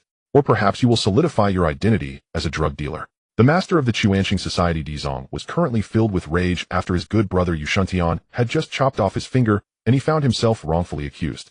What do you want me to do? Li Hao replied with satisfaction, it depends on you. What do you want to do? I need a person from my own side. After all, this is an enormous market. I won't get involved with this, but I still like money. If I can control its sales and trends, that would also be a good choice. A fierce glint flashed in Dai Zhang's eyes as he thought about his current predicament. This was his only opportunity. Mr. Li, I will take on this matter. Li Hao smiled with satisfaction. Very well, all of Liang Kun's market share will be entrusted to you. Remember, Ajin will contact you in the future. Some matters must be handled with care. Dizong was not foolish. He knew his life was entirely in Li Hao's hands. As long as he didn't speak recklessly, he would definitely not lack money in the future, but his life would be on a tightrope. After Dizong was taken away, Gao Jin said, Brother, how with this guy around a third of the market share in Hong Kong will belong to him? Doesn't that put us in danger? Li Hao replied, we won't be exposed. He is merely a businessman behind the scenes. If someone in our territory does such a thing, we will face significant risks. However, if the person doing it is someone we can control, it can be much safer. Who says pawns cannot make their own moves? The next day in a parking lot, Chen Xiaodao had just walked out of the hospital with Kiakili when he unexpectedly encountered a killer organization led by Gao Yi. A fierce gunfight ensued, and at a critical moment, Ajin's men rushed in to provide assistance. Meanwhile, Li Hao also contacted Long Wu to rescue the gambling god. In the hospital, when Gao Jin woke up, the intense pain in his head made it hard for him to recall many things. How? Brother Wu, what happened to me? Li Hao said, you're lucky you rolled down a hillside and suffered a severe head injury. Fortunately, my little brother Chen Xiaodao saved you, or you would have been gone. Xiaodao, didn't you want to learn gambling skills? This is the gambling god Gao Jin. Chen Xiaodao looked at Kiakili in surprise. Gao Jin said, don't tease me, this was truly an accident. What happened during this time? Everyone began to share information, and soon Gao Jin learned everything. Li Hao said, you should be mentally prepared. It seems Gao, he has already targeted your woman. My condolences. Gao Jin nodded in despair, fully aware of the situation. How this time, let's settle it on your boat. I want them to pay with blood for their debts. 3 days later, aboard the Yaku DC cruise ship, the highly publicized gambling duel attracted a large crowd. Witnessing this peak showdown, and with Li Hao's participation, the stakes skyrocketed to $300 million. Li Hao also set up external betting odds, with varying winning ratios. As the banker, he naturally had the ability to mitigate risks, guaranteeing profits. When Gao Jin reached the gambling table, Chen Jinsheng was using special glasses to observe him, unaware that Gao Jin was wearing invisible, more advanced ones. In the audience, Chen Xiaodao watched the duel with excitement. Can't you be a bit more restrained? You're my little brother, and you're making me look bad. Chen Xiaodao awkwardly replied, boss, I'm not you. Gao Jin is the gambling god. Besides, you're so wealthy, your confidence is naturally abundant. It seems you want to duel like this too. Li Hao said, fool, I've already arranged it with him. After this matter ends, he will take you to Las Vegas. If you don't learn well, I'll come back and break your legs, your third leg. At the gambling table, Chen Jinsheng calmly said, young people are still young. They can't keep their cool. Your title as gambling god should see a reversal today. Gao Jin chuckled, hee hee, you're so old, yet still out playing cards. You've really gotten addicted. Want to see my whole card? Alright, $50 million. Chen Jinsheng replied, you're really ruthless. There's no reason to be scared in the first round. I'll call. The apparent advantage was with Chen Jinsheng, but he noticed Gao Jin's whole card was actually a sneaky play. Naturally, he followed without hesitation. It seems you can see through my whole card. Young man, you're too impulsive, you're not yet seasoned enough. I'm already 70 years old, earning some money is just a way to celebrate my longevity. In the audience, Chen Xiaodao exclaimed in surprise, master, is it really a sneaky play? Li Hao slapped his palm down angrily, saying, I didn't see this expression from you when I asked you to join the gang. You're a traitor. You haven't even joined the sect yet, and that bastard Gao Jin is fishing. Watch closely, but it's a true master. It's about human hearts and human nature. In the second round, Gao Jin directly covered his whole card with an ace on the table, betting $30 million. Chen Jinsheng with 2 queens was naturally unafraid. The two unhesitatingly placed their bets, and beside the gambling table, hundreds of millions in cash lay spectacularly on display. 3 queens against 3 aces. Are we filming a movie? Chen Jinsheng said, hee hee, Gao Jin, it seems you're out of money. $500 million is all here. Let's reveal the cards. Gao Jin took out a rural credit cooperative passbook from his pocket, betting $30 million as collateral. Naturally, the older brother dismissed it, saying, you say 30 million, it's 30 million. Chen Jinsheng shot him a cold glance, and then turned to say, with your title as gambling god, it's worth more than $30 million. Gao Jin smiled as he lifted the card on top, revealing the whole card beneath. In Chen Jinsheng's eyes, this was clearly a sneaky play, and he was filled with confidence. $30 million, I'm all in. Oh, let's see your hand. Chen Jinsheng naturally called all in, unafraid. However, when Gao Jin revealed his whole card, he was shocked, removing his glasses and staring at Gao Jin's Gao E in utter disbelief. At that moment, Gao Jin laughed and stood up, saying, thanks to you, otherwise how could I win against this old fox? You think what you're wearing is high-tech? That was a defective product from 2 years ago, while I'm wearing the latest product from last week worth $300 Old fox, to win against you requires spending a lot of money, haha. At this moment, Gao E realized he had provoked both sides and quickly turned to try to escape. The people of Brother Chung chased after him. This was on Li Hao's ship. They naturally couldn't let them act so arrogantly. He was soon caught and taken away by the people of Jianjun. This time, for the image of the Yaku DC's first voyage, Li Hao didn't go on a killing spree, nor did he send Chen Jinsheng to prison. However, after this incident, Li Hao no longer needed to worry about money for a while. As for the gambling god, he left with Chen Xiaodao the next day. Despite Li Hao's attempts to keep him, it was of no use. Watching the direction the two left, he sighed, saying, gambling god, that title is too grand, destined to be a lonely person. Ajin, you share the same sound, but different characters, your fates are completely different. Ajin replied, didn't you say that choice is greater than effort? Haha, you're right. Let's go see if the martial arts star is really that impressive. An hour later, a square had been transformed into a fan meeting place. At this moment, an actor suspected to be Long Wei fell from a great height onto the air cushion below. Immediately, the staff below rushed up, executing a switcheroo, while the real Long Wei enjoyed the attention of the fans. The stunt double Li Jia quickly wiped the blood from his mouth and fled. At the entrance of the changing room, Li Jia had just walked out when he heard a voice from behind.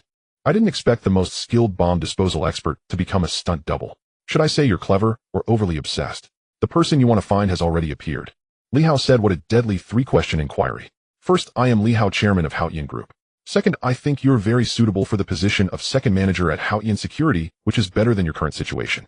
Third, people must rely on themselves. Upon hearing this, the previously calm Li Jia was taken aback, then quickly walked up anxiously, saying, you know the doctor. Where is he? Li Hao replied, that's not a polite way to ask. I can tell you, and I can help you, but that requires your participation.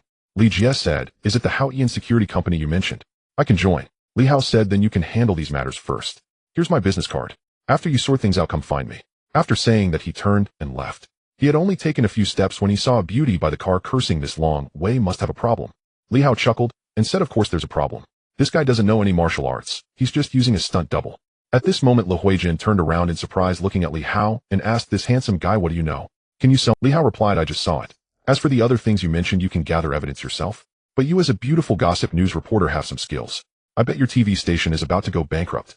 Lu Huijin said, well, if you don't want to tell me, that's fine. One day I'll know everything. Watching Li Hao get into the Rolls-Royce convoy, Lu Huijin immediately transformed into a brave warrior and approached again, loudly saying, this handsome guy, what's your name? Haoyan Li Hao. Lu Huijin exclaimed in surprise, you're that mysterious wealthy man. Can I have the honor to interview you for an exclusive report? Ajin and the others were blocking her, while Li Hao smiled and agreed, closing the car door and driving away. An hour later, in the office of Haoyan Group, Lu Huijin organized her equipment, preparing for the interview. At that moment, Ajin walked over and said, brother, how it's all set. The other party is very willing to sell, and the price is just as you said, we can sign at any time. Li Hao said, then let's change it to Haoyan TV. Miss Lu Huijin, you can now interview your new boss. Lu Huijin was taken aback, then said with a twitching mouth, are all you rich people such domineering bosses? The new boss, should we continue? Of course I'm very willing. Lu Huijin, may I ask how Mr. Li was able to amass such immense wealth by the age of 30? What are the skills behind it? Can you share your experiences with us? Li Hao, this question is rather profound. From the very beginning, my family situation was one of hardship, which was also a chance for me to meet some of my closest friends. We started Haoyan Company together, initially focusing on finance and the clothing trade. Gradually, I came into contact with many industries. Hong Kong Island is a place full of opportunities. I merely possess an eye to discover beauty. Lu Huijin smiled and said, Haoyan Group is currently involved in many projects with investments in the billions. It's hard to see returns in a short time. Why are you so confident? I understand that Haoyan has many projects, especially the crucial Haoyan technology, as well as logistics centers and heavy industry in the mainland. Do you have great faith in the business environment there? Li Hao, this question is excellent and very sensitive in the current context. As a member of the Flower Nation, I have a responsibility and confidence in believing that our motherland is great. I personally have no doubt about employment and the business environment in the North.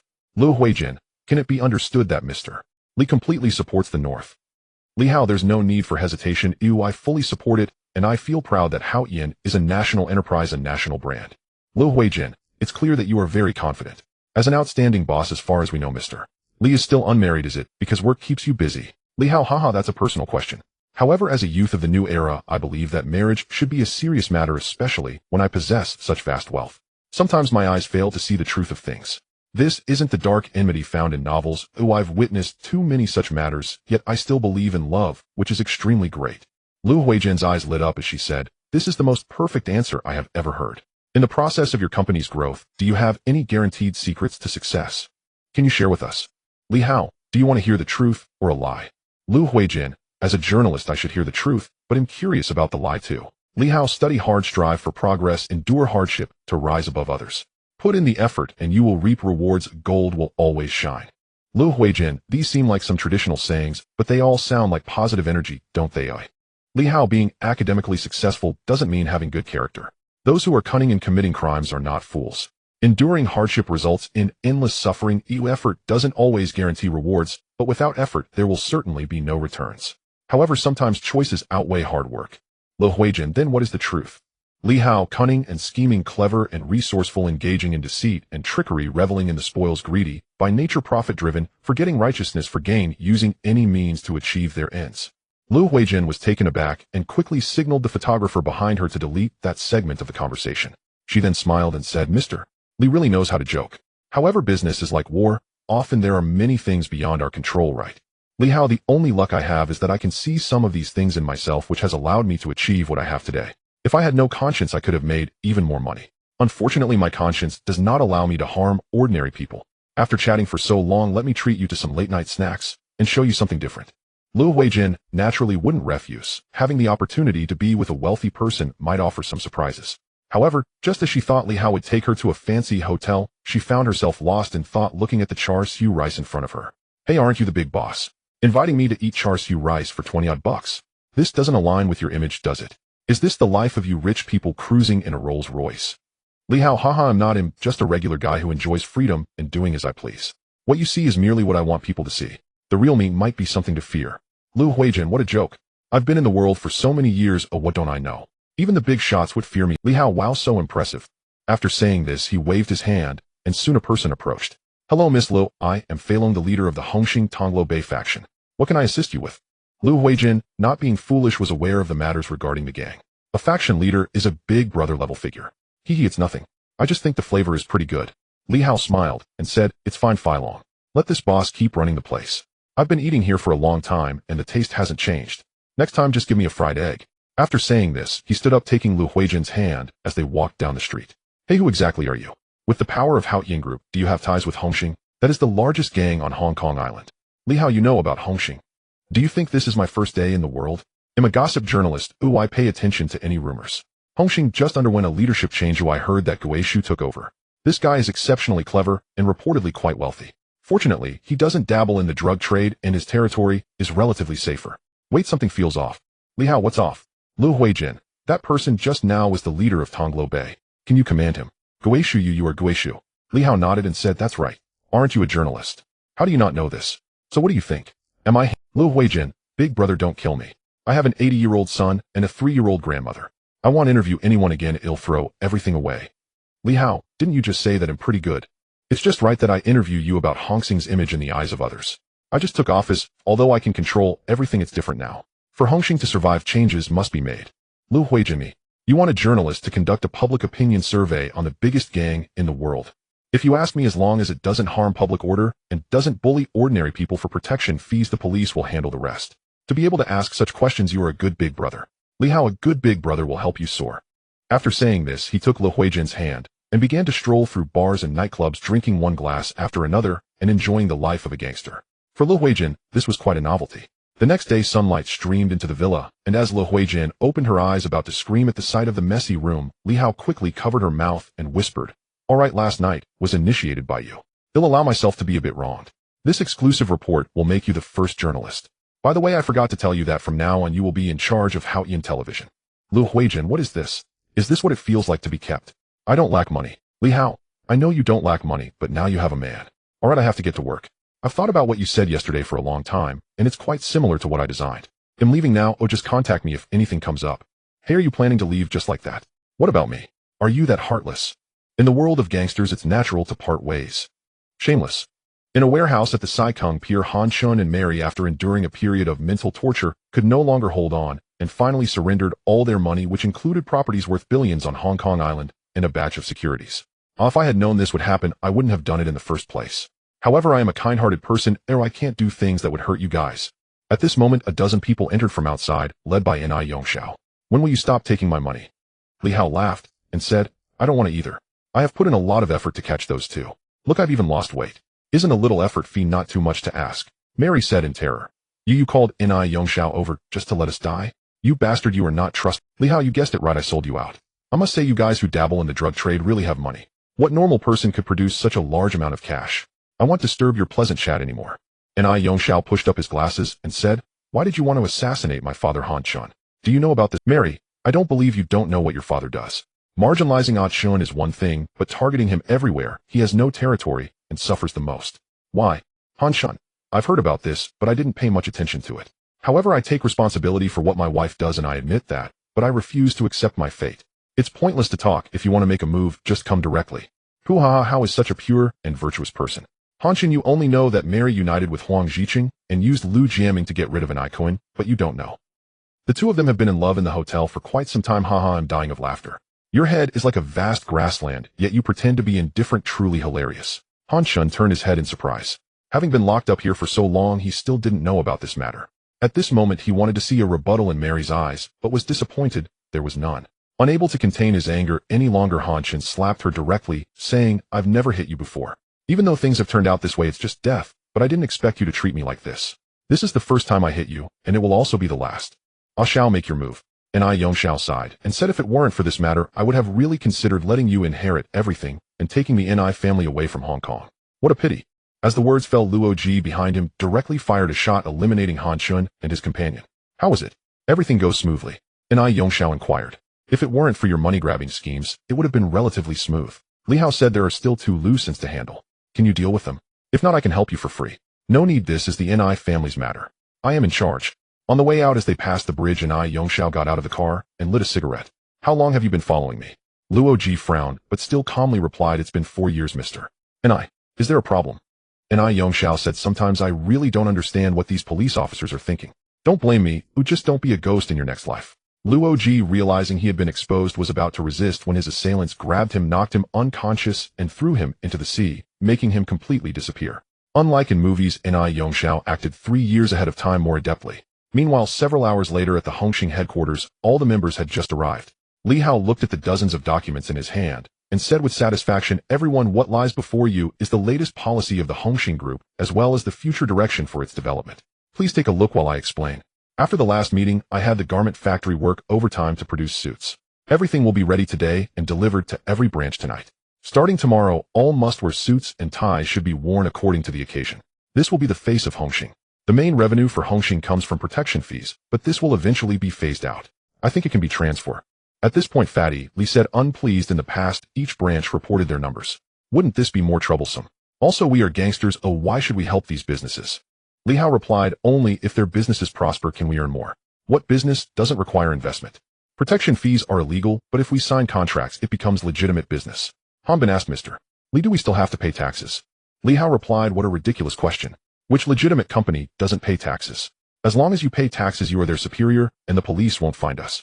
Moreover, we can even have the police protect us. Why not take advantage of such a good deal? In addition, I plan to let Hongxing take a share of the investment in the north. The future development space there is also vast. This method will require some time to adapt, but it is in order. I am also a leader rising to power, aware of everything. In the past, after paying a certain amount, some could take home a bit while others could earn some extras by altering accounts and pocketing protection fees. These past issues will be overlooked. Starting next month, the Divine Lamp will be in charge, and personnel will flow randomly to ensure fairness. This policy must be implemented so that everyone can earn a living by the end of the year. Of course, the money you earn should generally increase. Lastly, and most importantly, Hongxing's premises absolutely cannot have our people running away. If caught, they will be reported to the police. If someone from Hongxing flees, they will be captured and sent to the police station. The rules of Hongxing must still be followed. This will be, and several hours later, Hongxing's reforms left hundreds of thousands of gangsters in Hong Kong and over 30 societies confused. Except for Longqing Gang, which supported Li Hao, everyone else thought Li Hao was crazy. Within the Lian Sheng group, Big D listened and said, what kind of chaotic plan is this? Isn't this forcing some members of Hongxing to leave? I don't know about others, but I know exactly what kind of person Fatty Li is. Goei Shu wants to lead the society to wash white, but it won't be possible without bloodshed. Chong Mao give 3-0 to Officer Sun and let Long Jin choose me. On the other hand, Hong Ren of the New Victory Peace waited at the delivery room door for the arrival of his baby. Hearing about Hongxing's matters, his gaze became firmer. In his mind, this is the best path, but there are too many voices in the society right now and he needs time. Bai Tu Wang from Dongxing smoked a cigarette and said with a smile, Goei Shu of Hongxing truly lives up to his name. He's on the right path, but only Hongxing can walk this way. In this case, he will become a target.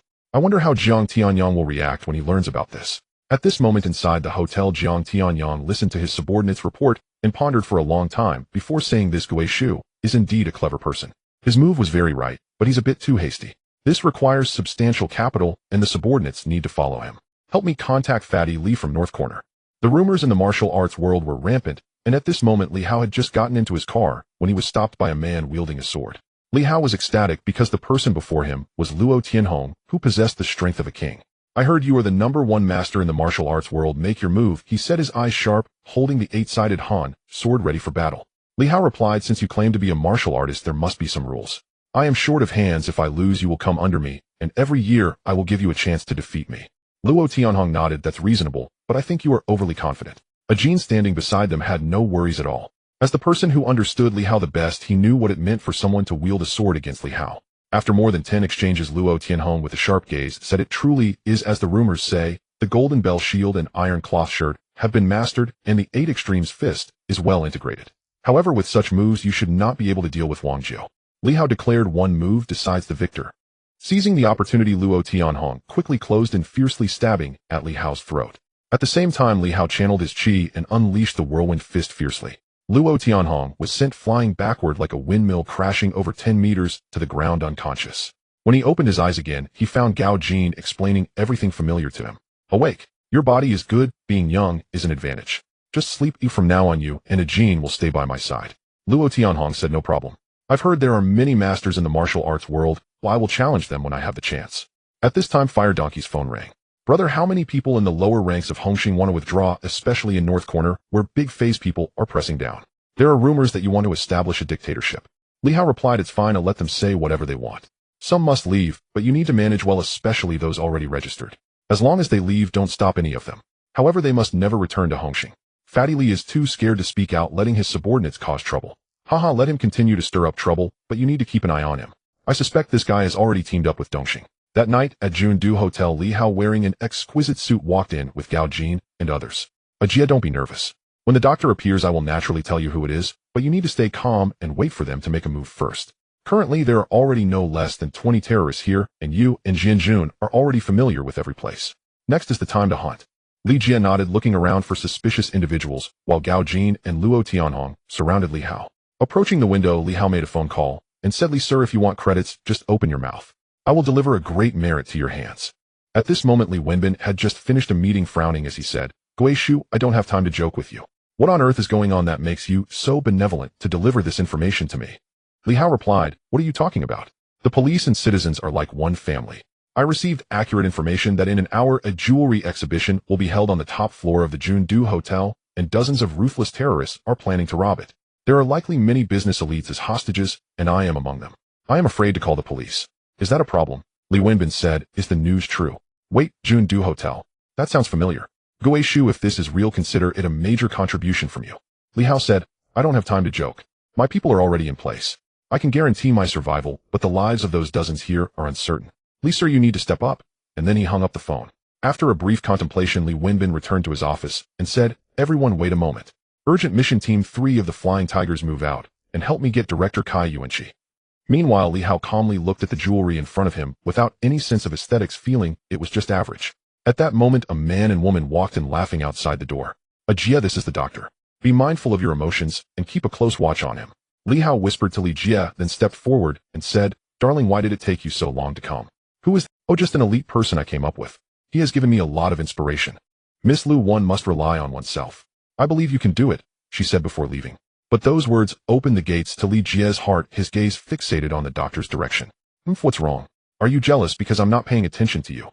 Seeing Lu Huijin's proud demeanor, Li Hao couldn't help but wrap his arms around her and softly say, do I not? I am afraid of your death. That was an international terrorist. Their target this time is these are jewels, estimated to be an organization of over 20 members. Lu Huijin exclaimed in shock, is it true? We should hurry and call the police. What about your men? Let's go quickly. Li Hao replied, you're out of luck. Did you bring the camera? My people will become the messengers of justice descending upon them. Get good close-ups, especially of Li Jia, who is right beside me. He is the star. Lu Huijin said, seeing how confident you are, I'll act as a battlefield reporter. I hope you won't let me down. Meanwhile, downstairs, Wang Jianjun and others had already booked different rooms half a month ago for convenience. The closest distance to Jiang Tianyang was only a dozen meters.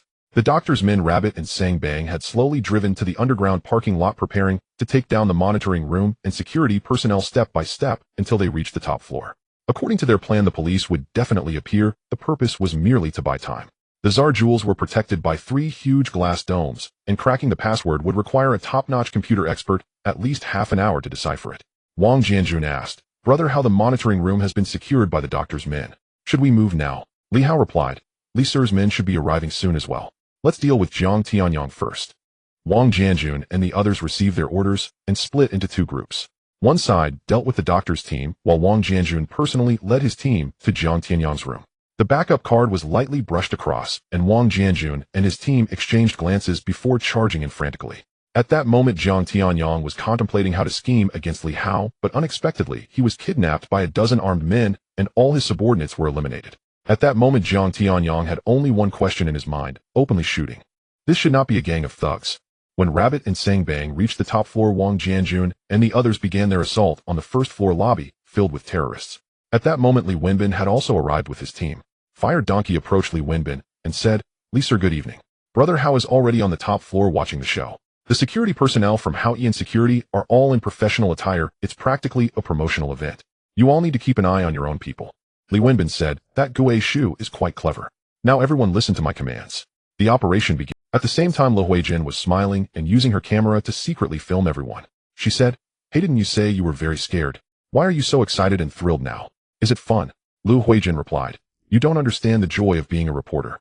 This is my first time filming terrorists up close. Besides, didn't you have a trump card? You such a clever scoundrel wouldn't really be seeking death, would you? Li Hao said, you should be smart when necessary and not when you shouldn't. When the gunfire starts, run first. The game is about to begin. The voice in the communication earpiece came through. At this time, Wang Jianjun and others had also arrived outside the exhibition hall. Gao Jin, Li Jie, and Luo Tianhong exchanged glances to confirm their positions. The doctor, upon learning that the police were downstairs, stood up directly and commanded his computer experts to quickly crack the password. He then smashed the glass and opened fire, communicating directly with Li Wenbin downstairs, saying, I don't know how you got the information, but I am very unhappy right now. There are dozens of hostages here, all business elites, social celebrities. From now on, I will throw one person down every 5 minutes. Li Wenbin replied, I am the commander of this operation, Li Wenbin. What do you want? I want a helicopter filled with fuel and 2 cars filled with fuel. Don't play tricks on me with positioning devices. Prepare the items and retreat 100 meters. If not. The doctor then dragged the head of the security company over and kicked him down. After a long time, the body fell to the ground in a bloody scene. Gao Jin remarked, Brother, how I estimate this guy regretted being so greedy and not handing over the security work to us when he fell. Li Hao replied, who knows? But I feel this counts as free falling, the first person to parachute without a parachute. We have a 5-minute window, so prepare to act. Wang Jianjun and others watched the countdown. Meanwhile, the police Flying Tiger team had already arrived. Flying Tiger team, Zhou Xingxing. Haoyan Security, Wang Jianjun. This time we'll work together. You assist while I attack. Wang Jianjun said, my boss is also inside and has a handgun. Don't misfire. Brother Hao said you were the best looking in the Flying Tiger team. Zhou Xingxing said, I didn't expect my handsome appearance couldn't be hidden. Li boss has a good eye. We'll act in the last second on the timer. All 3 parties launched an assault. Gunfire erupted from all directions as Li Hao pressed Lu Huijin down behind a column and said, stay here, don't move.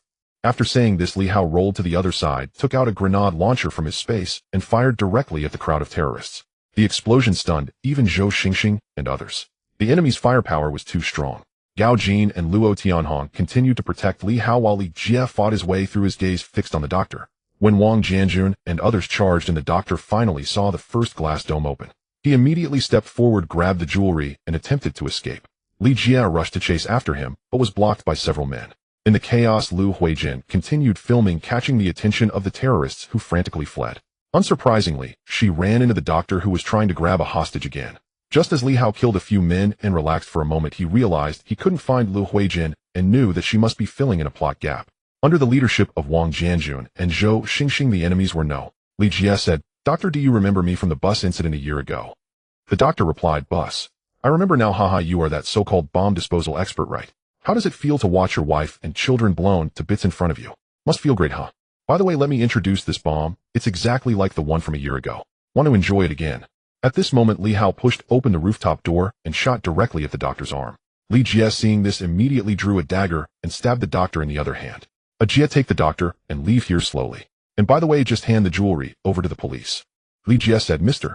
Li, there's a bomb here. You should leave quickly. Li Hao replied, you go first. I won't leave my woman behind. Then he squeezed the other's shoulder.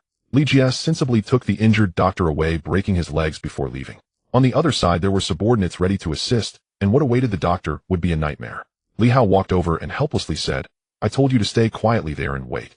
The consequence of not listening is being blown up by a bomb. Lu Huijin exclaimed, Bastard, do you think I want this? Didn't you say it was very safe? Hurry and leave. My life is not worth more than yours, boo-hoo. Li Hao comforted her, embracing her, while removing the connection wire from behind her. Then he took out a dagger and the metal wire, smiling as he said, If I'm wrong, we die together. Lu Huijin responded, Can you even do this? This is very professional. If not, you should just leave. If I can know your heart before dying, I'll be satisfied. You're a scoundrel, but I've resigned myself to that. Li Hao replied, This is love. For you, I'm risking my life, sacrificing billions in business. If that doesn't touch you, you must be too cold-blooded. Let fate decide. If we die, what do you have to fear with a handsome man like me beside you? This should be top tier for you, right? Lu Huijin said, PFF low quality. Li Hao teased, Isn't it romantic to date your own boss? Lu Huijin said, Haha, your women could fill the entire TV station. Li Hao replied, You're mistaken. It's not even 10 yet. and there are still 12 seconds left. Lu Huijin said, cut it. With you I'm not lonely. This way you'll be mine. Li Hao decisively cut the metal wire and smiled. Then you're being a bit selfish. A person as outstanding as I am should naturally belong to everyone. What about the other beauties? Hearing the sound stop, Lu Huijin realized they were safe. She directly removed the bomb and pounced on Li Hao, biting him. Hey, are you a dog? Rabies, huh? By the time Gao Jin and Luo Tianhong arrived, Li Hao and Lu Huijin had already embraced and kissed. Holding the blushing Lu Huijin, they walked downstairs. At this point, Li Wenbin was already smiling with a stiff mouth, saying, Li sir, your smile is too fake. This time I think your chances of becoming deputy director in this lifetime are nearly 100% right. Congratulations, congratulations. Li Wenbin replied, cough cough, this contribution is indeed yours. I owe you a favor, and as long as you don't break the law, I won't arrest you. Li Hao said, you truly are a bastard who won't acknowledge debts once your pants are up. Forget it, I'm not a good person either. Let's go and we'll talk later if there's something. Looking at the departing figure, Li Wenbin's subordinate Han Xiaozhong approached and said softly, as you guessed, Jiang Tianyang has disappeared without a trace. All monitoring has been damaged. I suspect he fled due to fear of crime, taking the opportunity to leave Hong Kong Island. Li Wenbin said, issue orders to continue the hunt for the criminal suspect, Jiang Tianyang. He knew Jiang Tianyang could not escape. There was only one possibility: Li Hao had taken the opportunity to strike. After much hesitation, even if he questioned him directly, the other party would not admit it. He truly a bastard who knows how to adapt to circumstances. As long as you don't make a big mistake, your future will surely be that of a great hero. I hope you don't take the wrong path. On the other side, after comforting the sleeping Lu Huijin, Li Hao changed his clothes and headed to the warehouse behind the security area. At that moment, Li Jia was still torturing the doctor. When Li Hao approached, the doctor could no longer hold on and died. Meanwhile, Jiang Tianyang was locked in a cage, and Luo Tianhong went up to remove the blindfold from his eyes. It's you? Gui Shu. Are they your people? Li Hao replied, clearly that is the case. If there's no nutrition in your words, don't say anything. Mr. Jiang, you are like your brother, but you are a bit smarter. Jiang Tianyang said, that old brother of mine should also be your doing right. Haha, you have skills. I concede, but I do not resign.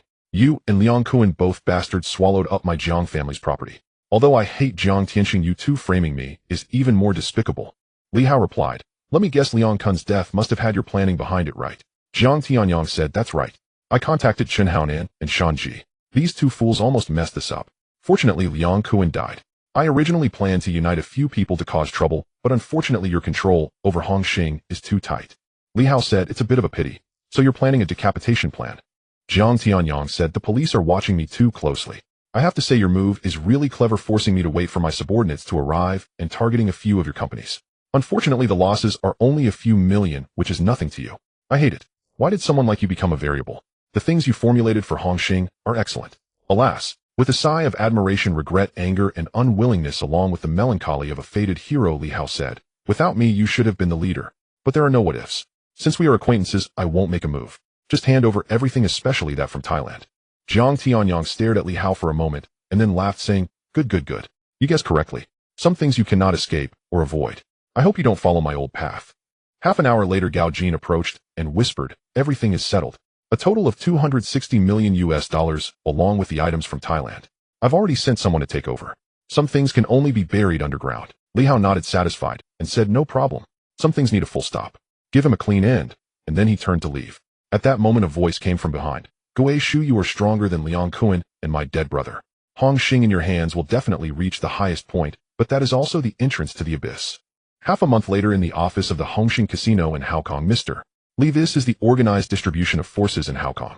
The most formidable among them are Yin Guoju, Mo Luobing, Yulanzan Lan, Du Long, Gao Laosi, the Allen brothers, and Su Xiaoya, who has just followed Gao Lao to his demise.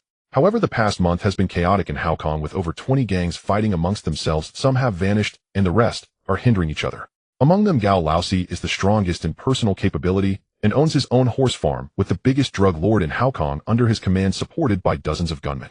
Li Hao, whether Haokong is chaotic or not is up to Xian. Without his permission, how could these gangs possibly fight? What about a Jew?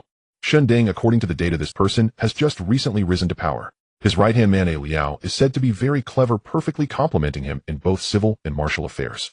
They have just taken down Lan Dulong and are now facing off against Mo Luobing. I heard that today, with the help of Yulanzan, they plan to meet for negotiations, but I find it hard to believe.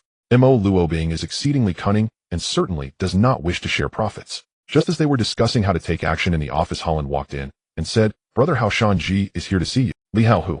Shan Ji. Why is he coming over from the Sanlin gang? Wait, tell him to come in. Soon Shanji entered with a mournful expression, hesitating to speak. Li Hao chuckled and said, "Let me guess, have you been wronged? The Ding Yao from your Sanlian gang approached me for collaboration a few days ago. I am a person of integrity, allowing Defei to assist him at the newly opened casino, which counts as a form of collaboration, right? Did you come to convey Lei Gong's thoughts?" "Shanji, brother Hao, Sai Lei Gong was killed by Ding Yao and Gao Jia. However, they framed me, and with nowhere else to turn, I returned to the island. Brother Hualu said you brought a few hall masters to Hao Kong, so I came over. Li Hao, Shanji, I suggest you consult a fortune teller. Since I've known you, it seems you've never had any luck. Moreover, I remember I said the last time I helped you was indeed the last time, right? You are now a hall master of the Sanlian gang, essentially a wanted man, and Jing Kuan was also taken down by you and Shen Haonan. Brother Kuan and I are like brothers. Shanji, brother Hao, I know we had some unpleasantness back in Causeway Bay, but I don't believe I have ever wronged you. Besides, you and the two used to take good care of me." Li Hao sighed inwardly as his memories confirmed this. Aside from being a bit foul-mouthed, Shanji seemed to have no grievances with himself or the two, unlike Chun Haonan and Debi. For Shanji, he felt relatively satisfied. After all, a saying has circulated about Chun Haonan: his success relies on three things: Shanji, and still Shanji. This is sufficient to prove that Shanji's personal capabilities will undoubtedly be indispensable for Hongxing's future growth. Shanji, we all know that Chun Haonan was responsible for Jing Kun's death, but I cannot help you for free. Moreover, Ding Yao has given Hongxing Casino a 1% kickback, and I really cannot think of what you can offer in exchange for my assistance in overcoming this crisis." At this moment, Shanji was speechless. In his view, it seemed he had nothing to offer, especially since he was quite broke. "Brother Hao, I can't swallow this anger. I won't be at ease until they're dead. As long as you help me this time, my life will belong to you. I will make sure those two scoundrels die." Li Hao smiled and said, "Coincidentally, I have a strong sense of justice, and Ding Yao is a woman with too much ambition. Currently, she needs Hongxing's support, but who knows what will happen in the future. She might turn into an enemy. If you want me to help you, there's no problem. You've been on the island long enough, you should understand that situation well. I will provide you with money and manpower to establish Hongxing's hall there in the shortest time possible, while also finding two people. From now on, you will be responsible for that side of the island. As for Ding Yao, I will ensure she dies by your hand." "Shanji, thank you, brother Hao." After a while, Gao Jin walked in and said, "A Jew and Mo Luobing have already started fighting. Neither side is willing to back down, but it seems Mo Luobing's tactics are a bit more sophisticated. Li Hao, they're just a bunch of thugs after all. It's merely a matter of spending some money to hire killers, just a surface act. Let Jianjun take advantage of the situation and deal with those two first. Holland Beast A Long Fei Quan Yu 4 follow Shindang's orders to attack. The rest will be led by Tian Hong. Hao Kong has been chaotic for a month. It's time to welcome the dawn." Meanwhile, in a manner in Hao Kong, Mr. He, the newly appointed head of the Hongxing Society from the island, has brought a large number of people here. They have been collecting information these days. It looks like they want to join us. This could be a river dragon coming over. After saying this, he handed over a document. Xin, the uncrowned king of Hao Kong, glanced at it and was astonished, saying, "Haha, an interesting young man. I didn't expect him to be so bold and outstanding. The young are to be feared, but whether he is a dragon or a worm remains to be seen after he passes this hurdle." It seems that the casino from the Sanlian gang is also related to Hongxing. Right after Lei Gong's death, Ding Yao rose to power, but internally it seems there are many who are dissatisfied. Currently, she is the acting gang leader. Do we need to take any actions? Xin, what actions? Just some childish tricks. Let them truly reveal a flood dragon before we discuss survival in front of me. The Sanlian gang does not understand the rules, and Ding Yao is an even more venomous beauty. My only current interest is this ghost mouse, to see if he is really that clever and can pass the beauty test. At night, many places in Hao Kong seem to have received the news in advance, hastily closing their doors, and the night scenery under the lights appeared ominous. At this time, a Jew leading a large group had already been battling Mo Luobing's men for several hours. Although they were evenly matched, Mo Luobing had a more substantial background, while a Jew and his companions were still newcomers hoping for Yulanzhen's assistance, but he also dared not wade into this murky water. Attempts to mediate over drinks had no opportunity. It was too difficult to be a peacemaker now. Meanwhile, Mo Luobing had already hired assassins to carry out a long-distance assassination on a Jew. Little did he know Wang Jianjun was following closely behind, taking advantage of the situation to kill. Nothing could be more reassuring than this kind of assassination. When the gunfire rang out, the assassins were stunned, as their weapons did not seem to have such great power. But Liao was dumbfounded at the scene. His elder brother was dead, just like that. The crowd was immediately thrown into chaos. Acting decisively, he stabilized the situation and planned to take down Mo Luobing for revenge. On the other side, Li Hao looked at Yulanzhen and smiled, saying, "Logically, you are a senior in the community. I, as a river dragon, should come to pay my respects, but I feel that would be a bit impolite. I'm not here to challenge you, so I brought you over instead. There should be no disagreement, right?" Yulanzhen chuckled and said, "No, I also heard that Hongxing was coming, so I followed suit." He swore that if he hadn't said that the few people behind him would definitely beat him up without mercy. Very well, this time I brought people to Haokong to accomplish 3 things: fairness, and more fairness. With so many societies in Haokong, isn't that a provocation to the government? Isn't that an insult to Mr. He? So I decided to refine it. What do you think? Yulanzin. Understood, I fully support it. I have said before that with so many gangs fighting, the civilians cannot conduct business. Mr. Li's vision is indeed remarkable. Li Hao, I have no interest in your men and territory. After all, monopolizing isn't springtime, it's either foolish or greedy. There aren't many forces in Haokong, but each is well known. Tonight, I hope some can disappear, and I also hope you can help me invite friends on this list to gather. Yulanzin took the list with a promise to complete the task and left quickly.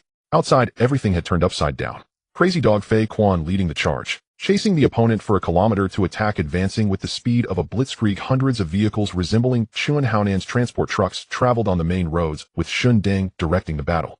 Holland Beast and Along were all skilled fighters, with Luo Tianhan wielding a Han sword fiercely attacking. Just as Liao finally calculated to kill Mo Lobing, what awaited him was not peace, but a greater enemy, Hongxing.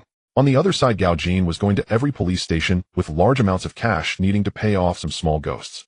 Almost overnight, several forces collapsed, and when the shop owners opened their stores in the morning, they could still smell a faint trace of blood. Upon hearing the news, Yulanzin moved even faster, gathering a few people to listen to Li Hao's teachings. These few were all small territories. Even if the rest were consumed by Hongxing, it wouldn't matter. It's better than having one big fish become everyone's dinner. B. Li Hao, it seems the game is about to start. Let's go take a look. On the other side, Along arrived at the agreed bar, looking at Su Xiaoya in front of him, saying, "We need to discuss a bit of reason here. What you are doing has nothing to do with us. You earn your money, we haven't stopped you. There's no need for this, right? Su Xiaoya, haha, it has nothing to do with you. What do I do? Selling goods in your territory is a sign of respect. Collaborating with you is me helping you. Don't think that just because you act so high and mighty, you can just call the shots. I tell you, if you provoke me, I will take out your brother too. At worst, we can just part ways. Don't be too selfish, blocking others from making money. Until I earn enough, you won't have a chance to make money. Your brother is fine, I take him away." Immediately after, his subordinates brought a Tian out. Seeing that his brother was fine, Along felt much more at ease. The two exchanged glances and immediately took action, throwing a gun to his brother, and both sides opened fire, ultimately resulting in Su Xiaoya being killed outright. Now we're in trouble. We've provoked Gao Laosi. What can we do? Let's find Uncle Tong or Yulanzin to sit down and have a chat. If it doesn't work, we're not afraid. At this moment, there was a sound of applause from outside. Truly imposing, Along, your courage is commendable, but you didn't consider the consequences. Along, who are you? Hongxing Ghost Mouse. The two brothers exchanged glances. You are the head of Hongxing Ghost Mouse. I didn't expect you to be so young and talented. I heard you seized half the territory overnight. Li Hao, my friends are just being courteous. The chaos in Haokong is not solely determined by me. I assume this situation today must be giving you quite a headache. Along, Su Xiaoya was taken out by my brother, and Gao Laosi needs to follow the rules, but what does your visit mean? Li Hao, it's simple. Hongxing is in Haokong, and I plan to establish 2 major halls. I think you Along are quite suitable, but looking at you now, it seems more troublesome. If you come to a decision, feel free to contact me. Along, my brother and I have been in Haokong for many years, never thinking about expanding our territory. This isn't the island. We can still accept doing business. Of course, I don't want another enemy, but the premise is that Hongxing must coexist peacefully. Li Hao, I have no hostility towards you, but Gao Laosi is different. Here's my contact information. Trust me, you'll need it sooner or later. By the way, let me remind you, Gao Laosi's operations in Thailand are not easy money. He is extremely greedy. After saying this, he turned to leave. Tian, brother, is this Ghost Mouse here just to say these things? Who does he think he is joining Hongxing? Impossible. Tian, watch your words. If it weren't for your mouth, would this incident have occurred? Let's meet Gao Laosi tomorrow night. On the other side, after leaving the bar, Li Hao headed towards the vicinity of the Sanlian Gang's casino. De Fei, having received the signal, cautiously approached the car like a secret agent. Brother Hao, you are amazing. You've already taken Haokong. Li Hao, we just took action while they were fighting among themselves. How is that Ding Yao? Is she behaving? I see you've been living well recently. De Fei, it's not all thanks to you giving me the opportunity. Ding Yao really has some charm. No wonder Shan Ji was played around by her. But Gao Jia has come over, and it seems he's not relying on my side anymore. Li Hao, that won't happen. Ding Yao is an extremely clever person. She will definitely not leave any evidence. Gao Jia cannot die. You saved him at a critical moment. As long as Ding Yao is not foolish, she will definitely rely on you. Hongxing is now the largest gang in Haokong, without a doubt. If the Sanlian gang wants to maintain a foothold, they must win you over. The rest you can take your time to play with. This casino will eventually be ours. The next day in a hotel, a Liao who had not slept all night was invited to an office. What's wrong? You look like you didn't sleep well. Did I not entertain you properly? Liao, Hongxing Ghost Mouse, we don't know each other, but you took advantage of the chaos to seize these forces and territories. That's not honorable. Li Hao shook his head and said, I thought you were a smart guy? It seems the death of a Jew combined with a sleepless night has reduced your IQ by 90%. It's survival of the fittest. There aren't that many opportunities. It's precisely because you are fighting fiercely that it has given me the ability to traverse the sea and command the winds. What lies before you is actually quite simple. Join Hongxing, and I will make you one of the Hall Masters in Haokong, a position greater than your original standing. But your current performance makes me question your capabilities. Liao, I've thought about it all night and know what you want me for. Haokong is rather exclusive my identity, and WeChat can help bridge that gap.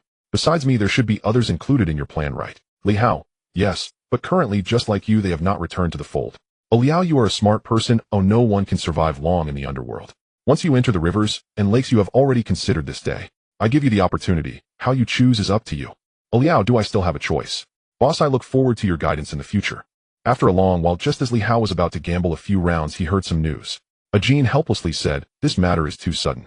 The woman of the gambling god Gao Jin has been harmed, and shortly after he announced that he will duel with Donghu Gang's Qiu Shaoqi in a year's time. I only learned about this when you asked me to contact Chen Xiaodao. Now he is in Las Vegas and has not sent out any disciples. This incident has also not let him intervene. Li Hao, the fate of the star-crossed Lone Star, no one can handle it. Do you believe it? This isn't over yet.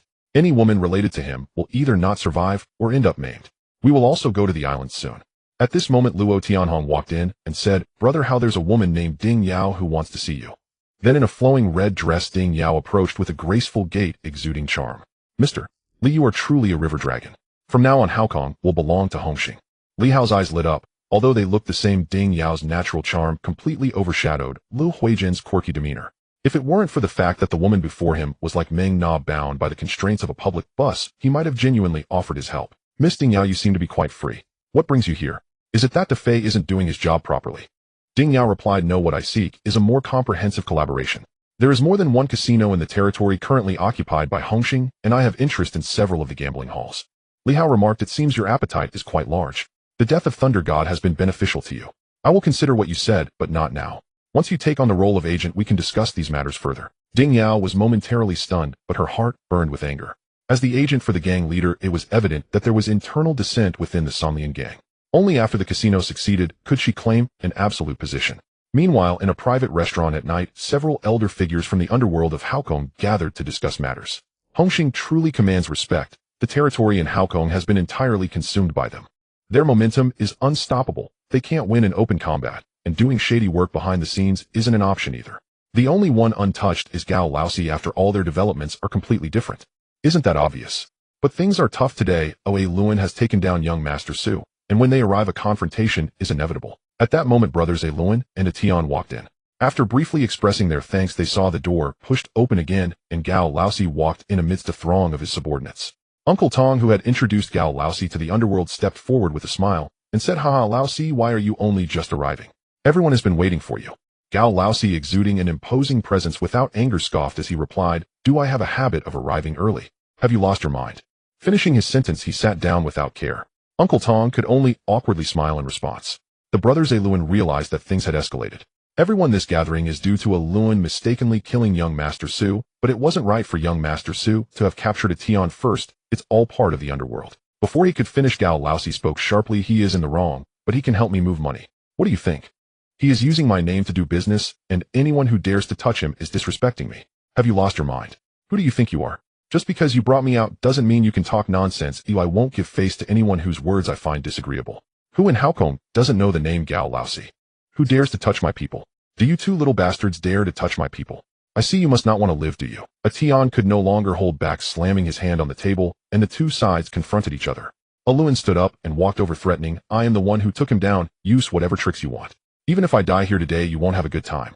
Gao Laosi laughed, Haha, are you trying to scare me? Trying to intimidate me in front of so many elders? Do you really think? After saying this, he pulled out a gun and pointed it at a Luan, with several people from both sides drawing their guns simultaneously. If anyone touches my people again, I'll blow your head off with one shot. Don't say I didn't give you a chance. You two are brave, but I can't tell if you're really bold or just pretending. Now there's a business opportunity. Are you interested? A Luan and a Tian exchanged glances, thinking they had gotten past this hurdle, and shook their heads, saying, Fourth brother, we can't take your business. Oh, let's forget it. Gao Laosi replied, I'm not asking you to sell drugs. I'm talking about arms dealing.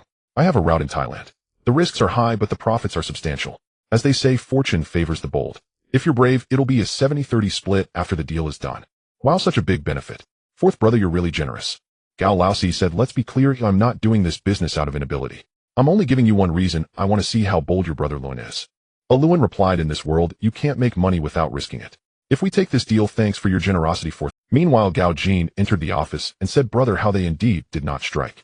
Luan has taken the business, it's likely he will depart tomorrow. Li Hao replied, until one is at the Yellow River, one will not give up. It's good, one must experience the wickedness of the human heart. It's quite amusing that Gao Laosi's words can be taken seriously. We need to figure out this guy's drug routes and his racetracks, casinos, and everything. He is not far from death. Let's go enjoy the unique features of Haokong. Inside the casino, Li Hao's gambling skills were now on par with that of the gambling god, but each casino was a money-eating beast that would inevitably lead one to losses over time. However, amidst it all, a beautiful figure caught his attention. Beautiful lady, it's quite dangerous to be here alone. He Cheonger, the jewel of He Xian, sat here with a sigh, showing no interest in the extravagant surroundings. No one who knew her dared to approach, and as for safety, that was a non-issue. In my view, it's not gentlemanly to approach a lady without an invitation. Li Hao replied, what a coincidence, I'm a bad person. I'm Li Hao, may I know your name? It's important to me. He Cheonger responded, if we have a chance to meet again, I will tell you. Li Hao, that name sounds somewhat familiar. But it seems you're doing well here, and your luck is quite good. Li Hao replied, I consider myself a con artist. He Cheonger challenged, you're telling me you're a con artist here. Are you trying to get yourself killed? Li Hao replied, there's nothing I can do. When I meet a beautiful and graceful girl, I tend to be sincere. I know how to gamble, but it's useless. Besides, this casino wouldn't be that stingy. I bet you're not from Haokong. I'm from Gang Island here to handle business expansion. I wonder if I could have the honor of inviting. He Cheonger replied, forget it, for your safety, I have no appetite. Goodbye, bad guy. Li Hao watched her departing figure, a smile appearing on his lips. She was a vibrant yet profound woman, and her grace was top-notch. Days later, Shan Ji called. Brother, how the two people you were looking for are about to join Baiguan. They are local gang bosses, not very large, but quite united. I have already got them to join Hongxing, and according to your request, have them manage dozens of people for training. Also, I have purchased an office building as the headquarters, and am currently recruiting. I can't expose myself, but I have contacted Zhongyong Bo of the Sanlian gang, as you said, and have mentioned Ding Yao's situation to him. He believes me, but now there is no evidence to prove my own innocence.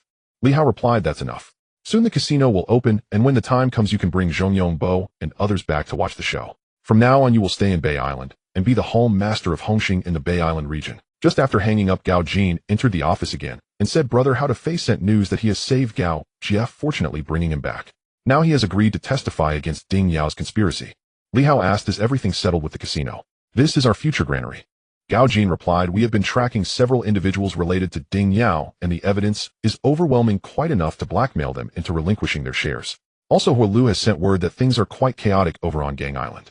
The original decision-maker is about to step down, and the competition for the next decision-maker has already begun, which has affected many of our businesses. Li Hao said as time passed so quickly. It seems we need to wrap things up in Haokong quickly.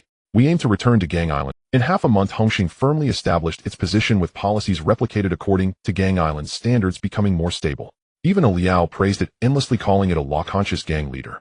Brother Howe Luan has returned, but it seems he is not in a good mood. Now Gao Laosi has announced that anyone associated with Luan is against him. Gao Laosi. Li Hao remarked, I really like how arrogant this guy is. Let's take care of his racetracks, dog tracks, gambling dens, and the drug trade. I want to see how arrogant he can be. Doesn't he have money? Understood. That night at a dock, goods worth tens of millions were hit, and a large number of police were deployed to intercept and capture all related personnel from customs and those involved.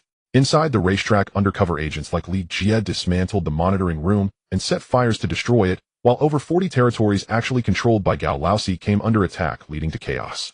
The confrontation between Hongxing and Gao Laosi was a focal point for everyone and marked the future of the Haokong underworld. On the phone, Gao Laosi said, Ghost Mouse, this matter seems to have nothing to do with you. Declaring war without notice and striking directly, do you really think that I, Gao Laosi, am easy to bully? Do you think you can be arrogant just because you took down some small fries? Li Hao replied, I just find you unpleasant. I have a bad habit of disliking others who can show off more than I can. Coincidentally, that is your only advantage. Taking down a Luan has nothing to do with me, but in Haokong, Hongxing will have the final say. If you are smart, just focus on your drug trade. Other matters are no longer your concern. Gao Laosi responded, it seems you truly want to compete with me. Do you have that strength? Crossing the river dragon, haha, this is Haokong. Li Hao replied, if this were anywhere but Haokong, you would already be dead. Outside Gang Island, I learned that killing is a crime. Cherish your days. He hung up the phone, and at that moment, a Luan injured sat quietly in front of him. Did you hear that? What are your thoughts, Mr. Luan? Luan feeling despondent said, Mr. Li, you jest.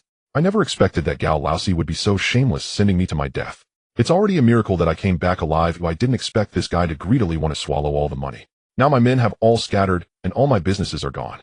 A Tian is injured, and my girlfriend has left him. Oh, I regret my past decisions. Li Hao shook his head, and said, no, you are mistaken. You are a Luan. If you had just listened to me, you wouldn't be you. To grow, one must pay the price. The lessons learned through blood and tears will help you grow. People can't teach you, experiences will imprint on you for a lifetime. A Liao is now the hall master for Hongxing and Haokong. I have another position for you. If you accept, you can seek revenge. I never give a second chance, you are the first. A Luan replied, Mr. Li, thank you. I am willing to join Hongxing. Li Hao responded, welcome back to the team Gao Jin, have Jin Jun and Li Jie take him to work. We don't have much time left. Gao Jin nodded and left with a Luan. Just as a Luan was still puzzled, he was shocked when he saw a dozen fully armed soldiers appear before him looking like a special forces unit. Move out, target Gao Laosi action. As they moved to attack, Li Hao led Gao Jin and others to a manor. Upon entering, the butler allowed only Gao Jin to follow him inside, while Tian Hong, He Lan, and others stood guard outside. Mr. Your taste is quite unique. Xian replied, haha, you are even younger than I imagined, but you seem a bit anxious. Right now you don't have enough chips to come and see me. That Gao Laosi is not easy to deal with. Li Hao stated, I have never regarded this arrogant and rude fellow as my true opponent. Since a Jew disappeared, the heroes of Haokong have been nothing special in my eyes except for you. Xian replied, I don't seem to be from the Underworld. Li Hao responded, but your legends are all over the Underworld. I simply don't believe that without your tacit approval these forces would dare to be so blatant in Haokong. I wouldn't have appeared here either. I believe all this is due to the arrival of the Sanlian gang. Xian said, young, composed, and resourceful. These are qualities that shouldn't appear in someone like you. It's incredible. When I was young, I didn't possess such depth as you. Indeed, the Sanlian gang has crossed the line. Haokong's order is a bit chaotic, and this opportunity allows for the cleaning of small fry. Only the ones remaining will have the chance to enter this room. Although you haven't dealt with Gao Laosi, I really dislike that guy. At this moment, Gao Jin's phone buzzed, and after reading the text, he whispered, mission accomplished. Li Hao, calm and composed, did not even turn his head, quietly looking at Xian, and said, I think Mr. He should take back his previous words, because there is no longer a Gao Laosi. Xian was taken aback, then smiled, and said, good, this fierce demeanor is more like a true hero. You are indeed the leader of Hongxing. With your capabilities, I will give you an extra point as a reward for the casino issue. At that moment, a stunning figure walked in. Father, I've already made up my mind. Just as she said this, He Chionger was surprised, and said, it's you, the bad guy Li Hao. Xian asked, what? You know him? Bad guy. What has he done? He Chionger replied, nothing. He introduced himself that way when we first met. I didn't expect to see him again. Li Hao said, I didn't expect it to be Miss He. It seems my judgment has always been good. Let me reintroduce myself, Li Hao, chairman of Haoyan Group, and concurrently chairman of Hongxing Group. You are Ghost Mouse. My father has mentioned that name several times lately, but you are quite handsome. You all continue chatting. I'll take my leave. After saying this, she turned to leave. However, Xian's gaze never left Li Hao. He coughed lightly, and said, let's settle this matter. How is it alright if I call you that? A few days later, the casino led by the Sanlian gang officially opened. During this time, Hongxing completely stabilized all its territories. At this moment, Ding Yao led everyone in the opening ceremony. Just then, Shanji arrived with a group to cause trouble. Amid the chaos, even the officials were attacked, limiting the casino's business. After Ding Yao finally managed to calm things down, Shindeng and Shanji's group surrounded her. Ding Yao disdainfully said, sometimes I really can't understand you little thugs. Is your life really so worthless? Shanji, you traitor of the Sanlian gang, dare to appear before me, the gang leader. Loyal Yongbo, what are you doing here with so many people?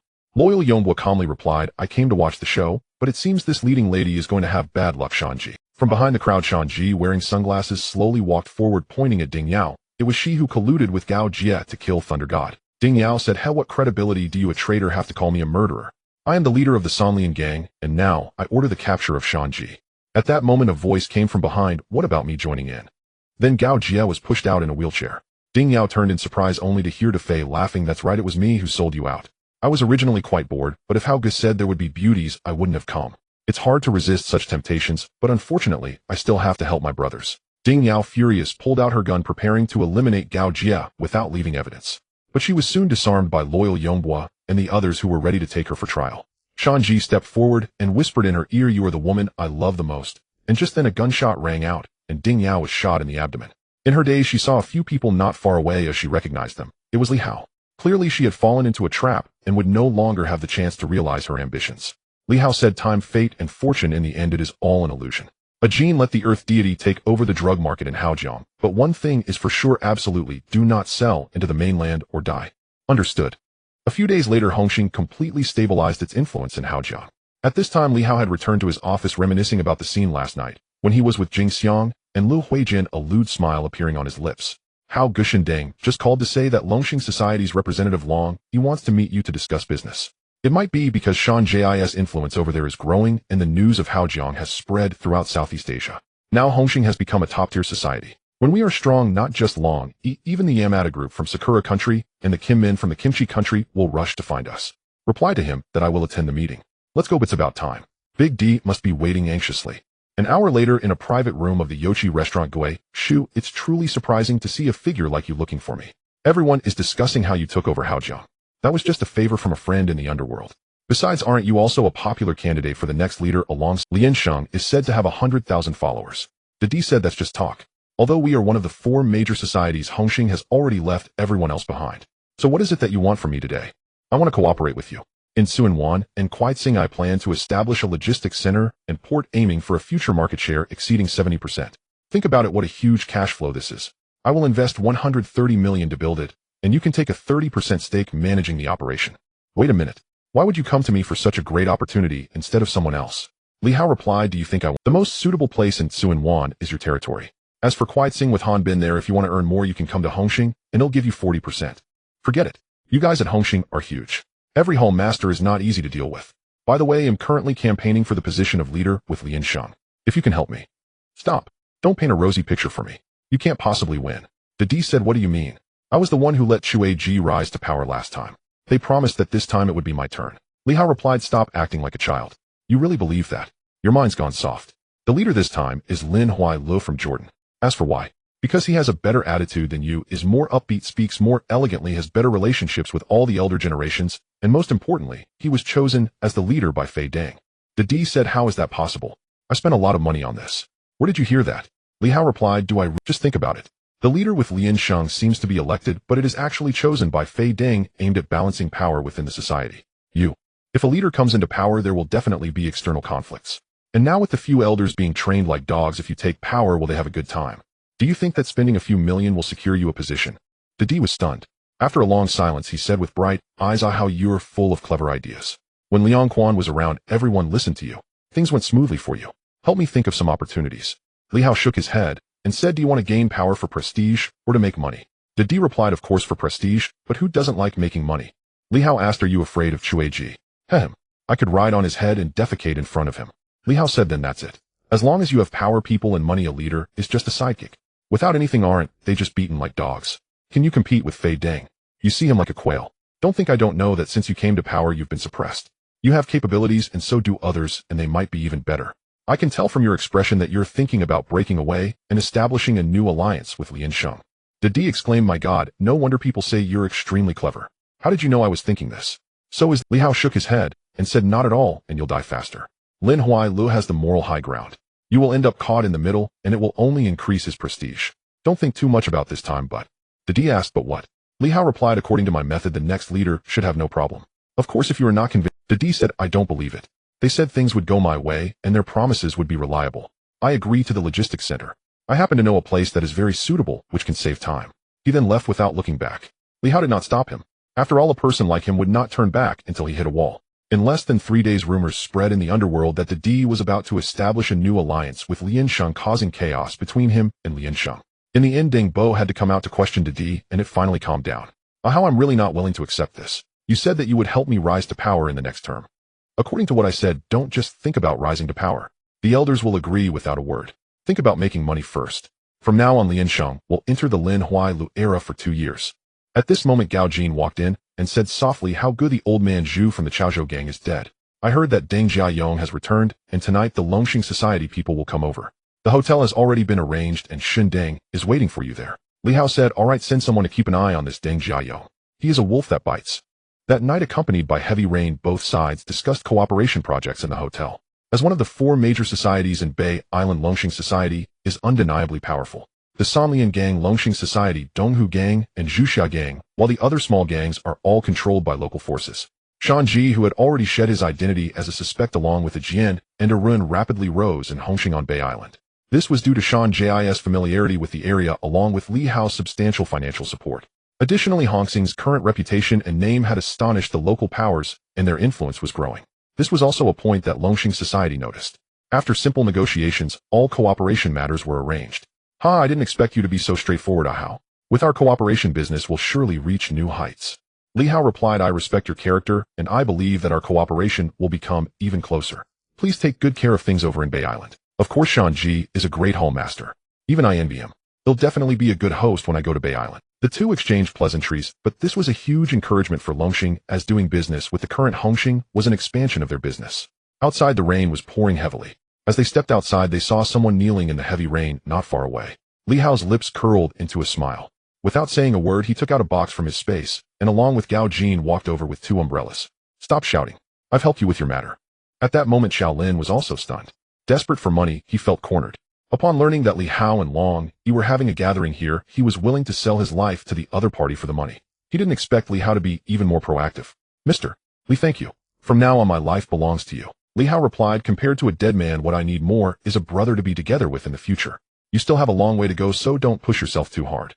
If you have difficulties in the future, feel free to come find me. He then left gracefully. Shaolin drove away, gradually disappearing, kneeling on the ground. Meanwhile, in a nightclub in Kowloon, Deng Jiayong had just spent a large sum of money to bribe Inspector Ho, thinking about how to scheme against Liu Ji. Soon Liu Ji walked in with friends and sat in front of Deng Jiayong. I didn't expect you to come out so quickly. I was planning to have a meal together. This shop was opened by me and old Zhu. If you're interested, you can manage it well in the future. Deng Jiayong laughed and said, Ji Gu, you don't know how much I've missed you over the years. The current Hong Kong is really ever-changing. Many skyscrapers have sprung up and some old things need to exit the underworld. You brought so many people. Are you afraid I will take you down? I came alone. Am not afraid. Liu Ji said, Jiayong, I didn't come here to fight with you, and am certainly not afraid of you. I don't know about old Zhu's matter, and I was not involved. Don't be too extreme in your actions. Deng Jiayong arrogantly said, Ji Gu, what's wrong with you? Are you scared? You weren't like this before. If you're getting old, just leave it to the youngsters. Why bring some old guys with you? Are you trying to scare me? Liu Ji said, they are also your old friends. Am not afraid of you. I just don't want our conflict to splash blood on the streets. Deng Jiayong said, what are you talking about? Are you threatening me? How dare you say that in front of such a high-ranking officer like Inspector Ho? You are simply lawless. The wheel of fortune turns. But I'm glad you came today. I hope you continue like this, he said arrogantly as he left the place. Liu Ji sighed and stood up to leave. He knew there would definitely be a battle between him and Deng Jiayong. Ji Gu, is it convenient to chat for a bit? Liu Ji turned around in surprise at the voice behind him, looking at the person in front of him and saying, I feel like I've seen you somewhere. Sorry, I might not be very familiar with you. Hongxing Guishu. Li Ajis' expression changed, then he smiled and said, talents emerge in every generation. I didn't expect the legendary Guishu to be a guy around 30. Truly, heroes come from youth. I was just thinking of going for some late-night snacks. Want to join? The two arrived at a restaurant, and they tacitly avoided discussing any underworld matters, giving Liu Ji some time. Impressive. There are not many who can remain calm. Let me guess, you must be here to cooperate. Logically speaking, Hongxing is also a descendant of Hongmen, one of the Chaozhou gangs, and has risen to become the largest society. It's truly remarkable for you, Guishu. Li Hao replied, Ji Gu, a figure in the underworld remembering me is already a formality. If this were 20 years ago, I wouldn't even have the qualifications to meet you. This time Deng Jiayong is well prepared. Your current situation will definitely not be a match for him, and that Inspector Ho has already secured your position. Liu Ji said, I know. What do you want? Li Hao replied, perhaps it's because of my youth, but I want it all. Are you so On the other side, in Dongxing, the old man with white hair had turned all his last black hairs white. It was nothing other than worry. Many of his goods in Dongxing had been seized by the authorities, and several of his businesses had also suffered, compounded by the fact that Hongxing was flourishing, which was a slap in the face. What do you think about the situation with Hongxing? Situ Haonan pondered for a moment and said, this time we underestimated them. We originally thought they would hit a wall in Haokong, but we didn't expect this cunning rat to find such a great opportunity. As long as they can recover in a year or so, they'll never lack for money again, with a steady supply of underlings. The main issue is that we are out of the loop. Lei Yaoyang said, I have a plan, but it involves some risks. The old man replied, well, we have no other options right now. No one is making money and goods aren't moving. Lei Yaoyang continued, the day before yesterday, I moved a batch of goods in Tunmun, and in North Point I have already discussed this matter with Fatty Li and the local natives. They privately agreed to cooperate. Last time Fatty Li didn't receive any news and thought they were going to Haokong to gamble. Furthermore, DeFei was over there, so he didn't pay attention. Plus, Fatty Li has been marginalized. He doesn't get some news in real time. Therefore, I think we can push the natives to rise to power. Currently, Hongxing's Tsim Sha Sui Hall master position is still vacant, which is clearly a reward for someone by that cunning rat likely Luo Tianon. So you mean, eliminate the dinosaur? This guy is a fool. Oh, as long as we leverage him a bit, he'll have to listen to us in the future. The old man pondered while smoking and said, it's settled then. We must be the first to know about Hong Xing's movements, otherwise this cunning rat's next target will be dozens of gangs on Hong Kong Island. Meanwhile, Li Hao was also struggling with a problem: the choice of Hall Master and Sim Sha Sui. Gao Jin smiled and said, "Brother Hao Luo Tianhong is getting quite a lot of support. Why not let him take over for now?" Li Hao replied, "If I want you to enter Hongxing, then the boss of Causeway Bay is definitely yours, not Filong's, and the same goes for Tianhong. Don't think that just because we are a gang now we can carry the Hongxing name forever. That's a stain. The upper-class society loves to engage in sordid affairs, and obviously this does not align with my original plan. By the way, what happened to the person I mentioned? Is there any news?" Gao Jin said, "There is news, but it doesn't concern us. Currently in Sim Sha Sui, there are only 4 forces. The left-hand brother of Nu Xing on no one at Hongxing is in charge for now, and Ai Yongxiao from the Ni family is consolidating his territory, and the Lei Long Association Wanlong Commerce's Lei Wei, the name of Tang Jun from Sim Sha Sui, has intimidated the underworld for years. Especially the Tang Jun you asked me to investigate. He looks a lot like Chen Haonan, but his fate is entirely different. He is Lei Wei's right-hand man, and his momentum is quite strong. However, there's one more thing." Li Hao said, "He's getting a bit too ambitious now. Lei Wei is a strong individual, but he can't control his own subordinates, and this guy is secretly dealing drugs, still obtaining goods from the hands of the Earth God. Haha, it really cracks me up." Gao Jin replied, "The police have already traced the drug dealings back to Tang Jun. It is estimated that something will happen." Meanwhile, Lei Wei had secretly handed over evidence to the police, while Tang Jun, after experiencing a fierce battle, learned that he had been branded as a drug dealer and could only start fleeing. However, Lei Wei was still unwilling to let him go. In a chase, Tang Jun had to tell his girlfriend Chili not to contact him while he sought a way to escape by boat. But now no one could help him, as Lei Wei was a big shot in the underworld, and Tang Jun had clearly lost his value. Even though he once enjoyed glory, he ultimately became a wanted criminal. Just as he was trying to escape on a smuggler's boat, a car slowly pulled up beside him. "Get in, our boss wants to see you," Tang Jun warily asked. "Who are you, and what do you want from me?" "My name is Holland Boy. I don't know why, but my big brother specifically sent me to pick you up to meet him. He said it was fate's arrangement. Just come with me." Tang Jun asked Holland Boy, "A Hongxing Hall Master. The cunning rat wants me. Too many questions. If you don't get in the car, don't blame me if you get caught later." Reluctantly, Tang Jun got into the car.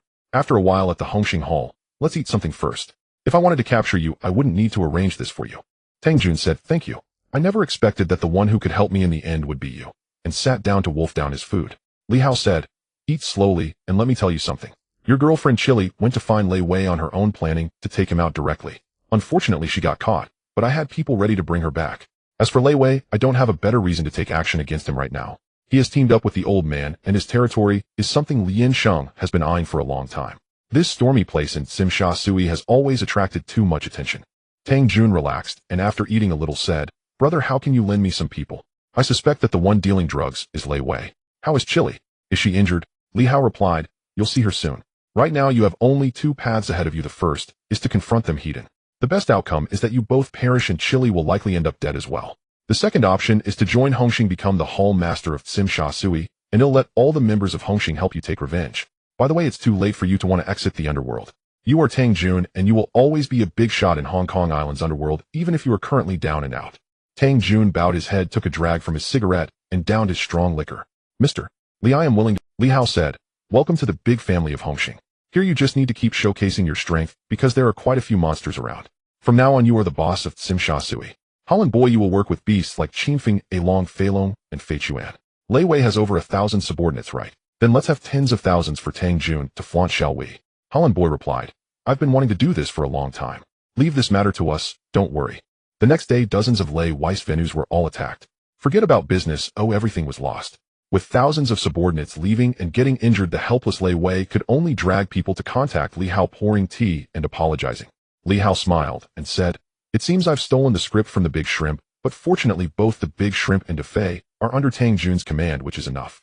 A Jin, you go take a trip, just one target. Sim Sha Sui Hongxing calls the shots." Gao Jin received the order, and before Lei Wei could serve tea, immediately took action. Li Hao told him that Lei Wei was actually very strong individually, but against the hexagonal warrior Gao Jin, he would have to kneel, especially since there were others around with guns. When Lei Wei knelt before Tang Jun, bruised and battered, the tyrant could no longer suppress his internal rage and unleashed a torrent of attacks. With ample evidence, Tang Jun's identity was confirmed, and Lei Wei would likely end up in prison. Of course, in prison, there will be more people from Hongxing to take good care of him. Meanwhile, the news of Tang Jun's rise to the position of Hongxing's Sim Sha Sui Hall Master spread throughout the underworld, and he had absorbed the territory that was originally managed by him, now occupying half of it. At that moment, Gao Jin swiftly walked into the office and said, Brother, how that Deng Jiayong has made a move on Liaji. Our people have been observing and monitor. Li Hao replied, I estimate that Liaji has probably been injured by now. Send a boat to support him. Let's go check on this poor old man. On the other side, at an inconspicuous house made of a few small boats by a rural dock, Liaji was painfully removing bullets when trusted brothers brought his wife to see him. As the couple met, everything was unspoken. Do you have any plans? Don't fight with Deng Jiayong. Let's leave Hong Kong Island, okay? Liaji replied, I don't want to either, but they are now eradicating the roots. I want to find Agua. He has a small restaurant in Malacca. Let's go there first. At that moment, Li Hao walked over, and with his keen hearing, he naturally heard Liaji's thoughts. I don't recommend you go. I'm afraid you all will die there. Liaji looked at the newcomer in surprise and stood up saying, How did you find this place?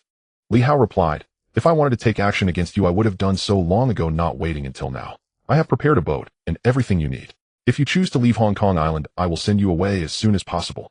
Liaji laughed awkwardly and said, Well, it seems I have nothing to give you now. Li Hao responded, No, you do. What you Liaji say is a license. In the future, I will still need your help with matters regarding the Chaos Han gang. Safe travels, and when you come back next time we can drink and celebrate together. Definitely. A few hours later, watching the boat quickly leave, Gao Jin wondered, Brother, how helping him now seems to be a loss for us. Li Hao replied, In business one looks at long-term benefits. Liaji is a big shot in the underworld. Even if he is currently down and out, he is still a legend. Having someone like him speak a few words for me would be completely different. When he returns next time, he will come back with a mindset of imminent death. Do you know why I didn't stop him? Why can't we take down Deng Jiayong? Because of respect. Liaji is a tyrant. He wouldn't like that. Once he picks up a gun again, you'll understand why he is a legend. As for Deng Jiayong, just a fleeting glory before death. On the other side, Deng Jiayong, after learning that Liaji had left, couldn't eat or sleep. In the end, he led his men to chase after them, eliminating Liaji and Agua's entire family. Just after getting off the plane, he was called to the police station by Inspector Li, who was against him. Li, sir, we are so familiar with each other. Why did you call me over this time? Inspector Li smiled and said, Don't you know? You know that Liaji is coming back to take revenge on you and can't eat or sleep. Isn't it exhausting for you to live like this, eh? Always living in fear. There are over 30 gangs in the entire underworld and more than a dozen small groups. You have at least offended half of them. Black eating black, seizing by force. You've done well to survive this long. But living like this, you are truly pathetic. Hand over your passport. Deng Jiayong replied, Li, sir, I have so many businesses and often need to travel. Are you trying to ruin my financial sources? I have a lot of business to handle every day. Li said, business. Is there business in Malacca? You had someone eliminate their family. Ooh, I truly admire your courage. Forcing someone to this extent, this matter cannot be resolved peacefully. Deng Jiayong said, Li, sir, can we be good friends? Li replied, More than 10 years ago, Liaji had the same thought as you. I directly rejected his idea and harshly humiliated him. In the end, I went to sell water and taught at the police academy. But now, Inspector Ho was eliminated and I still ended up in this position. Do you think others don't know how Liaji became? Stop causing trouble. Hand over the items and go downstairs to sign. Just as Deng Jiayong left, a phone call came in. As soon as he answered, a voice came through, Long time no see, Li, sir. Inspector Li paused in his smoking action and smiled. I was wondering who it was. Brother G, are you back this time to turn yourself in? If you don't know where it is, I can personally come to pick you up. At that moment, Liaji was at a phone booth anxiously saying, I hope you can help me with one thing. Tell the brothers to leave. I have personal matters to resolve with Deng Jiayong, and I don't want to involve innocents. Brother G, what do you take me for? I'm a police officer. Don't say these things to me. I'm a wanted criminal, and I didn't plan to leave after coming back this time. Your people have been following him, and I haven't had the chance to act. Over the years, I have indeed plotted against you, but you have your principles. I admire you for that. I have already put my life on the line, and there's nothing left for me to cling to.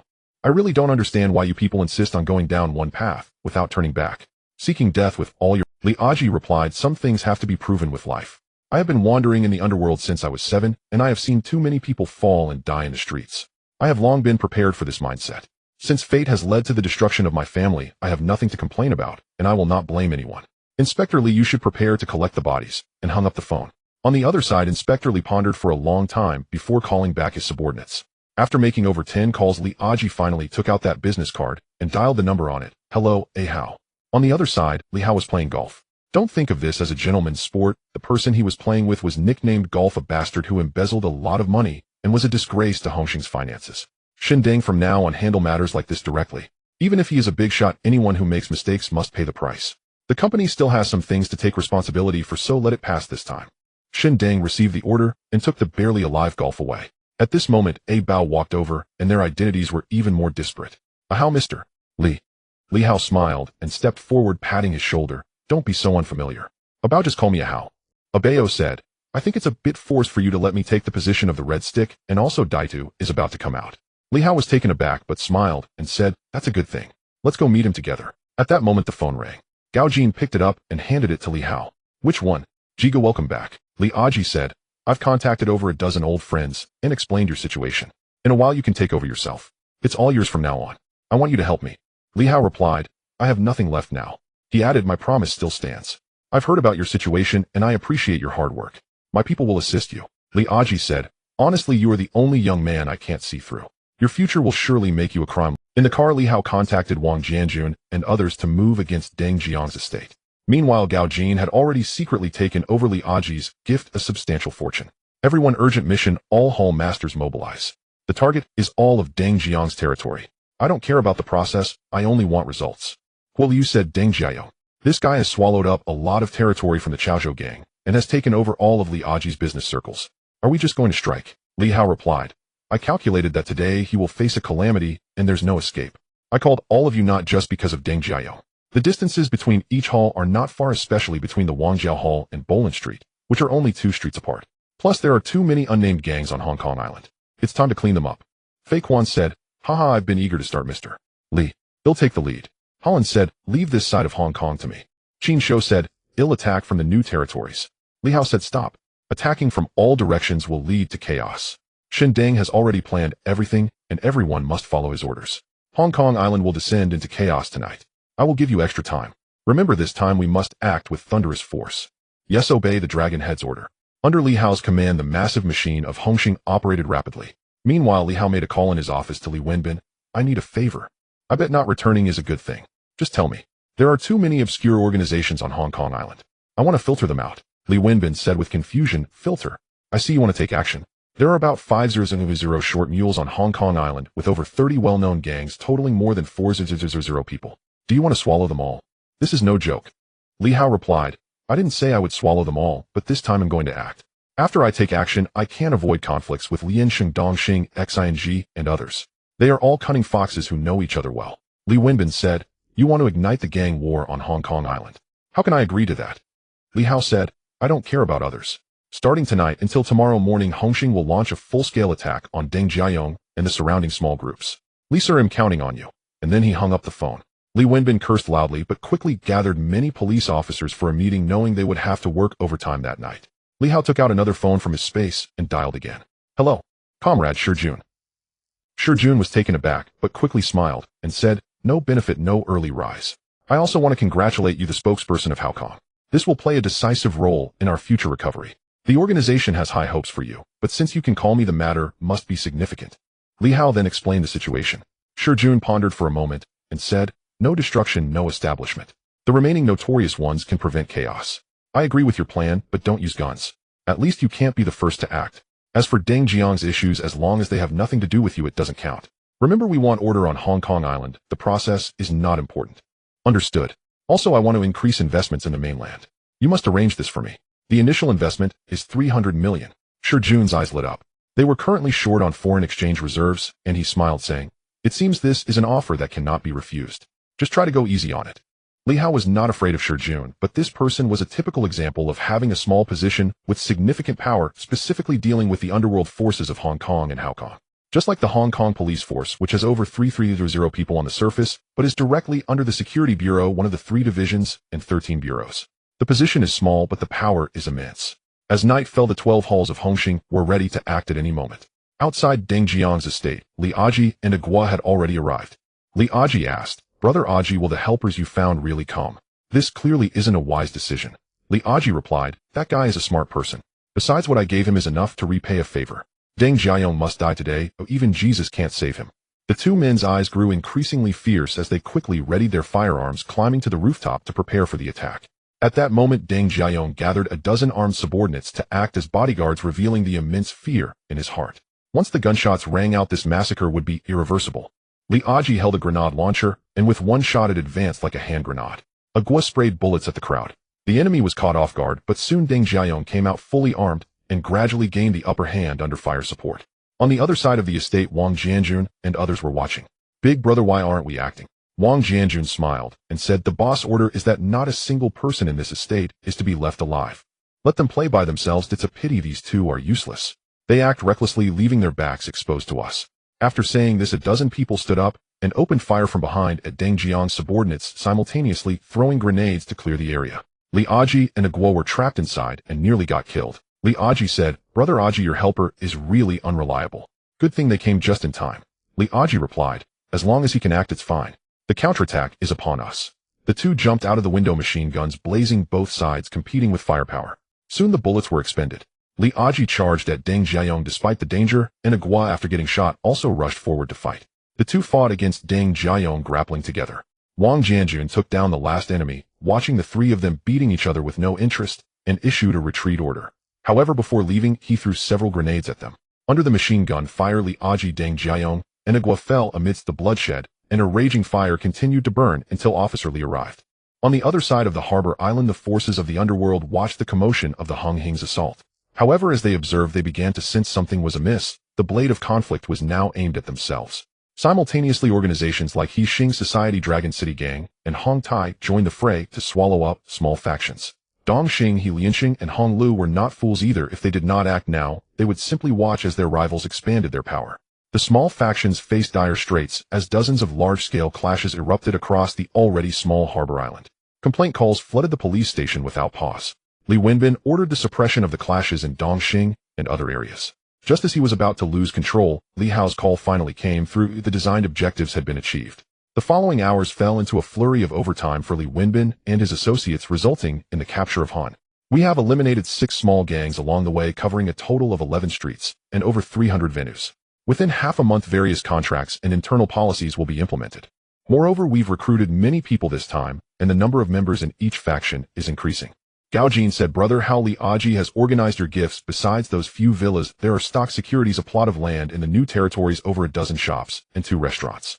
With the support of these individuals, the total value is estimated to exceed $70 million. Li Hao replied, it seems we have gained quite a lot this time. Hand everything over to my management company. As for that piece of land, we will develop it directly. According to Li Kairen's vision, we need small units that sell well and do not require sunlight. As long as it passes safety inspections, the more the better. People in the harbor island do not prefer large houses. Regarding Hung Hing's accomplishments, they are within my expectations. From now on, there will be less than 30 organizations left on the harbor island. This aligns with my vision. It's too many now. In the future, having that would be ideal. Shen Deng responded, at this rate, I estimate that in 4 years the number will be reduced by more than half. By 1997, they will have vanished. Li Hao asked, do you also believe in the North? Shen Deng replied, I do not believe it, but I trust your vision. From what I understand, just the investments of Haotian Group in the mainland exceed 150 projects, surpassing 10 billion. It's simply unimaginable. With such confidence, I am willing to place my bets. Li Hao laughed, I told you, Shen Deng, you are the smartest with an eye for detail. However, the structure of Hung Hing needs to be revised. Mongkok and Portland Street will merge into one faction. A Bao will ascend as the master of Wang Tai Sin Temple, and we will try to seize the area around TSE Wanshan. Fei Quan and the Yang Gang will assist. We still have 12 masters. Tonight Hung Hing will host a gathering, and the faction will cover the bill. The crowd rejoiced, and the night in Wan Chai was filled with joy. However, as they dispersed, heavy rain began to fall. The dinosaur had just arrived in Tuen Mun, and had not yet entered his home, when he was surrounded by a dozen individuals. After a brief struggle, he was taken away. In Mongkok, the streets were still bustling. The heavy rain washed over the roads, and from atop a high building the dinosaur angrily cursed, Lei Yaoyang, how dare you touch me? Do you wish to declare total war against Hung Hing? My brother will not let you off. Lei Yaoyang, feeling sick in the rain, replied, what are you without Han Bin? Guarding the most populous Tuen Mun, which is the most stable, I spoke to you about cooperation. Since this scene shows no courtesy, let's discuss art instead, he said, dragging the dinosaur to the edge of the rooftop, where a fall from 20+ stories would certainly be fatal. Without hesitation, he threw him off. Listening to the screams from above and the sound of impact below, Lei Yaoyang seemed to revel in it. The next day, Li Hao brought a bow to Stanley. Big Head, welcome home. Thank you for your hard work, Big Head. At that moment, Big Head's eyes were no longer bright and cheerful, but seemed weathered by experience. A bow, I didn't expect you to be so fat now. How congratulations. I have been hearing your legends while inside. I can't believe you rose to the top in just 3 years. Haha, it's all thanks to the support of my brothers. We are here to treat you to a feast. Just then Hor Lu rushed over anxiously and said, brother, how something has happened in Tuen Mun. The dinosaur is dead. Li Hao exclaimed, who? The dinosaur? Damn, I had forgotten about that. Call everyone for a meeting at the main hall. On the way back, Li Hao noticed Big Head's silence and knew what he was thinking. Big Head A Bao is now the leader of Wang Tai Sin. We are all brothers and your contributions are acknowledged. With the dinosaur dead, the leadership position in Tun Mun is vacant. I plan to promote you. Big Head replied, how I want to set up a stall selling newspapers and live a normal life. I don't plan to be involved with the gang anymore. Li Hao replied, I don't intend to make you a part of the gang either. About it, and you tell Big Head. We are now Hung Hing Group regional managers responsible for salaries and profit sharing. We are a legitimate business that pays taxes, a conscientious industry. Big Head responded, how I understand your intentions. Everyone knows about Hung Hing, but there's no escaping the need for action. I feel a bit tired of it all. Li Hao asked, can you accept someone demanding protection fees from you? Can you accept being bullied and having your newspapers burned? Can you accept being insulted? If we help, what difference does it make? You are a Hung Hing member today and will be for life. If you want a peaceful life without fighting, you need to become stronger. Don't tell me you wasted these 3 years. I can see you have been training. You must take the leadership position in Tun Mun A Bao. I leave this matter to you. A Bao replied, don't worry, Hao. Big Head will contribute to Hung Hing. He will earn enough credit.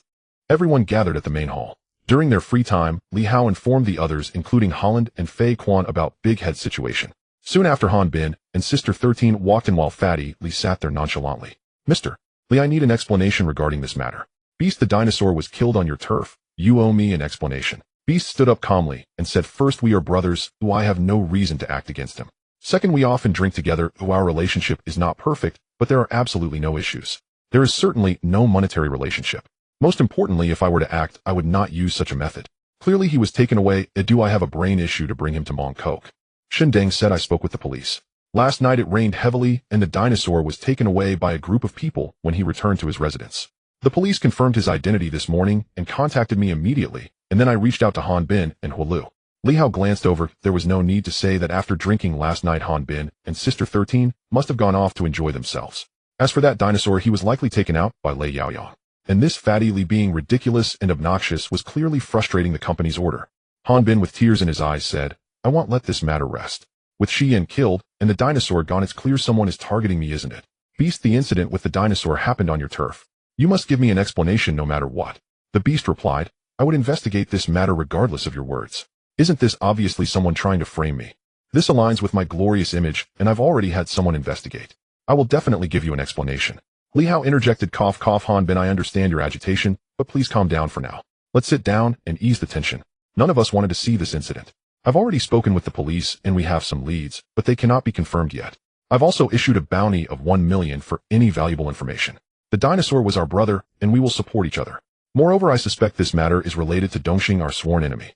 After counting, he exchanged a glance with Huolu, who immediately understood. Huolu said, now that we have all the personnel, what are everyone's thoughts on the candidates for the Tun Mun leader? A Dutch guy raised his hand and said, I recommend Fei. A seasoned veteran, he has proven himself in the Hong, and I believe he has the strength to rise to the top. Han Bin said, I recommend Sheng Fan.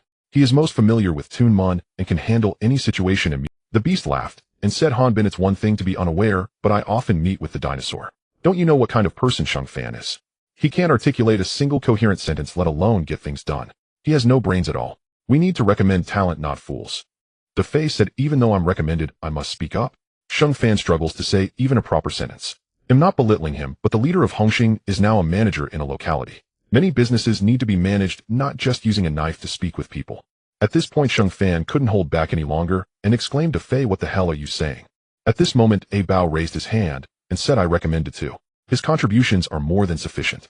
His personal combat abilities far exceed those of Sheng Fan and De Fei, and he has been with the gang for 3 years, establishing a foothold in Copperloo Bay. He is absolutely qualified to be the Tun Mun leader. Fei Long said, I understand the two situation. He is absolutely representative. I support the two. Agreed. Seeing this, Han Bin felt a bit angry, but also understood Sheng Fan's situation. Moreover, the position of the leader had always been determined by votes. He looked at Li Hao helplessly, hoping for a different outcome. At that moment, Li Hao said, cough, cough, everyone quiet down.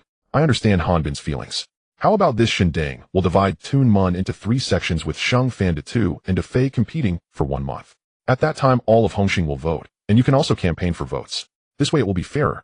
What does everyone think? No problem. Reconsideration. Support. Li Hao said, since everyone agrees, let's proceed this way. However, I hope this election is fair. No one can cheat, and there must be no infighting among our members. That's all for today. I will meet with the police later to gather more information. I will not let this matter rest. After the meeting, Li Hao kept a few people back and said in a deep voice to Fei, you must perform well this time. I have found evidence, and we will see the results in a month. During this time your main task is to assist the two in establishing a certain position. You two are new here and cannot compete with Shang Fan. He is a local powerhouse and a greater threat. Defei replied, I absolutely support the two, but brother how I will do as you say. As for being the Toonmun leader, I have no thoughts on that at all. Li Hao said, I won't put you in a difficult position. If you don't like Toonmun, what about North Point? Defei was taken aback, and then smiled, brother, how do you have a plan? Li Hao replied, of course the death of the dinosaur was orchestrated by Lei Yaoyang. He collaborated with Li Pengzi and Shang Fan to position Shang Fan in two leader roles, splitting up Toonmun and North Point, while gaining access to Hong Xing's internal information. I've had my eye on that Li Pengzi for a long time. He's not to be trusted. In such situations, he doesn't just pick his nose, but also engages in shady dealings. He thinks I don't know about the shipments in North Point, huh? Shin Deng said, what? Then why not take action directly, brother Hao? As long as we have evidence, we can deal with him right away. Fei Quan said he'll take care of those two traitors. Li Hao replied, come back. Do you think I'm doing this for fun? It's for Han Bin. With both brothers dead, if I forcibly take over Toonmun, what will others think? Am I excluding dissent? Eradicating everything? Should I also turn against Han Bin in the future? The reason I'm doing this is to ensure Toonmun's development. Whatever we contribute Lei Yaoyang's Dongxing has to put in, even more so Toonmun will become more profitable, right? As for Li Pengzi, he is merely a nuisance. When the time comes, all the blame for the company will fall on him. If he dares to say anything against it, he'll send his entire family to hell. Shin Deng give to two and Defei 10 million each and also allocate another 20 million for the Bay Island project. By the way, after half a year we will go to Bay Island. Whoever performs well will go with us. Those who have been to Hong Kong have made a lot, and this time it will be even more. The beast was naturally thrilled.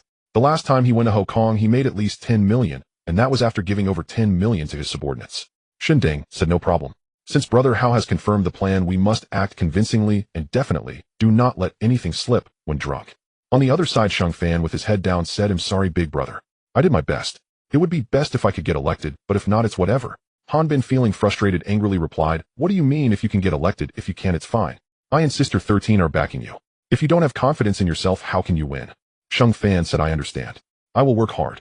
Sister 13 shook her head and said, all right, Shang Fan has done his best. You know what he is like. Defei and De2 are both formidable. There's not much we can do to help him. Han Bin could only leave with a sigh, while Shang Fan found Li Pengzi to meet with Lei Yaoyang. After some discussion, the white-haired elder resolutely invested 20 million to help Shang Fan develop in Toonmun and threatened many bosses in Toonmun not to assist Defei and De2. Even though Shang Fan did not overtly use underhanded tactics, he was calculating behind the scenes. Defei and De2 each entertained all the bosses managing their territories, but when the feast was about to start, not a single person showed up. They both realized that it was Shang Fan's doing.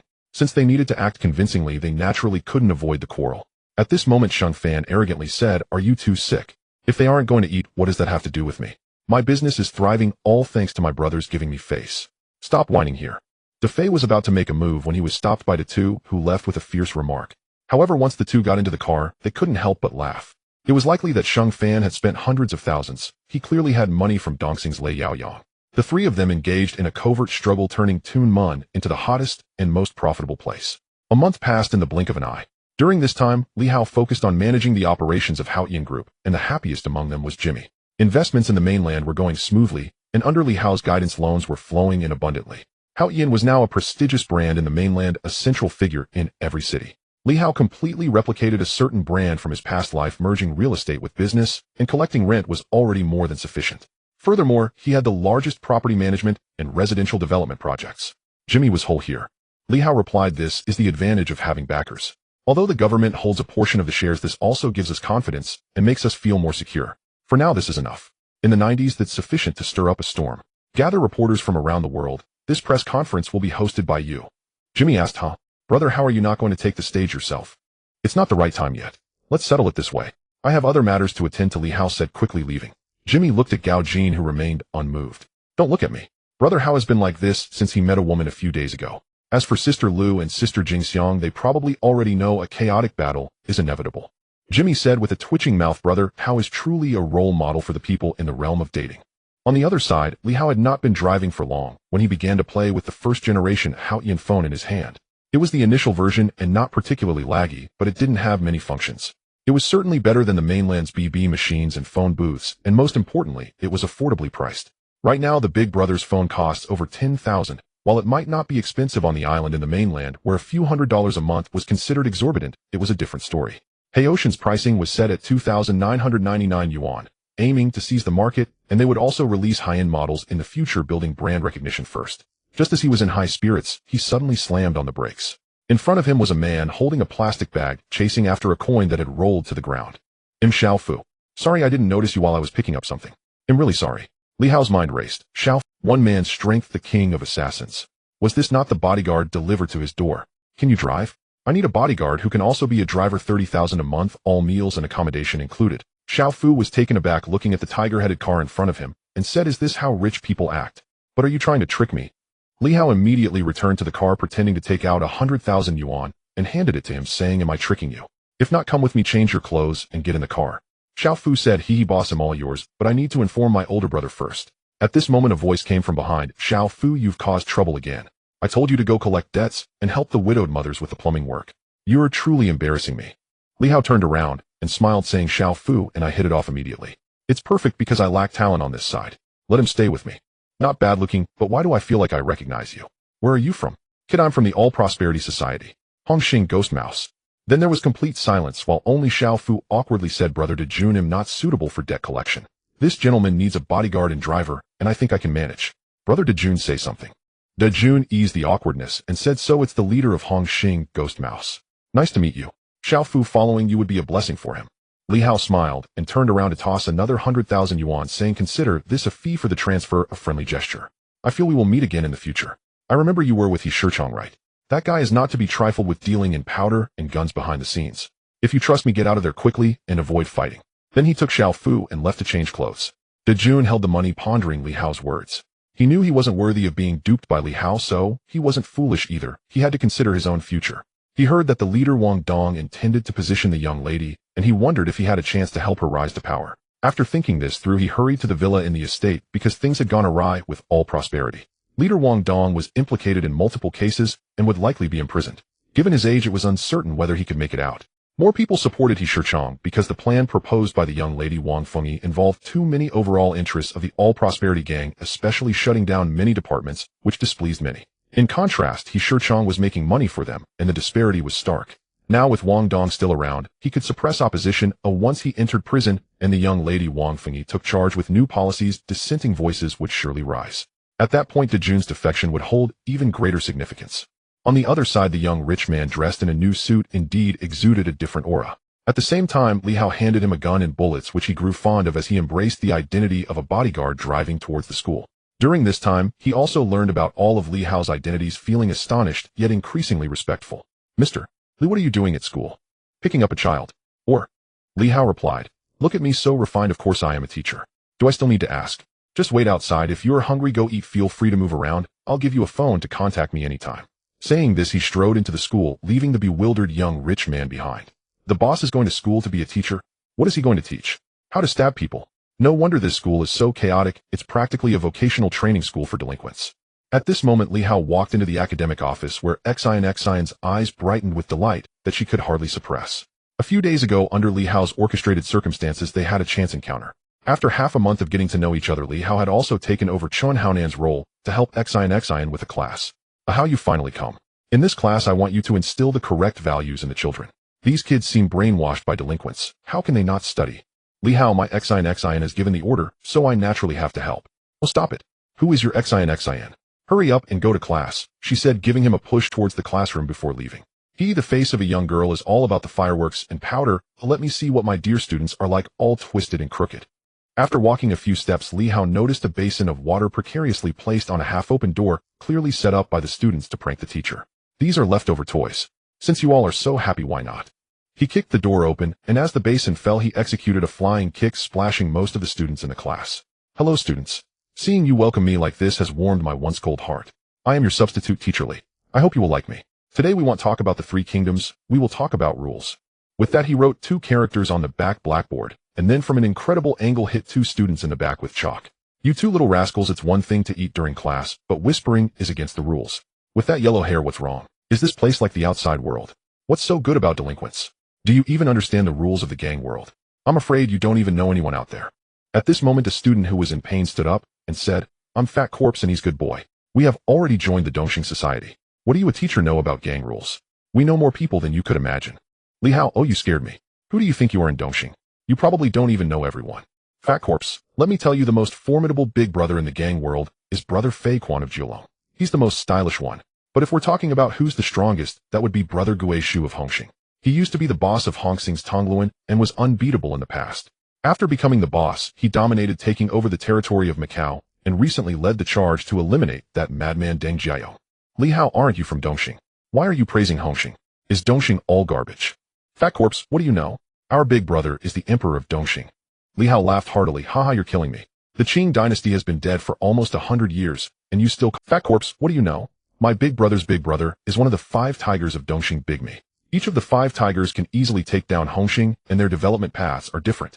Up until now, there have only been minor skirmishes, but when push comes to shove, Dongxing is still stronger. Li Hao understood that what he said was true. Without his presence, even a Crow Lei Yaoyang or Situ Haonan could suppress all of Hongxing. The followers and delinquents are completely different. It must be said that Liang Kuan is indeed impressive, single-handedly suppressing Dongxing. That period was the most stable time.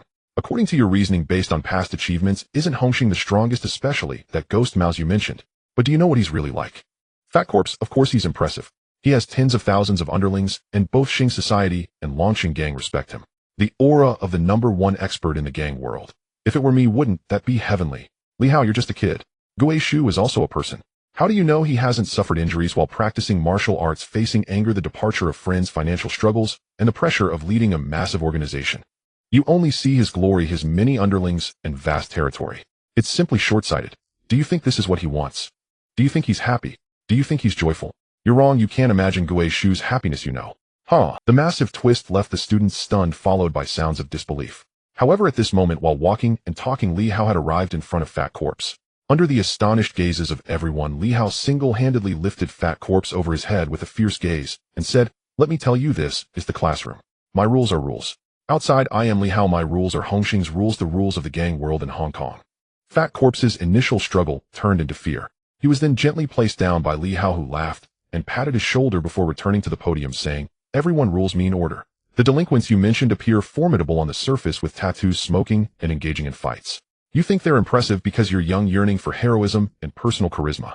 But when you grow up worried about money, watching your family suffer, you'll realize how laughable this is. So strive to study hard. Don't think about mingling in society, or you'll end up at the very bottom." Even if delinquents exchange their lives for a few years of glory, most of them will ultimately regret it.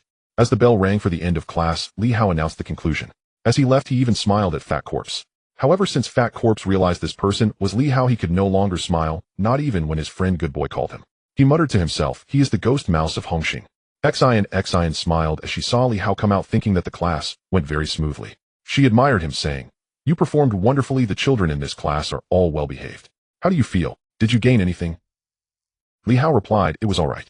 I had a pleasant interaction with the children, and we reached a preliminary consensus while exchanging opinions. However, I still maintain a watchful attitude towards some of their thoughts. As for gains, that would be you." He then took Xian Zin's hand, his shameless demeanor rather prominent. Xian didn't understand a word of the first half, but it seemed she had heard similar phrases on television. After work, Xiao Fu drove them to the restaurant Li Hao had prepared in advance. "How I've heard of this restaurant. It's very expensive. My salary for a month isn't even enough." Li Hao said, "You are my girlfriend now. Besides, am I not wealthy? You are still in the early stages of your career. It's better to save on expenses." Li Hao said, "All right, my budget manager, didn't you want caviar? Order it." There were many foreigners dining around. At a nearby table, an angry voice rang out, attracting everyone's attention. "What do you mean it's like this? If the foreigner next door sees it, they'll think I can't afford it. Go get 2 cans, 1 for each of us." The restaurant manager, hearing this, could only send the waiter to attend to them, his attitude extremely humble. Xian frowned and said, "That person is terrifying when they lose their temper." Li Hao replied, "When wealthy people see such a small amount of food, it's natural for them to be angry. It's like going to a restaurant for milk and only getting a spoonful. You can't just lie under the calf to drink, can you?"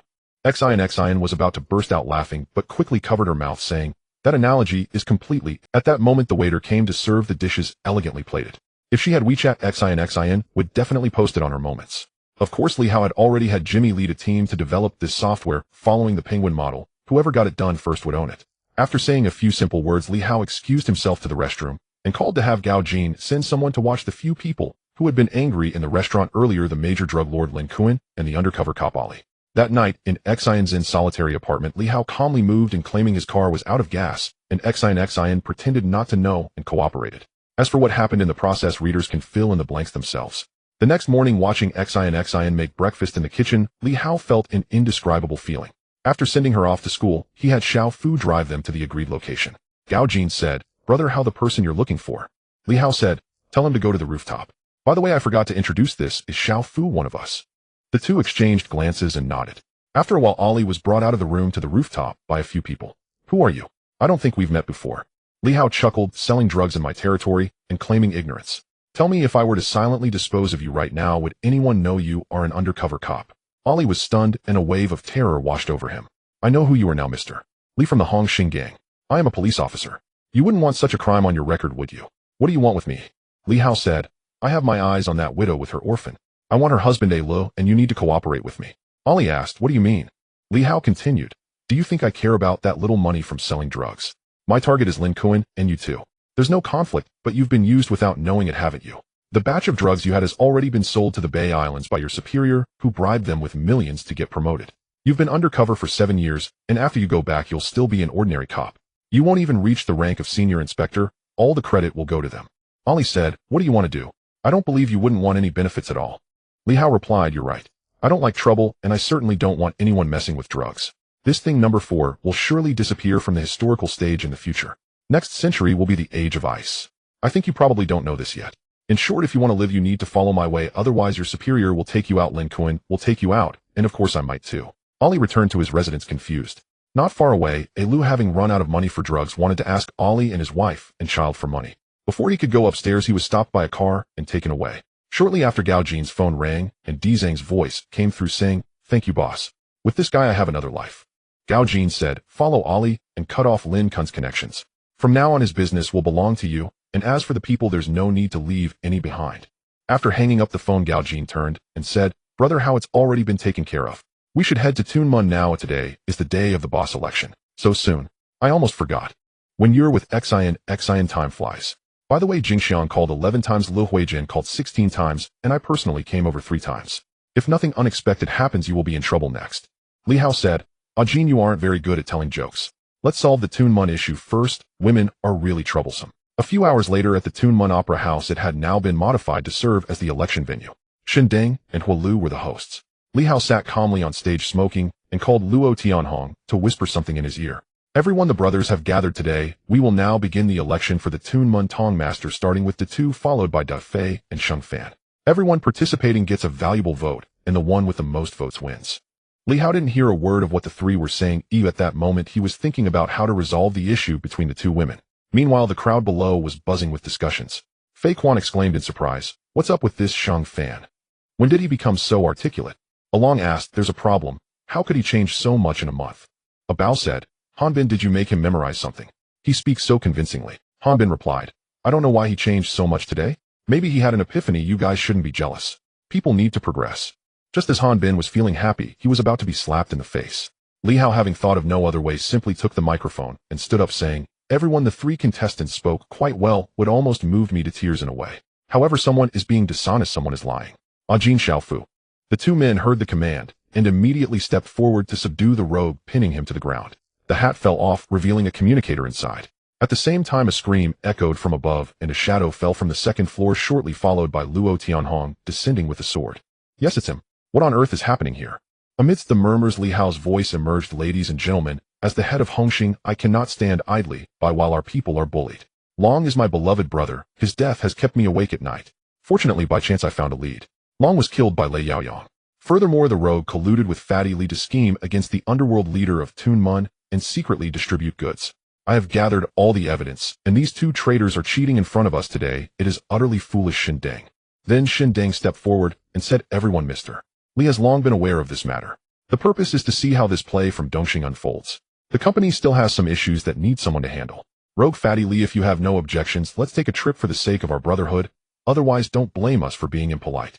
The 2 knew escape was impossible, as many had surrounded them, especially Han Bin, who, seeing the rogue with his head down, continuously swung his fists in anger and then jumped off the stage to attack Lei Yaoyang.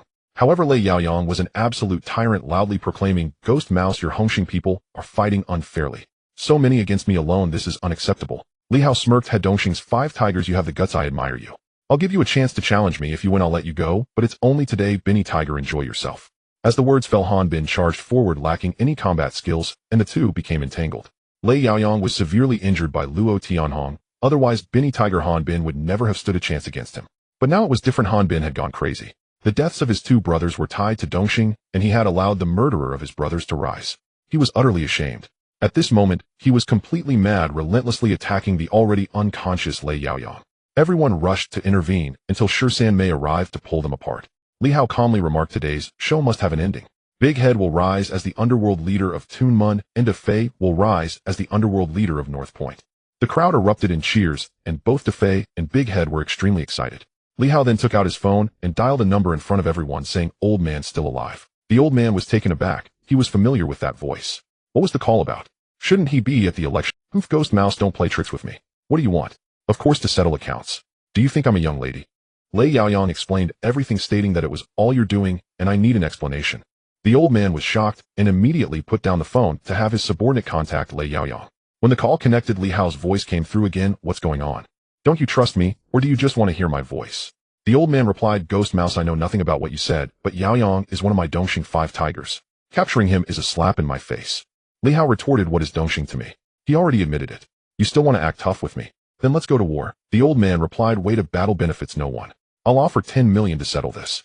Li Hao scoffed, is that Arlong was killed by Lei Yaoyang, and his body is still warm. You offer so little. Bring me 30 million and hand over all of Lei Yaoyang's territory in the new territories, or I'll let the police come after you. You're shameless. I agree, said the old man before hanging up. Li Hao chuckled, this old man is quite endearing. He believes the words of a villain. That could be very dangerous. It's a recipe for falling for a telecom scam. Shindang, send someone to collect the money, and then let the 12 halls attack Dongxing. Shindang was taken aback, but then smiled and said understood. The others were all excited. Both sides could finally battle again. Hours later, when Shindang received the money, the old man sat there in frustration. Shortly thereafter, he received news of Hongxing attacking Dongxing and hurriedly called to question, Ghost Mouse, you filthy rat, I've already given you the money. Why are you still attacking? Li Hao replied, what? How is that possible? I already said not to fight. I'll call and check. Half an hour later, he said, I've called, and they should be retreating. It takes time. An hour later, he added, I've said it already, and Kowloon has also retreated. Almost 2 hours later, he exclaimed, old wall lamp, I was just playing you. If you're not convinced, come and battle. The old man angrily smashed his phone on the ground, and in a desperate move sent people to attack, gritting his teeth, while tapping into a company account that was nearly depleted. Now he had no choice but to use his personal savings. Meanwhile, Li Hao was leisurely enjoying tea on the rooftop, saying, so how about it, Li sir? This is excellent Longjing tea. Li Wenbin replied, the taste is not bad. It has cooled my anger a bit. You've scammed him out of tens of millions and still want to stir trouble. You're truly despicable. Li Hao remarked, look, old whitehead can't sit still anymore. Li Wenbin stood up, took a large bag of tea from the table, and said, this is my compensation for losses. So it looks like I have to work overtime again. At this time, thousands from Dongxing joined the battlefield, while the Hongxing members received orders to gradually retreat. When the Dongxing members chased after them, they encountered a massive police blockade resulting in over 1,000 arrests. The police launched a joint operation to improve public safety on Hong Kong Island. When the old man learned of this, he fainted from shock. Just the bail for this incident would cost tens of millions, and that was at a discounted price from the police. Helpless after regaining consciousness, the old man could only initiate a high-level crowdfunding plan. Old Whitehead contributed 10 million Big Me, 5 million Emperor, 2 million Smiling Tiger, 5 million, and C2 Haonan, 500,000, and so on. It was truly a donation scene. Meanwhile, Li Hao kept a close watch on Dongxing's supply, and secretly Di Zong also took action, ordering over 10 million worth of goods from Dongxing. It was a series of misfortunes. Left with. The Courageous Tavern seems to be the favorite place of Didi. At this moment, he couldn't help but admire, saying, your move is too ruthless. It's even more painful than seizing his territory. Now Dongxing is notoriously broke, borrowing money everywhere. Haha, this is truly amusing. Once everyone arrives, what do you plan to do? Li Hao replied, my greatest virtue is of course respecting the elderly and loving the young. They have apologized, so I can't disregard Deng Boss face right. Lin Huailu seems quite pleased. Didi said, that's just arrogance brought by power. Our logistics center has also started operations, and the results are quite satisfactory. I am already intensifying efforts to establish connections in new territories and Kowloon. As for the delivery from Hong Kong to there, I plan to set up a transit station. Li Hao smiled, not bad. You truly deserve to be called a business genius. At this moment, the white-haired elder brought C2 Hao Nan and others, and Li Hao unceremoniously stepped forward to take the tea presented with both hands. I must admit the taste is quite good. Old by two, let's consider our past grievances settled from now on, and let's avoid crossing paths in the future. The white-haired elder replied, that would be best. Deng Bo and others stood up laughing to ease the atmosphere, leading everyone to drink. Meanwhile, the police outside had a rather unfortunate day. It could be said that it was a gathering of the underworld with all the prominent figures from the island present. A large number of police confronted the gangsters at the hotel entrance. Soon over 20 staff members emerged from the hotel carrying a large amount of food to the police. "Our brother Hao said this is your midnight snack. Coming to work at this time is simply too hard," they said before turning to leave. The police exchanged glances bewildered. "This ghost mouse is really too arrogant. I actually think it's quite good. Have you ever tasted the bento delivered by gangsters?" The other gangsters from different factions were quite envious. Who wouldn't want to follow a powerful leader? Ghost Mouse's arrogance was what all the underlings aspired to. The banquet quickly dispersed. Just as Li Hao was about to leave, someone called out to him. "How I want to talk to you. Can we speak privately?" Li Hao turned around with a smile and said, "Uncle Dong, you are a senior in the Jianghu. Please feel free to speak here. To be honest, I've encountered some difficulties lately. I estimate that within 3 days I will have to visit Chizhou. Our families have some cooperation and many territories are adjacent. I am getting old, but there are too many matters regarding Xuanqing. My daughter is not very strong-willed. I wonder if you can help her while I am away. It won't be for free. I know your Haoyan company has many projects and is lacking land. I have a place in Kowloon that hasn't been developed yet which I wanted to reserve for my daughter, but it seems it may not be secure anymore, so I am offering it to you." Li Hao replied, "Uncle Dong, discussing money has always been a sensitive matter, but if we talk feelings it could hurt financially. I have met Miss Wang Fengyi, and she certainly has the potential to become a leader. It seems you are not merely asking me to help Miss Fengyi, but rather to oppose He Shichong, right?" Wang Dong awkwardly said, "Right now I really don't have the ability to handle these matters. Fengyi alone cannot manage it. He currently only has 100 men under his command. I know he is secretly involved in drug trafficking, but I have never found evidence. I also suspect that this incident was engineered by him. What will it take for you to help me?" Li Hao replied, "I can only promise you one thing. If Wang Fengyi encounters life-threatening danger, I will step in to save her and provide her with some money to leave the island. As for the rest, I am powerless." Wang Dong sighed. "Well, at least you are giving this old man some face. Thank you." And then he sighed and left. In the car, Gao Jin hung up the phone and said, "Brother Hao, I found out that He Shichong has purchased goods worth millions and is set to deliver them in Saikang tomorrow night. The exact location is still unknown, and He Shichong has secretly bribed more than half of Guangxing's people. Once Miss Wang Fengyi rises to power, it will just be an empty shell. Also, Ali has already been taken to the Golden Triangle by Lin Kuan. The ground is already under Di Zhang's control, and he is now one of the largest drug lords in Southeast Asia. The entire Haojiang plus a fifth of the island, as well as Bay Island in Thailand, and most importantly, he has a stand-in he can use. I'm worried." Li Hao asked, "Are you afraid he will grow too powerful and seek trouble with us?" He chuckled, "You guessed right. This guy is like a rabid dog, especially with such huge profits at stake. But for now he won't. He harbors hatred and seeks revenge. He wants to kill both Yunnan and Yushan Tian from Zhongxing, and even more so, he wants to kill you." Gao Jin said, "When I met him I wore a mask, and our communication was encrypted, so he shouldn't know my true identity. However, I know he has been secretly investigating. This guy truly has a rebellious streak." Li Hao responded, "Those who are on the run are even less trustworthy than underlings.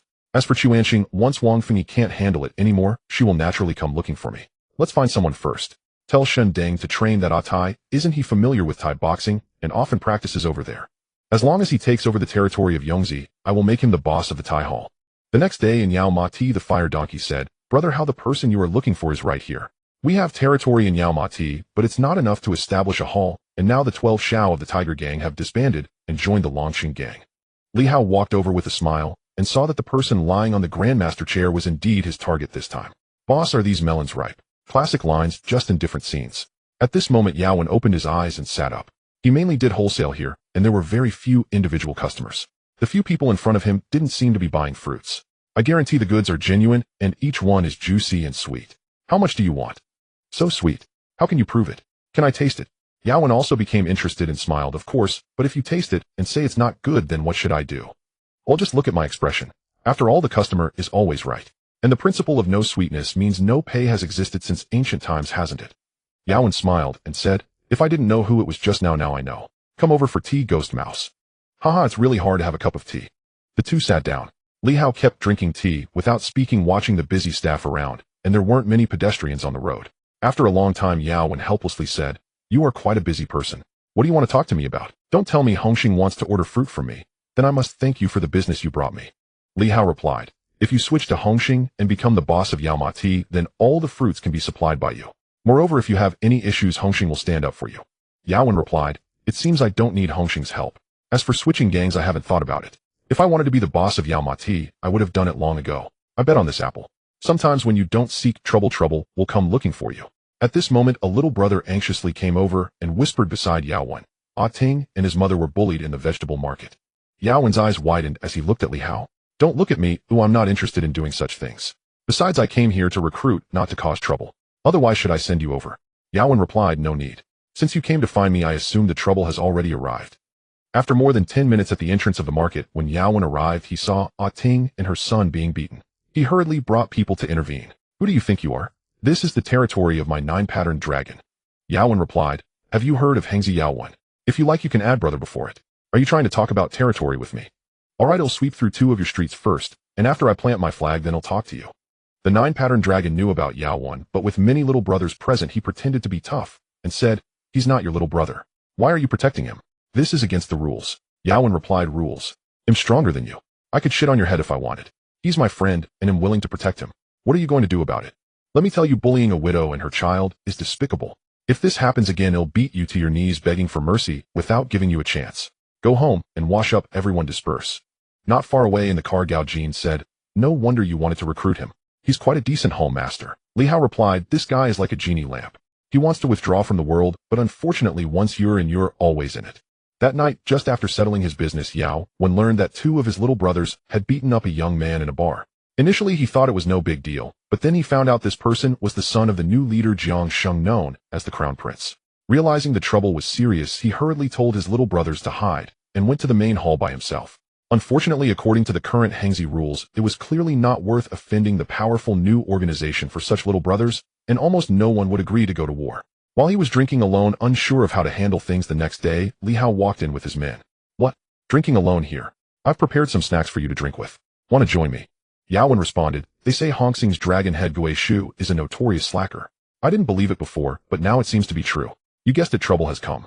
Li Hao said, I told you your people will definitely cause trouble. Wang Dong from Chuanxing has tried to help his daughter several times.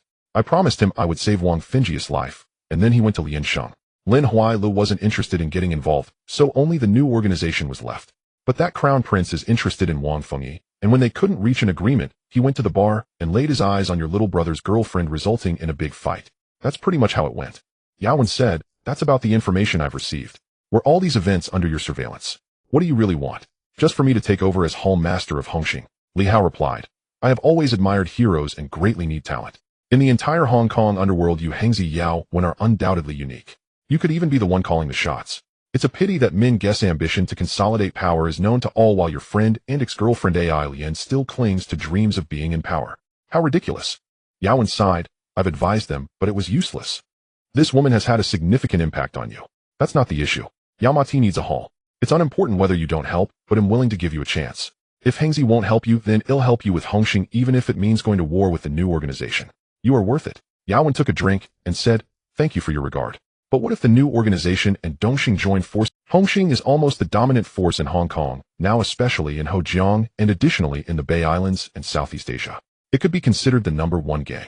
Li Hao replied, not enough. The numbers are comparable, but the quality and timing differ significantly. The Yamada group from Sakura country is, in my opinion, a very reasonable system, but I don't plan on going that route. Hongxing is Hongxing. As for the two organizations teaming up, the trash should stick together, otherwise they'll all disappear. What about you? If I guess correctly, you plan to face Jiang Sheng alone tomorrow and threaten him desperately to protect your little brother, right? That's right. You might succeed, but only for a day. The Crown Prince will definitely not give up, and you can't stop it. Do you need my help to host a banquet? Yao Wen replied, I have no choice now. Please guide me more in the future, brother Hao. Ha ha ha, sure. The next day at the restaurant in Mong Kok, Yao Wen walked in alone. However, his heart was completely different. Dozens of Hongxing members were downstairs with 5 hall masters waiting for his message ready to come up. He boldly stepped in front of Jiang Sheng and said, Big brother Wen is indeed impressive. After many years you still carry that aura. Where is he? Don't tell me you didn't bring him with you to play me. Yao Wen replied, I don't know where they are. Besides, they are only 4 people, and you have over 10. If you lost to them, how can you expect me to hand over someone? Crown Prince, you look so handsome, yet you choose to target Xiang's girlfriend. Isn't that just asking for trouble? In any case, I can't hand over anyone and don't know where they are. If you are unwilling, there's nothing I can do. Jiang Sheng laughed. Haha, you are indeed the once most powerful big brother in the underworld. But I heard that Min Gu doesn't plan to take care of this matter. What can you do about it? Meanwhile, in another tea house, Min Gu walked in with a smile and said, how we just met a few days ago, and today you want to drink tea with me again. Seems like good things are happening. Li Hao replied, Min Gu is a veteran in the underworld. I'm here to deliver money. With so much money you must have over 1 million, right? Do you want someone smart? Yao Wen, your organization seems to have only one person I can appreciate. This is 1.88 million considered as Yao Wen's transfer fee. Min Gu pretended to hesitate and said, Yao Wen is a signature of Hengzi and one of the future heirs to the leadership. Li Hao replied, in the fruit basket, the one in charge. Min Gu, let's not beat around the bush. He can still control himself for now, but once he reacts, can you continue to consolidate? Min Gu chuckled, haha, it seems I can't avoid this business. Then I congratulate you on gaining another strong gem. On the other side, while Jiang Sheng continued to threaten Yao Wen, Holland Boy walked in arrogantly, followed by Fei Quan, Fei Long De Fei, and De Tu, who came in one after another. Holland Boy stepped forward arrogantly and said, new organization. What is that? What did you just say? If you're going to fight, then let's fight. Fei Quan said, stop the nonsense. Tonight we go to war. Jiang Sheng replied, this matter has nothing to do with your Hongxing, right? Fei Long said, Yao Wen is the home master of Hongxing Yaomati. At this moment, how could you not know? Well, it doesn't matter. It's fine to say it now. Do you want to go to war with Hongxing? Can you do it? You couldn't even do it before. Yao Wen felt a bit speechless. These guys were definitely warmongers. He thought it was enough to suppress things, but now Jiang Sheng seemed to be in a difficult position. At that moment, Holland Boy's phone rang. After answering, everyone could hear Li Hao's voice saying, Yao Wen, the matter has been resolved. How did the conversation go? I think you should just skip the formalities and start a war. Just throw the crown prince into the sea. Jiang Sheng slammed the table and stood up angrily saying, Gui Shu, if you dare to touch my son, I will not let this go. Li Hao replied, so Jiang Sheng is here. Apologies, I misspoke earlier. I meant to say just throw both of you into the sea together. You have a good business going, and I find it quite appealing. Jiang Sheng exclaimed, You Gui Shu, don't get too arrogant. Li Hao replied, there are not many people in the Hong Kong underworld I need to be cautious of, and unfortunately you're not one of them. If you want to fight today, I'm in. If not, take your dumb donkey. No, wait, saying that will make Fire Donkey angry. Take your dumb pig and roll. Want to act tough without power. Do you want to die? Jiang Sheng snorted. Gui Shu, you won't always be this arrogant. Big brother, one has a set of skills. Let's go, he said, standing up and leaving with his subordinates. Yao Wen helplessly said, I see this isn't my issue, but rather, brother, how you want to take action, right? Li Hao laughed, haha, who knows? Tomorrow the main hall will hold a meeting to introduce you to everyone. I've already sent someone from the genie lamp to hand over things to you. Yao Mati will be under your control from now on, he said before hanging up the phone and heading to a house by the seaside. At that moment in the room, a woman was tied up, struggling with her hands and feet, her mouth gagged, unable to speak. However, her stunning beauty was evident. If anyone from Hengzi was present, they would immediately recognize her as one of the top beauties in the underworld. AI Lian. Li Hao walked in with a smile, closed the door, and after untying AI Lian, he said, You should thank me, otherwise you would have died with that idiot. Trying to become a leader without power is simply courting death. AI Lian asked, You are Gui Shu. You captured me and say you want to save me. What do you want? Li Hao replied, I just want to experience the pleasures of King Zhou and see if Daji is really that powerful. He stepped forward. An hour later, Li Hao walked out while AI Lian lay on the bed, exposing her shoulder, speechless. Brother, how was it? Li Hao replied, It was just average, not what I imagined. Maybe it felt a bit forced. Burn it. I don't have time for some romantic love story nonsense.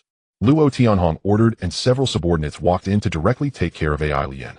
Then they skillfully spread gasoline throughout the entire room, igniting it and leaving no traces behind. Just as they reached the downstairs of the company, someone quickly walked over and Luo Tianhong stepped forward to block him. Who are you? Li Hao turned around and smiled. Tianhong, this is Xiao Lin, one of our own. Xiao Lin had once received Li Hao's favor and had now returned to repay him. However, Li Hao knew he was a top-notch gunman, and keeping such a person around was like having insurance. Naturally, he took good care of him. Not only him, but also Gao Jin and others were now worth millions. The most amusing thing was Wang Jianjun, who initially resisted taking action, but now couldn't help but want the tasks, because each time Li Hao offered millions, they found it impossible to refuse and became enthusiastic. Li Hao wouldn't bother thinking about things that could be solved with money. The next day at the main hall, Li Hao introduced Yao Wen, and everyone welcomed him warmly. After all, Big Brother Wen had previously been a well-known figure in the underworld, like Tang Jun. At this time, the genie lamp received a phone call and returned to say, Brother, how everyone news has come from the Bay Islands that the Longxing Society had an incident last night.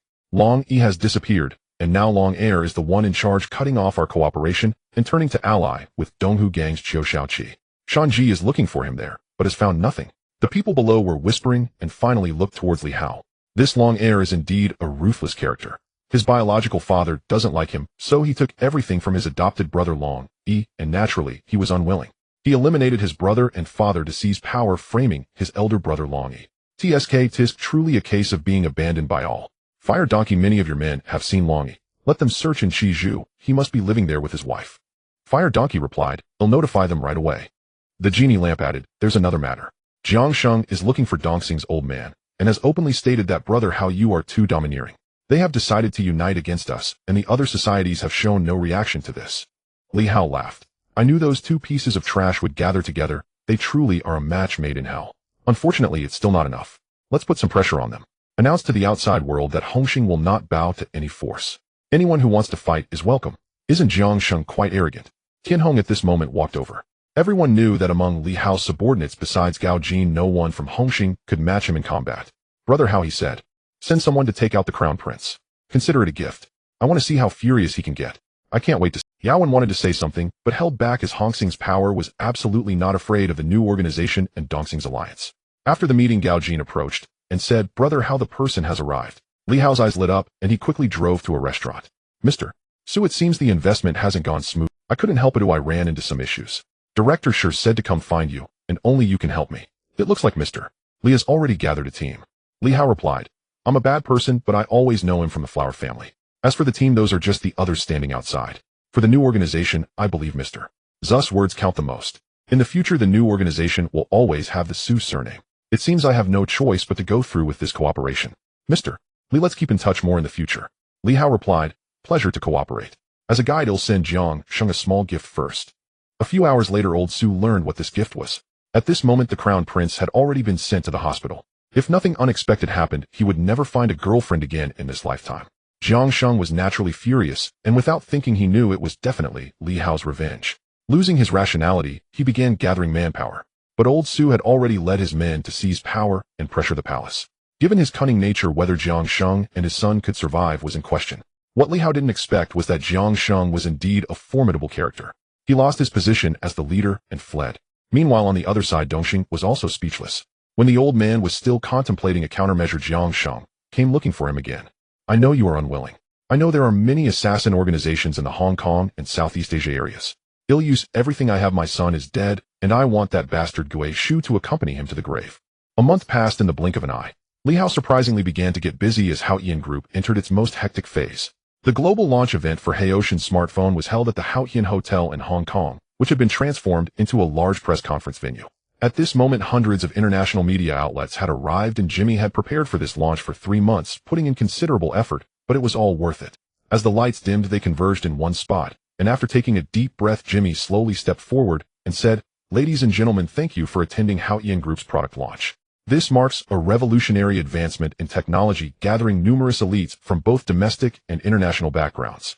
Here I will announce to the world our latest product from Haotian Technology." Immediately afterward, the massive screen began displaying the Haotian logo. When the smartphone appeared, many were unsure of what it was, but as each feature was introduced step by step, gasps of astonishment filled the room.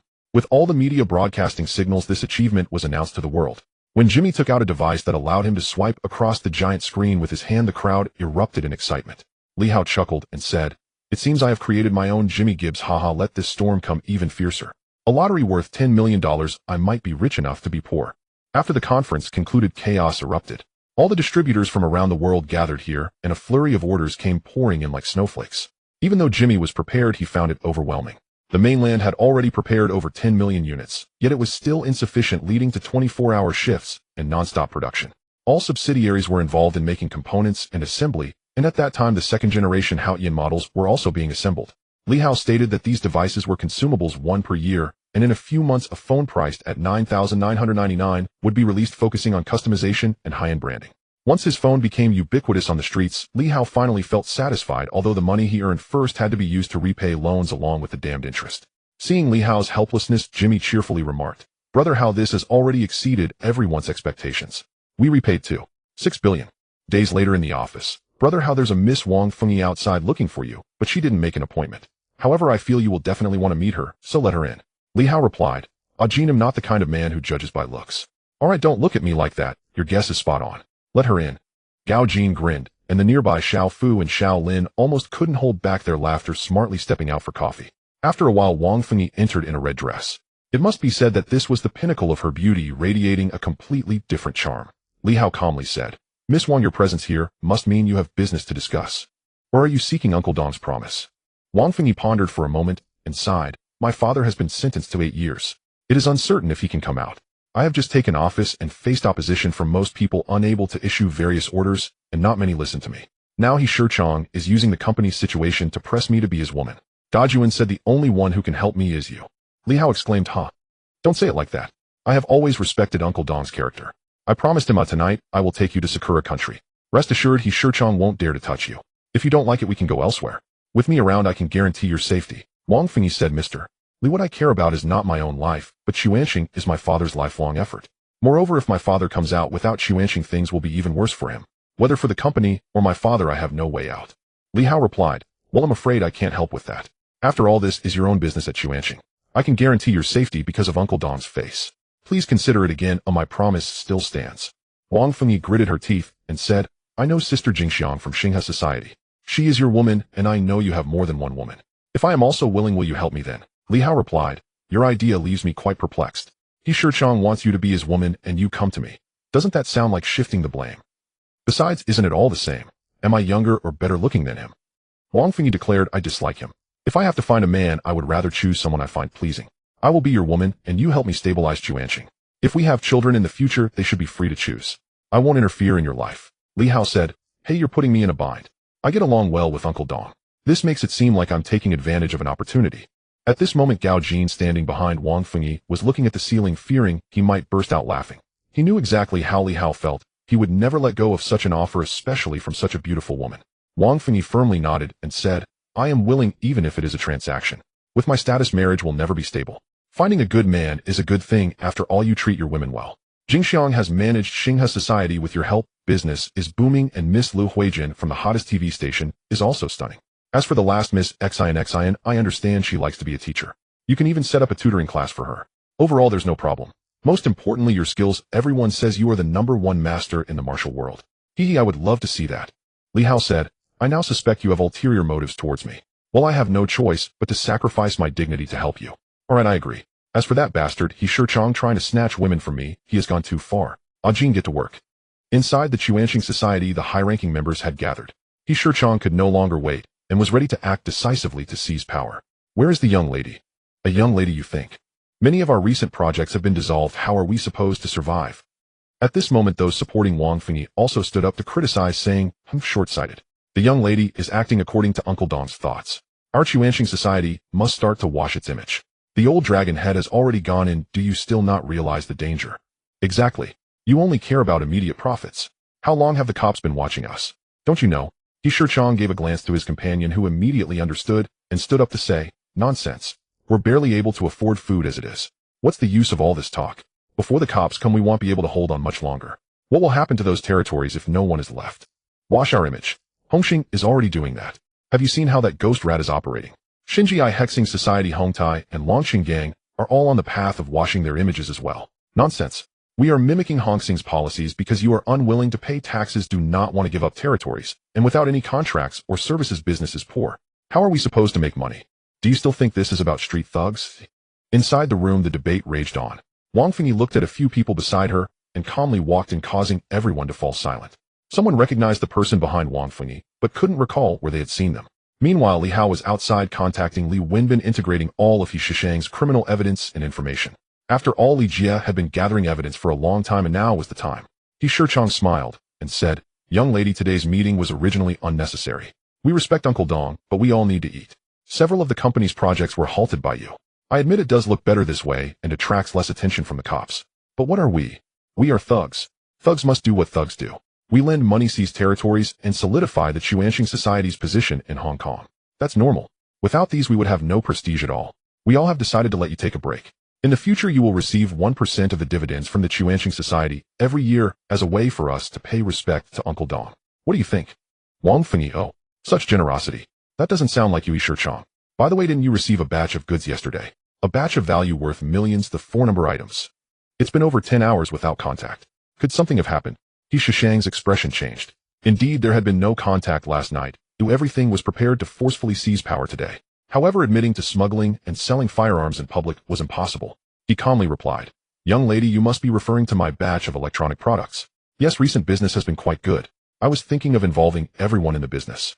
Once we earn enough money, we will have the right to wash our image. You always mention Hongxing and Xinjiai, but those are wealthy people. Xuanxing has it harder.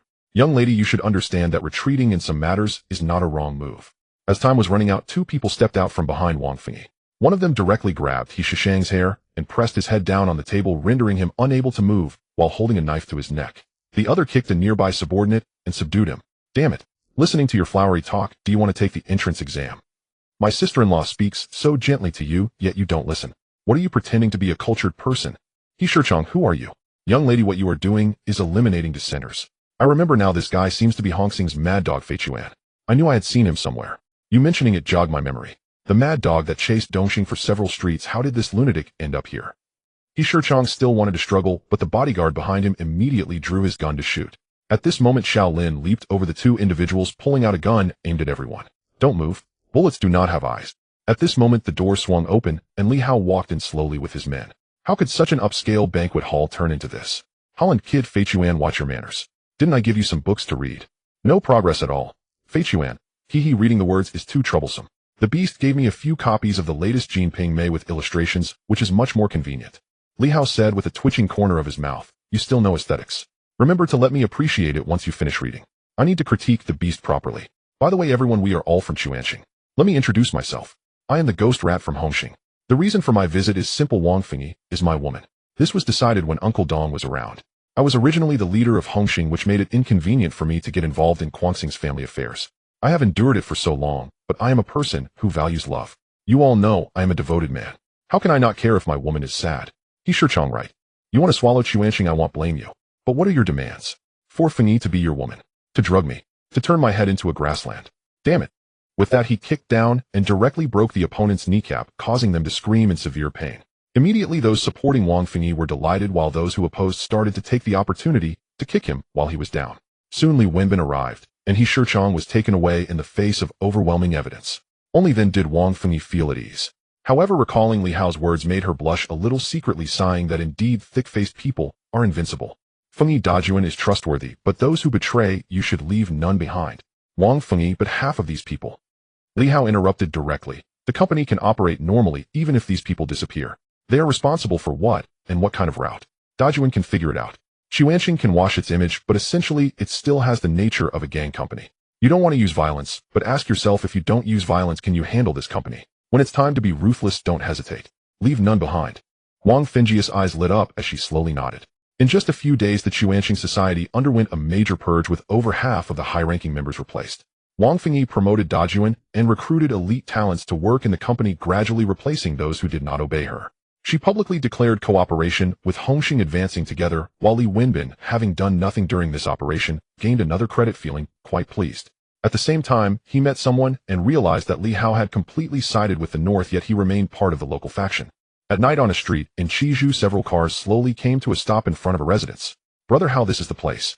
My person saw him walk in with his own eyes, and everything is ready. Li Hao nodded and slowly walked over to knock on the door. The door opened quickly. Hao, why are you here? Li Hao replied, no need for sentimentality at this time, Longy. You come to Hong Kong Island without even telling me, afraid I won't treat you well. Aren't you going to invite me in for a seat? Coming quickly. I didn't know you were coming. So I didn't want to trouble you. As everyone entered, a medicinal scent wafted through the air. Inside was Long Yi's wife, paralyzed on the bed from a gunshot wound, but she was definitely a decisive woman.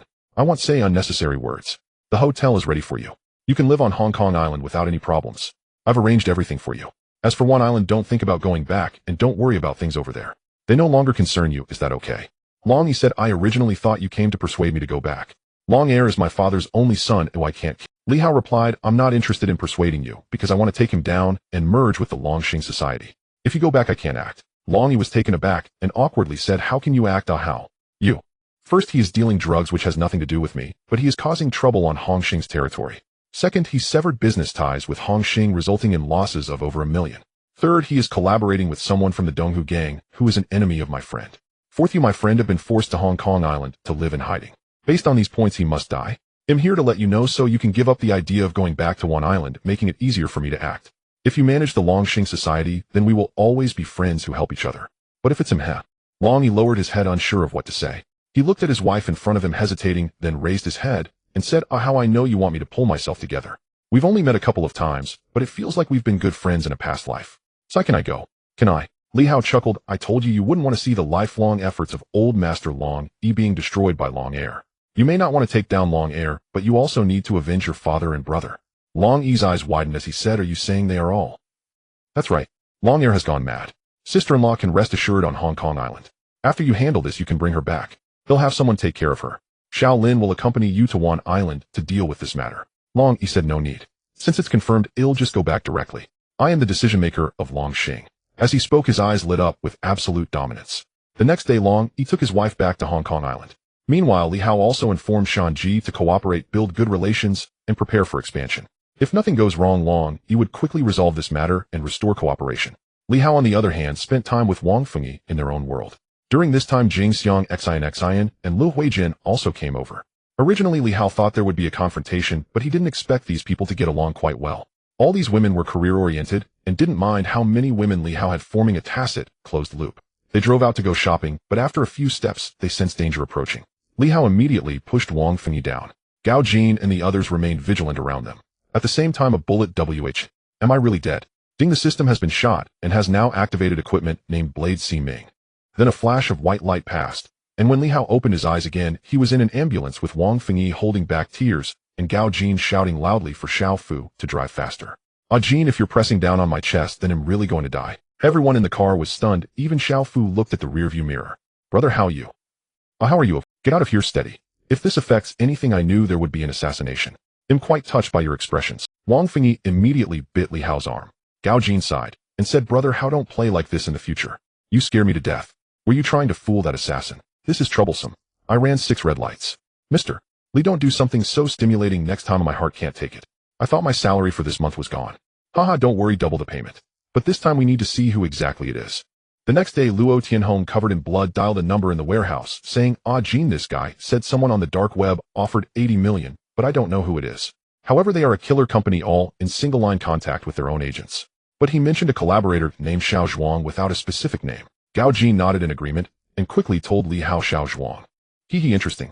Jin finds someone named Wang Hai in Hong Kong Island, the owner of a finance company. He is the one behind the killer company. As for this Xiao Zhuang, that's even better. He has a woman with an injured eye by his side. Most importantly, he looks very much like Tian from Wan Island. Under a large personnel investigation, they quickly locked onto these individuals. At night, when Xiao Zhuang returned home to take his girlfriend out for dinner, the lights suddenly turned on. Xiao Zhuang hurriedly drew his gun, but was directly disarmed by Xiao Lin and Gao Jin, who were hiding in the shadows. You're not dead. This is impossible. In fact, I'm a ghost here to collect a debt. I must say your bullet was incredibly painful. If it weren't for the bulletproof vest, I'd be dead. Luckily, you didn't shoot my head. By the way, this fainted lady is just tired. Being young is great. She just falls asleep. Xiao Zhuang, what do you want? She is innocent. If there's something, come at me. Li Hao waved his hand, and Xiao Fu stepped forward to place a box down. Here is 2 million Hong Kong dollars, enough for you to take care of her. Go to Haotian Hospital. Although it's a newly opened hospital, the doctors are top-notch. This is my business card. You might need it in the future. However, my usual practice is that from now on you will protect me instead of trying to kill me. Xiao Zhuang, you're not going to kill me. Say something intelligent. I'm giving you money and my personal contact information. Isn't that generous? What else do you want? Do you want my Haotian phone too? Xiao Zhuang, no, I mean. There's nothing else to say. Let's go. After saying that, he left without hesitation. Xiao Zhuang was a bit confused. Did he come here to subdue him just to get paid? He silently looked at the business card and tucked it into his pocket. 3 months later, Haotian Group had made tremendous progress during this time and completely dominated the mobile phone market, continuously launching 2 models of phones and computers with orders pouring in and expansions ongoing. Meanwhile, the real estate market in the mainland was delivering projects, nearly bringing Li Hao to tears. Because he was poor, orders kept coming in and the income was substantial, but most of it needed to be repaid. To make a profit, they could go public, but Li Hao chose not to go public. He also established Haotian Holdings. He knew that if they went public, there would be a lot of money, but troubles would follow, and they would be massive troubles. After a long time of development, Hongxing finally got back on track and was making money smoothly. Inside Hao Tian's office, he said, brother, Hao the Acridus is fully prepared and ready to depart. Our itinerary will take us through Macau, Malaysia, Singapore, Taiwan, Japan, and South Korea, before concluding in Shanghai, mainland China, and finally returning to Hong Kong. This Southeast Asian cruise route has generated overwhelming demand. Over half of all ticket buyers are embarking from Hong Kong. It's a perfect opportunity. We'll travel while heading to Taiwan. Meanwhile, the Fukuryu Maru, sailing on a similar schedule, has suffered mechanical failure and entered repairs, giving us a golden chance to capitalize.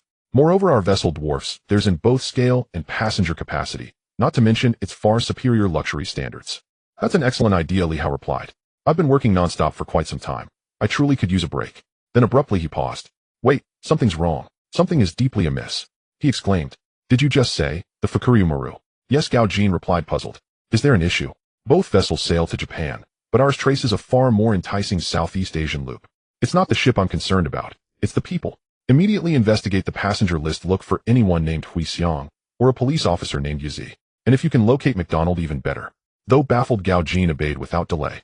A day later, upon reviewing the verified passenger roster, Li Hao groaned, rubbing his temples.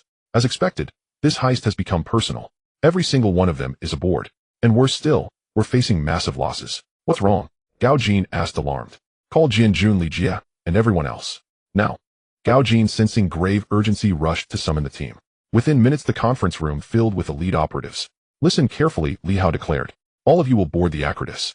The Hunghing Triad has already begun deploying operatives to Taiwan in waves. We'll travel by sea. But this voyage carries an unexpected complication. An internationally wanted syndicate led by McDonald plans to hijack the ship. They're far deadlier than any medical team we've faced before, estimated at over 30 members. Their arsenal includes remote detonated explosives and firearms. Security demands absolute vigilance. Silence fell as the implications settled. After an hour of intense coordination, the operational plan was finalized. Given the extreme peril, Li Hao forbade any of his female companions from joining the mission. Before departure, he demonstrated his formidable skills, leaving them thoroughly satisfied, and secured their reluctant consent to part ways. His return would take at least a month. Soon the Acridus stood ready to sail. From the deck, Li Hao spotted a frantic white-clad private investigator, Meng Bo, rushing below, desperately searching for someone. Unlike the cinematic version, this vessel boasted professional security. Meng Bo would not gain unauthorized access. Ajin Li Hao instructed escort Meng Bo aboard, take him to the dining hall, offer him refreshments, and hand him this envelope. Ask him to locate the individual named in these files. Gao Jin accepted the dossier and departed without hesitation. With him handling matters, Li Hao felt profoundly at ease. His gaze drifted toward a striking figure in the distance, and the heavy weapon case beside her, his lips curling into a quiet, confident smile. Every passenger's luggage had passed through discreet scanning systems. No alarms raised, no commotion stirred. Room assignments were cross-verified. Every suspected terrorist was identified and tagged. Tactical deployment was finalized, with McDonald and his lieutenant Tony marked as primary targets. The Acridus was a flagship-class megayacht, double occupancy, exceeded 5,000, maximum capacity, surpassed 7,000, cabins numbered over 2,600, and crew totaled nearly 2,000, offering every conceivable form of entertainment. It ranked among the most opulent vessels ever built. Had Li Hao not acquired it via a system lottery draw, constructing such a leviathan would have bankrupted him utterly. At the confirm the precise strike time, Li Hao ordered. Deploy our crowd engagement team. Turn music volume to maximum to mass movement. Simultaneously disable all surveillance feeds. Tonight's moonless, windswept sky is ideal for decisive action. Ensure Master Shi Yi Su stands by. Midnight arrived swiftly, yet the Acridus blazed with light. Guests immersed in music, games, and revelry. The casino drew the largest crowd. Its legendary status stemmed from historic duels between the god of gambling and the demon of gambling, making it the world's most renowned gaming venue. In a secluded cabin, McDonald checked his watch. Everyone, confirm timing. We strike simultaneously. Tony and I will head straight to the casino. The rest secure all critical corridors. This ship is immense. Boss, I've investigated. The onboard security is provided by Tian Corporation. Roughly 300 personnel total, spread thin across multiple departments. Only about 35 have boarded, patrolling key zones across various decks.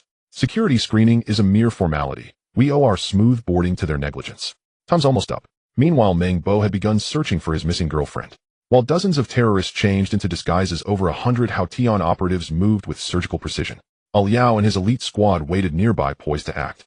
Luo Tianhong, Xiao Lin, Gao Jin, and Xiao Fu were assigned to neutralize McDonald and his inner circle. Wang Jianjun, Li Jie, Xiao Zhuang, Liao, and others coordinated broader suppression. Li Jie, a demolition expert, ensured bomb disposal would proceed flawlessly. As the ship's music swelled and fireworks erupted over the Black Sea, synchronized assault commenced. Doors burst open across a dozen cabins. Blinding flashbangs preceded tactical entries. Though operatives avoided gunfire whenever possible, close-quarters combat was inevitable. Guests attempting to investigate were gently but firmly redirected by staff, citing ongoing maintenance or a minor dispute under mediation. Finally, the last door. As McDonald flung open the cabin door and stepped out, two attendants stood before him, pushing twin-covered service trolleys. Sir, may we assist with room service? Sir, would you care for a steak? McDonald blinked, smiled faintly. Thank you, but no, I don't require anything. He turned toward the casino. No, you most certainly do. Instantly, the draped trolleys sprang open. Luo Tianhong and his team lunged forward. Simultaneously, operatives stormed from adjacent cabins, striking with ruthless efficiency. Luo Tianhong moved like lightning, severing limbs with chilling precision. Attendants swiftly cleared the scene, erasing all traces of violence. All the bombs have been disarmed and can be reused. The terrorists were pushed into the last luggage compartment, bound up, most of them unconscious. On the top deck, which offers the best view of the ship, Maidanu had all his weapons unloaded, including the whip at his waist, which was rendered useless. With blood wiped from the corner of his mouth, he sat at the table saying, "I heard you like playing cards." 21. I don't know how impressive that is. Maidanu said, "Who exactly are you to know our plans?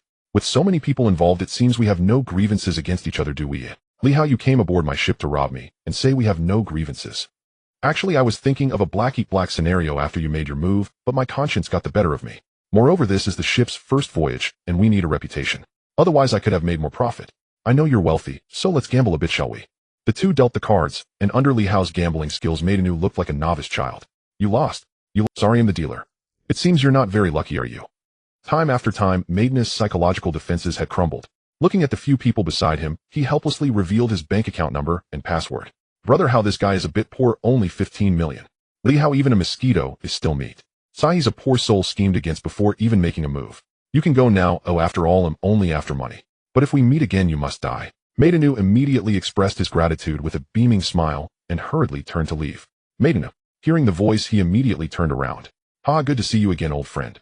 Right behind Maidanu, Luo Tianhong drew his sword and stabbed at the other's heart, taking him down on the spot, sending him into a container. Midway, Alio's men hoisted him and threw him into the sea, while the others quickly boarded their ship as if they had never been on this vessel.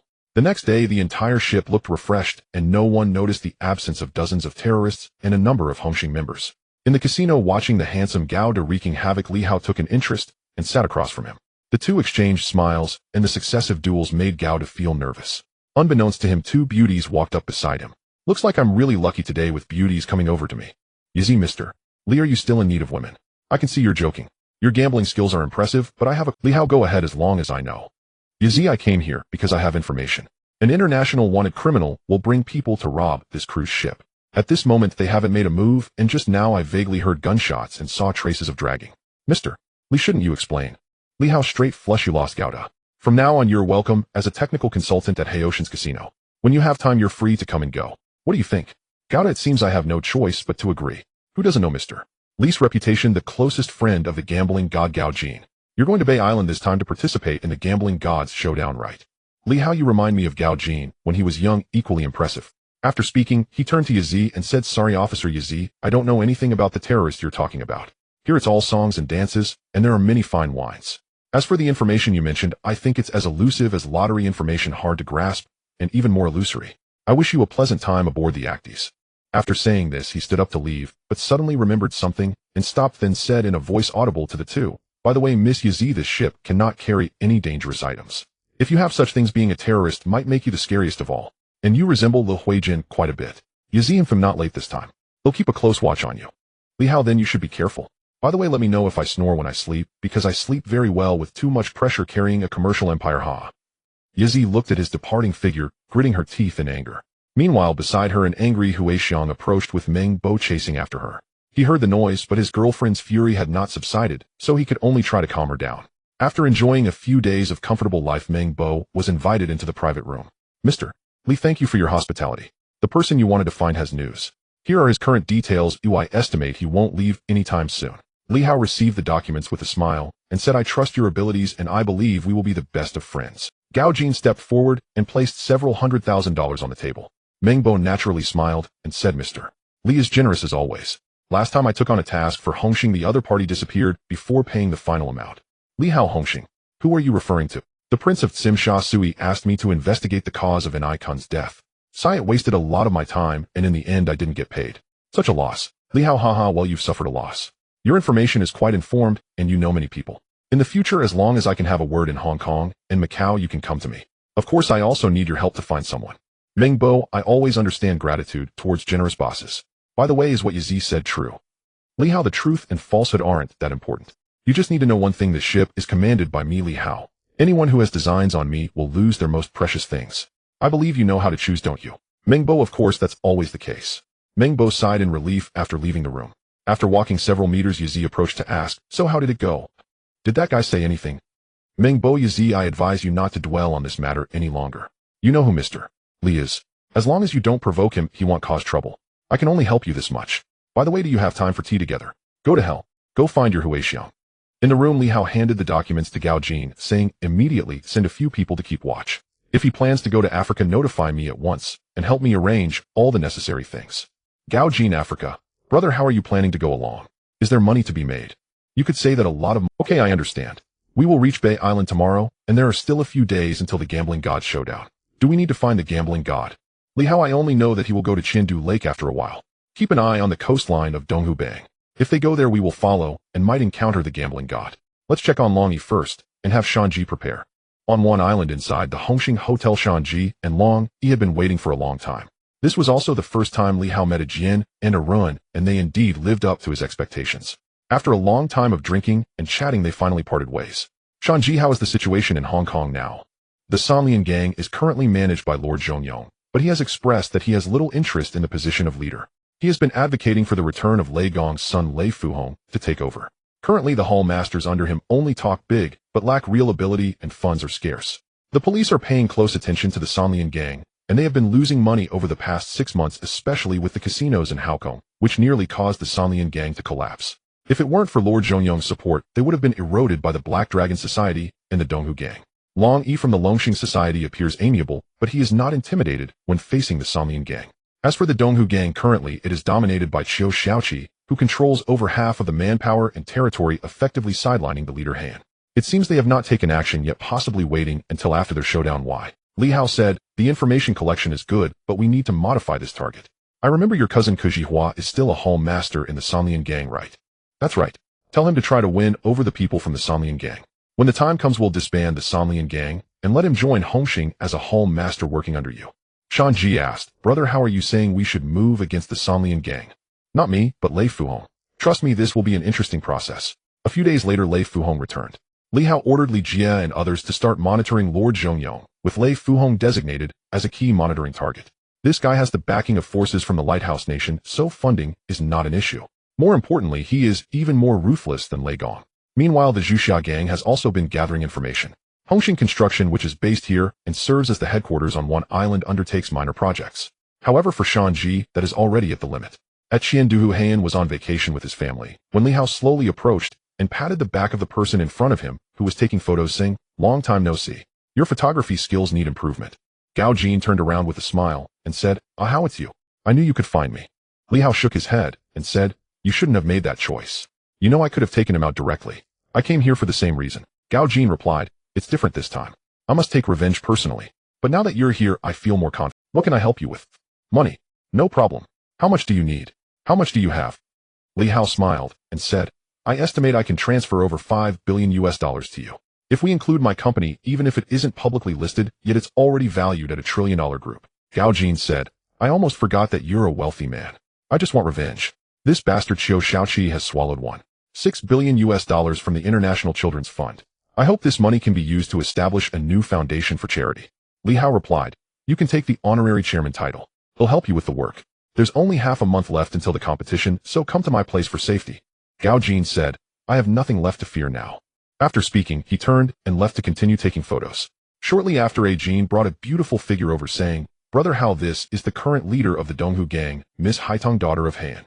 Indeed, you are a stunning beauty. Has anyone ever told you that you resemble someone? Haitong responded, Mr. Li is probably referring to Ding Yao from the Sanlian gang. We do look quite alike. No, I was talking about Le Huijin, one of my women. Mr. Li is joking. However, the achievements of Hongxing and Haoyan today cannot be separated from your strategic layout. I wonder if you have come to find us at Donghu gang for any specific reason. Li Hao replied, I believe you should know that the gambling god Gao Jin is my friend. The Qiu Xiaoqi in your gang killed his wife and children. Originally, I came here to stir up trouble, but now that I've learned more, it seems it is not the case. As a polite person, I am now notifying you that Qiu Xiaoqi must die. As for what happens to the Donghu gang, that is no longer my concern. Haitong stated, since Mr. Li has come to one island, there will surely be a bloodbath. The actions of Qiu Xiaoqi have nothing to do with our family, but the interests of the Donghu gang must not be harmed. Li Hao queried, harmed? The Donghu gang, which seems to be under the surname Qiu now, is irrelevant to me. Today I merely came to see you. I estimate that when we meet again, you will have changed some of your thoughts. After finishing, he stood up to leave. After walking a few steps, he paused and sighed, saying, be careful. I have received news that Xiao Shaoqi plans to take action against your family. Watching the departing crowd, Haidang hurried back to inform her father Heian of this matter while she returned to the company to keep an eye on Xiao Shaoqi. That night Heian hosted a party on a yacht, but what followed was a brutal massacre. Heian unleashed astounding power, sheltering his son under the corner of the sofa just before dying. With a loud explosion, the yacht began to burn. Shortly after, a speedboat arrived, and a few people boarded to search, finding only Haitang's brother Haiyuan, who was unconscious but alive, and he was taken away for medical attention. Hours later, Haitang rushed into the hospital, finally feeling relieved to see her brother out of danger. Mr. Li, thank you for saving my brother. I will not let that bastard Xiao Shaoqi off. Li Hao said, it was about what I expected to, otherwise I wouldn't have been so fortunate to save your brother. You have lost much more now, oh just be careful in the future. Haidang replied, Mr. Li, I don't have that kind of strength. I know you came here to help the gambling god, and I can help too. I just hope the Donghu gang can still exist. Li Hao, given the current situation, it hasn't reached that point yet. The future of the Donghu gang is already doomed.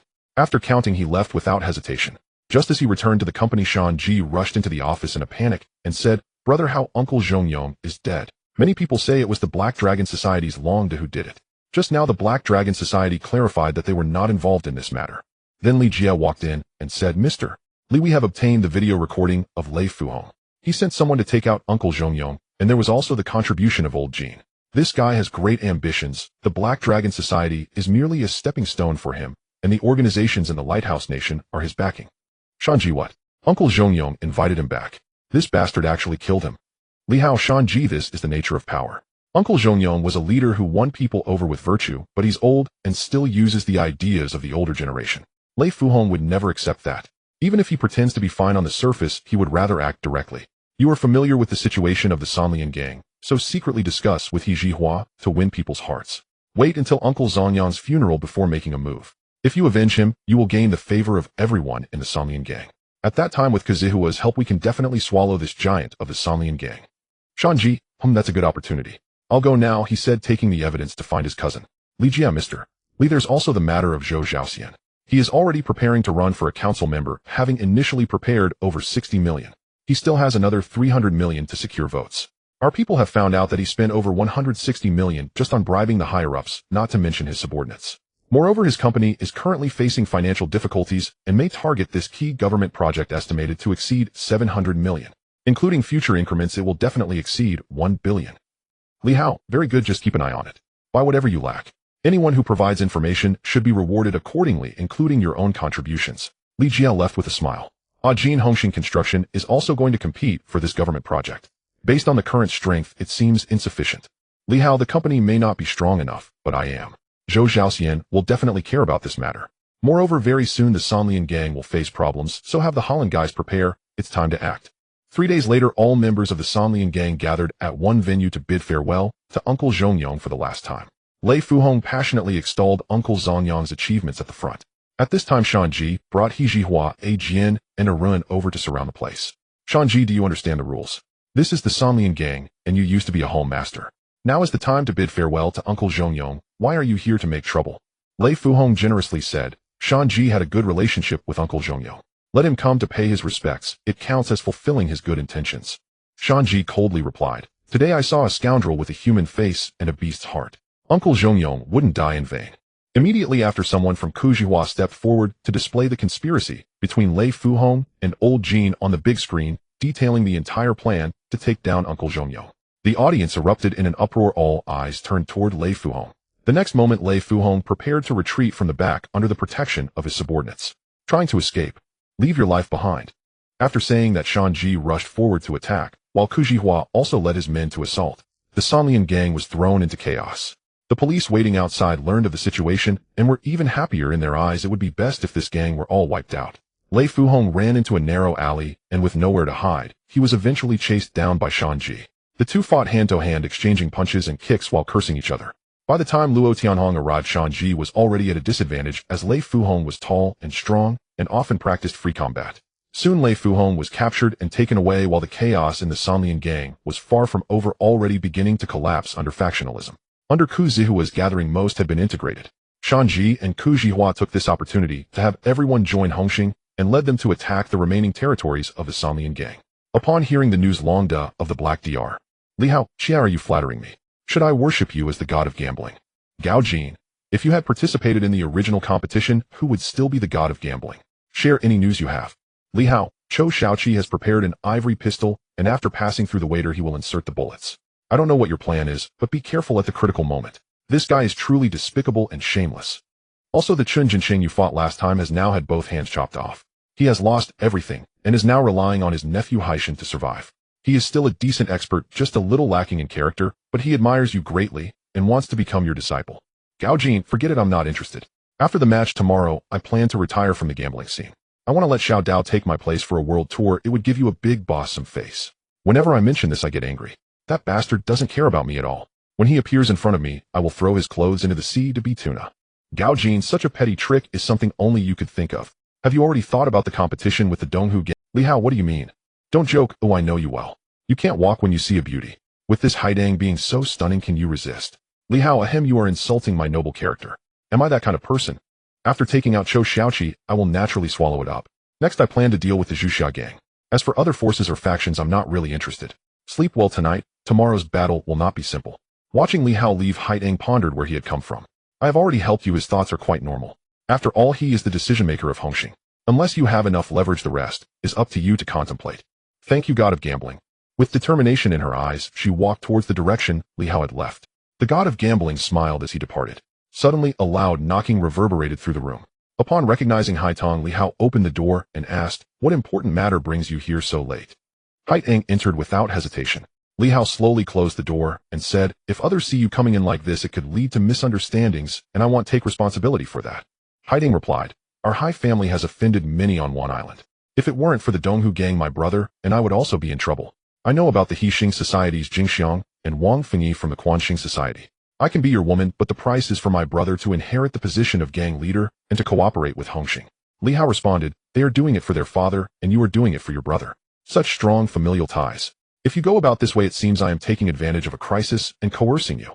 I am willing, and I cannot find anyone better than you my age. Just give me a straightforward answer like a man would. What you're saying is a typical attempt to make me submit. You are indeed a clever woman," he said, stepping forward to embrace Haitong, feeling her trembling body. "Don't be afraid, I am not a good person." Oh. A night passed in silence. The next day, Li Hao took Gao Jin to the competition venue, while Haidang was ready to reclaim all of Donghu gang's assets with her brother. Accompanied by a classic BGM, the god of gambling Gao Jin made a dazzling entrance full of swagger. Here Li Hao also encountered an unexpected person. A bad guy. "Hey, you are here too. Missy, I didn't expect to see you here again. Do you think this is fate?" "Perhaps it is. I came to represent the Hojiang Casino in support of the god of gambling. I assume you are here for the same reason." Li Hao replied, "That can't be right, there must be something else going on. I knew you wouldn't believe me. Nia Outyin is here too, but he supports Chiu Xiaoqi. After the last incident, he and my father are at odds. This time the external betting pool exceeds $5 billion. Then you should talk to Mr. He about Nia Aoshin's situation. He'll handle it. Rest assured the god of gambling will win, and after all, I am putting up real money." At this moment the two opponents sat down. Chiu Xiaoqi looked nervously at the god of gambling in front of him. As the dealer dealt the cards, just as he was about to look at his hand, he heard Gao Jin folding. After several unsuccessful rounds of dealing, Gao Jin finally got an ace. "Are you not going to play this round?" Gao Jin smiled and said, "You fool, I'm not like you. $1 million. With the dealer dealing again, the bid reached $90 million, growing steadily. At this moment Chiu Xiaoqi felt uncertain and lit a cigarette, signaling upstairs to Zhang Baoqing to switch Gao Jin's whole card. He'll call 90 million and raise another 100 million. Gao Jin, looking grave at his whole card, ultimately folded, leading everyone to believe he was cheating this round. The next round began immediately. Gao Jin unhesitatingly bet 50 million, as if losing his mind. Both players had a flush in hearts, and the crucial card was the heart ace. "I bet $1 billion." As Gao Jin spoke, the crowd erupted in shock, with many standing to watch. Chiu Xiaoqi could only light another cigarette, placing all his hopes on it. "I don't have that much money." Gao Jin replied, "You embezzled $1.6 billion from the International Children's Fund. If you lose, you must pay up, and I want your hands as well." Upon hearing the news of a successful switch from the machine, Chiu Xiaoqi laughed and said, "God of gambling, it seems meeting you in person is not as good as hearing about you. Fine, $1.6 billion is no problem. If I lose, I'll let a pair of eyes. You want my life, don't you? I'll go all in," he said, revealing his whole card a straight flush. Gao Jin's expression fell, but excitement soon overtook him. "Chiu Xiaoqi, you killed my wife and children. I have waited a year for this moment. Today's hand has the whole card," and as he revealed it, all eyes were drawn to the heart ace, a straight flush. The crowd erupted in cheers, celebrating the god of gambling, Gao Jin's victory. Xiao Shaoqi stared in disbelief at the upstairs, and then the glass shattered, his subordinates being thrown out, with Zhang Baoqing standing there. What happened? How could this be? Gao Jin stood up slowly and said, "He is not Zhang Baoqing. He is the most powerful magician from the mainland. I have spent a year designing this game. You bastard, how could I let you go?" Seeing this, Xiao Shaoqi directly loaded his gun, preparing to eliminate Gao Jin. At this critical moment from the audience, Xiao Lin used the gun Li Hao had just given him to hit Xiao Zioqi's hand, knocking the ivory gun away. Gao Jin then grabbed a knife from beside him and performed an impromptu surgery on Xiao Shaoqi. At the same time, Haidang and others, having heard the news, led an assault against Xiao Zioqi's forces. Gunshots rang out, assassinations occurred continuously, and police sirens blared in succession. Meanwhile, Nia Outyin tried to leave, but was brought back by Luo Tianhong, who placed a call. "Hello, mister. The person next to me should interest you." On the other end, Xian said with a smile, "It seems Chionger has good taste. Hand the phone over to him." Li Hao amplified the phone's external sound, and soon the voice of the gambling king came through, saying, "Bastard, I haven't settled the score from last time, but for Bauer you owe me a life. In your next life, keep your eyes open." Nia Outyin attempted to struggle, but was taken away by Luo Tianhong's men. "I apologize for this trouble. Oh, I will also provide you with compensation. Just tell me, what do you want?" Li Hao replied, "I have already made good money in Hojiang. If you ask me, all I need is a woman, and I think Chionger is quite suitable." "Hehe, you have quite the nerve. But as far as I know, you have women in both Hong Kong Island and one island, so what is my daughter? However, since I have promised you, it is not in my character to go back on my word. You must hold a wedding. As for the rest, I have no interest whatsoever. Of course a wedding must be held, but I never said it would be now. Old man, I see you want to marry off your daughter early. We still need to spend some time together. Who knows, by the time you see me next, you might even have a grandson. You little bastard, how dare you? Old Deng, what do I have to be afraid of?"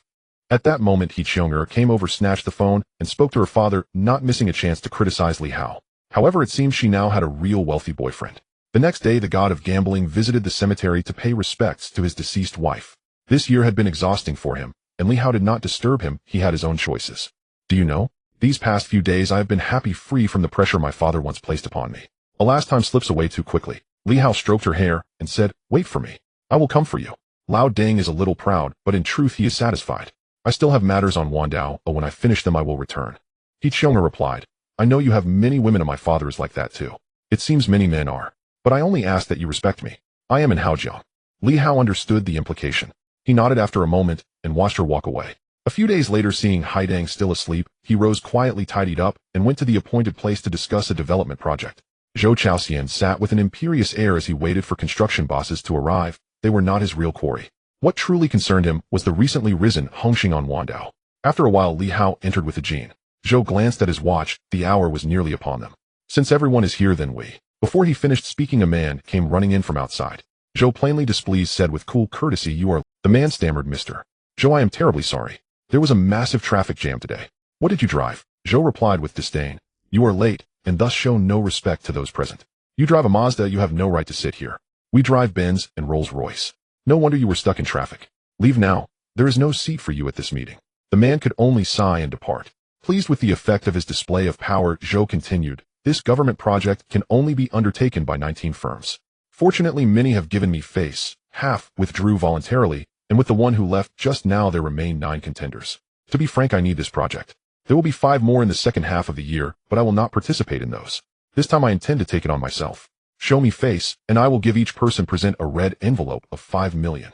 There were objections from below, but Zhou's heavy hand suppressed them into silence. "I have spoken. Who supports? Who opposes?" This time there was no reply. Zhou stared hard at Li Hao and went on, "Mr. Li, as a newcomer you may not understand the rules here on Wandao. I trust we will be good partners in future." Li Hao answered, "You flatter me. Hongxing Jiangong truly works for the people and seeks their welfare. We would not stoop to skimming funds. We build projects that reassure both government and citizens. Hongxing will not participate in this bid. Our conscience will not allow it. And I do not need the money. By the way, once a man becomes successful, he often grows arrogant like a wolf from Zhongshan. Power breeds insolence." Saying that, he left, leaving an enraged Zhou Chaoxian behind. In the car, a Jean said, puzzled, "Brother, how when you speak like that you make me feel as if I have become noble. Since when did we become such paragons of virtue?" Li Hao smiled. "Do you want me to say we are a charitable society?" He continued, "Hao Yi and Jiangong can also take part this time to expand the Wandao market. In merely doing publicity. Ordinary people love this kind of battle between good and evil. They rarely know who truly is wicked. Labels are decided by those who speak loudest. Publicity. Shall I call a reporter? No need. Soon you will see my radiant side on television. I must admit, I am very photogenic, more so than many stars. The next day, television stations broadcast footage.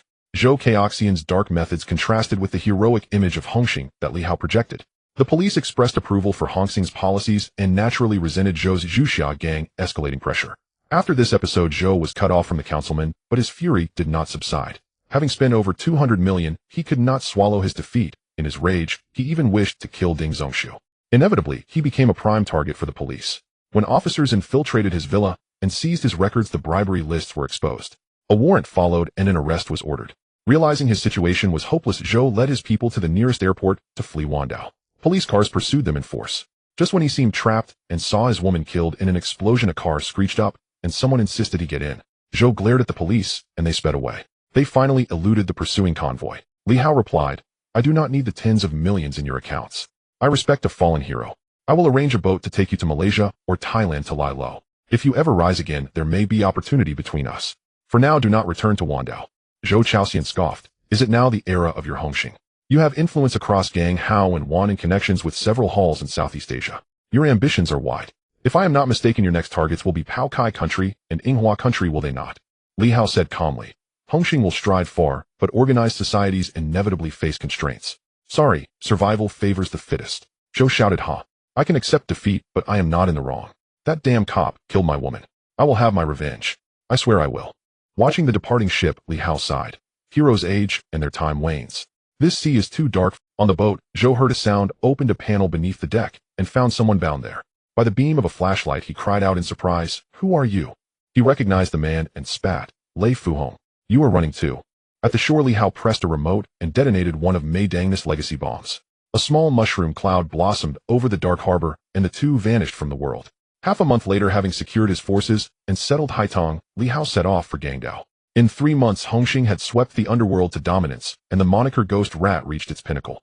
Back at home, he could not resist keeping company with a few beauties. Even a man like him, famed as the electric venom dragon, relished such indulgence. In a private club, he lay enjoying a massage, while continuing his shameless banter. "Bring 2 more. I've been tired lately. A Jin Shaolin, would you like to partake?" Hua LV chuckled, "Brother, how a little enjoyment for a while. Someone bring a round up here and give these ladies a proper massage in the suite. Tonight's tab is on me." Brother LV is magnanimous. He used to put his underwear on 4 different ways, so generous. "Brother, how don't say such things publicly. Go enjoy yourself in the private room." On the top floor, Li Hao lay satisfied watching 2 stunning women approach and begin the massage. Their skill was uncertain. As a devoted fan of the cult film The Bathing Emperor, he knew that novices seldom served at such places as something felt off. He smiled lightly and teased, "Ladies, press a little harder, I can take it. Want me to turn over?" The women coquette, "Mister Li, you jest. We will make you enjoy it." Yet their eyes were filled with lethal intent. A minute later, with Li Hao seemingly relaxed, the two exchanged a glance, and both attempted to press his spine to kill him at a single strike. But their hands hit something like steel. A voice rang out, "You two are not very professional. Do you not know I am the world's top fighter?" He asked, "Did Madame M not provide you with this file?" The women looked terrified and flipped away from the bed. Li Hao rose nonchalantly, unperturbed by his nakedness. "Come to think of it, I recall a film called Naked Agent. You might make good agents." Hai Yao and Kai Xian had recently received their graduation assignment. Target Li Hao, a gang leader. They had not expected their exposure. There was a mole among them. The 2 women tried to flee unaware of Li Hao's prowess. Under the golden bell and iron shirt and the whirlwind fist, they were quickly subdued and knocked unconscious. A knock sounded at the door. "Brother Hao, what was that noise?" "It's nothing, just 2 mice. Carry on. Hua LV will pick up the tab." A Jin returned to the sofa when he saw all was well. Inside, with the stunned beauties before him, Li Hao had no inclination toward chivalry. Hours later, the 2 women glared at him with murderous eyes. "Don't look at us like that. You should thank me. This will be a night you won't forget. If you go home, it would only be worse. Your graduation demands everything of you. I know Madame M well, as she has walked the same road. Here is your pay. Consider it compensation for your service, though you hardly served at all." Hai Yao hissed, "If you do not kill us now, we will kill you later." Li Hao said, "This is my card. Be wise and watch for Madame M. You will understand my meaning in time. If trouble comes, contact me, we are even for one night. I'm off. He'll tell the manager you two were very cooperative." He laughed as he left. A moment after getting into the car, Li Hao received a call. "Mr. Li, I need help. Jenny's operation was successful, but she is recovering. I may not be able to protect her." Li Hao asked, "Where are you?" Xiao Zhuang answered, "On the hill by the Saigon church. I just fought a battle. Am waiting for 4th brother Feng Gang. We agreed to meet at the church, but I suspect Wang Hai will make a move. Also, the one distributing the bribe is Jiang Shang." Li Hao said, "My promise still stands." "Hold on." He hung up and ordered, "A Jin, have Jianjun take men to the Saigon church to rescue Xiao Zhuang and his people. Shaolin and Tianhong go capture Jiangsheng and Shanghai. At the creek Xiao Zhuang smoked, and said, I know you could have shot me dead just now. Across from him Officer Liang, a talented policeman who had not found his due side. I will not shoot before I understand. Xiao Zhuang smiled wryly. Do you really know me? Fate makes strange jokes. I never thought the person who understood me best would be a cop. You could have walked away, you know. Liang replied, I keep my promises. Sometimes I wish I could be as carefree as you. I believe in justice, but no one believes me. Good people are often misunderstood. You do not look like a policeman at all, nor do you seem like an assassin. Who stands behind you? Who did you just call? Do not tell me you were arranging your last rites. Xiao Zhuang said in a way, but every trade has its rules. There are things I cannot tell you. Forgive me. Liang said, I know you will not speak. But your road is long, be extra careful. I will still have to arrest you one day. Xiao Zhuang smiled. I would be honored to find a kindred spirit in life. Only let the ending not be too. That night in the church Xiao Zhuang and Li Ying waited in vain for Feng Gang. He had grown exhausted. A hit squad led by Wang Hai intended to eradicate them. Not far off, Wang Jianjun and his men arrived. Seeing the assassins expose their backs, he sneered and ordered the opening volley. Xiao Zhuang barely resisted before the firing intensified. Then a voice called, Xiao Zhuang, mister. Li asked you to come over. It is handled. Xiao Zhuang said, it seems my gamble paid off. Officer Li, we shall meet again. Li Ying asked, who did you seek? Mr. Li, perhaps you can guess. A few hours later, Xiao Zhuang said, Mr. Li, I look forward to working with you. Li Hao answered, we are all family. A Jin will bring you into the security company. You Xiao Fu and Xiao Lin will travel with me when needed. When there is no work, you are free. A Jin approached and said, brother, how news came from Europe. That man will soon go to Africa. All necessary documents are ready. Shall I accompany you? Li Hao replied, none of you need follow me. Treat this time as rest. Your salary's double. Let everyone believe I am still working at the company. Returning to the villa at night, I once again commenced the ritual. After more than half a year of preparation along with some rental income from shops, I can finally draw a prize again. System luxurious 5 consecutive draws. Ding the broke, host finally has money to draw, please wait. Are you talking about me? $1 million per draw is not worth selling myself for. If it weren't for the profits from the Bay Island this time, I wouldn't even be able to afford it. Ding, congratulations host, you have drawn the ability of language proficiency. Congratulations on acquiring a top-tier bulletproof vehicle the same as used by the president. Congratulations on acquiring 21st century 4G communication technology. Congratulations on receiving 1 luck value. Congratulations on obtaining a desert raincoat that will not be eroded by heavy rain in the desert. Li Hao, haha, you really make me laugh selling raincoats in the desert. Are you trying to be a fool? The next day in the conference room, Jimmy Gao Hua and other top talents from Haotian Group filled the room. When Li Hao presented this communication technology, everyone was stunned as currently only Haotian internally was using 3G technology. There was no 4G technology in the world. Technical patents, technical barriers, electronic base stations. These were unimaginable things. This is truly leading the way. Jimmy brother, how if this thing is widely implemented, the money earned worldwide will be astronomical every day. There's also the underwater cable. Now all the countries are focusing on this project. The proficiency in data transmission no longer purely relies on satellites. This is simply art. Li Hao then let the art flourish. During the next Haotian smartphone launch event, we will announce it together. From now on, we must expedite the base station setup. Next year will be the rise of Haotian, and all of you will be the executive leaders of the world's largest company. This matter is to be classified as the highest level of secrecy. Downstairs, Xiao Fu gazed at the bulletproof vehicle with admiration and of course at the raincoat in the trash can. A few days later in Africa, what the hell, where did this come from? This broken place has so many flower families, it's really strange. At this moment, Li Hao looked at the desolate scene in front of him and was speechless. If it weren't for the 240 tons of gold in the Eagle plan, he wouldn't have come back to this place. This is too dark. These guys are so greedy they sparkle in the dark, thinking of me as a fool. Is this price for a camel? Angry Li Hao cursed while sipping ice water from the space, observing the operations of the Eagle team with a telescope. He should be very close to the former German military base from World War II. Time is of the essence, so Li Hao quickly approached. When he entered the base, the Eagle team was in combat with these terrorists. Unsurprisingly, they, along with 3 women as burdens, were no match, and were quickly subdued again, preparing to open the main gate. Li Hao was ready with the jack and other tools from his space, intending to hold the gate when that old guy pressed the button to close it, buying himself some time to escape, while leaving marks along the way for a convenient retreat. When the group entered a warehouse, through the elevator, a massive pile of gold appeared before them. Li Hao calmly followed behind, installing remote-controlled bombs. The marks along the way served this purpose. Blocking the door, he took out a pistol and grenade launcher from his space, showing no mercy to those people. Soon he heard the sound of conflict. These mercenaries were ready to eliminate the Eagle team for money, disregarding their employer's life. In the chaos, Adolf dragged the Eagle team into the aircraft hangar while the control room was above the base, shutting off the button as they left to prevent anyone from pursuing. That was when it happened. Li Hao suddenly appeared, quickly pulling the trigger, and the grenade launcher fired like a cannonball, stunning the opponents. After dealing with a few, he hurried to the gold. With 240 tons of gold secured, the entire 13 cubic meters of space was nearly filled.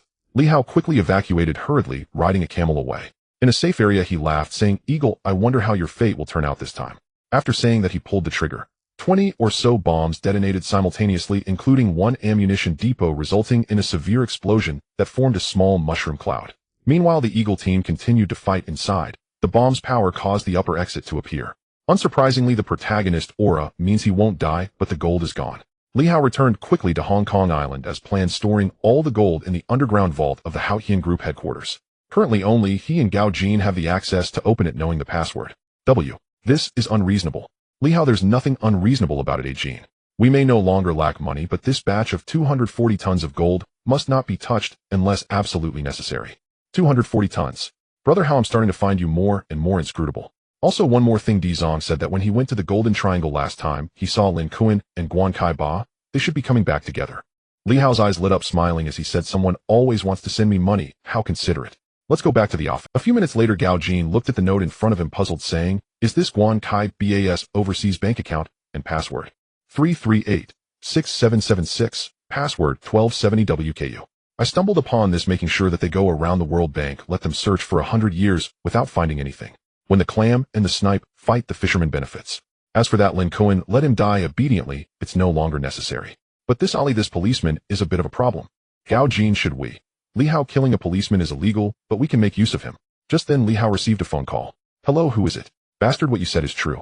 Kai Xian and I have returned to Hong Kong Island, but the leader won't let us go. Li Hao, Tian Group headquarters, see you soon." After a long while, two beautiful figures appeared before Li Hao. "It seems you two have had a rough time. Join Tian security from now on. During your free time, you can protect my women. Of course you are included. As for Madam M, I will help you deal with it, but you must follow my arrangements." On the other side, Madam M angrily brought a dozen assassins to Hong Kong Island.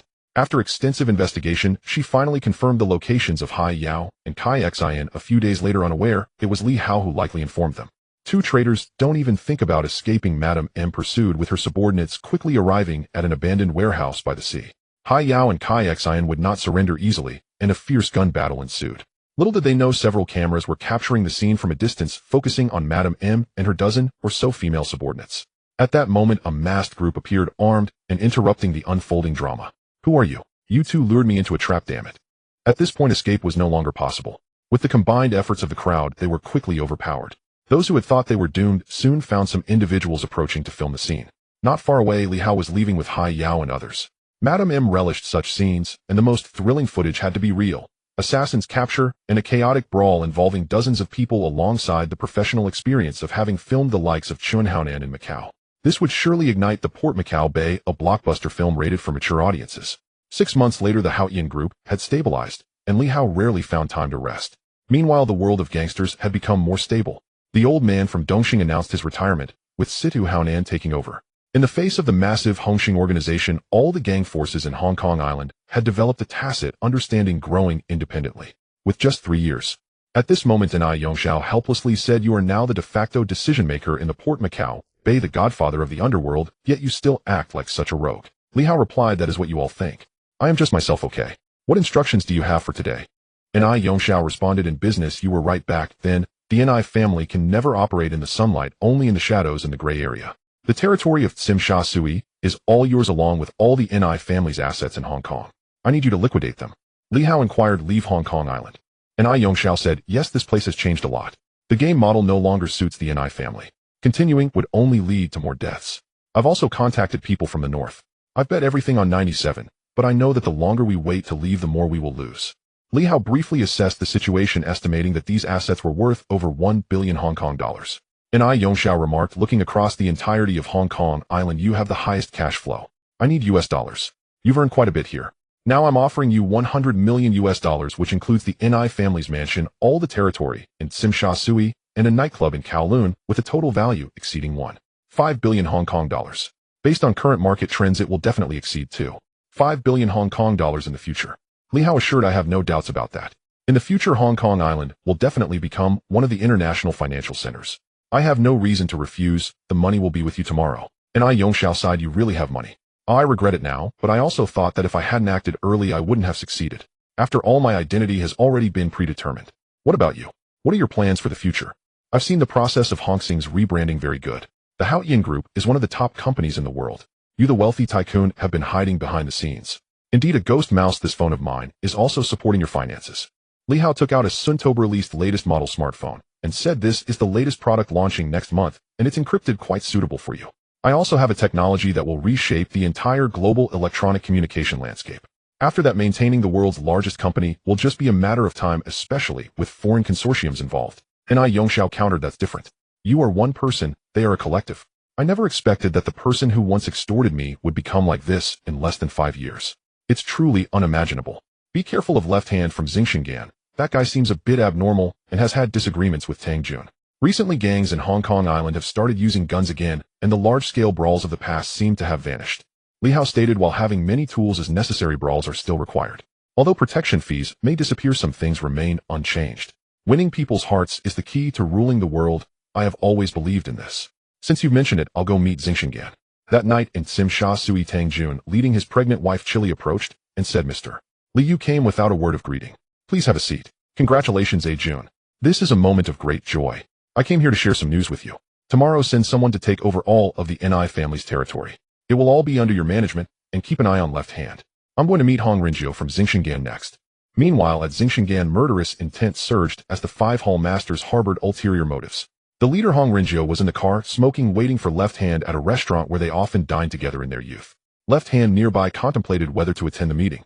A rift had formed between the brothers, and Left Hand was secretly offering a bounty on Hong Rinzhou's life in the dark web, clearly seeking to ascend to power. He was no longer content being a Hall Master, and the other Hall Masters were deceitful, not planning to spare him. After finishing his cigarette, he took a deep breath and headed towards the restaurant. The two sat across from each other, watching dish after dish of delicacies being served. They tacitly enjoyed the meal in front of them. You've changed a lot recently, even your hairstyle. How's the food at this restaurant? Has it remained the same? Left Hand replied, the food hasn't changed, but it's just too old. After all this time, it has been the same chef, so I replaced him. Hong Rinzhou asked, can't you taste the difference? I invited the chef back again, the taste is still the same. Left Hand, we are no longer young. Some things cannot be done impulsively. If you want to eliminate a few Hall Masters and the old members of the gang, it's about time. Left Hand chuckled, haha, I don't believe you're unaware. These bastards are always playing both sides, clearly causing trouble. Why are you doing this? Do you simply want to be the boss? Do you know what will happen once you sit in that position? The incident in Sim Sha Sui was orchestrated by you. We don't have the capability to go to war with Hongxing, do you know? Left Hand retorted, why not? A decapitation operation, killing entire families. When did you become like this? This isn't how the game is played. You're breaking the rules, and in the end it will only harm others and yourself. Tell your people to stop at once. The reason I can sit here and talk with you is because of the decades of brotherhood between us. I don't want to see us in conflict. With that, Hong Rinzhou stood up and walked to the dining table. The Left Hand laughed heartily and said, we have known each other for decades, and only you and I know the matters within. Do you remember? The first time I went to kill someone, it was you who helped me. Rules. Rules are set by people. I know even better that the new Shingon needs not to adhere to rules, but to change. Look at Hongxing, the current ghost rat is so formidable, the power brokers of the 3 regions of Gonghao. I simply do not believe that Sim Sha Sui is solely dictated by Tang Jun.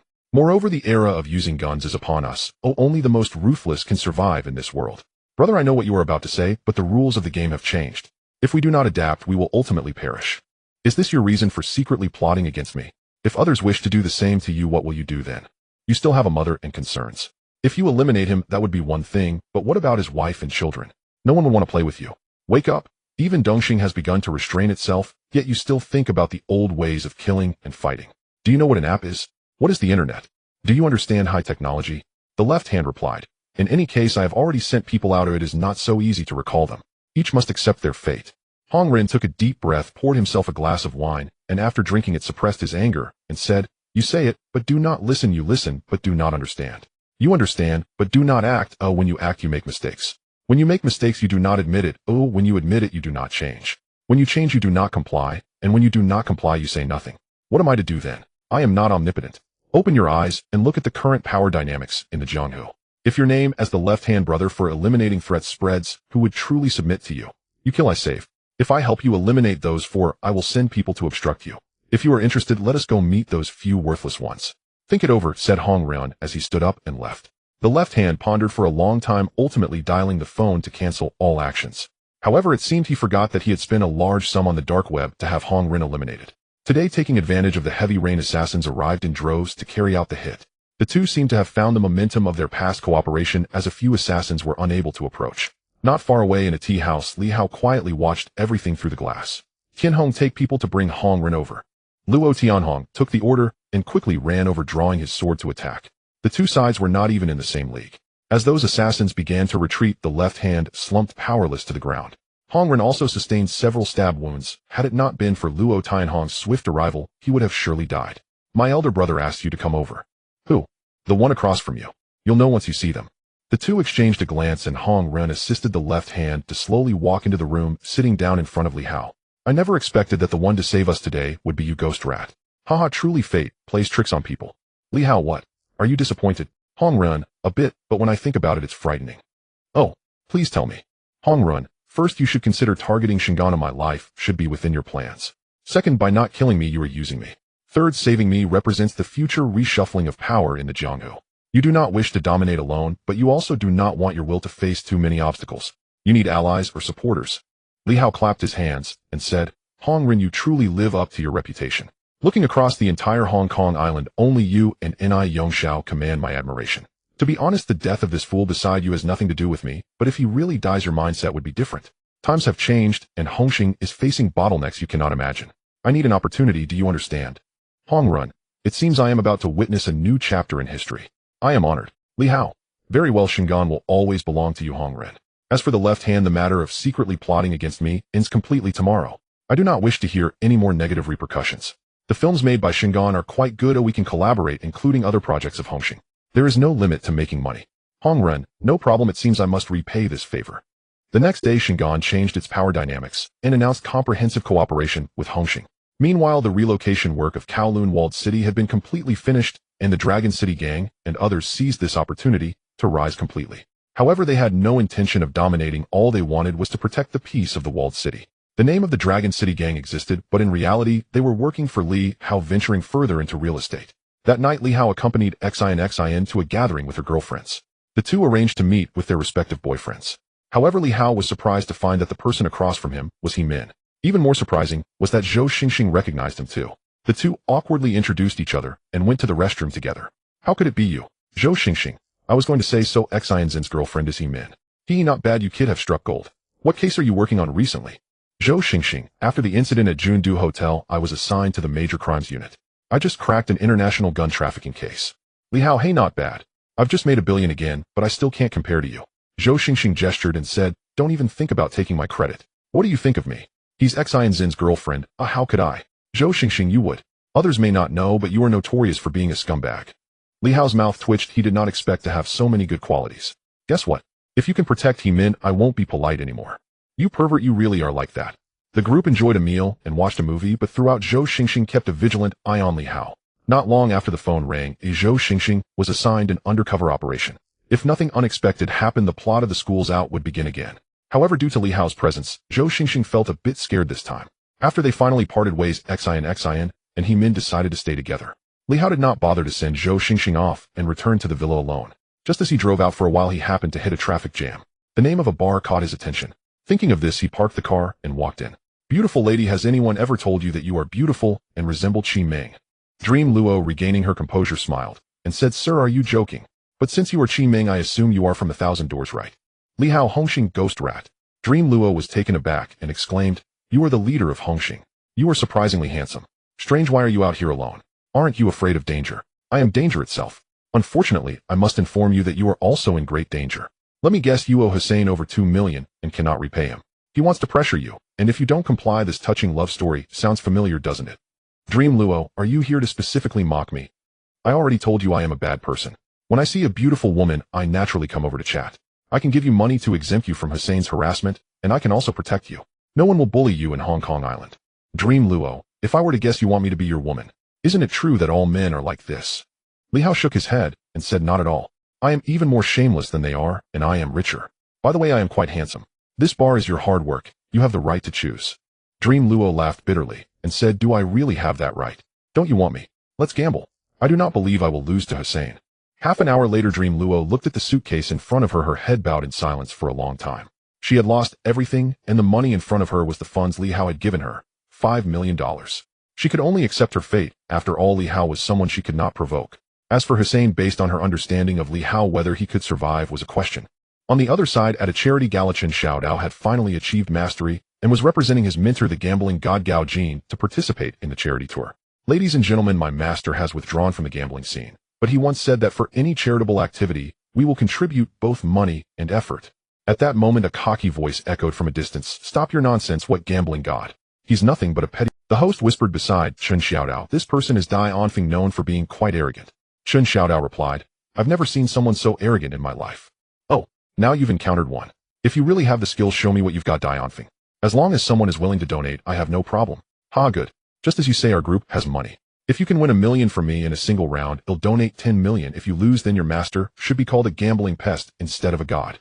The crowd moved to a nearby gambling table. Chen Xiaodao calmly allowed the cards to be dealt, with all 16 aces from 4 decks being presented, although they were playing blackjack, mostly consisting of 3s and 4s, with just a few larger cards. Dai Anfeng confidently dealt the cards, unaware that the outcome had already been decided when Chen Xiaodao cut the deck. As expected, a renowned master has a remarkable disciple. His master is known as the gambling god, and now this esteemed disciple is touring the world for charity, making him a gambling hero. Days later, Chen Xiaodao finally returned to Hong Kong Island, settling into the villa he had once dreamed of at the foot of the mountain. Meanwhile, Li Hao received the news. "That little bastard didn't come to find me. As soon as he got back here, he went off to enjoy himself. He'll make sure you regret it, you punk. Ajin, send someone to keep an eye on this guy, and have a Jia protect Meng Luo. This Hussein has his hands in too many pies. Also contact Chi Meng from Bay Island, and tell her that Zhuo Songxing is in imminent danger. If she doesn't come, she will undoubtedly die." "Alright, I'll take care of it right away."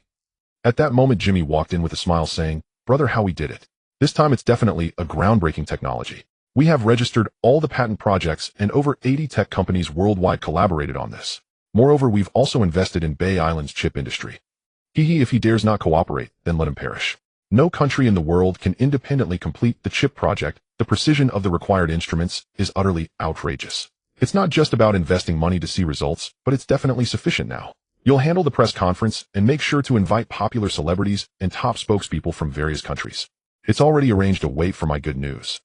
Journalists from around the world gathered to witness Haoshan's technological breakthrough.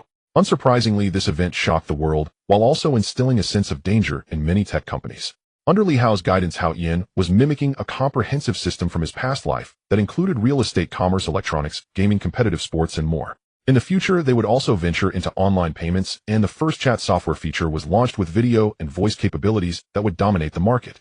In an instant, not only orders poured in, but also numerous companies sought to learn, imitate, and compete. Of course, the mainland fully supported this massive economic system, which had evolved beyond just a single group. Li Hao's influence transformed from that of a mere company chairman to the absolute representative of an Eastern consortium. If things went as expected, the global billionaire rankings would soon change. However, the most in. What are the prizes? An aircraft carrier. Please use proper intelligence to evaluate the situation. The lottery system can achieve anything you can imagine. If aircraft carriers truly appeared, given your distress over the $100 million, you wouldn't be able to afford it, even if you wanted. Disdain indeed. Li Hao exclaimed, "Damn it, you look down on me, don't you?" The internal cursing continued, but looking at his total amount of less than $3 billion and 240 tons of gold, he wondered why he couldn't count the company's money. Obviously, he couldn't just take company funds and end up in prison. This system's tragic life. Even if a $100 million item comes out, I don't need it right now. Oh, it's crucial to use money now. I should focus on making money first, since there's still an opportunity for a wealth surge. Damn system. The next day, Gao Jin came to pick him up and said, "Last night the chairman of the Tsukamoto group was murdered. The killer is the king of assassins, the Seraph, who used a shotgun to take him down single-handedly. His skills are remarkable. Before his death, Tsukamoto established a revenge fund of $100 million, and every assassin participating must pay a registration fee of 5 million Hong Kong dollars. Whoever can take down the Seraph will have their account credited. The maid in charge of the fund, Martin, is fully responsible for fairness." Li Hao's eyes lit up, and he turned to say, "Xiao Fu, I have a task for you. Sign up for this revenge fund mission and team up with a fat guy named Crocodile. There's no content, just follow him and report back at all times." Xiao Fu was puzzled, but still obeyed the order. Meanwhile, aboard a gambling ship at sea, in a bid to save Long Wu and uncle to the prideful Chen Xiaodao, fought against Hussein alongside with Songxing. Even if he got the cards he wanted upon seeing the hostages, he ultimately chose to fold. With no other option, he had to call his master, but ended up hanging up, becoming a substitute gambling hero. Hussein, meanwhile, was profiting greatly on the gambling ship, using the title of the gambling god's disciple to amass wealth and fame. Outside it was raining, and Chen Xiaodao and Xing returned to that humble little house in the countryside. You need to pull yourself together. This was just an accident. No, I'm a gambling hero. I lost and embarrassed my master. I'm still a gambling saint. What difference does it make? It's still like this. Pull yourself together, or we'll find a chance to strike back. I refuse to believe we can't rescue Uncle Da and the others. Don't you know any big shots? We can borrow some money and hit him with a surprise attack. Chen Xiaodao replied. I didn't look for the big shot as soon as I got back. I'm genuinely afraid he'll be angry now that it's come to this. I feel embarrassed. What does face matter? We're going together. I refuse to believe our handsome faces won't move him. At that moment a voice came from a distance, causing Chen Xiaodao to startle. Oh, really? Xing and Xiaodao turned around to see several men in black holding umbrellas watching them from a distance, with Li Hao the leader smoking quietly. What's the matter? Don't you recognize me, you little brat? Chen Xiaodao stood up, lowered his head, and whispered, Bossa. What? The renowned gambling hero doesn't recognize a little dwarf from Hong Kong. It's just that I haven't had the time to pay you a visit yet. Let me introduce you, my junior brothers was Song Xing. Li Hao replied, I know the gambling saint. He defeated that guy named Hong Yiu. I broke his legs and throat, so we're quite faithful, aren't we? So you are Hong Xing's ghost rat, huh? I'm honored. No need for formalities, let's talk over there. In the car, Xing whispered, Senior brother, what are you doing? Your boss is ghost rat, why are you scared? That Hussein isn't even close to being his match. Do you know the significance of the people in Hong Haoan? Chen Xiaodao said, my master said that my boss has too many affairs and enemies, so it's best not to trouble him. Not causing trouble is a form of respect. Most importantly, I'm really scared of him. You don't know, when my master suffered a head injury and lost his memory, my boss didn't think about taking him to the hospital. Instead, he wanted his men to hit him with sticks and then run him over with a car. What kind of operation is this? He said it's like in the movies, one hit causes amnesia and another hit restores memory. That sounds quite reasonable. All my head hurts. Back at the hotel, the two of them nervously looked at Li Hao. You said that you two shameless guys shouldn't be acting this shy. Who are you putting on this obedient act for? Especially you, Xiaodao. Losing once is just losing. What's the big deal? Your master almost died back then, and didn't I help him win? I'll give you money to win it back at the gambling table. For saving people, I'll have Tian Hong and Shaolin take people to help you. As for you, Xing, you've lost your special powers, but I've already found you a special medicine. Mr. Li, you have such a secret skill. At that moment the door opened, and two people who looked like twins walked in. Meng Luo and Shi Meng walked over to Xing and Li Hao. This is the special medicine I found for you. Hurry up and treat yourself. If you don't get the chance to do well, I'll still speak a good word for you, since Gao Jin needs another disciple. Thank you, boss, Xing said as he took Qi Meng's hand and left. As for restoring his powers, those who understand know what's going on.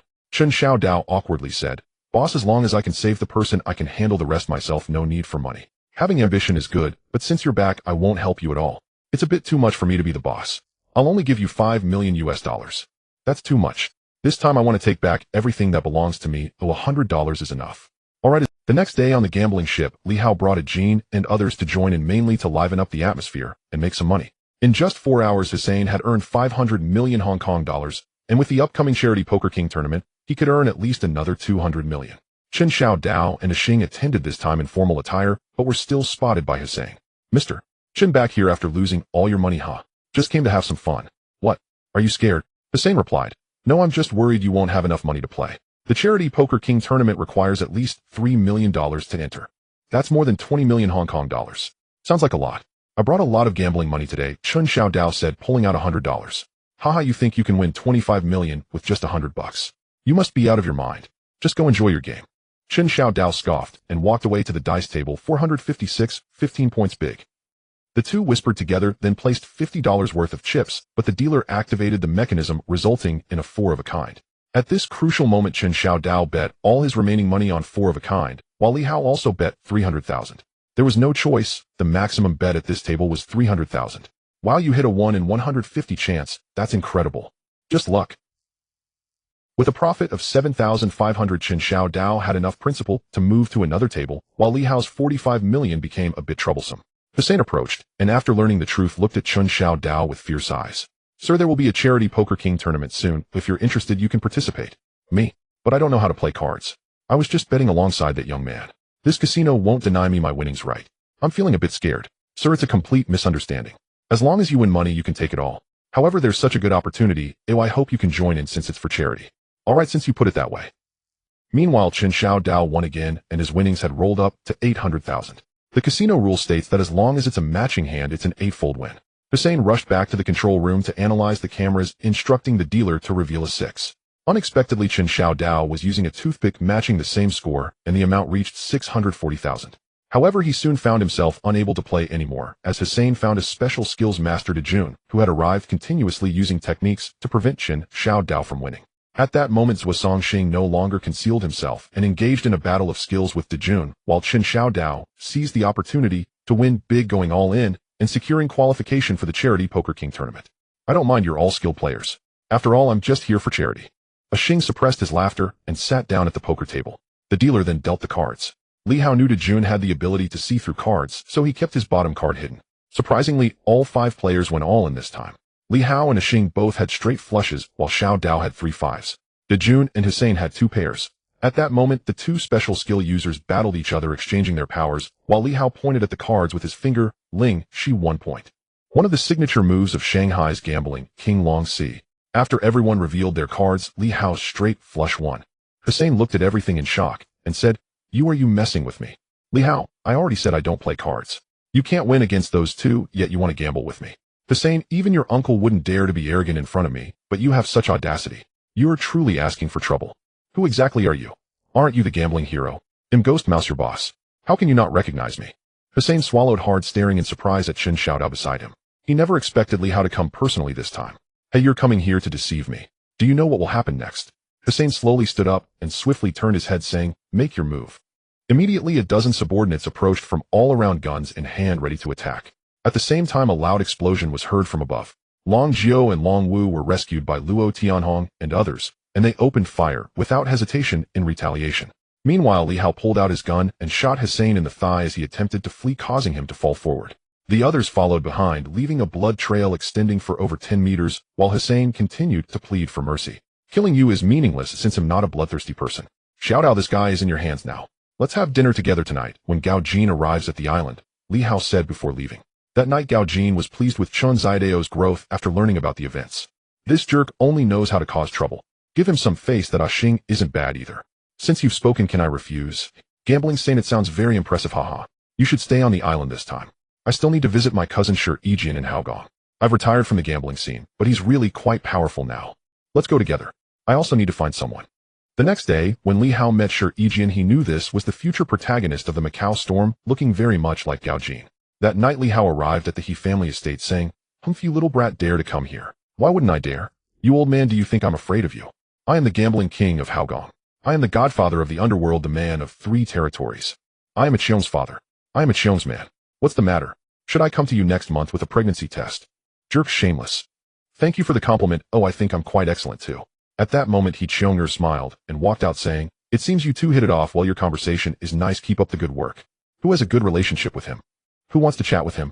A Cheong, come here. Tonight I'll take you to see the cat do a... No going. This little brat harbors ill intentions. He Cheong, alright, after you 2 finish arguing, come and eat. We can discuss any issues later. A few hours later, watching the 2 leave, He Xian smiled bitterly, but was quite satisfied.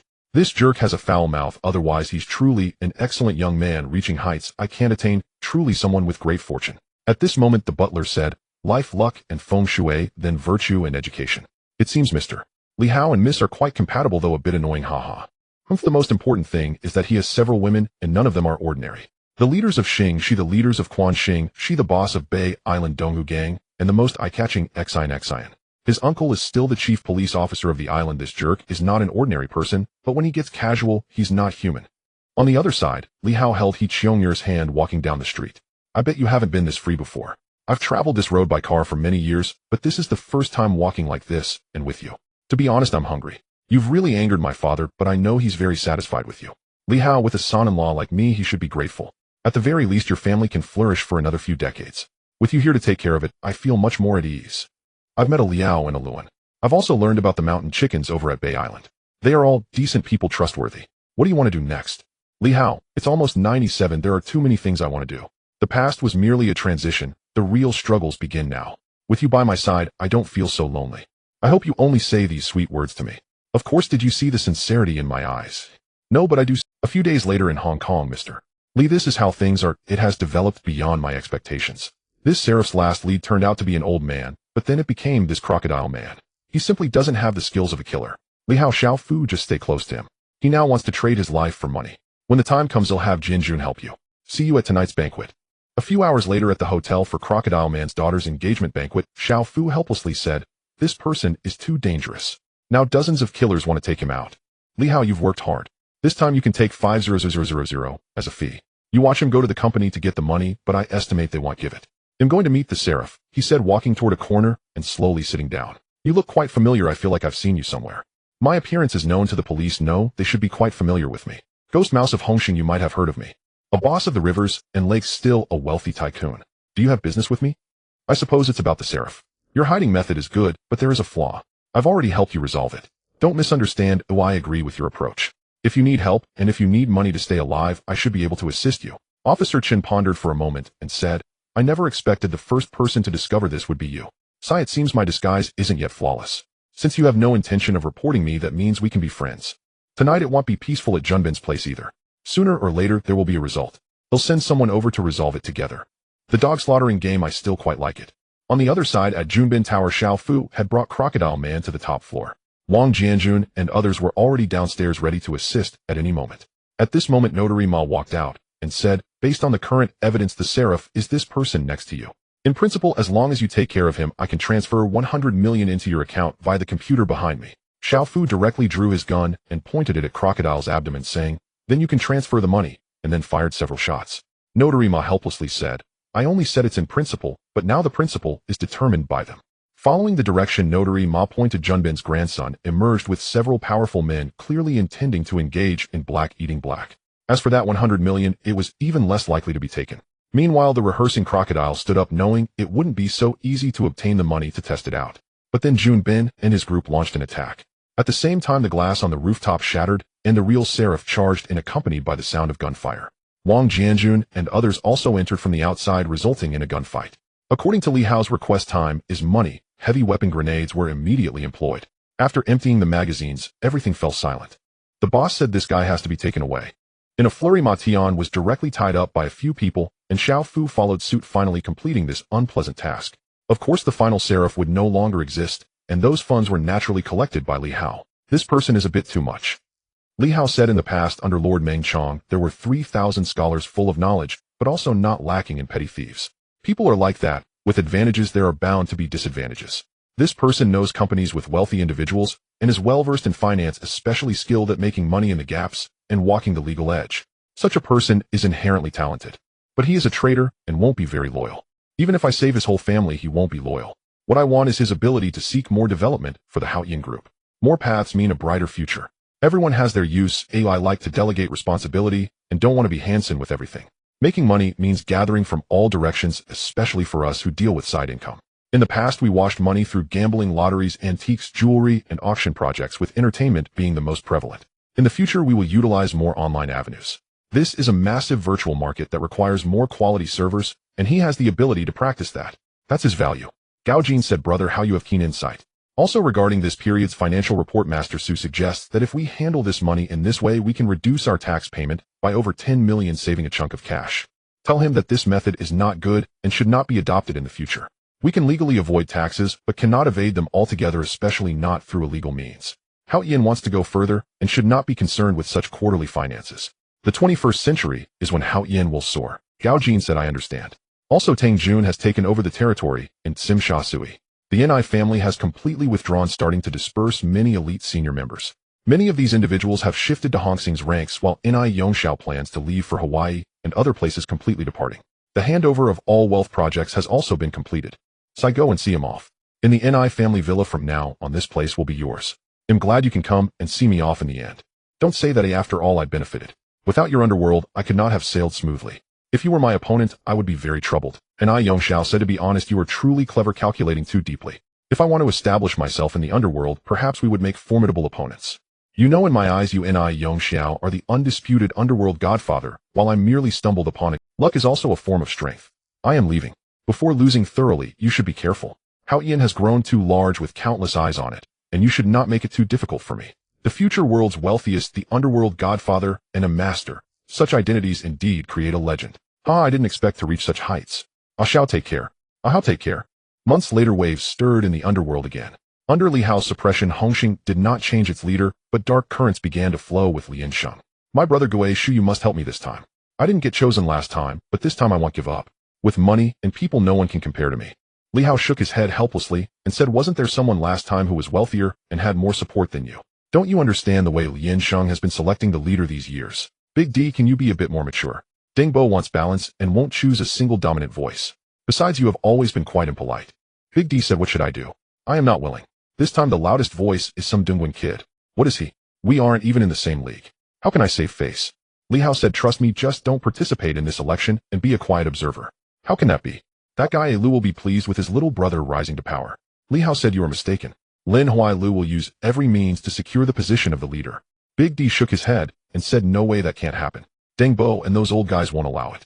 Li Hao said, then, without them, wouldn't that be better? Big D was stunned and said in shock, he wouldn't really do that, would he? He will, and he definitely will. He is different from you as the person in charge of Tsuan, and his position in Jordan has vanished. If he doesn't have the leader's position, he will only end up marginalized or even eliminated. The only road before him is this one. Big D said, what should I do? If I don't participate in the election, won't I have no chance? The Dongguan kid is also his rival. What if they end up fighting each other? You mean? Lin Huai's four subordinates are quite loyal. Find a chance to seize them and force them to submit. The Dongguan kid's business relies mostly on smuggling with Deng Boss backing. Find a way to stir up trouble. As for how to stage this drama, Lin Huailu will always be the first to panic. Do you believe that the first person he looks for will be you? At that moment the phone rang, and after a long pause Big D said, I now find you truly terrifying. You can predict this. Look at how anxious Lin Huailu is, and how he still has time to invite me to go fishing. Li Hao said he wants to see your attitude whether you are an enemy or not. By the way, he wants to remind you to wear a helmet while fishing. Big D asked, why do you need to wear a helmet while fishing? Who said you can't wear a helmet while fishing? Hiss, that makes sense. The next day by the pond, Lin Huailu looked at Big D, who was fishing while wearing a helmet, with a gaze of disbelief, thinking to himself, isn't this a bit insane? On such a sunny day, fishing with a helmet a parody. Shaking off these thoughts, he helplessly said, Big D, you have changed a lot. Is this outfit prepared specially for today? Big D said, haha, this is the most popular outfit. Isn't it cool? And it guarantees no empty casts. Since today is so leisurely, what brings you here? Lin Huailu said, indeed, you have changed a lot. You have been doing business in Tsuan for such a long time, and now you have the most funding and the busiest halls.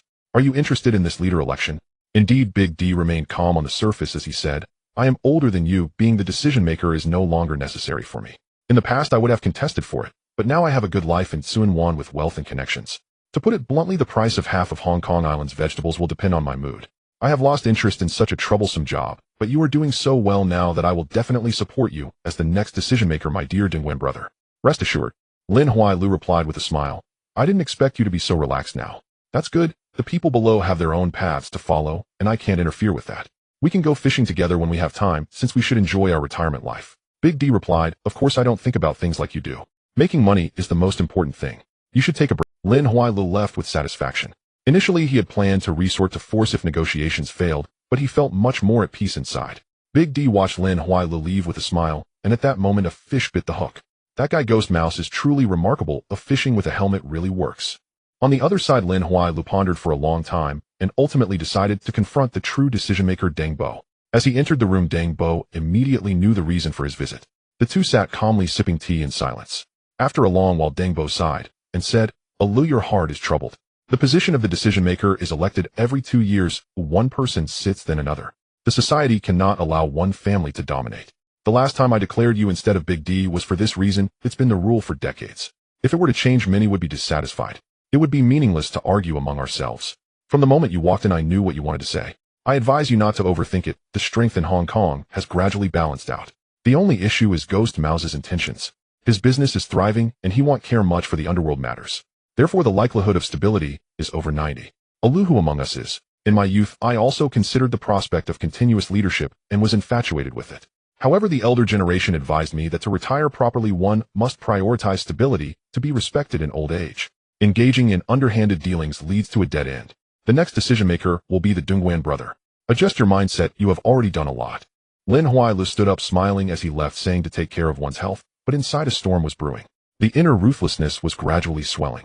When Deng Bo finished his tea and intended to leave, Lin Huailu suddenly appeared behind him, pushing forcefully against Deng Bo's back. The long-lost invincible wind-fire wheel was unleashed once again. One time is not enough. Let's do it again. After Deng Bo met his demise, Lin Huailu's eyes turned wild and increasingly resolute. Unbeknownst to him, after he left, the camera by a window stopped recording. Li Jia quickly concealed the evidence and left. Meanwhile, Li Hao was toying with a stick in his hand. If Big D were present, he would be astonished, for this was exactly the dragon head stick, the emblem of the succession of the decision-maker in the Underworld. This item was placed next to Lin Huai's wife's urn. While commanding Li Jie to follow and film, he also instructed Luo Tianhong to carefully retrieve it, replacing it with Ultraman's transformation device and restoring it to its original state. Gao Jin remarked, "I didn't expect this small stick could stir such a storm. Haha, it's truly interesting, but power can easily lead one astray." Li Hao said, "That depends on strength. The guy who brags has taken the decision-maker's position, humiliating Big D as if it cost nothing. It's a classic case of moral worth not matching the position. Next month, the decision-maker for the new election will be chosen, and Lin Huai must take action. How's Big D's situation?" Gao Jin replied, "This guy is ruthless. He captured the 4 great warriors around Lin Huai, not only locking them in cages, but also employing threats and temptations. Ultimately, he plans to break them down and feed them to the dogs. Now they all have money and are working for Big D. I have already contacted the plane and clarified the plan, but this guy seems a bit stubborn. He could be a good henchman, but he's not even qualified to be a home master." Li Hao said, "I actually like this guy's intellect. He's a pure gangster, the kind that's easy to control. Big D's game can easily fall apart, but let's help him out, especially with that recent explosive incident on the moon. It's been quite a stir." The next day, Deng Ba's death shocked the entire underworld, as he was the oldest veteran. Naturally, many came to pay their respects. Lin Huai's acting was exceptionally convincing. Those unaware would think he was a biological son. Little did they know it was all an act. Big D scoffed, "This guy is getting more arrogant. With no one to suppress him, I heard Dongguan brothers secretly gave gifts to all the elder uncles, each amounting to millions. Truly a wealthy man." Li Hao asked, "What's wrong? Aren't you wealthier?" Deng Bo once said, "If the decision-maker is not elected with money, then there's no need to vote. Whoever has the money will rise." Li Hao replied, "Tsk tisk, I didn't expect you to have grown so much, even remembering such classic lines. These old fellows are the fuse for war, keep it clean." Big D assured, "Don't worry, aside from Deng Bo, the rest are trash." As he spoke, his gaze was filled with ruthlessness. That night, many elder uncles returned to their residences. Deng Ba's death was a mixed blessing for them. They no longer faced suppression, but had also lost some influence. However, soon someone took action against them. In one night, except for the bragging chicken and the wheelchair-bound Long Jin, all 6 elder uncles were eliminated. Additionally, Dongguan brothers' smuggling business was exposed, and Lin Huai's business suffered a devastating blow. His son was also threatened, sustaining injuries. In a bar, Dongguan brother and Lin Huai confronted each other, both suspecting the other of wrongdoing. This term's decision-maker Deng Bo said, "It was mine. Given your age, it's best you don't run again, as I fear the people below may not accept it." Lin Huai countered, "With so many people supporting you, your attitude has clearly changed. You've eliminated the elder uncles, and the remaining 2 have lost their voices. Do you really think you can dominate?"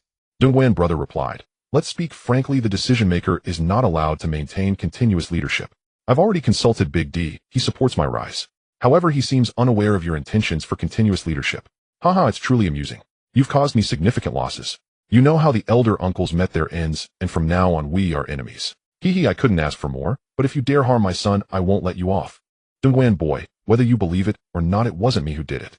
My business has suffered millions in losses, and all my contacts have been taken down. The losses for those bosses are astronomical. I thought victory was assured, but I never expected you to create such a situation, eliminating the elder generation without any votes. Do you think you can just secure the position? It's a beautiful thought. Since we can't persuade anyone, let's begin. However, once the bow is drawn, there is no turning back. It's all just about seeking wealth. Hee, it's no longer just a matter of money. Let's wait and see." Lin Huai scoffed, then quickly contacted Feiji, promising him the position of the decision-maker if he took down Dongguan boy. Even a fool would know it was impossible, yet Feiji accepted the task. However, instead of taking action directly, he dialed a phone number. A few hours later on a rooftop, he pondered, "Is this my destined outcome? Have I been deceived? I suppose so. Fortunately, you still have one more chance. If you want to seize it, you can only do it this way. There is only one opportunity. Don't you understand what kind of people they are, how they treat you, and how they will use you? You are not even a killer. You are merely a black hand that can be summoned and dismissed at will. If you want to stand in the sun and enjoy the light, then you must act accordingly."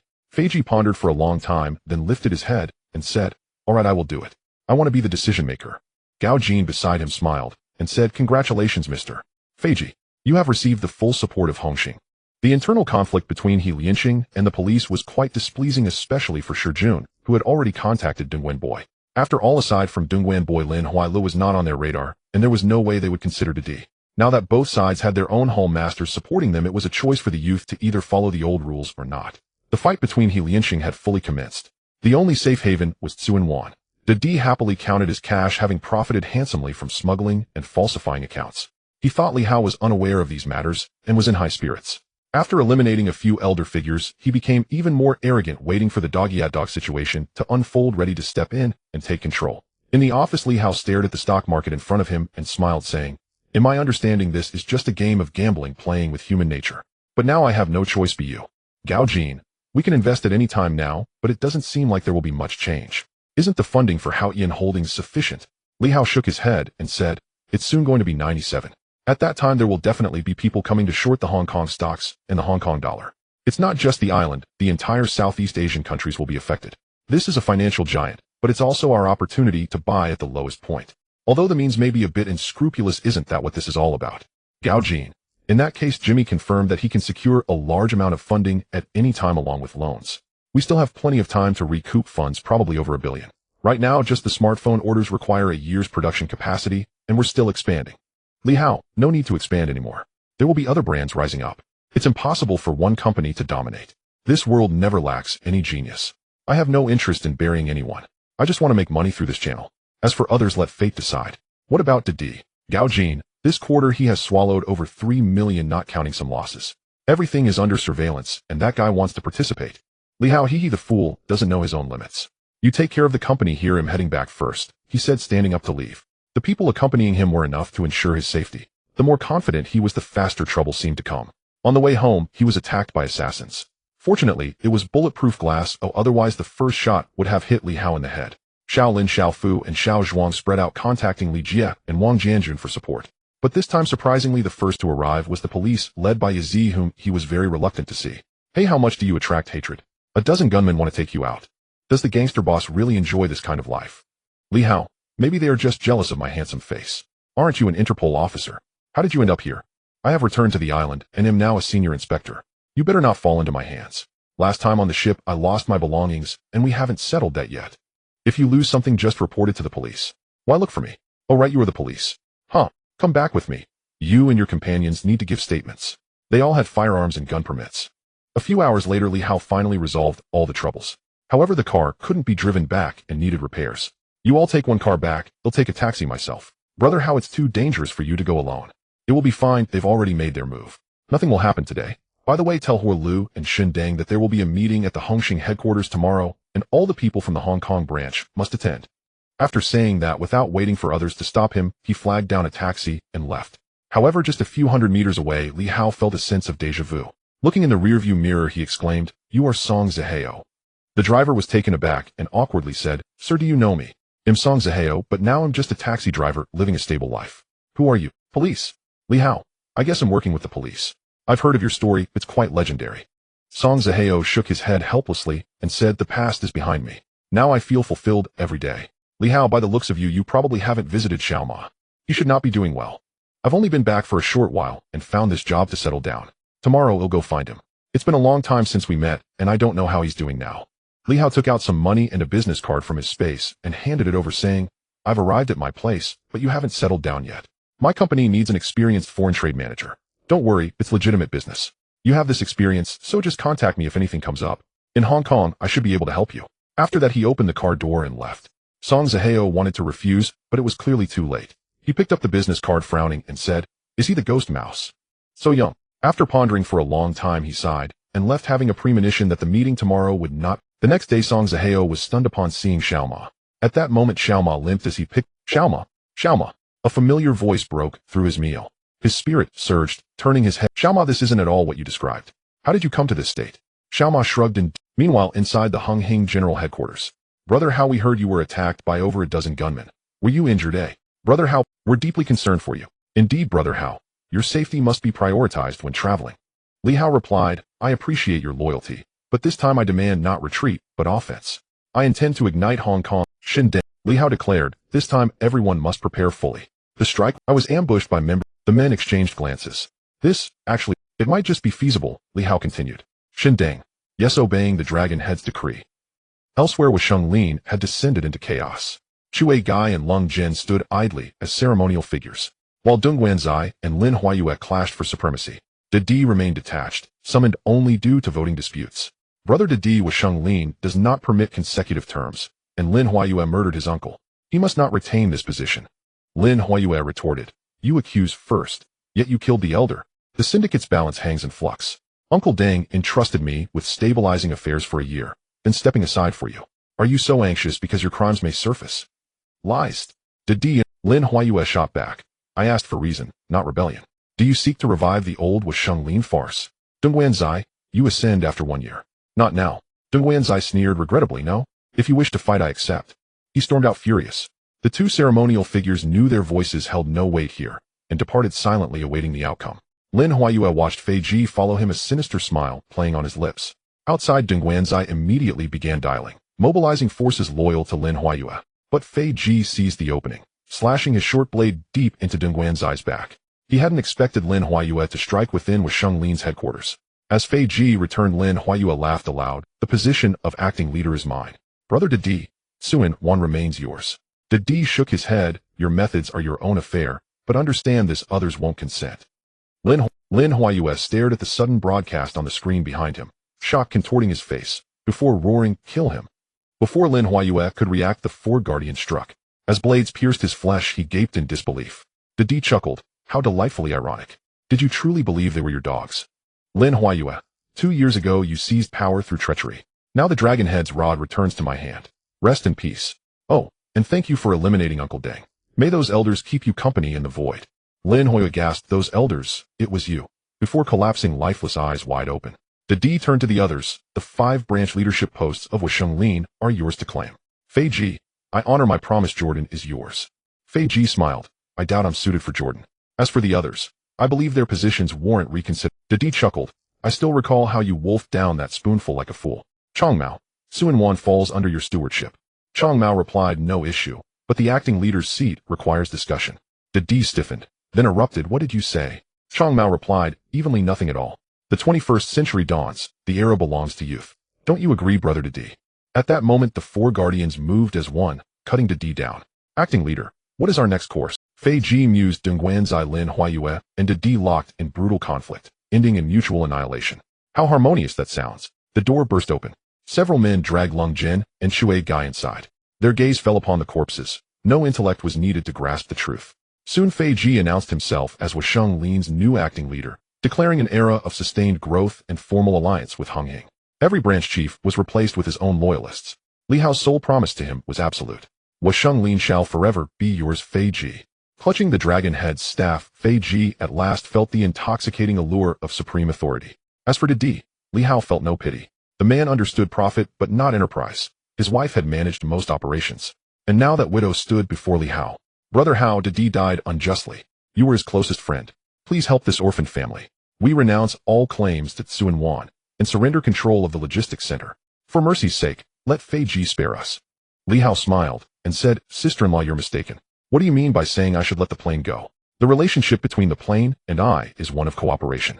Besides, after Big D was killed, wasn't his business under your management all this time? The business is doing quite well. I looked at this month's financial report, and the profits have increased significantly. It seems you're more suited to business than Big D. Big D's wife lowered her head, feeling guilty, and said, I know Big D did some unspeakable things in the past. I assure you that all the money will be returned in full. No, all the family assets can be handed over. We were wrong. Li Hao replied, you can leave now. Since Big D's death, there will be no further issues. I won't harm your wife and child. Moreover, it's already generous of me to help you speak with the plane. Thank you, Mr. Li. Thank you, she said joyfully before leaving. However, some matters were destined to disappoint her. That evening after meeting the plane, she realized that Li Hao hadn't helped her at all. At night, many shops in Hong Kong Island closed early upon hearing the news. The number of gangsters increased, gathering together. As time passed, the 7 major gangs began their attack on their pre-designated opponents. Why do you think the death of Jiangxing occurred? The more people they drag in, the more justifiable their reasons become. And Brother Heng, this guy took Li Hao's money covering the expenses for Yaowen. He has always remembered this debt. In addition, there's Hong Lu sending Fei Quan to retaliate, getting revenge for past grievances. Alongside him were Xian Yi and others. The gap between the two sides was too vast, especially Chun Luojuan, whose current strength could be described as terrifying, almost invincible, crushing everything in his path. Meanwhile, at the police station in Hong Kong Island, Li Hao was drinking tea with Li Wenbin. You've gotten yourself into quite a bit of trouble this time. Director Kai Yuanqi is now in County, and I, along with Deputy Director Zhang, are here. Even if we agree to your plan, the losses would be too great, especially considering how the northern people perceive you. Have you thought about it? Of course I have thought about it. Otherwise, why would I act this way? Although the future of the underworld may change drastically, there will always be dark places and gray areas under the sunlight. Li Wenbin said, hearing you say that makes me feel kind of old, haha. You're not even 40 yet, how could you feel this way? It seems you've had quite a lot going on lately. Li Hao replied, I appreciate it. I just turned 35, but I truly feel like everything has changed. If we don't act now, there won't be any opportunities left in the future. It seems you're eager for revenge. However, the law enforcement situations in Hojiang and Wan Island have indeed changed, especially in Hojiang, where there are hardly any major conflicts now, and the police have it much easier. This proves that your plan is indeed feasible. Seeing Li Hao in deep thought, he chuckled and said, when the cunning hare dies, the hounds are cooked. Huh. Li Wenbin helplessly said, in the eyes of others, you and I are just tools dealing with the right matters at the right time. Fortunately, your current value has exceeded all expectations, but the identity of Hong Xing. Li Hao replied, I don't know. Let's take it one step at a time. Without the identity of Hong Xing, I would still be enough. It would just be an embellishment, but without this identity, it would be a bit troublesome. Who knows? After all, we live in a society governed by law. On the other side, the gang, led by Hong Xing, had already launched an attack. Sidu Haonan and others had been on alert, not believing that Hong Xing's large-scale actions were unrelated to Dongxing. Sure enough, he soon received messages from Hong Lu and several other gangs discussing how to jointly resist the invasion of Hong Xing. However, the attacks from Hixing, Xi and Sheng En and other gangs left them helpless as their territory was gradually being eroded. The calls Li Hao received over the past couple of days had also increased in frequency. Ultimately, on the third night at the restaurant Bone Spirit, a large gathering of Hong Kong Island gangs took place, essentially a gathering of the underworld. During this time, Li Hao was in the office talking with Shijun. The person we initially chose was Dongguan Boy, or I didn't expect him to lose so miserably. Was this your doing? Li Hao said, I had contact, but I can't say I plotted anything. Is there an issue? Shijun replied, the plane is not suitable to be the spokesperson for Lian Sheng. He seems like a puppet. If he cooperates with Hong Xing, it must be you who is leading from behind. Lian Sheng was the first gang overseas to have disciples with an estimated population of nearly 1.0 worldwide. Although their relationships are currently scattered, their visible size is substantial. We hope you can instill some safe psychological expectations from behind. After all, what we want is still stability and order. Soon you will return. You are a hero and the most talented person. However, I don't understand why with your level of cunning you want to be so flamboyant. Don't you want to refrain from acting in the future? Li Hao replied, none of them are fools. What gangsters? They are just a bunch of powerless, jobless ruffians. Sooner or later, they will be eliminated for survival, replaced by so-called corporate employees. If we don't act now, there won't be any opportunities later. I never intended for Hong Xing to swallow everything like in Hojiang, because Hong Kong Island is unstable. Even 20 years later, it will be the same. Those remnants won't miss any chance. Shijun said, this is a declaration of war on sovereignty. We will not agree. Li Hao replied, whether you agree or not, such situations still exist. I need to integrate as quickly and effectively as possible. Some things the police cannot handle. I must do them myself. I need to attend the banquet. Would you like to join me? Shijun replied, no, I fear you won't enjoy the food. My work is soon to end, and I hope you can cooperate with me during this time. Hong Xing will always belong to you, Li Hao. Li Hao chuckled and said, I knew you would say that. He continued, I'm sorry, but even though you currently possess wealth and prestige that ordinary people cannot reach, in my view, stable order is more important. This time is crucial. Li Hao replied, I understand, but your thoughts will inevitably change one day. Let's wait and see. In the car, Gao Jin hesitated to speak. Li Hao smiled and said, are you wondering why Shijun keeps letting me manage Hong Xing? That's right. Shouldn't he be the one picking the fruits and enjoying the rewards of the patent? Li Hao replied, the sky is vast, encompassing all industries from childbirth to funeral services, from transportation to energy. Behind all these forces lies apprehension. I can have this belief and they trust it, but they don't believe. I've always had this conviction throughout my life. I need a rope. Hong Xing is that rope, always able to find some dirty places to restrict me. This is just their usual trick. Gao Jin said, it seems even more shameless than I imagined. Li Hao continued, and one more thing, the crow has been living incognito according to your plan for so many years, finally, using Jiang Tanyang's former assets to make a name for himself, not only establishing a territory in the Golden Triangle, but also spreading influence in Thailand, Cambodia, and other places. 6 factions have been established throughout Southeast Asia. Li Hao said back then, among so many people, none could survive in Southeast Asia except the crow, who deserves some trust. I have wronged him all these years. Tell him that all the territory he has conquered is under his management. Aside from that, what is handed over to the company is up to him. What I want is the Golden Triangle. Inside the hotel, everyone had taken their seats, yet the sumptuous dishes on the table failed to tempt their appetites. Wang Fengyi and Jing Xiang whispered over fine jewelry. Wei Jixiang and Hong Ren plotted deeper regional cooperation, and Xi and his companions, long separated from the circle, tried to rejoin. The pilot was still a stranger to most, but he sought to belong. Jing Xiang, ever the gracious hostess, drew him into the conversation so that a group could form. Elsewhere, a cluster led by Piao Ge Sidu Haonan and Min Gu gathered together while factions like Hao Ma Bang and Xing sat apart sipping tea as if they had nothing to do with the affairs at hand. The room fell silent when Li Hao, the protagonist of the night, strode in and all eyes turned to him. He smiled and greeted them lightly, inviting them to drink a little more later. "Mr. Li, we were waiting for you," someone called out, their voice carrying the easy familiarity of old alliances. Faces shifted and private calculations flickered behind polite smiles. Situ Haonan lowered his voice and said, addressing Gui Shu with blunt candor, that his group had no part in the assassination. They were hardly so reckless when there was money to be made. He added that Jiangxing still could not find the person in question, and talk of a hired killer organization was absurd. Hengzi intervened, appealing to Gui Shu that there was no personal hatred between them, and that the only dispute concerned Yaowen's transfer. Was this not taking matters too far? Piao Gohong, Li's representative, spoke up angrily. He protested his innocence, insisting they had never even met Gui Shu. He had never mentioned Xinding's transfer, he said, and Hong Li's turf lay in Jiulong, and Xing Yuanlong, not on Xiangang Dao. Why come at them like this? Li Hao regarded them coolly. It seemed he said they had not come to cease fire, but to declare war, and then someone asked for his instructions. Li Hao's command was terse and merciless: press them until they produced evidence proving their innocence. Those scoundrels had nearly killed him, left him bleeding at death's door, threatened an empire of commerce and tens of thousands of associates with ruin. Could they expect to escape punishment with a few excuses? "Do you take Hongxing for clay to be molded?" he snapped. Someone objected, calling the accusation an additional charge and urging caution, but the temperature in the room had already risen. "If you want to provoke me, bite me," then one retorted, losing patience. He apologized for his bluntness and clarified he was not targeting any single man, or rather he was condemning the rudeness and disorder. What he sought above all was order, since grievances existed on all sides. Draw clear boundaries to prevent everyone from stirring trouble. After he spoke, Gao Jin produced a drafted map, the handiwork of Xinding, meticulously redrawing territories and marking new borders with precise lines. A scoffing voice mocked the gesture. Were they trying to emulate Shi Chu Bawang and parcel out fiefs? Li Hao laughed.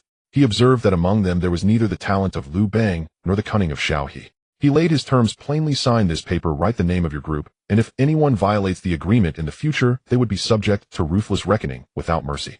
Situ Haonan protested that Gui Shu could not simply take away his territory and expect them to keep doing business as usual. Was this coercion? Exactly, another voice chimed in. "You want one of my 3 streets in Jiulong?" Li Hao replied icily that he was announcing a settlement, not bargaining. "So you intend to continue the fighting then?" someone asked, testing the waters. Li Hao's answer was indifferent and final. There had been nothing to negotiate. If others had not been keen to witness a massacre, he would not have shown leniency. His verdict was utterly clear: to wipe them out completely, to leave no survivors. The assembled men exchanged glances, especially those under Situ Haonan.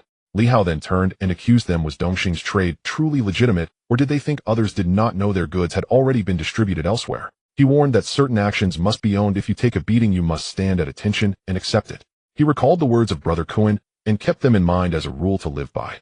Reluctantly, the parties signed the map, which was later framed and hung in the hotel's central hall as a reminder to every hoodlum that this story had been written, a sequel to the old banquet in the House of Hong. Half a month later, in Southeast Asia, Thailand, Li Hao lounged in a carved chair, dressed casually and sipping coconut water. Weah spoke with a note of helplessness. He had fought at the Haogang clash and had secretly handled messages for the Bay Island battle, yet he longed to return to Xiangang Dao. This place offered no attachment for him. Li Hao teased him. "Were you merely playing a part?" he asked, and urged him to continue the charade if that suited him. He went on to paint a picture of the life Weah might covet. Buying villas in the imperial capital, hiding beauties like treasures, keeping elephants, and quietly steering business deals. He named the men who ruled their corners. Shanji held sway on the Bay Island. Yaowen operated in Inghua, Guatang Jun, and Paokai-gua, and yet Weah, as the manager of the Southeast Asian district, wielded the real authority. That was why he had been stationed there so long, to let him run wild like Neza, disturbing the seas and cause trouble without consequence. Weah chuckled. He admitted boredom, complaining that the local women all looked the same and of inferior quality, and that he had no taste for breeding animals. He asked bluntly what had brought Li Hao to visit. Weah asked if he should return home. Li Hao shrugged. Could he stop him?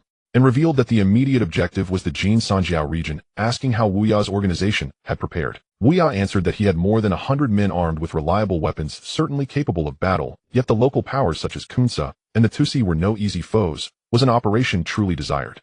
Li Hao replied that they themselves would not be the initiators. Someone else had set plans in motion. He inquired after the progress of Mr. G's investigation. Weah said he had followed Li Hao's instructions.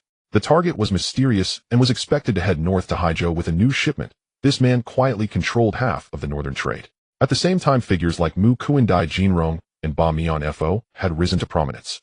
But he worried aloud, even if they seized the territory, would they be forced into trafficking powdered drugs? Li Hao scolded him to seek a better price, and to seize the opportunity. First negotiations could come later. He promised to handle the remainder. With Xiangang Dao stabilized, Li Hao planned to send Weia to Paokai Gua to help Tang Jun expand where he teased the women might suit him better.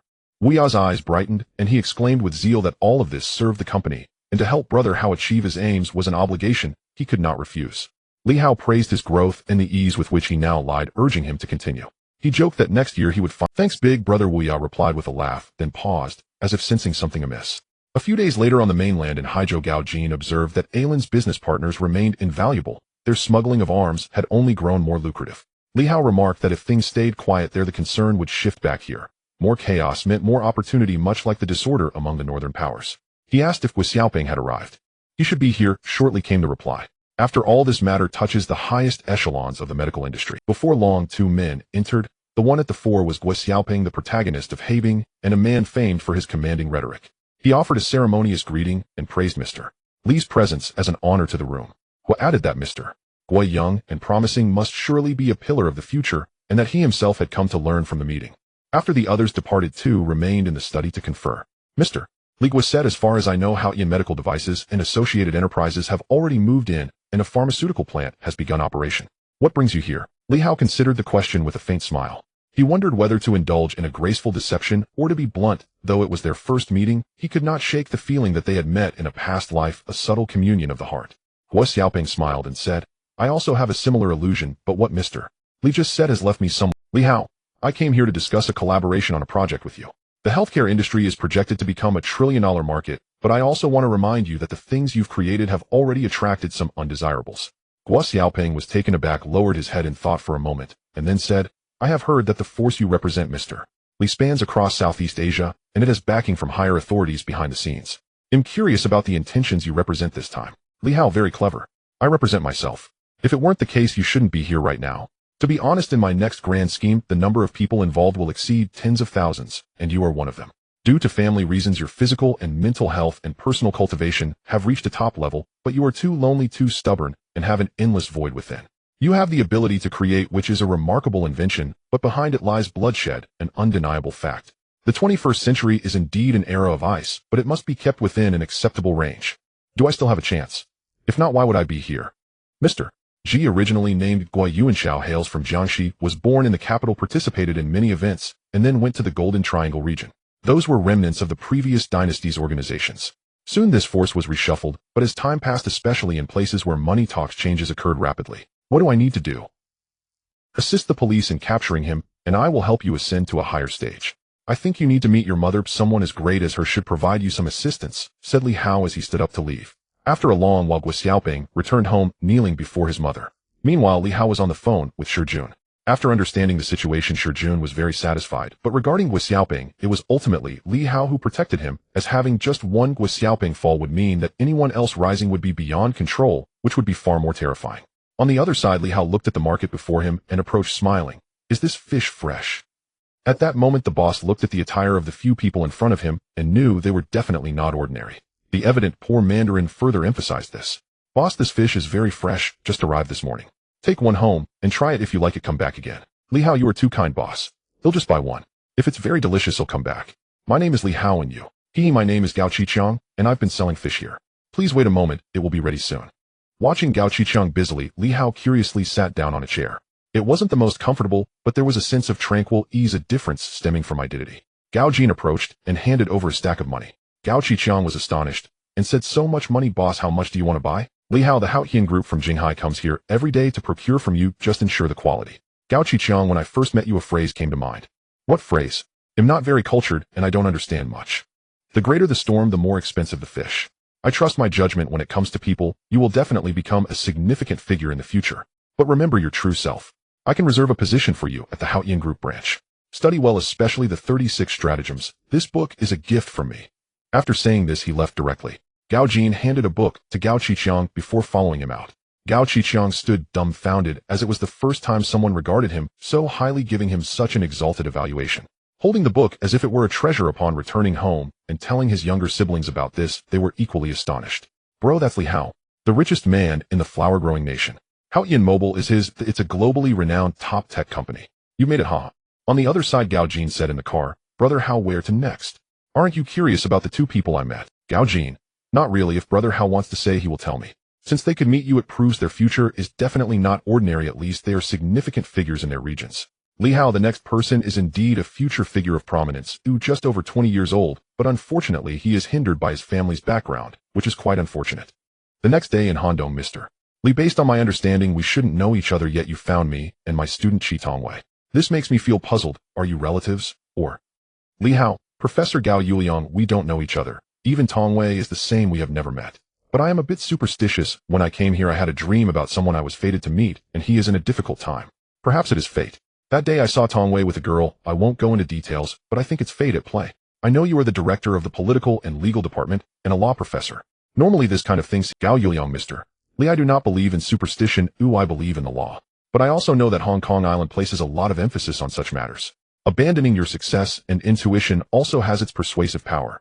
Tongwei is a good child. I won't speak of his relationship with Liang Lu, mainly due to the Liang family standing.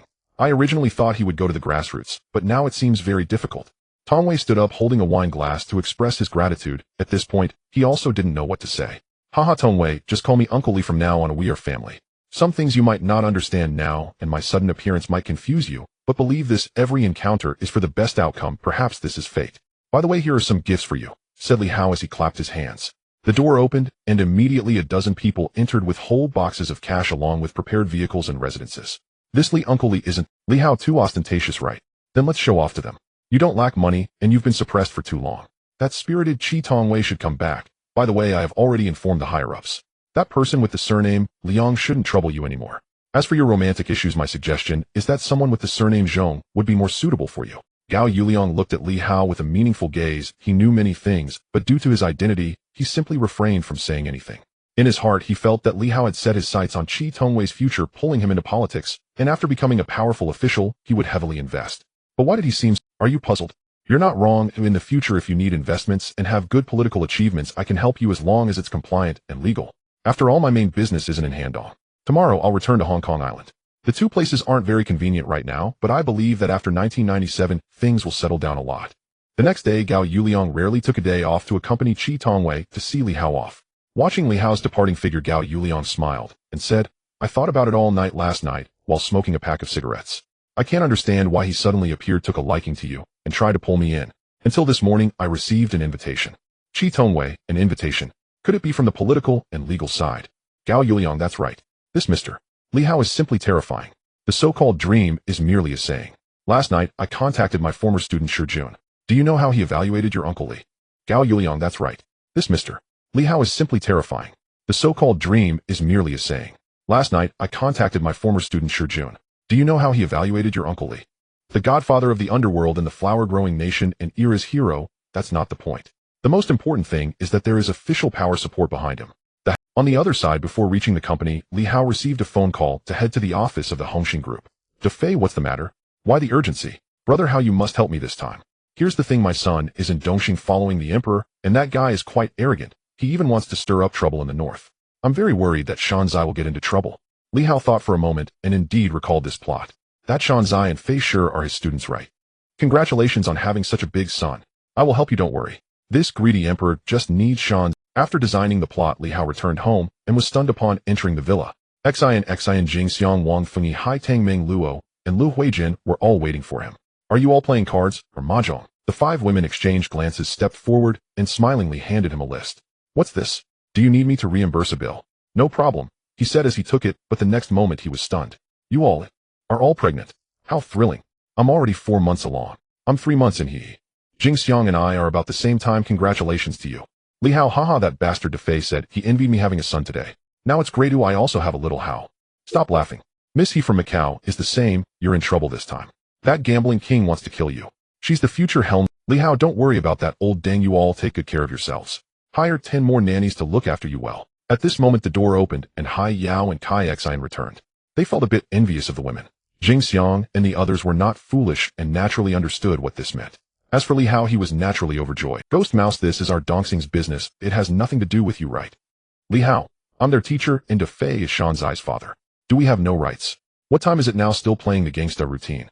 Emperor, can I give you a gift? Then the emperor's girlfriend came out with the goods, personally testifying that the emperor was involved in black market dealings, swallowing goods worth millions, and framing Shan Zai and the others. What awaited the emperor was naturally his downfall. At night near the airport in Hong Kong Island, a taxi slowly stopped to the side. Song Zaheo helped the injured Xiao Ma down from the car and bandaged his wounds.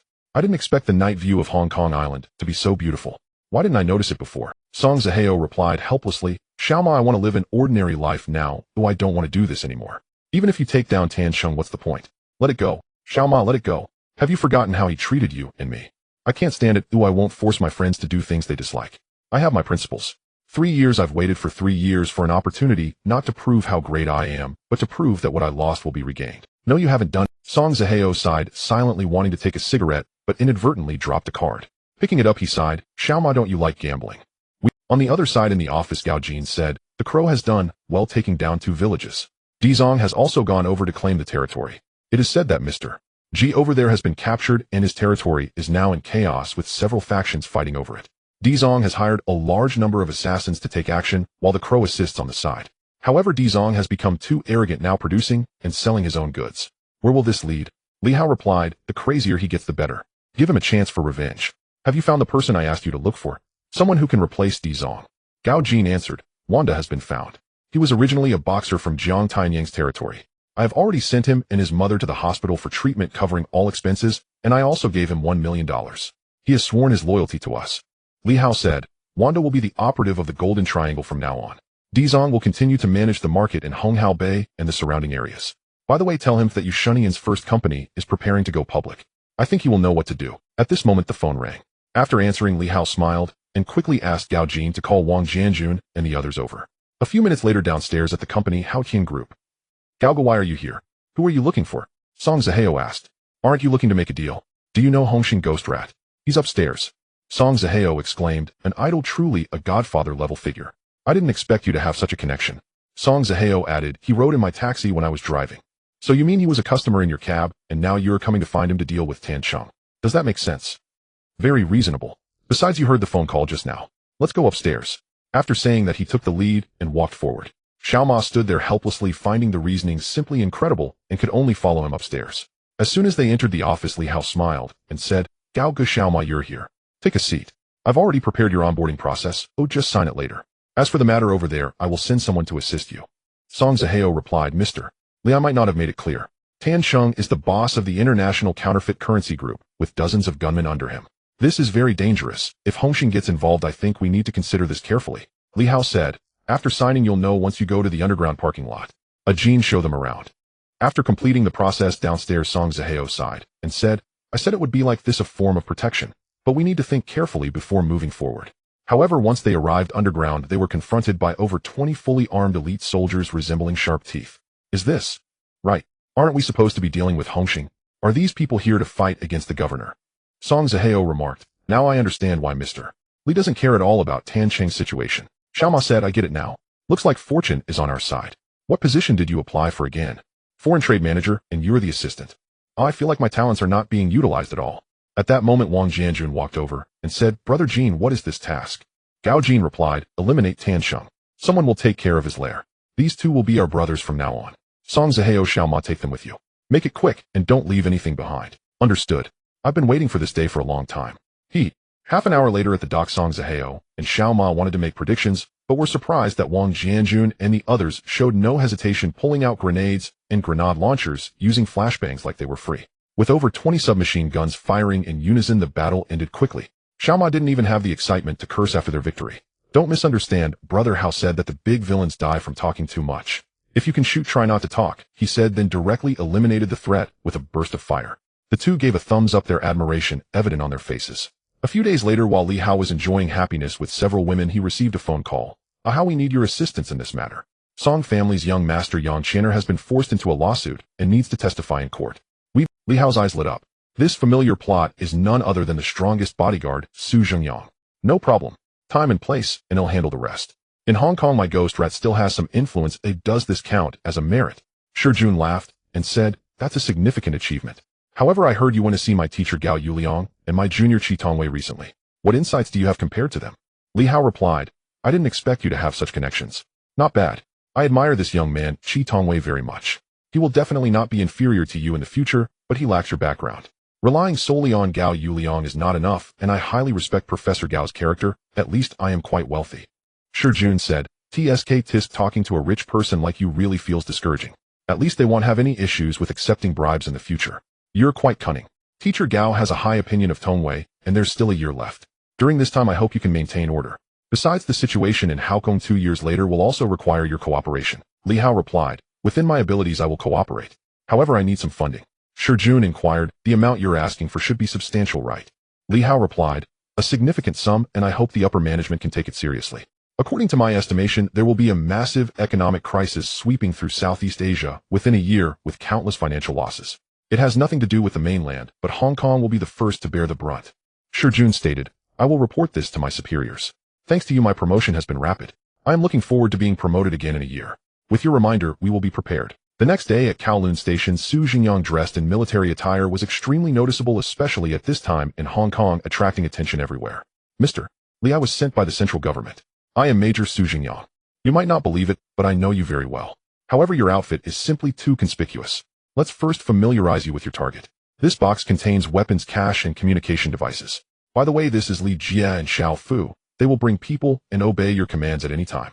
Su Jingyang nodded to the two, who looked very much like him. As experts, they could sense each other's presence. Soon they arrived at the villa's entrance. Before they could step inside, they heard Yang Qian'er's fierce voice. I already said I don't need a bodyguard. I need freedom. I want to go shopping and buy things. Why are you locking me up here like a canary? Young Master Song felt utterly helpless. After much effort, he finally met Li Hao and the others as if he had found a savior. After exchanging a few words, he left to hide. I tell you, I do not need anyone's protection. Quickly leave here, said Yang Qian'er as she returned to her room. Li Hao smiled and said, this is the Miss Yang Qian'er you need to protect. She's suffering from advanced princess syndrome, a narcissist who enjoys shopping and has no manners at all.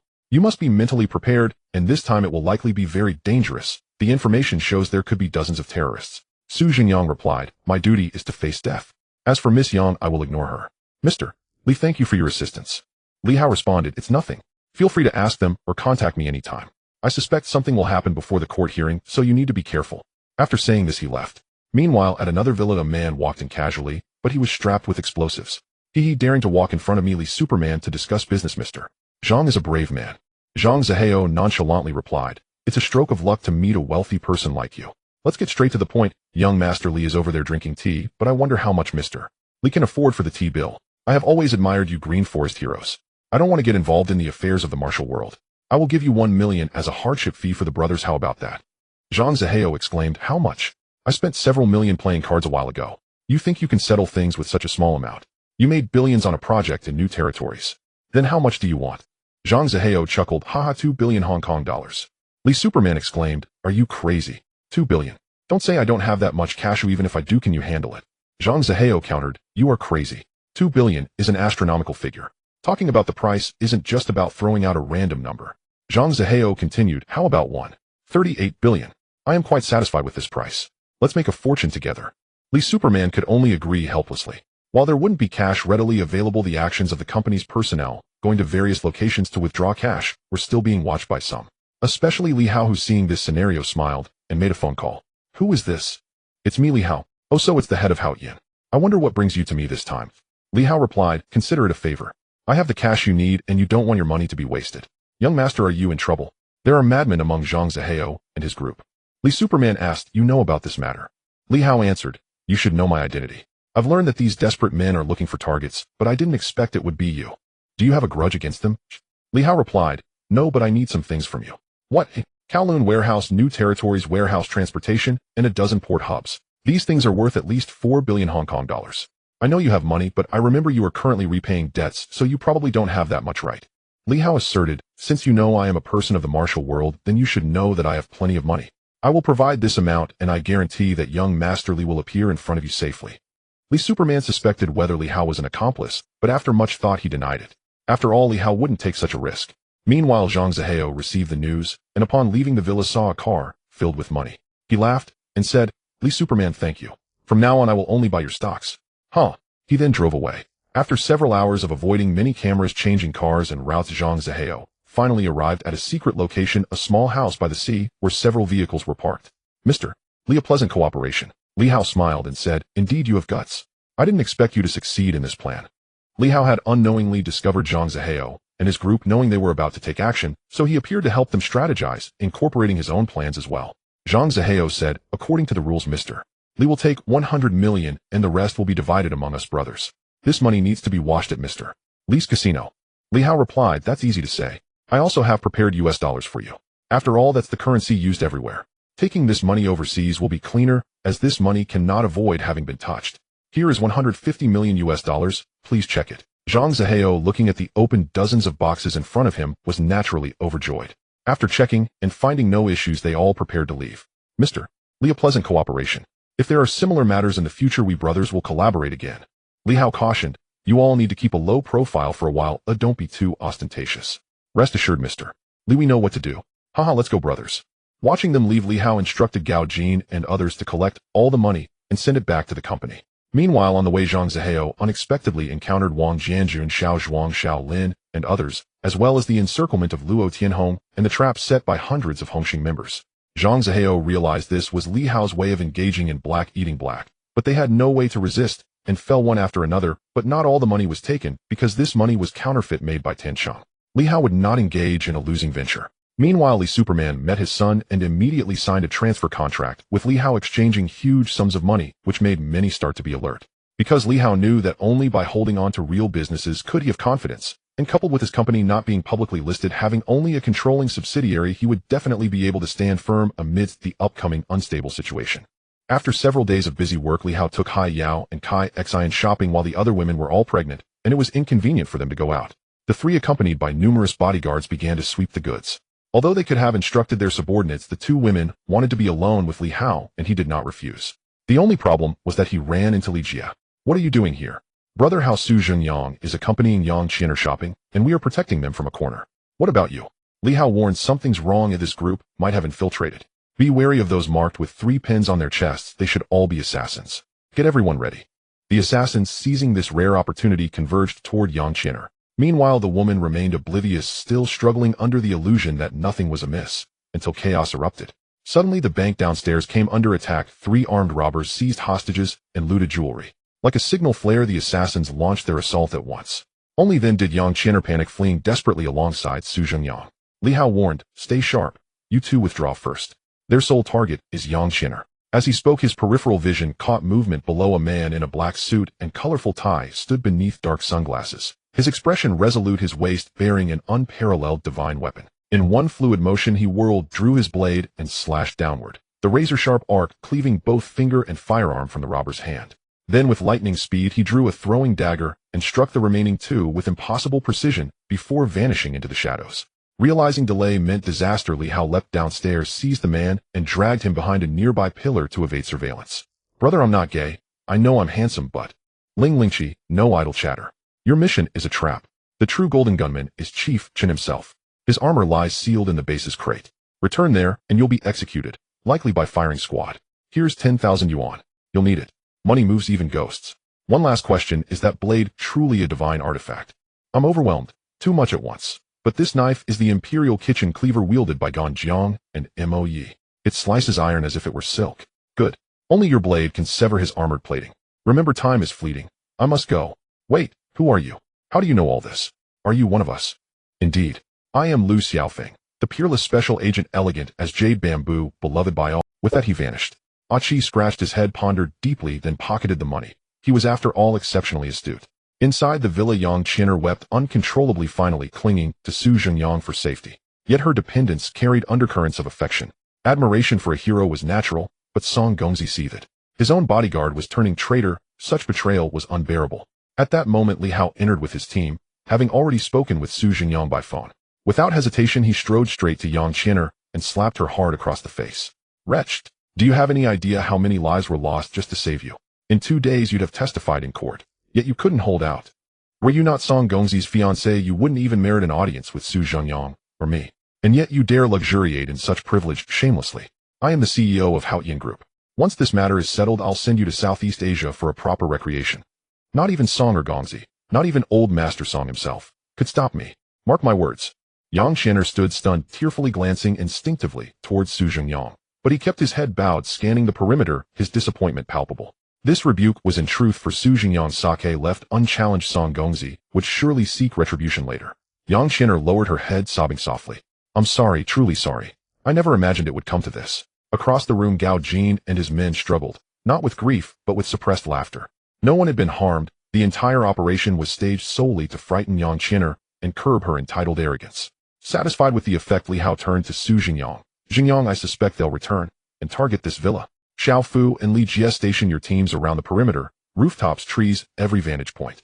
My squad stands ready to move on your signal. Based on today's initial count, no fewer than 12 operatives were involved. If they mount a full assault here, they'll deploy at least 30. We require reinforcements. As for police, they operate on their own timetable. For now, we act. I've already dispatched Jianjun and his unit to await your signal. Let's end this, once and for all. That night, a silent contingent infiltrated the grounds, unseen by human eyes, yet fully exposed on surveillance feeds. Su Jingyang detected them first, rousing everyone instantly. Xiao Fu and Li Jie contacted Wang Jianjun and 20 others preparing for combat. Then lead figures vaulted over the flanking walls, closing in on the villa. Had Li Hao been present, he'd have exclaimed in disbelief, "The judge, has this crew taken such a contract? Have they truly accepted this assignment?" As Su Jingyang flipped the main switch, every light in the villa blazed, illuminating the intruders like targets in an open field. A hail of gunfire erupted, punctuated by the thunderous detonations of hand grenades. Li Jie's remotely triggered explosives detonated. Xiao Fu, perched atop the roof, rained suppressing fire downward. Su Jingyang fired methodically, each trigger pull claiming a life. Meanwhile, Wang Jianjun and his team blocked all escape routes. When the smoke cleared, corpses littered the ground in grim abundance. The two factions regrouped. Fate, it seemed, delighted in irony upon seeing Su Jingyang. Wang Jianjun felt an uncanny, almost primal recognition and an urge to test his mettle. Only their divergent missions held them back. Soon police arrived, stunned, shaken, and ultimately classified the incident as a terrorist assault, a grave criminal case. Many perpetrators were fugitives. The next day, Yang Qian'er testified smoothly. Su Jingyang's mission concluded flaw. He surged upright, delivering a crushing stomp that sent shockwaves through the earth, toppling several guards. Then, pivoting off the wall, he soared skyward, executing the legendary water-skimming lightness technique with ethereal grace. But in the next breath, a rocket-propelled grenade streaked in. Before he could curse, he was blasted down, his vision consumed by a colossal mushroom cloud. Knowing escape was futile, he recalled Li Hao's words. He turned, pulled out the wad of cash, and crawled toward the execution squad, securing privileged treatment. When he stood again before Director Chen, fury burned in his eyes. Having realized Da Vinci's infamous 3000 death weapon was little more than theatrical junk, he stepped forward without hesitation, and channeling qi into his pig-slaughtering cleaver, wielded it with transcendent force. He severed the golden gunman's armor and ended him. Half a month later, at the Haotian group in Hong Kong Island, is Brother Hao feeling unwell? You've barely been here for a few months and are already leaving. Is it because the treatment is poor? Song Zihao awkwardly replied, No, mister. Li has shown me great kindness, but I, Song Zihao, am destined to have an unstable fate. To be honest, my former master Long Sijia faced ruin and hardship abroad. Fortunately, I was rescued by Xiao Ma's brother Ajian. All of this was orchestrated by Gao Yingpei, who has swallowed the counterfeit currency market in Southeast Asia, far surpassing Tansheng's past dealings. There could be many unforeseen complications if we go, and if something goes wrong, it would also affect Haoshan's reputation. I am afraid. Li Hao interjected, saying, I thought it was something serious. It turns out it's just that rascal Gao Yingpei. If you all want to take action, I will naturally cooperate. To be honest, I have also received a fair amount of counterfeit currency in my business, so I have grievances with these people. Moreover, I am eager to participate in such a righteous cause. I understand your concerns, but my reputation as the leader of Hongxing was earned through hard work. You should listen to me on this. It's just a minor figure like Gao Yingpei after all. Let's take him down. The next day, all personnel were ready to set off. The team led by Wang Jianjun included Xiao Zhuang, Xiao Ma, a Jianlong Si, Xiao Lin, Xiao Fu, and a Zhong who was borrowed from the Hixing Society. Each member was a top-notch assassin. With such an all-star lineup, Li Hao also felt expectant. To ensure nothing was left to chance, Li Hao had a Jian equipped with dozens of throwing weapons grenades, as if they were free, and ammunition in multiples. According to their shooting skills, each person was expected to empty their magazine. It had to be stunning. Meanwhile, Gao Yingpei was happily celebrating with many business partners in his villa, as if it were an anniversary celebration, unaware that death was imminent. A Jian Xiao Ma and Xiao Zhuang approached from the front, while the others flanked from both sides. Dozens of grenades were launched, interrupting the celebration with the sound of machine gun fire. The assault by 30 fully armed men was completely different from the 3 in a movie. It was nothing short of a massacre. In fact, a Jian couldn't even kill anyone if he was a second late. Gao Yingpei's bodyguard Xiao Zhuang finally faced off against assassin Xiao Zhuang, both staring intensely at each other before opening fire. In the end, assassin Xiao Zhuang emerged victorious. Gao Yingpei was cornered by a Zhong and Long Si, and others each shot him down. As they left, Wang Jianjun and the others habitually concluded everything with a fiery spectacle. By the time the police arrived, it had already been half an hour. Ow. Ding. The request for 3 consecutive draws from the impoverished host has been recognized. The wheel is now spinning. Each draw costs $100 million, totaling $300 million.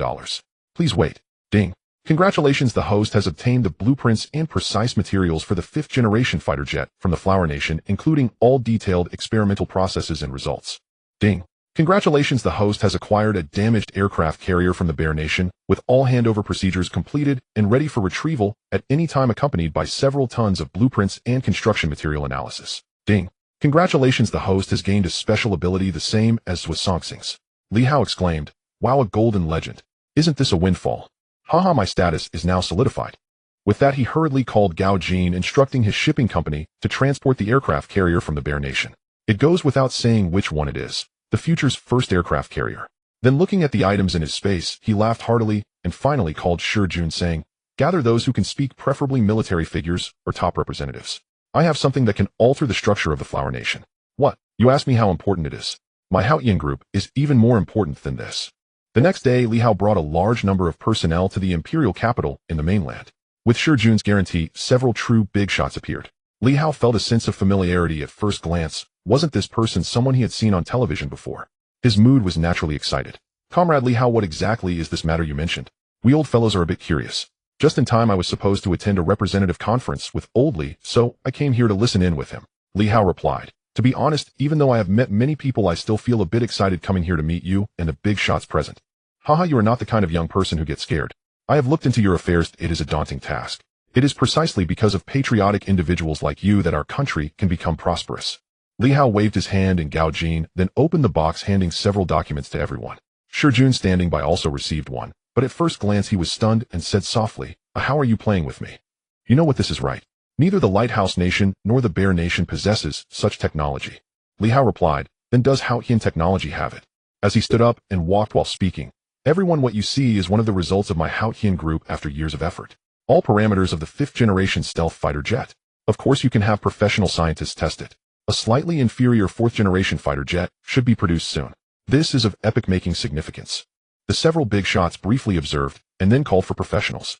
An hour later, shocked voices echoed repeatedly, "This is simply genius." These big shots all understood what this represented, and their expressions changed. "Comrade Li Hao, this matter is of great importance. We did not expect you to bring it over like this. I feel very sorry for that. If you can dedicate this to the country, plus the value of Haotian, it is enough to prove your stance. We have decided to award you the highest medal, the Flower Nation medal, and in the future, Haotian's investments will have most taxes cancelled. Choose any area you like as long as it complies with basic regulations. This is all we can think of for now." Li Hao, haha, esteemed ones, you are celebrating a bit too early, for what I just mentioned was only one of the outcomes. There is an even more shocking revelation, but I fear you might not be able to handle it all at once. This is all thanks to Shi Jun's cooperation. Let me clarify, I did not bribe him. That rascal is quite stubborn. Shi Jun chuckled beside him, yet raised his middle finger in protest towards Li Hao, causing everyone to burst into laughter.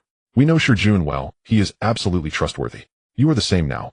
Feel free to voice any request you have. However, I am also curious about the outcome you just mentioned." At that moment, Gao Jin made a phone call and handed it to Li Hao. "Everyone, this is the latest product from Hao Tian for the next quarter, a new model of phone encrypted. I have brought a gift for everyone present as a courtesy. What I will discuss next is this." As the call connected, a voice came through. "Brother Hao, this is Song Zahao. The item has already left the port and is expected to arrive in about 3 months. We have doubled the transport machinery, but these guys are really ruthless, costing me several $1 million. Li Hao, that's not a problem. Just tell them what you are delivering and where it is headed. A burning aircraft carrier from the Bear Country, key transport from the northern shipyard on the mainland." As soon as the words were spoken, everyone in the room was stunned. Shi Jun exclaimed in surprise, "What? Did I hear that wrong? An aircraft carrier? How did you buy this thing?" Li Hao, "Indeed, it has already left the port. I hope you can send someone to assist. There will also be subsequent modifications and security work. I believe you are very suitable for this sacred task." Soon several people walked in from outside, and after confirming the news, the big shots finally accepted it. "How is it all right for us to call you that?" "Of course, it's my honor. We are truly shocked and do not know how to express our astonishment. Thank you, we thank you on behalf of the people." After saying this, everyone present, including Shi Jun, bowed to Li Hao. "Stop, hold on. I am not dead yet, and I cannot bear this. If you truly wish to thank me, then fulfill a dream of mine. What do you have in mind?" "I like soldiers and I prefer being a soldier. I want a military rank without real power, just the identity of a soldier. How about that? Everyone exchanged glances, feeling that this request was somewhat unexpected. Well, there is no problem at all, but your request seems a bit too modest. Let's discuss this further, and we will have Shijun contact you. Since your relationship is so good, he will continue to be your contact in the future. If all goes well, he may be promoted 2 levels again. Shijun, hee, thank you, old leader. A few days later in the capital, Li Hao took Shijun to a certain place in Handong. At this time, Qi Tongwei had already changed from his previous self, exuding confidence, and Gao Yuliang finally decided to come out of retirement. Haha, teacher Gao, long time no see. Is this the Tongwei? Senior brother, I often hear about your deeds. Congratulations. Li Hao, you are congratulating too early because he is about to be promoted 2 levels. In the future, if you want to see him, it might be on television. Huh, Qi Tongwei, he has been promoted again.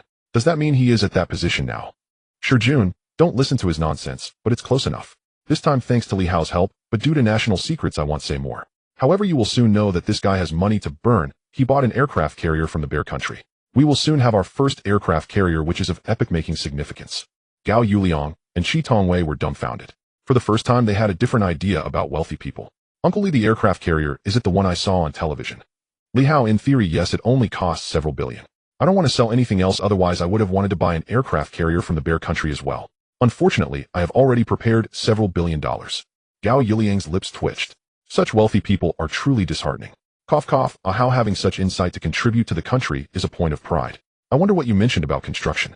Li Hao, haha, I knew you would be interested. I will prepare 1 billion for you.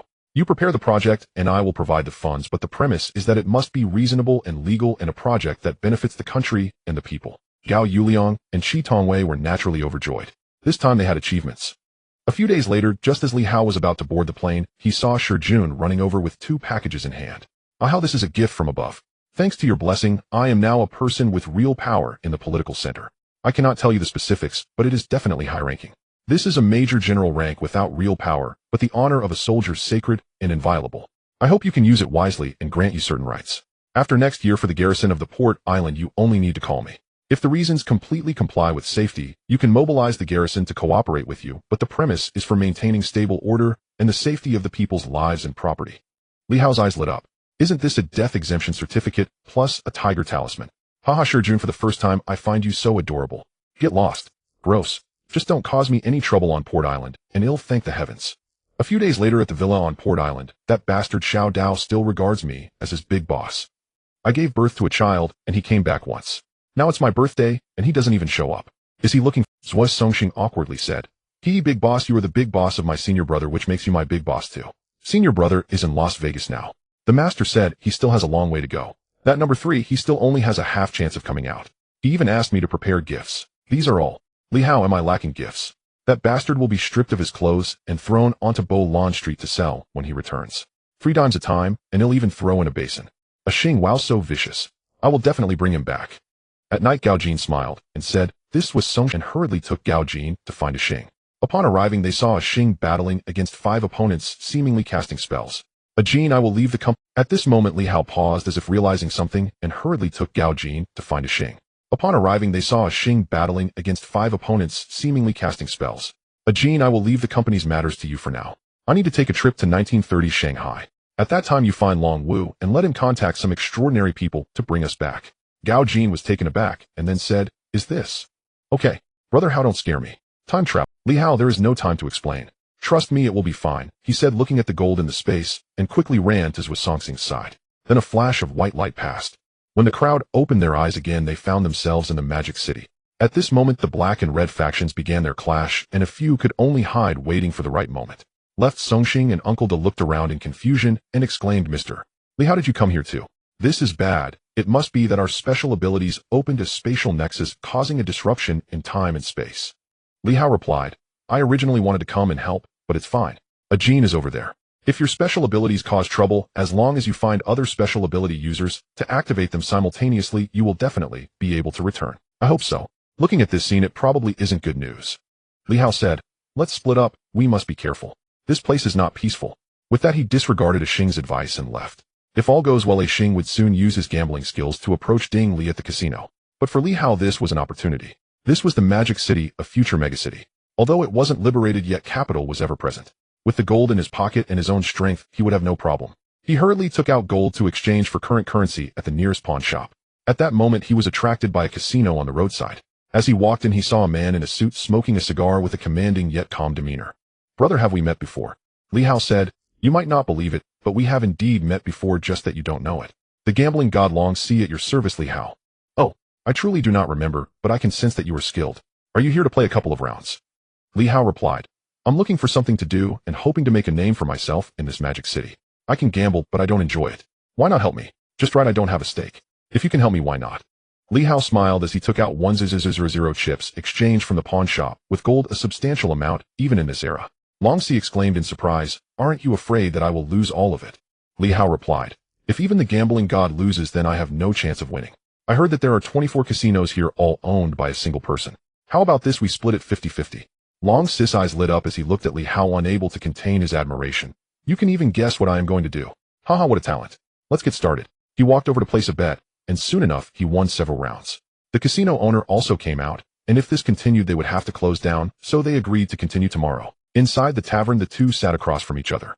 Long Si had spent many years in prison, and under this mutual understanding their relationship grew closer. Who would have thought that time would change so much? It seems the Shanghai Bund is on the verge of a storm. Haha, I think your appearance as a dragon is the true catalyst for the storm. I've heard that the French gambling god Pierre Cassin has never lost. I would love to experience that myself. Don't rush, my little brother, A Xing will deal with him soon. That guy has special abilities, but to be precise, it's not exactly gambling skills. Special abilities. Li Hao smiled as he handed Long Si a card, and then under Long Si's gaze the card's value changed. This is truly magical. I never expected such abilities exist in this world. If I have the chance, I must meet this person. No, you must be the special ability user. According to what you said, you should be the strongest, right? Li Hao replied, "Pretty much, and aside from your unbeatable ultimate move, I've already learned everything else, especially the spirit link." After saying that, he demonstrated in front of Long Si, astonishing him greatly. "Don't be surprised, you are already the strongest in this world, but you must be cautious of illusions. Also, there will be surveillance devices in the future. With the help of machines, all moves will be slowed down countless times, and all cheating methods will be eliminated. This is the trend. With such abilities, why do you still want to collaborate with me? To be precise, it's a collaboration for a business association of force that can survive the chaos. I should only be here for less than 3 months, and during this time I will do my utmost to help you dominate the magic city." The next day, the 8 heavenly kings along with 14 unbeatable diviners faced off against the gambling god Long Si. With Li Hao's covert assistance, they ended in defeat, with the great power casino being won. Long Si then arrogantly challenged Dong Qishan at the tavern. The latter, furious, sent assassins to take action, but unfortunately, they were all blocked by Li Hao. Even that assassin couldn't manage more than a few moves against Li Hao. Dong Qishan agreed to wreak havoc on the gambling table. With Li Hao's appearance, Long Si no longer needed to borrow capital. With each successive bet, Dong Qishan lost everything from millions to having dozens of casinos vanish, ultimately having to go Allen, which still wasn't enough. Long Si smiled, indicating no problem, and in the end, using the unbeatable explosive move, he replaced Dong Qishan's hidden cards and won the match.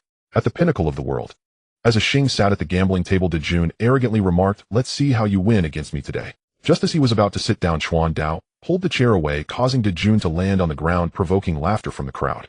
"You idiot, isn't that embarrassing enough? Get the hell away from me." De Jun said, "If I don't gamble with him, who will?" Chuan Dao responded, "The legendary French gambling god Pierre Cassin, famous worldwide, and claimed to have never lost a game." Behind the crowd, a tall figure slowly approached. A Xing looked in astonishment at the face he recognized from a book about the French gambling god, who had ultimately lost to a mysterious person, a formidable opponent. De Jun exclaimed, "If you gamble with him, what will I do?" Pierre Cassin declared, "Polish my shoes." Fury ignited within De Jun as he prepared to retaliate, but with a mere glance from Pierre Cassin, De Jun seemed to be struck and fell to the ground, revealing the extent of his power. De Jun's arrogance dissipated as he hid away, waiting for an opportunity. A Xing was left in stunned amazement by this scene. Meanwhile, Ding Li, witnessing the French gambling god's prowess, couldn't help but worry about the imminent gambling match. If they lost, the loser would have to leave the city and bow down to the victor, which Ding Li could not allow. A Xing understood the gravity of the situation and sat down to face the French gambling god, determined to help Ding Li win this crucial match. As the two took their positions, the gambling game officially commenced. Just as the dealer placed 6 decks of cards on the table, Pierre Cassin prepared to assert his dominance, saying, "I want to inspect the cards." With a French accent, Pierre Cassin placed his hand on the table and, synchronizing his mind, unleashed his extraordinary abilities. In an instant, the cards seemed to respond to his command, prompting thunderous applause from the audience, especially from the gambling god Long Si, who nodded in approval. "There's no issue with the cards," he stated with a French accent. A Xing knew that if he were to be overpowered from the start, there would be no point in continuing. He gathered all the cards, then activated his own abilities, forming hand seals as he focused. In a moment of concentration, all the cards soared into the air, performing incredible maneuvers. Pierre Cassin scoffed child's play. In response to such disdain, A Xing ordered the cards to strike at Pierre Cassin's face like blades, leading to the conclusion of the card inspection. Everyone recognized this as a duel between strong opponents. The dealer, not daring to slack off, quickly dealt the cards to both players. They both drew aces, but A Xing immediately declared to Allen. De Jun was infuriated by such a decisive move. However, Pierre Cassin also declared an Allen. They both knew their hands were identical, with only the bottom card differing. Both understood that they needed to secretly channel their powers to obtain the final cue. They began to manipulate their bottom cards simultaneously, but A Xing ended up with cards he did not desire, growing anxious as the two hurriedly shaped their cards, their energies rapidly depleting. Light began to emanate from their hands, causing the surrounding magnetic fields to shift, leading to a chaotic outcome, where both players ended up with blank cards. You go first, Pierre. I won't show first. If anyone opens, it has to be you first. Are you sure you want to open? Well, let's drop this phrase then. Agreed. The audience was bewildered by this exchange, but in the second round, A Xing declared an Allen again, only to be told by the dealer that he had no right to call. Pierre Cassin, unrelenting, declared an Allen as well. A Xing followed suit, but was soon distressed upon seeing his bottom card. As the cards continued to be dealt, they quickly reached the bottom card showdown. At this moment, Chuan Dao remembered De Jun and sought his assistance in changing cards. Meanwhile, A Xing stood up and loudly called for the mysterious person who would play the tiger tonight. Li Hao chuckled and said, A Xing, stop thinking. Trust fate. You are the one meant to play the tiger tonight, and that mysterious person is you. Yes, it must be so. It's surely divine guidance, Jesus. After saying this, he flipped over his bottom card. Pierre Cassin laughed. So it's a little loser. Which card do you want? For me, he said, flipping over his bottom card, but reality struck hard. He lost, and lost thoroughly. A Xing thought it was heaven's favor, but it turned out De Jun had redeemed his lost card after realizing his mistakes. Even if any issues arose, Li Hao would step in. He turned to Long Si, nodding as a signal that it was time. Suddenly, a voice resonated from the sky, followed by a bright light, clearly indicating that the portal to another realm had been opened. The three of them moved towards it, but A Xing's powers had already waned. When De Jun was about to sacrifice himself, Li Hao took him away. With synchronized thoughts, they swiftly traversed time and space, returning to the place where they had originally crossed over. Gao Jin and others rushed forward to assist. Brother Hao, the president of the Kowloon Chamber of Commerce, suddenly contacted us wanting to meet you. It seems he has something to hand over to you. Li Hao quickly returned to the office. As for A Xing, he was now heartbroken, feeling that he would never love anyone again in this lifetime, until the next moment, when Xi Ming sped by him in a sports car. Love had risen with the wind. It was simply affection for beautiful women. In the office, Li Hao looked at the box he had once left behind. After confirming there were no issues, he signed off on a document. This was a plan he had designed when the chamber had just begun, now reclaiming his previous assets after 60 years of wealth accumulation. His background had become extraordinarily robust, especially with vast industries in the capital and various major future first-tier cities, including construction, transportation, finance, and other sectors, making him an economic giant in the mainland. Instantly, Li Hao's wealth skyrocketed. Months later, the date of return finally arrived. However, many found it unbelievable that Li Hao stood in the audience. This caused the gangsters from Hong Kong, Macau, and Taiwan to twitch their mouths in disbelief. With the crime lord up there, does that mean we are also regular troops now? Especially for the Hongxing members, they were unsure of their feelings at this moment. Li Hao paid them no mind because Haoyan needed to seize the opportunity to announce the latest Haoyan phones and computers along with a series of technological products. He borrowed 50 billion from the mainland, sweeping through Southeast Asia and acquiring all of Hongxing's assets along with all his own properties and the entire gold and cash reserves from the treasury. After Haoyan Holdings received the news, they began a massive sell-off. Li Hao viewed all of this as unnecessary and just waited for the right moment to act. This signal went unnoticed by many, as in such a large stock market, a mere billion seemed insignificant. However, some followed his lead, seemingly wanting to gain benefits, but for over 10 days nothing seemed to happen, almost as if Haoyan just wanted to cash out. But soon Southeast Asia began to face an onslaught as financial giants approached. This operator from. Upon arriving at Hong Kong Island, they immediately swept through every stockholder, with Klein charts plummeting like a roller coaster, continuously dropping over half a month from 16,000 points down to 6,000, resulting in a loss of over 10,000 points. This was clearly a sign of impending collapse, with many on the rooftops contemplating bankruptcy and ready to jump, forming a queue. Meanwhile, at the top of Haoyan Group, it had been transformed into a temporary command center. Li Hao observed the computer waiting for a particular voice, the voice of the mainland announcing a market rescue.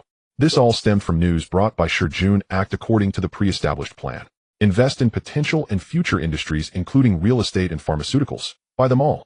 All in. Dozens of traders and hundreds of staff awaited a single command to begin their frenzied advance.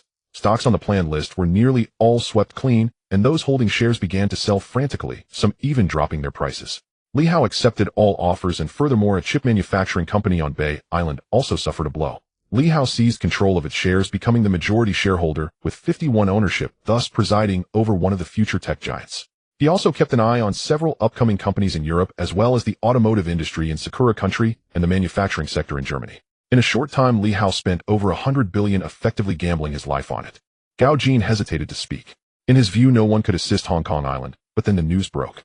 The mainland declared it would spare no effort to stabilize Hong Kong's stock market, releasing over 160 billion yuan along with hundreds of billions in foreign exchange reserves to support Hong Kong. When this news spread, everyone understood that the tides had shifted. However, Li Hao had already exceeded his target. As he watched the Klein bounce back from 6,000 to 17,000, he finally felt at ease, though the trembling in his hands betrayed his emotions. Everyone was stunned, staring at Li Hao. "Thank you all for your hard work. Bonuses will be distributed. Haoyan has become great because of you, and Haoyan will become the largest company in the world bar none." The crowd erupted in cheers, celebrating this historic moment. Half a month later, when the news of the world's wealthy rankings was released, 99 out of the top 100 were foreigners, with only Li Hao as the sole representative from the Flower family, and the gap between him and the second place was tens of billions of dollars, securing his position as the world's richest person. At this moment, all Haoyan phones and televisions broadcasted this event. That string of numbers felt like an identity card. This brought immense joy to Li Hao, for if he lived a normal life, his wealth would be inexhaustible. But who told him he had such a troublesome system? Ding. Congratulations to the host for developing the latest area, a lottery with a prize of $10 billion each time. The item is public, undoubtedly a top-tier item. Li Hao laughed, haha, $10 billion. One lottery draw is enough to fund the lighthouse country's war against oil theft in some regions. Are you kidding me? Can you summon Avatar or Ultraman? I'm just messing around with you. A 10 consecutive draw can yield rewards, a time-space rift, allowing the host to return to the original space. Li Hao said, "Do I prefer going back to serve others or being someone important here? Chi, you can just stay with your 10 systems and let me be." He turned off the annoying system, but glanced at the roulette, which indeed made him very happy. 6th-generation fighter jets, defense systems, and stock market fluctuation records for the next 3 years, etc. The only thing that piqued his interest was the resurrection armor, which granted protection from sages, allowing for a revival at the original location, even more useful than the last famous sword. However, this thing wouldn't necessarily show up on the first try. $10 billion. No matter how rich he was, he couldn't afford to play like that. Haoshan's influence continued to grow, especially as the construction business expanded across hundreds of cities in the mainland, creating a commercial integration center. Haoyan commerce became the heart of the city, no questions asked, as it just borrowed from a certain company. The entertainment company even copied a certain penguin company. In his previous life, Li Hao had invested quite a bit, and this was a massive industry.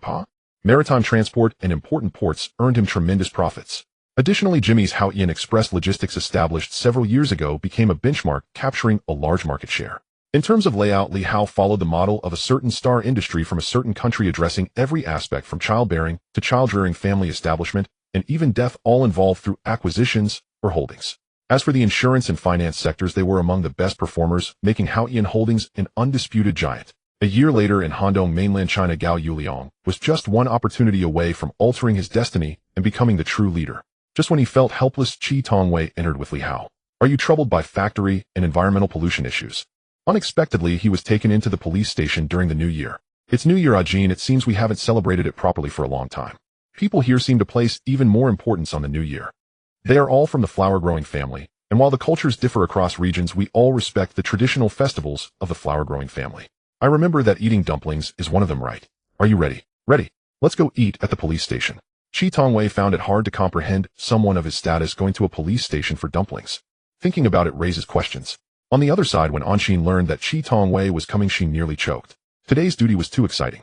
"Anshin notifies you, I have heard about you. Your resilience and strong sense of justice are commendable. The police in Jinghai should take you as a role model. Here is 300 yuan in cash that I donated to the police station along with your banner." Anshin was taken aback. She knew Chi Tongwei, and even more so Li Hao, a prominent figure. At that moment, voices came from outside as Gao Qixing and Gao Qilan brought dumplings to deliver to her brother. This made Anshin feel quite awkward. Technically, this wasn't allowed. However, Li Hao exchanged a glance with Chi Tongwei, and the latter understood instantly. Soon after, Li Hao met Gao Qiqiang and was momentarily stunned. "Mr. Li, I have disappointed you. No, you are learning well, it's just that you lack money and power and you don't know how to utilize them. You have grand ambitions, but lack an opportunity to soar. The head of Haoyan Company is retiring, and I am giving you this chance to rise and do what you want. But I don't know how to do anything. Who knows how to do it the first time? You can learn I believe in you. Your siblings are next door eating dumplings just like the ones in your hand. Go ahead, Happy New Year. Gao Qiqiang responded with teary eyes, wishing a Happy New Year in return. Li Hao brought dumplings to visit the siblings, saying the same. His aim was to learn from Anshin and win over Gao Qiqiang's heart, and ideally also that of Gao Qilan. Li Hao noticed that Gao Kailan's gaze towards him was gradually changing, though she was hiding it. He knew the gap between them was vast. Xiaolan, I believe you will have a wonderful life ahead. The medical field in Hong Kong Island is well developed. If you're interested, I can help you study. I've been seeing doctors to take care of my health. My stomach often troubles me. Perhaps you will become a great doctor in the future. Gao Qilan felt a surge of joy internally and nodded gratefully. However, the next day, when Gao Qiqiang was taken out by a dozen people to change into a suit, both siblings were left dumbfounded. This was the life of someone favored by the god of wealth. Half a month later, Li Hao was in a hotel looking at the alluring sister-in-law, to be precise, Chen shooting, as her husband had been eliminated. In her desperate situation, she could trust Anshin, but only on the surface. Behind the scenes, she had no choice. At this moment, Li Hao appeared boldly, taking advantage of the situation, and he planned to frame Su Jiang, the foolish son, after dealing with him. Chen shooting in her anger resolutely threw herself into Li Hao's side, aiming only to eliminate Su Jiang, which Li Hao found quite simple. When the clam and the snipe fight, the fisherman gains. It seemed nothing changed, yet the original course had already shifted. Meng Yu finally got together with Anshin without many obstacles. To this, Li Hao thought it should be this way. However, when he returned to Hong Kong Island, Xiao Fu approached him and said, I saw someone who looks just like us, and Tianhong does too. We are tracking their information. Li Hao expressed great interest. With the assistance of many hands, they eventually confirmed the identities of Gongwei, a member of the Pu Guang robbery gang, indeed had a true identity as a mainland policeman. Tian Yangxing, the #1 fierce criminal in the Asia-Pacific region. Gao Gang, an actor performing in Hong Kong Island with top-notch personal combat skills. After a brief understanding, the stories of these individuals flashed through Li Hao's mind as he had watched many movies. At this moment, Hua Lu walked in, accompanied by Wu Ya, obviously unable to contain himself upon returning to Hong Kong Island. Li Hao wasn't angry. If he were too honest, he wouldn't be Wu Ya. Speaking of Thailand, there wasn't much difference for now. Wanda had swallowed a lot of territory. Gradually, 4 factions were vying for power. 8-faced Buddha Dai Jinrong, Mu Kuan, and Wanda balanced each other out, along with some transportation and local chieftains in a neutral state. The Golden Triangle had rarely stabilized. Since the last battle in Hong Kong Island, Hongxing has not expanded, but other forces have not been stable. A year ago, the Snake Gang appeared, and now occupies the West Ring, helping Wang Bao indeed is impressive. Loyal and Righteous Alliance has remained neutral, but recently I've heard that even Hao Long's little wife is about to give birth. The most irritating thing is the Vietnamese gangs of Jia, 3 brothers who have been causing trouble lately. We want to find their big hero, but it was of no use, and they all wanted to go to war directly. What should we do? Well, you said if you can't handle it, then don't try, you just hit back directly. Huolu replied, this is not the old Hong Kong Island anymore. There are forbidden troops, and the police have more personnel and advanced equipment. Even the prisons have doubled in size. The era of territories is gradually disappearing, and the gangsters will eventually be replaced by corporations.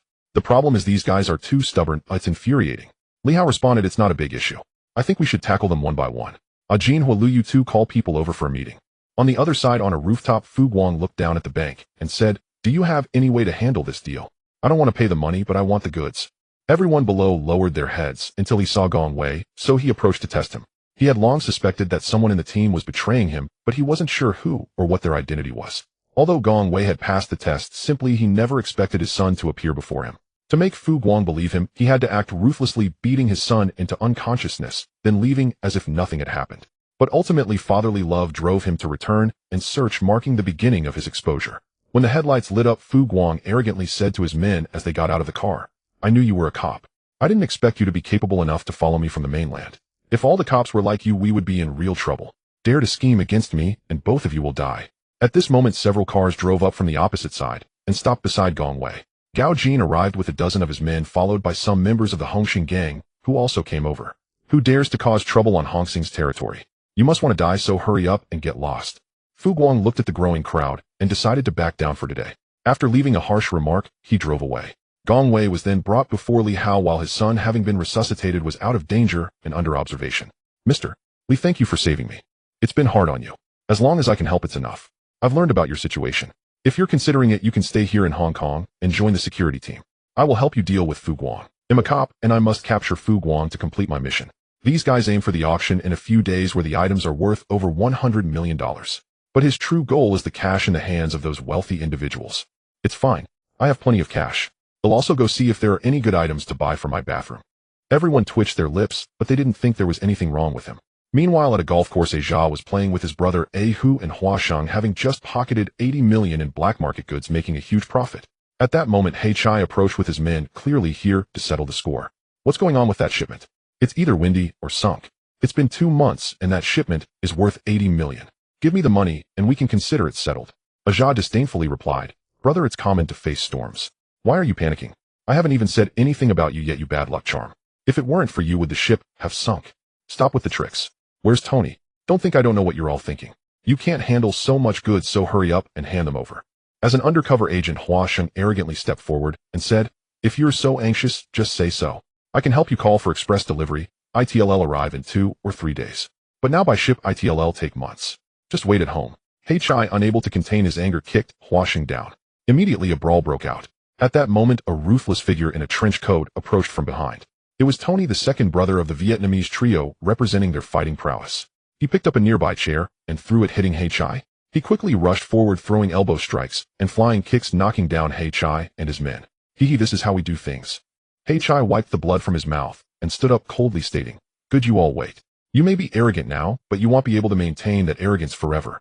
After saying that, he turned and left. Huasheng, having taken a hard hit to the chest, almost vomited. On the way back, he reported this incident to Officer Ma Jun. Little did he know Ma Jun was currently in a tea house facing Li Hao. So did I guess right? Ma Jun pondered for a moment and said, Chai really went over there. Mr. Li, how do you know so much? Officer Ma Jun, first of all, I'm not a criminal, and you don't need to be defensive against me. I accidentally discovered Huasheng's identity. To be honest, he is not suited to be an undercover agent. He almost wore his cop status on his face. The Asia trio is too ruthless. This game isn't played the way they do. Although I have wealth, I also come from a background in the underworld. I really dislike these people. If they break the rules, I can help you solve the case. So what will your choice be? Do I have the right to choose? They say you are extraordinary. Meeting you today is indeed unusual. If others knew I was chatting with the wealthiest, I guess many would be shocked. You make me feel like I should auction off my lunch. That would definitely make a profit. So in that case, it's your treat this time. Ma Jun was speechless. The next day, he hurriedly instructed Huasheng to withdraw quickly after this operation. Little did he know the Tony trio had already suspected Huasheng. In the car, Huasheng nervously stared at the messages on his phone, his eyes widening as his hands involuntarily shook the steering wheel. What's going on? Who sent you a text? Let me see it. Jia and Hu leaned in with cold eyes, while Tony looked at him with a smile that seemed caring.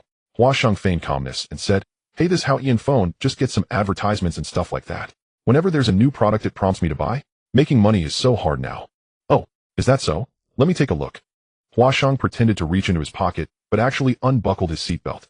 Seeing a turn ahead leading to a ditch, he had a sudden idea and slammed the gas pedal to the floor. The truck surged forward, creating a strong push. Just as Tony and the others tried to control the steering wheel, he opened the door and jumped out of the truck, quickly rolling on the ground and escaping. The Asia trio, in a panic, finally regained control of the truck, but got stuck in the dirt. After they got out of the car, they cursed in the direction where Huasheng had fled, unable to catch him, but they knew where he lived. Minutes later, Huasheng finally got in the car, and Ma Jun picked him up at the agreed location. That was close. What happened? How did I get exposed? Who knows? Is your acting too exaggerated? Damn, in the movie Emperor.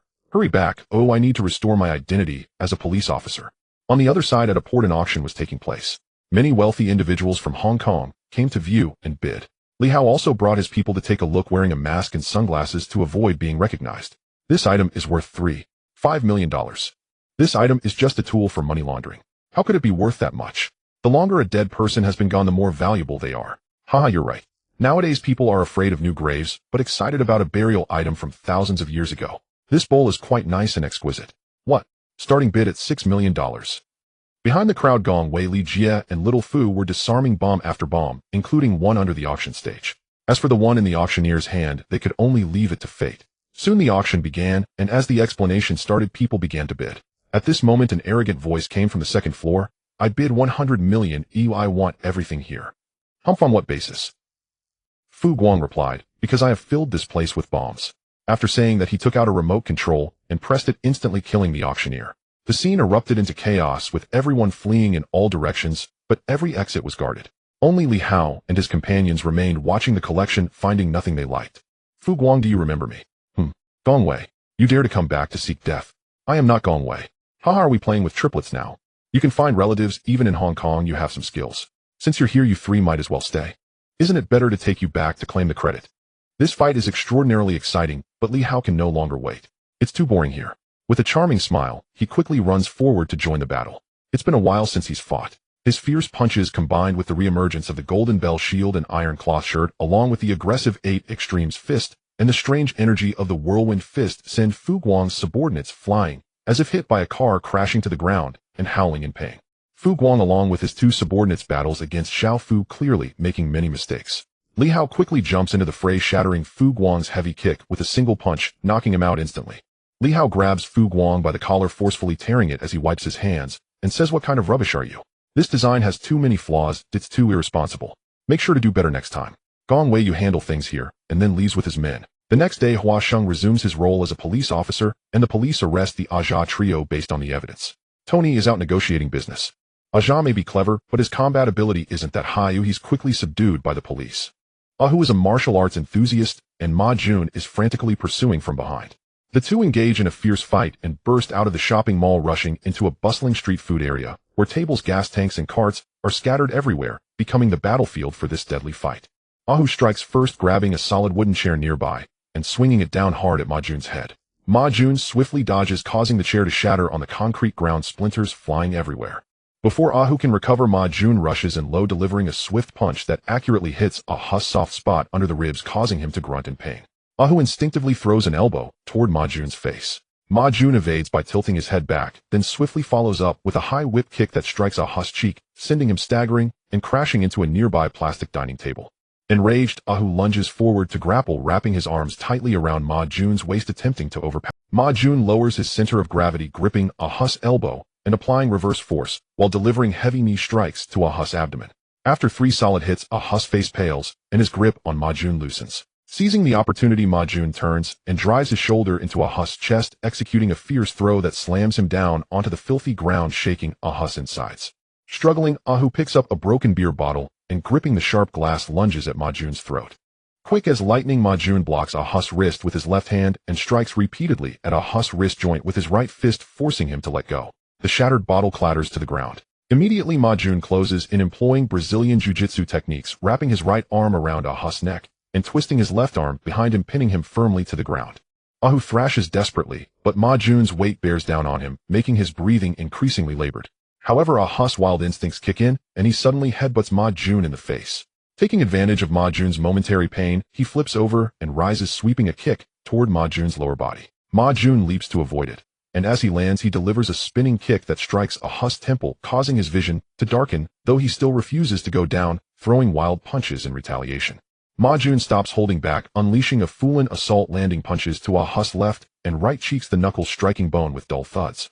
Repeatedly sweeping low kicks to Ahu's outer thighs destabilizes him. Once in close range, he drives knees into Ahu's chest and abdomen, completely breaking through Ahu's defense. Blood begins to seep from his mouth and nose. Finally, Ma Jun seizes Ahu by the collar and lifts him, delivering a crushing punch to his face, followed by a high kick that lands perfectly on Ahu's chin.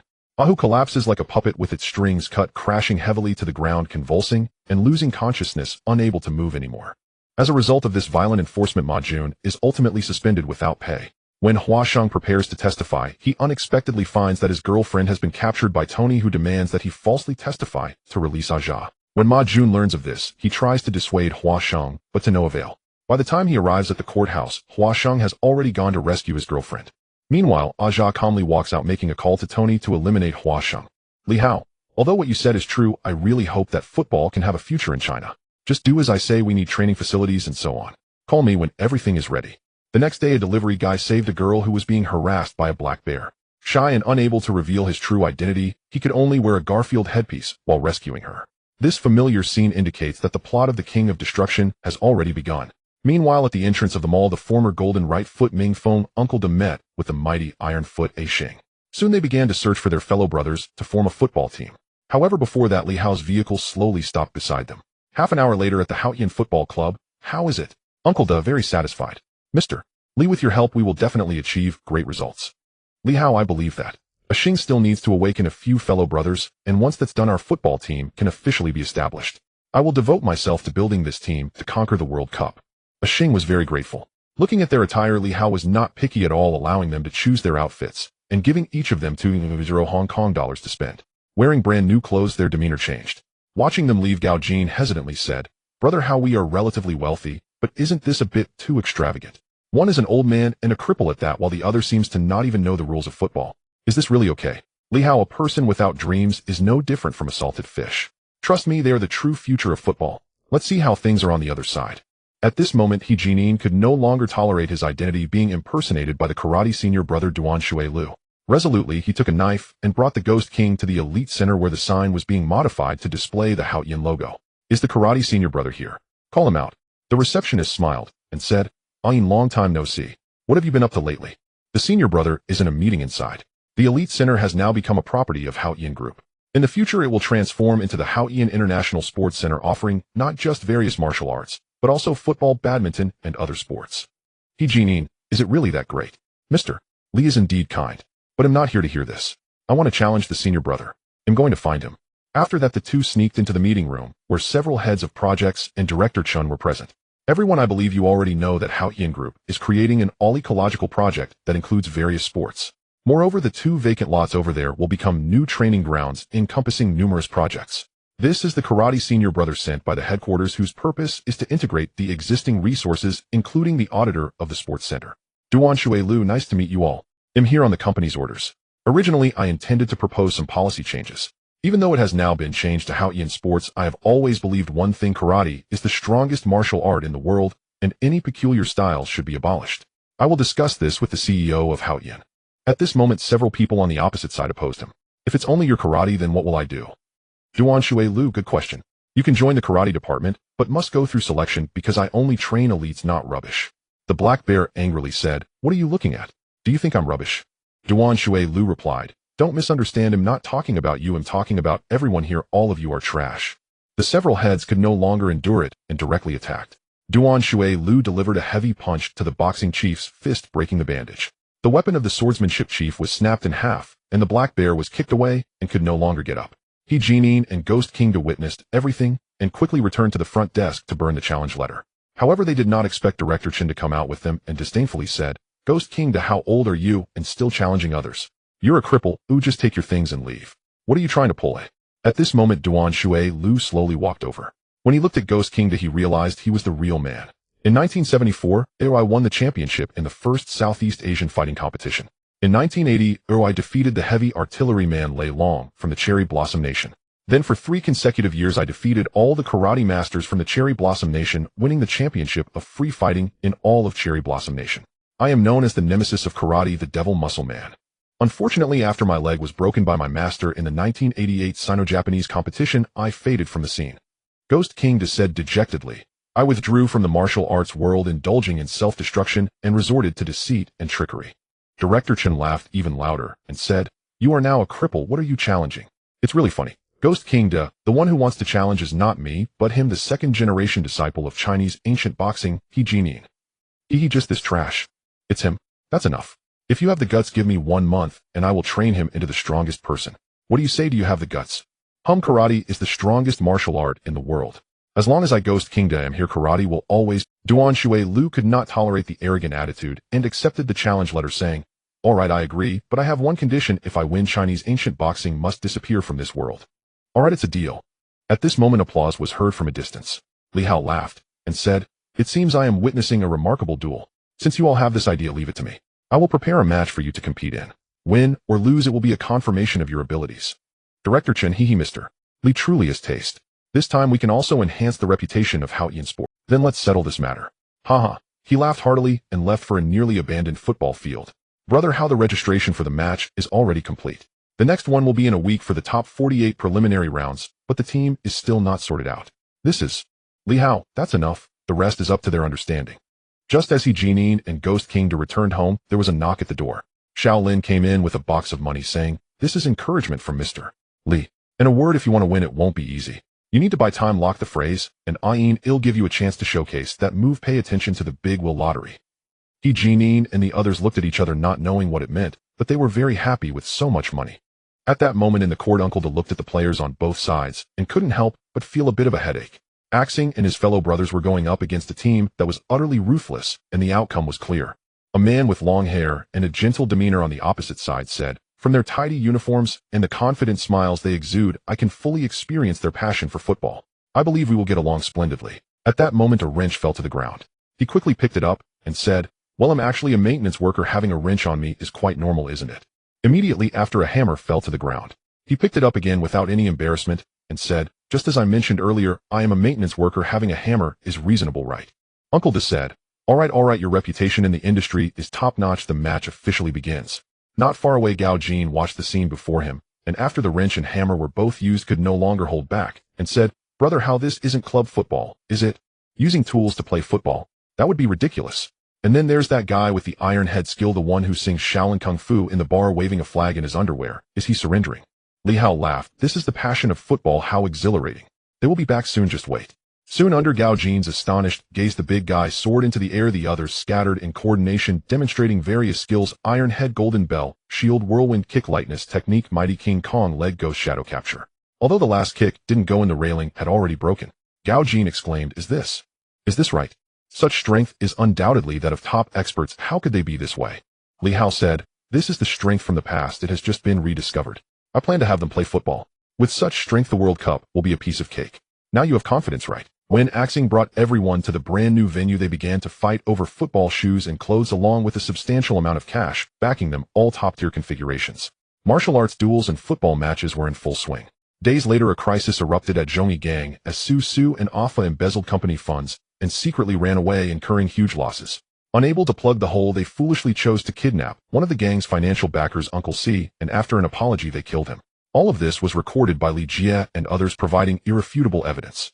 In the restaurant, Lian Haolong from Zhongyi Gang walked in alone and sat across from Li Hao, saying, "What could possibly make a big shot like you call me here?" Li Hao waved his hand and Gao Jin passed over and began to fight over football shoes and clothes, along with a substantial amount of cash backing them, all top-tier configurations. Martial arts duels and football matches were in full swing.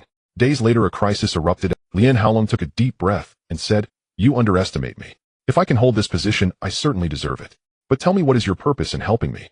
Li Hao replied, "If it were in the past, I would wish for Zhongyi Gang to disappear from this world. But now let's change the way we live. Stop the secret dealings immediately and engage in legitimate business, collaborating with companies like Lianxing and Hongxing." Lian Haolong said, "I have always had a question. Are you a police officer? What you do is nothing like a gangster." Li Hao responded, "Whether I am a police officer seems irrelevant. I am who I am and I act as I please. I do not wish to see any disorder. As for who I am still a bad person." After saying this, he turned and left. Upon receiving this evidence, Lian Haolong began a bloody massacre. Su and Afa were captured without any chance to escape. His brother Lian Haodong had his right hand chopped off, leading to a massive reshuffle within the company. The vast flower market gradually fell into the hands of the Dizong, who finally faced his nemesis Yu Shuntian of Zhengxing Society. To be precise, he was the chairman of the Hong Kong Island Anti-Drug Joint Organization, and Dizong had become the largest drug lord in Southeast Asia bar none. Inside the company, Gao Jin said, "Dizong has already confronted Yu Shuntian. Yunnan from Zhengxing Group is now in the intensive care unit of the hospital and may not last much longer.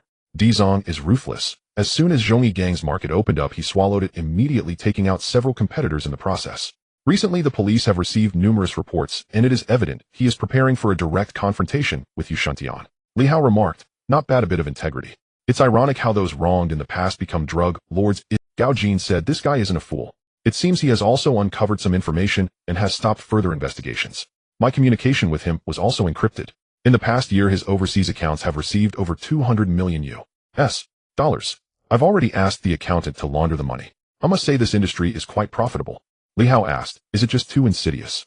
If we weren't monitoring from behind, this market would be even messier. It's already impressive that it hasn't affected the mainland, and we can still make money with profits exceeding 100 million US dollars a year. Why not take advantage of it?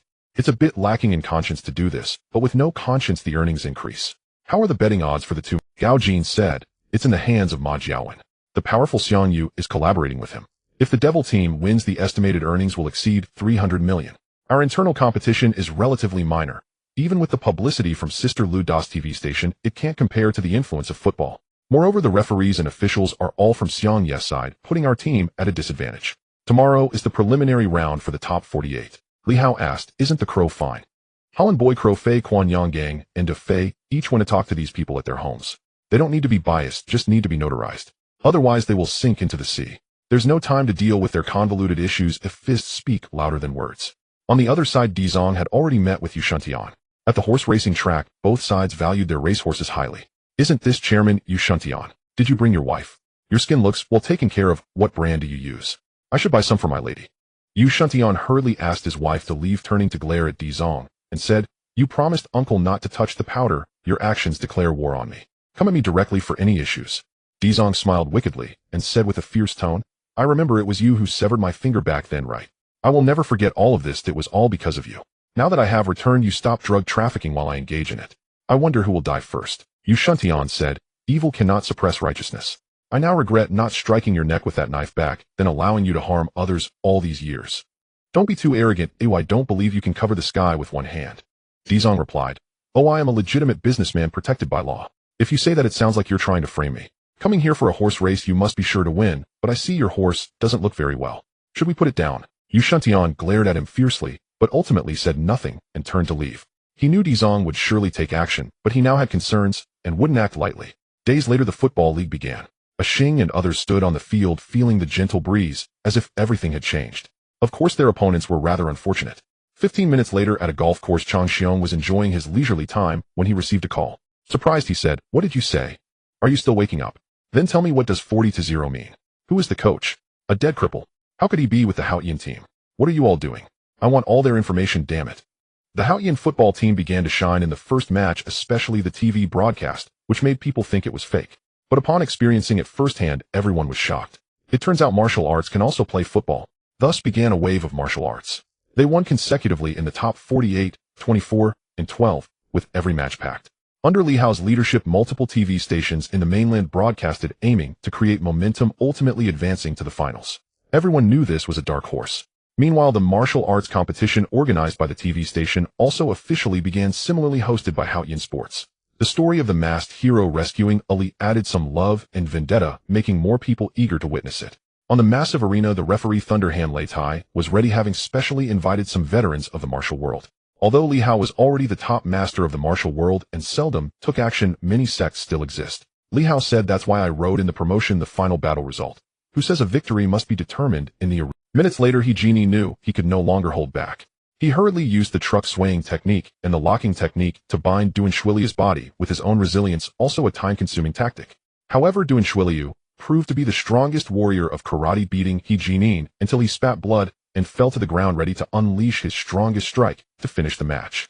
At that final second, the sound echoed and the match ended. The entire arena was filled with boasting sounds which were very grating to Duan Shuiliu. In a fit of anger, he began to kill indiscriminately. He Jinin finally realized this and attracted Duan Shuiliu's attention, leading him into the wheel, which spun faster and faster, causing the arena to be engulfed in a gale, with electric sounds ringing out. Li Hao said this is his ultimate technique, the invincible fire wheel. Gao Jin said, "I see now, it's slightly stronger than the martial arts of Lian Sheng Deng Bo." With a cracking sound, the wheel finally could not hold and shattered at night. Duan Shuiliu also couldn't hold on and fainted. Anyone who could withstand being hit in the back of the head over 100 times without dying was already talented. It seemed even better than the iron head skill in football. As for the remaining matters, Li Hao chose not to get involved. As for Director Chun, he was replaced by Ghost King Da, with all departments included. Several days later, the football finals began. In the backstage rest area, Li Hao calmly said, "I am pleased you have achieved such results, but your opponent is different." The Shu said, "Mr. Li, rest assured the devil team is not that formidable. With the Xing and the others here, winning the match is as easy as pie." Everyone was confident, but then they couldn't smile anymore. Gao Jin pulled out a photo and said the devil team has illegally injected a certain drug, activating their potential and learning ability at the cost of their own life force. Their strength has increased exponentially, and most importantly, it cannot be measured in a short time. Their overall strength has surpassed the athletic level of normal humans. This battle is very dangerous.